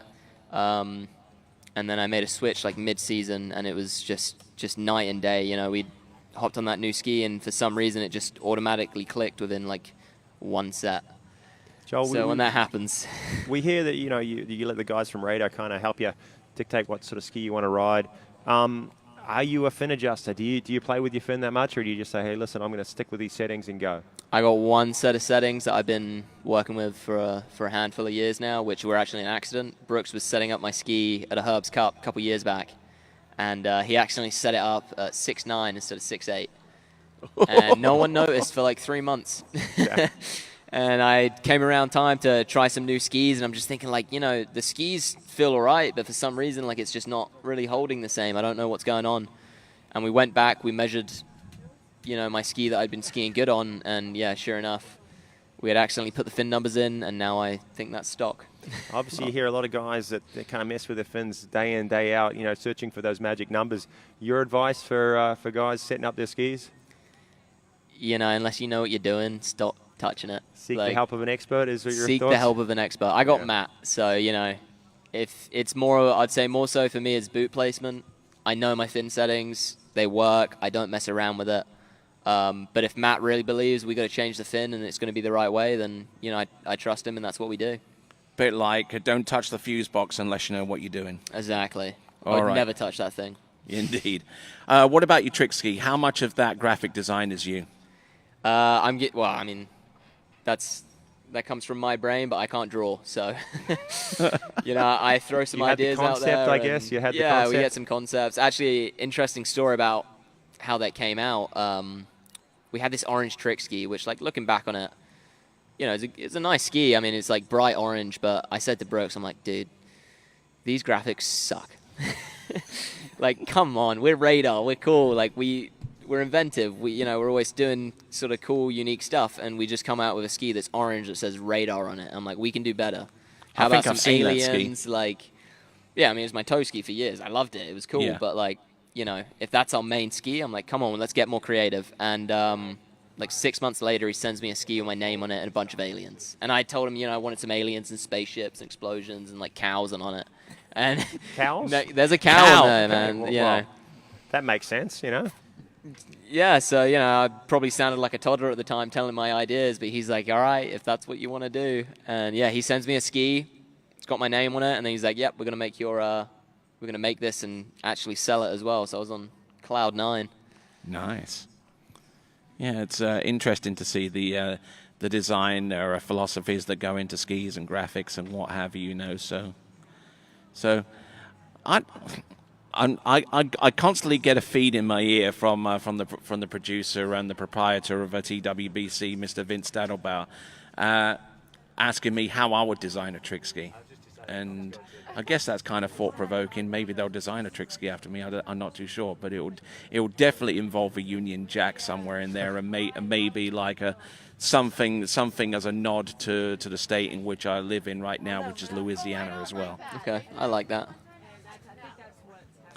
All right, so we're looking at the dockside. We see Regina Jaquist there, the pending World Women's Slalom record holder, resetting that record with a 5 on 10.25 meters. I'm here with Joel Poland, once again breaking the world overall record. Oh, okay, looks like. Okay, looks like we're getting the messages through. We've got Zach Warden coming through with a message, I believe. Let's see what see what I can pull up here. Yeah, it's yeah. What's that got to say? Put the glasses and give it a rip. Kiwi would have jumped. Yeah, absolutely. Oh yeah, back in my day, no problem. I mean, half the jumpers have visors now anyway. Exactly. No, conditions are definitely getting better. That the sky's clearing. The water is glass calm right now, so that little tailwind's disappeared. Oh. We've got 2 jumpers remaining. It's Jack Critchley, it's Freddie Krueger, and we're hopefully going to get this back underway here very shortly. Oh, by the way, I do. There is a correction here on who invented the what was that trick that I attributed to Herman Beliakov? Oh, the toe line 7. The toe line 7. Actually, Alexei Zernasek invented it in 2015. So wow. Yeah, but I knew it was somewhere from that part of the world, and I cannot say which specific part of the world. And you know, like when it comes to toe tricks, you know, like I know they're not the coolest tricks to watch, but when it comes to actually putting that rope on your foot and you're coming in and you're trying to do toe line 5s and even toe line 7s, I mean, I've tried a couple myself, but I can't say they've ever gone too well. How many trick skiers do you know that can actually do 2 toe wake line 5 backs? I mean, because Alexei Zernasek was famous for doing them towards the end of his run, and there was a lot of skiers a while back that used to do. I remember Russell Gay used to always do 2 toe line 5s, but I have a feeling it's just speed. Like to do 2 toe line 5s fast is tough, right? Well, it depends on what you're trying to set your runs up as. And normally, if you do a toe line 5, you end up having to, or if you do 2 toe line 5s, you end up having to take a couple tricks out. And you know, at the high end, if I was trying to put that into my run, I'm taking out like a 480-point trick to try put in a 600-point trick. And the amount of time that you lose by doing it, it just doesn't end up efficient. That seems to be the trend of late, you know, with all the trickers. They're just finding the better combinations, especially in toes, to kind of link the tricks together to kind of be a little bit faster, more points per second, rather than going bigger tricks. So yeah, most definitely. So what's the average on that? That's like 200 points a second for a 12K run, isn't it? Something along those lines. It's been a long weekend. You're the numbers guy, Tony. Yep. You're the numbers guy, but I'm trying. All right, let's have a look at the leaderboard. Joel Poland, obviously, I mean, like 69.3 meters is in the lead. And Luca Rockavold in second place right there for Austria. Taylor Garcia in third. Louis Duplon Freiburg there with fourth place at 67.1. Will Roberts there, 65.4. Morozov with 65 meters dead. Martin Coleman, who's jumping pretty well with 63.8. And Quinn Haynes on 62.7. 2 jumpers to go, and it looks like the wind has gotten down to the kind of level that was present when you were jumping, Joel, and hopefully that will bode well for our penultimate jumper to take to the water. It is Jack Critchley from Great Britain. Yeah, that's definitely what we want to see. We want fair conditions. We want them the same as what all our other competitors got. I think probably Louis is the one that got the little bit difficult conditions out there. He still managed it well, went 220, but things have dropped right off. The sun's come out, the rain's dropped. Joel, you're on top right now, 227, 69.3. This guy went 228 yesterday. He's been jumping exceptionally well. He's currently second on the Waterski Pro Tour. He's your country mate. What you got to say about Jack's jumping? Yeah, Jack, fellow Brett. He's been looking real good all year. I mean, he's busted out a couple 230s now. I'm sure he probably wasn't super pumped when I had that little 235 a couple weeks ago. And yeah, I mean, he's been coming real close to that record for quite a few years now. You know, I'm sure he probably wanted a headwind today, but I don't think it's going to slow him down too much. I mean, Jack's a pretty good jumper. He seems to really be confident on his skis right now. Utilizing ZD on the zero offsetting. Let's see what he's got right out of the hole. Boom! And that is an exceptional first jump, and we're getting this back underway very, very strong. I'd say that's close to 20s. It's hard to tell from our angle that we watched there how far he landed down the lake. He went 228 yesterday, and he left quite a lot on the ramp. He sort of dropped his chest a little bit, lost his shoulder, and but he was getting distance pretty easy. You know, that we all know this boat's strong. It's been pulling these jumpers a long, long way.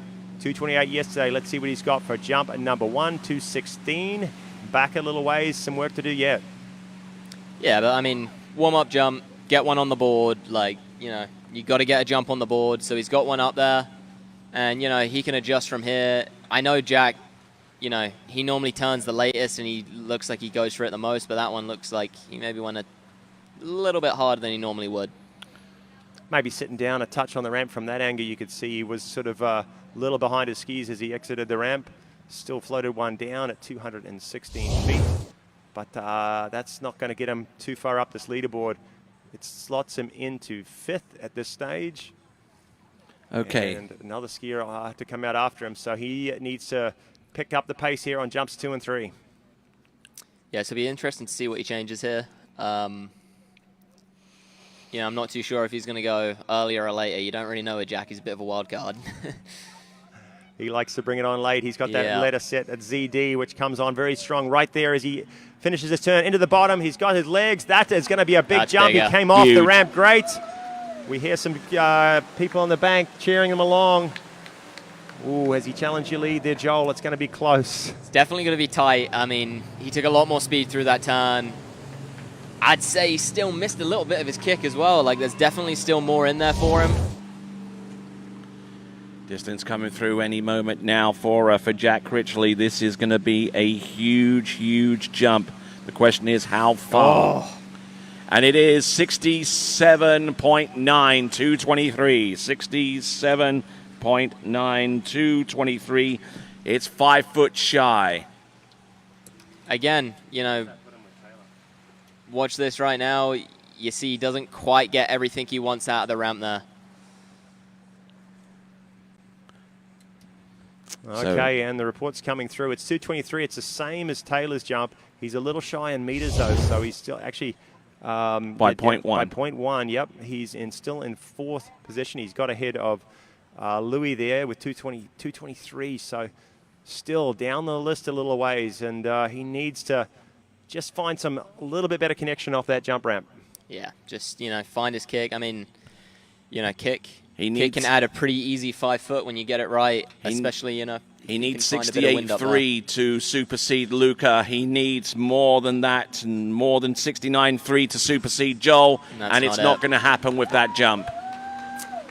No, he knows that head goes back. I think he was actually a little bit earlier on that jump at number 3, maybe just backing it up a touch to see if he could get his lift dialed on the ramp. He lacked the speed, and he actually lacked the pull off the top of the jump there. So it's not going to be Jack Critchley's day. Unfortunately, he had a sensational round yesterday of 228, was in 2nd. And one jumper remaining. So not Jack's day, but it is Luca Rackenwald's day. He just made his first podium. I got him standing right here next to me. How you feeling, buddy? Feels pretty good. I bet it does. I mean, you've really been coming on recently as a jumper. You know, you're obviously happy with how you skied, but do you think you have more in the tank? There's always more in the tank. Like, we're jumpers, we always want more. But that first jump today before the rain break, like, it was spot on. Like, I was in the bottom right corner, I held the rope, held the boat, pulled me up in the air. So little tweaks in the next few weeks for the Worlds, but another PB, like, that's all I want. And 3rd place, like, unbelievable. Man, great to see it. Great to see a new face on the podium as well. I mean, you've really been coming along as a jumper recently, and it's good to see, you know, this next younger group of us all kind of coming through and challenging the older lot. And it's good to hear that Luca Rackenwald continues to play Oliver Twist, always wanting more. We're jumpers. Yes. There's always more. Always more. On your screen right now, that's your leaderboard, guys. Joel Poland still hanging on to that lead, 69.3. Luca in 2nd, 68.2. Garcia and Critchley rounding it out with 223s. Garcia just ahead. He's on the podium right now, but one jumper remaining. It's Freddie Krueger. This guy seems to get it done more often than not. Is he going to do it in one jump?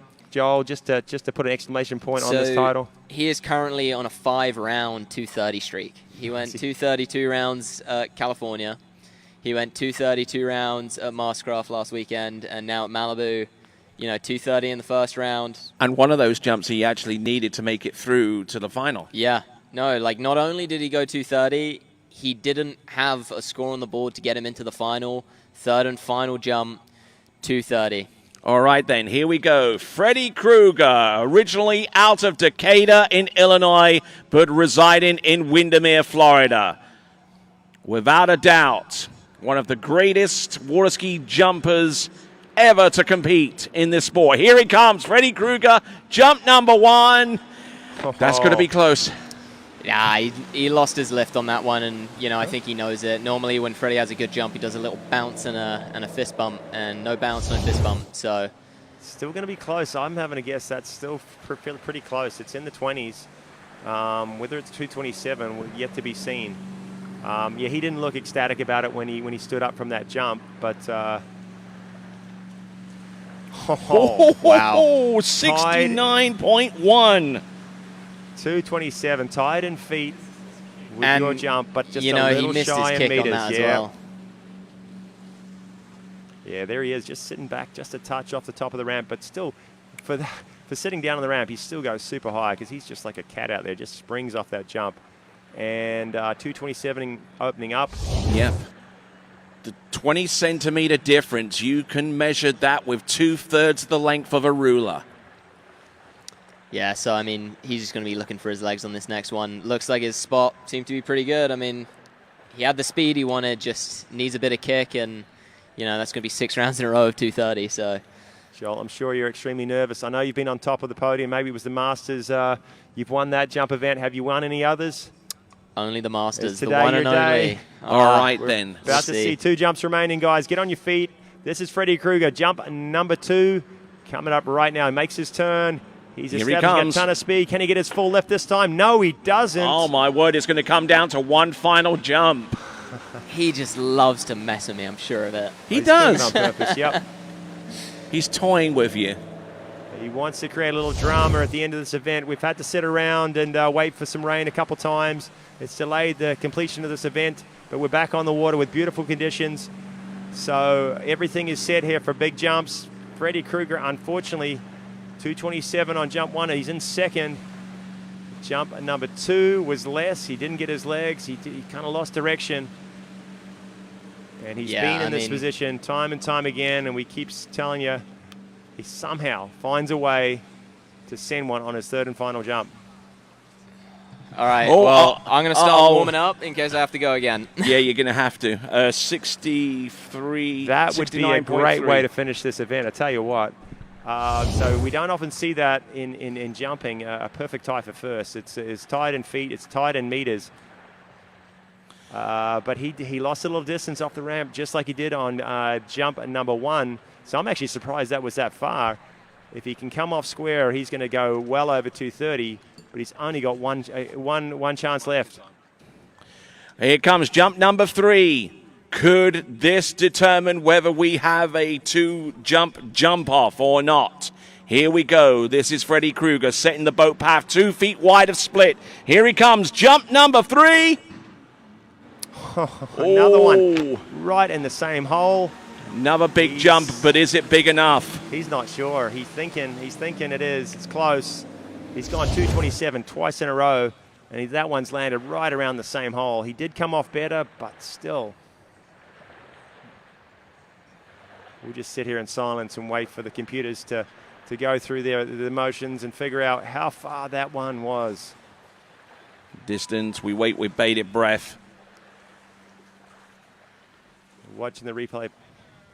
We have a winner. It's 2:33 for Freddy Krueger.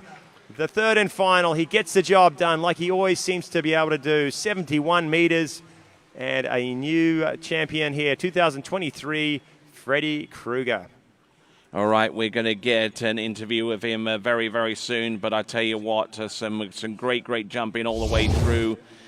I mean, Joel Poland was so close to getting the victory, to be denied at the last by Freddy Krueger there, Luca. Yeah, but unbelievable, Tony. Like, you look at it, and he didn't get the perfect kick Freddy normally gets on all 3 jumps. So you still know Freddy has a bit more in there, and he knows it, I feel like. But we have another 3 weeks until Worlds, and I think he can fix it until then. Your podium there, Freddy Krueger on top. First, Joel Poland second, and Luca. Congrats, mate. You're in 3rd. Thank you. Nicely done. All right, then. Let's check in with Freddie and Freddie. Freddie, your second win in 2 weeks. Last time you did it the first jump. This one you did it on the last one. You are now 6 rounds in a row at over 230. That's pretty special.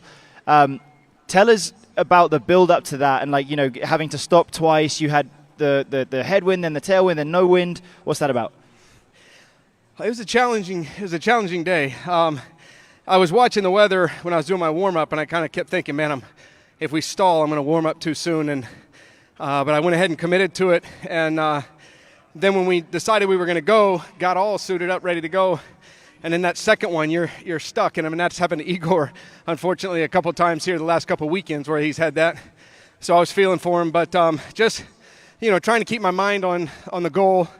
And I want to thank Karen because, you know, she was keeping me in the moment all the way through that. So good teamwork there. And, you know, that was great. I'm very excited.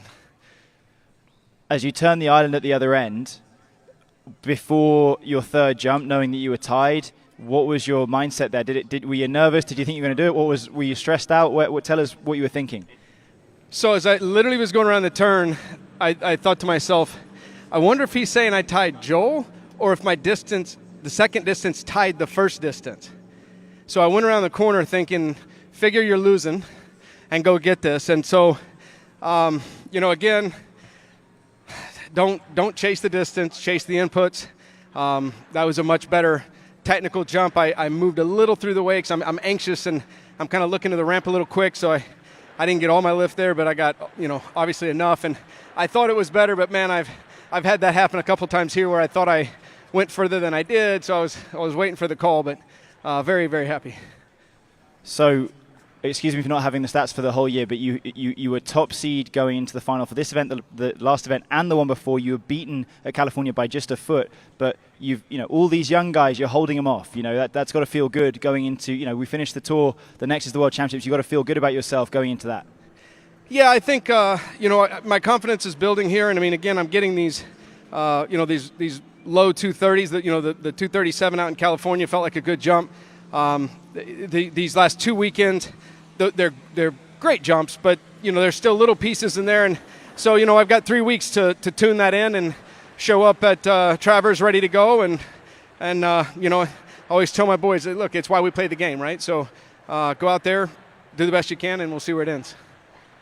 And yeah, I mean, not to keep going on about it, Freddie, but 48 years old, you extend your record as the oldest ever professional water skiing win. You won the Waterski Pro Tour this year. You are cementing your status even further as a legend of the sport. Congratulations, and we'll see you in a few weeks at the World Championships, but amazing season so far, incredible. Back to you guys. Thanks, man. All right, then. Thanks a lot, Freddie, and thanks a lot, Freddie. And that concludes the event insofar as to say that the men's jump in leaderboard, Freddie Krueger with the win ahead of Joel Poland, Luca Ruckenwald in third spot ahead of Taylor Garcia, Jack Critchley, Louis Duplon-Freibourg, Will Roberts, Igor Morozov, Martin Coleman, and Quinn Haynes. So that is the leaderboard right there with Freddie continuing his streak of jump distances of over 230 feet. The current and final Pro Tour standings in the men's jump are sponsored by John K. Phillips. Freddie with 176 points, ahead of Jack Critchley with 134. Taylor Garcia in third with 126. Joel Poland on 112. And Dorian Llewellyn there on 70. And we certainly congratulate all of those concerned. You can go to waterskiprotour.com, waterskiprotour.com to find out more about the leaderboard and more details about the Waterski Pro Tour itself. So, some great action, and great to have you here, Kyle, once again. Thanks so much. Great to have you here for the limited amount of time that you were here. And we're going to go to the prize presentation in a few minutes. Stick around. The concluding coverage of the 2023 Malibu Open coming to you live from Lymanland, USA, just outside the Druid city of Tuscaloosa. We'll be back right after these. Do not go away.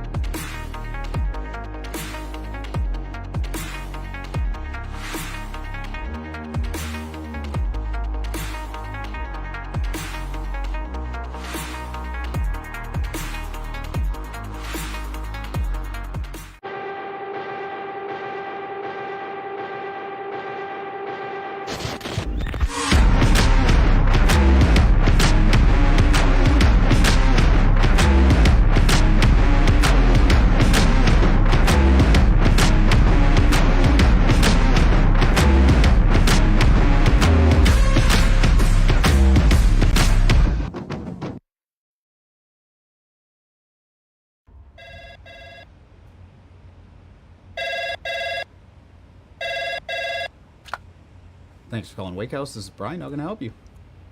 Yeah, Will. Can I let him know who's calling? All right, just a second. Will, I got a fill for you. Perfect. Give me just 1 second. All right, hit it. Thanks for holding. This is Will. Hey, how's it going? Good.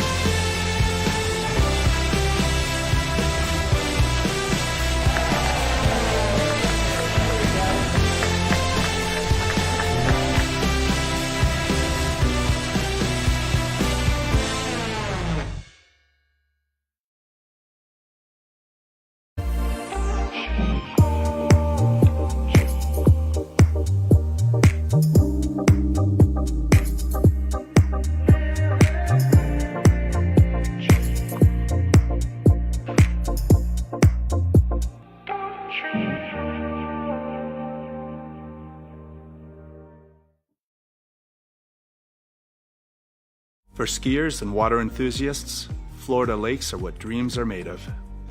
Combined with world-class golf, remarkable weather, natural beauty, theme parks, and so much more, it's easy to see that Florida is paradise.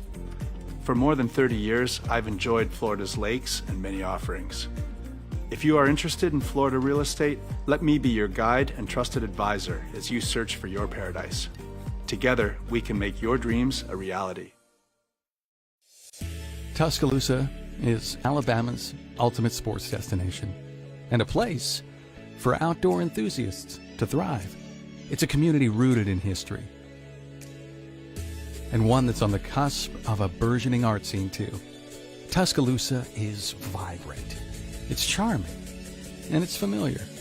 Its people welcome you with open arms and warm hellos into a community that's tied together. Tuscaloosa is our home.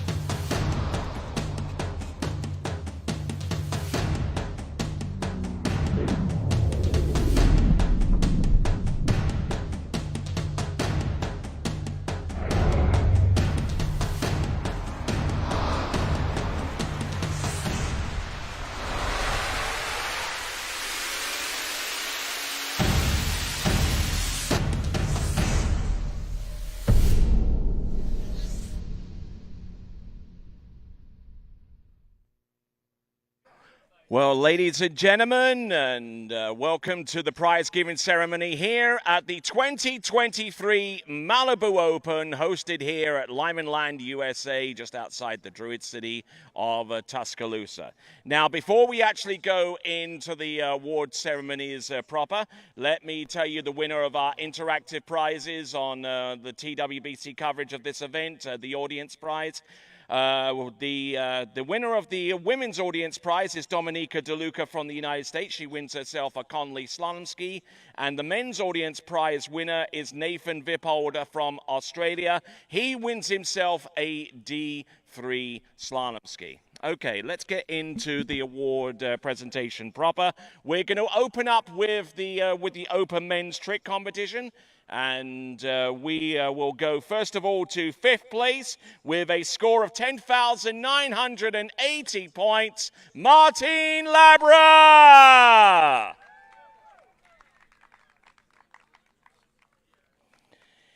In 4th spot with a score of 11,700 points from France, Louis Duplon Fribourg.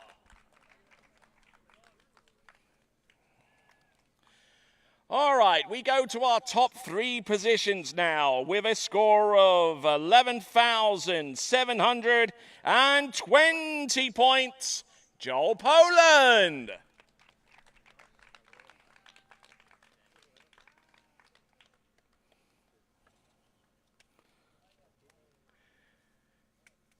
Second spot and runner-up with a score of 11,760 points. Why are you so mad? Martin Coleman!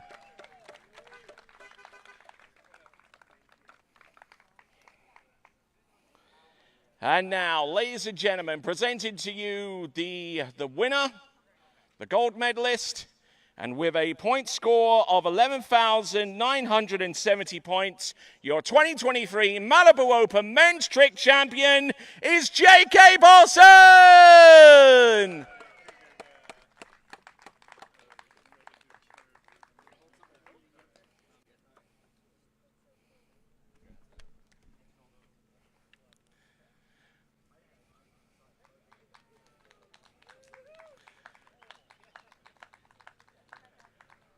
All right, Martin, do me a favor.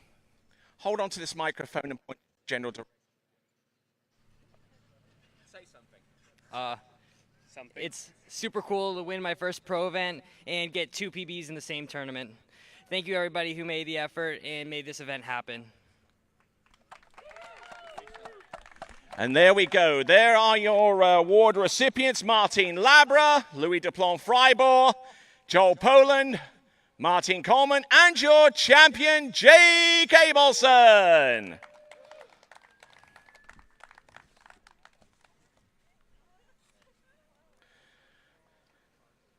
All right, ladies and gentlemen, we go into the women's slalom competition, the top 6 in this competition, starting off in 6th place with a score of 1 buoy on 11.25 meters. It is Karen Truelove.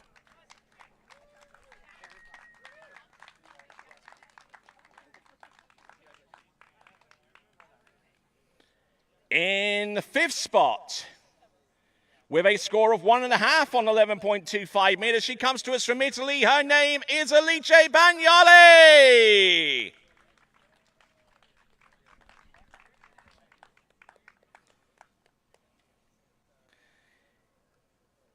And coming up in 4th spot from the United States of America with a score of half at 10.75 meters, it's Ali Garcia.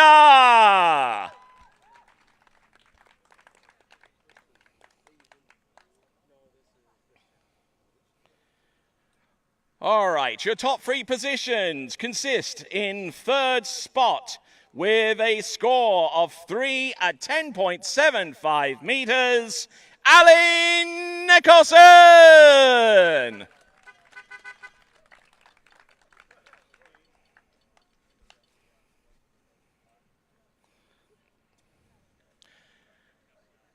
And ladies and gentlemen, runner-up with a score of 3 at 10.75 meters in the final, but send in a penned-in world women's slalom record in round number 1 with 5 at 10.25 meters, Regina Jaquez.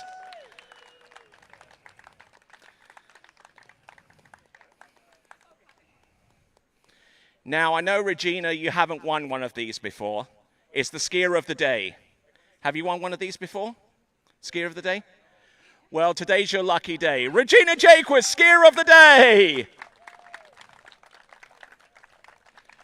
And ladies and gentlemen, presenting to you the winner of the Malibu Open Women's Slalom Competition with a score of half at 10.25 meters, 41 off. Let's give it up, please, for Canada's Jamie Bow.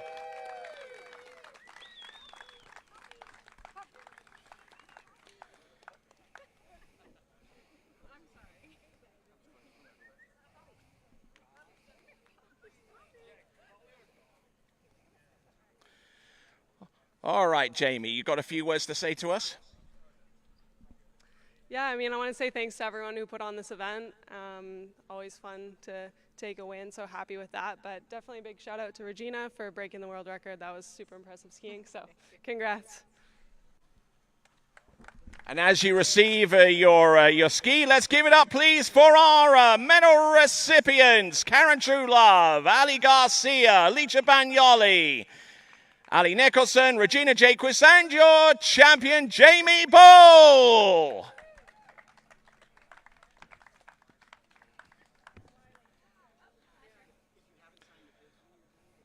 All right, and after the awards for each awards, we encourage the skiers to sign the bibs if they haven't already done so. All right, then, we now go into the Open Men's Slalom. We paid the top 8. And as such, in 8th spot with a score of 1.5 at 10.25 meters from Great Britain, Robert Hazelwood.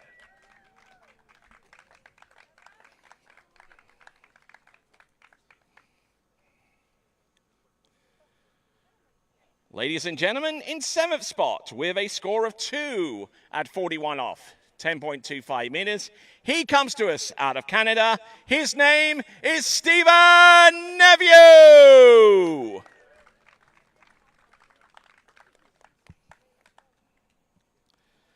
All right, in 6th spot from the United States of America with 2.5 at 10.25 meters, 41 off, it is Dane Mackler.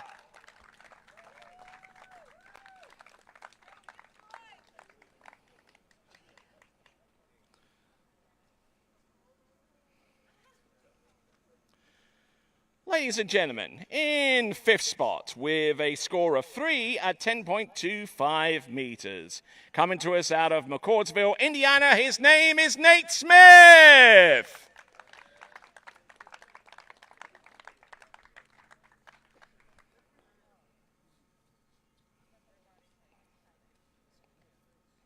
All right, top 4 in 4th spot with a score of 3 at 10.25 meters, 41 off, Will Asher.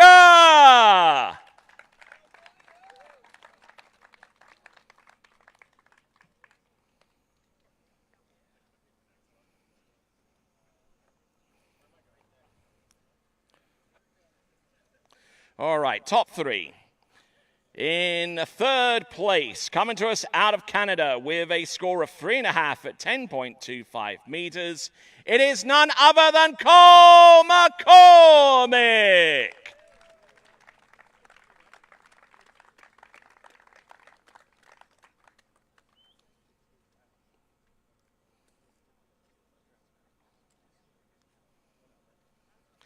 Ladies and gentlemen, the top 2 in 2nd spot and runner-up with a score of 3.5 at 10.25 meters. From Great Britain, it's Freddie Winter.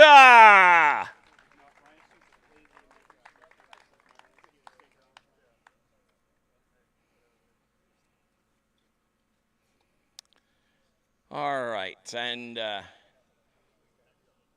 here he is, your winner and champion of the men's slalom competition at the 2023 Malibu Open. Coming to us out of Trento in Italy with a score of 4 at 10.25 meters from Italia, Thomas De Gasperi!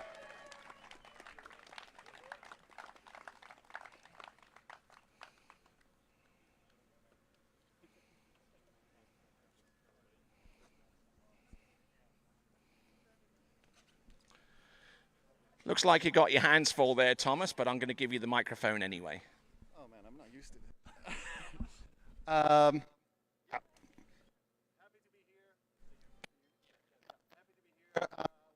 it. All the sponsors, me and Jerry and everybody got involved in this event. Yeah, I'm happy to win this event because it's one of my sponsors. So I don't know what to say. Thank you. Ladies and gentlemen, your award recipients: Robert Hazelwood, Stephen Nevue, Dane Meckler, Nate Smith, Will Asher, Cole McCormick, Freddie Winter, and your champion for 2023, Thomas De Gasperi!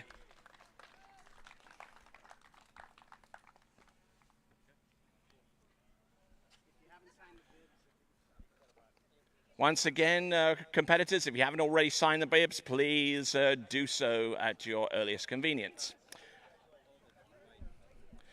All right then, folks, we now go into our penultimate event. It's the women's jump. We pay the top 3. In third place from Chile with 48.7 meters, Augustina Vara.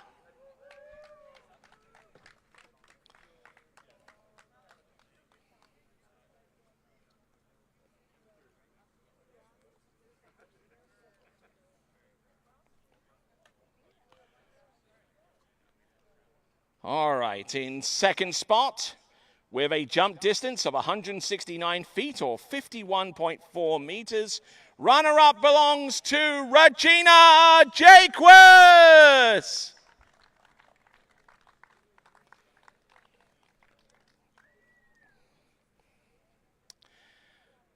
And now, ladies and gentlemen, presenting to you your 2023 Malibu Open Women's Jump Champion. She's jumped over 190 feet for the first time by jumping 192 or 58.6. Ladies and gentlemen, from Zachary, Louisiana, Hannah Streltsova!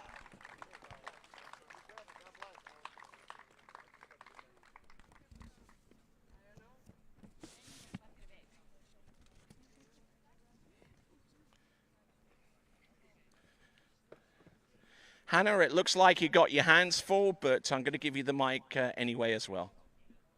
Yes, thank you to all the sponsors and all organizers of this event. It was a good one.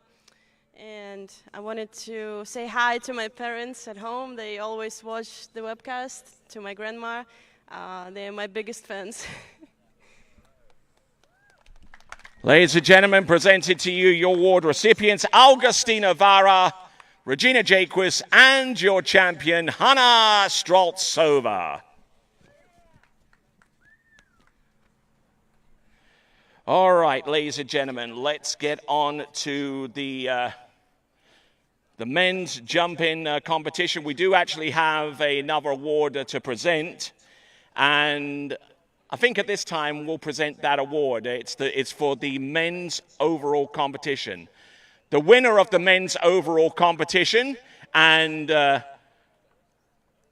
creating a new men's world overall record with 2,676.80 points. Ladies and gentlemen, Joel Poland.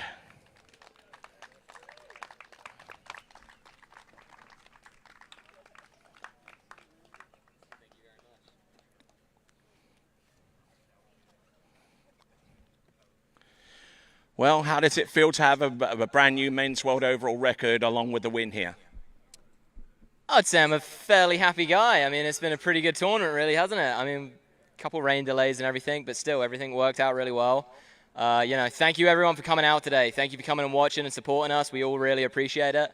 I want to thank everyone that helped organize this tournament. We wouldn't be here without you. And I know my nan's actually watching back home, so I want to say hi to my nan. How you doing, Nanny Kathy? Love ya. Can't wait to see you soon. Ladies and gentlemen, your men's overall winner, Joel Poland, with a pending world overall men's record. Yes, you can borrow the mic. So me and Joel had an incredible weekend here at the Malibu Open. Thanks to everybody, but we would like to bring Chris Eller down here. Where's he at?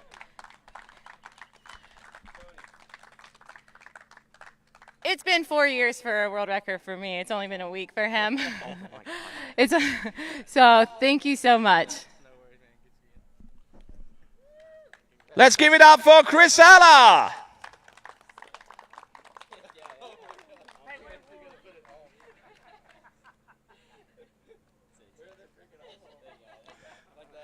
I think you'll find it's going to be a little bit tight.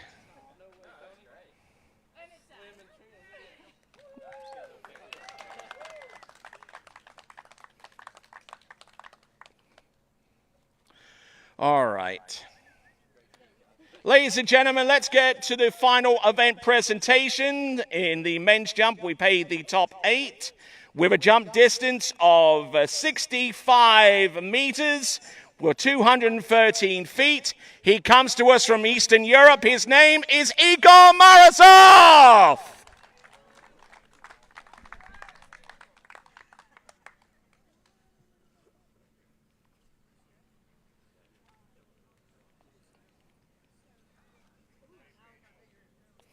All right, in 7th spot with a jump distance of 65.4 meters, 215 feet, Will Roberts.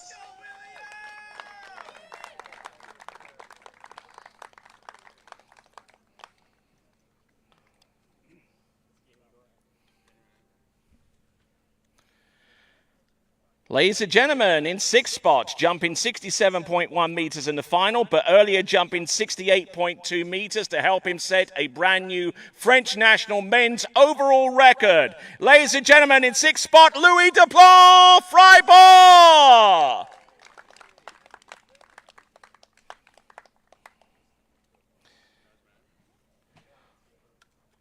All right, now we're into the top 5 with a jump distance of 223 feet or 67.9 meters. Jack Critchley from Great Britain.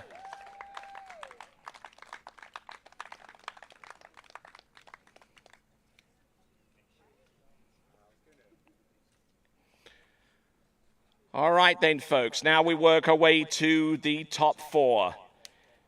In 4th spot, with a jump distance of 68 meters or 223 feet, it is Taylor Garcia.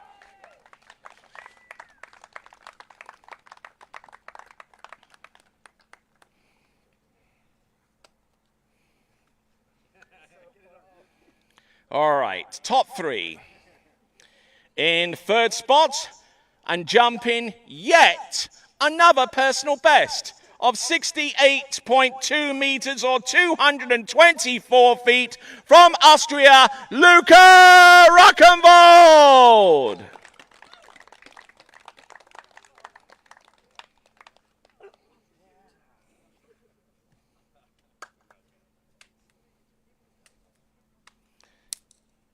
All right, so top 2 spots. With a jump distance of 69.3 meters, 227 feet. 2nd place and runner-up belongs to Great Britain's Joel Poland.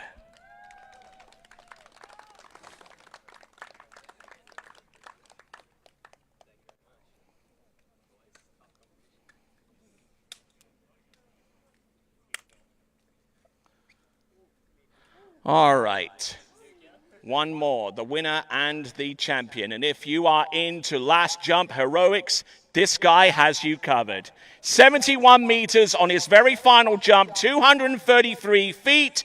Your 2023 Malibu Open men's jump champion is Freddy Krueger.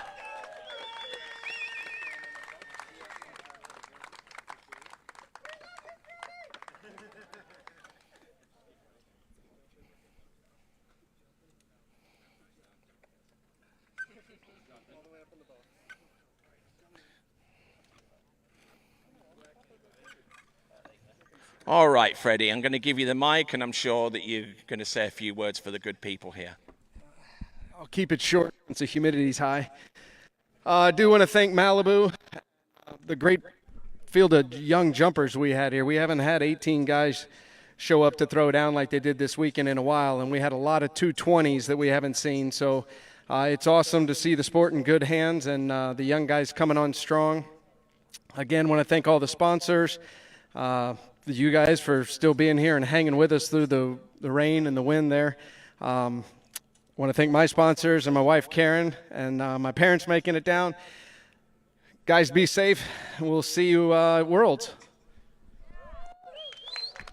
Ladies and gentlemen, your award recipients, Igor Morozov, Will Roberts, Louis Duplon-Freiburg, Jack Critchley, Taylor Garcia, Luca Rockenvold, Joel Poland, and your champion, Freddie Kruger. Oh, faux pas, almost. Don't do that. Don't do that. Once again, Freddie Kruger, who has jumped over 230 feet in the past 6 rounds of jumping. All right. Hold on a second. I believe we've got another award, haven't we, Regina? Okay, Regina, I'm going to give the mic to you for that. Okay, perfect. Tommy, please come up here. Jerry's not here. He's breaking down. But our team, Leonard, Jerry, who's breaking down, Tommy, Jack, and Coleman. I don't know where you went. But this is the group that has put the hard work in, found the sponsors, done so much. Jackson, Coleman have been here all week trying to get that jump boat to have those guys go over 220, which is amazing. But we do want to recognize a lot of these people that helped us also put this on, because it does take a village. Dana Garcia, our chief scorer, if you could please come up. Dana, this way. You want to give it to Dana? Come on.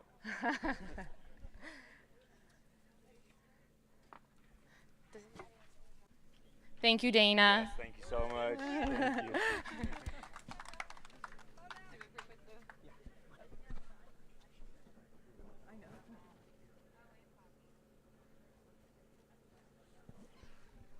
And then the other one is going to be for our chief judge, Nikki Lee. These two ladies have worked relentless for several weeks to all of our pro events, and they do an amazing job, so thank you so much.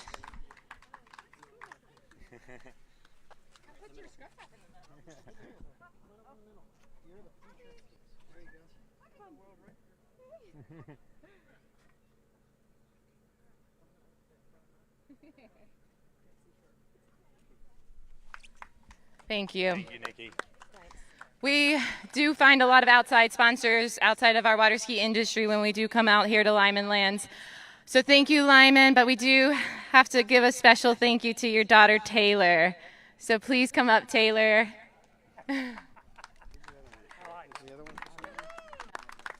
Thank you, Taylor. She does a lot of the hard work. And she's involved in a lot of these outside sponsors.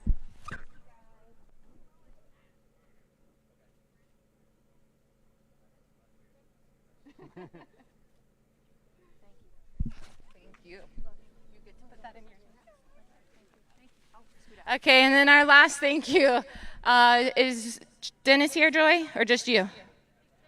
Oh, he's tearing down. So, Joy, you're doing this. Joy, thank you so much. Joy and Dennis with Malibu Boats, that's for a special thank you. This is our 15th year, and we look forward to making a 16th year here.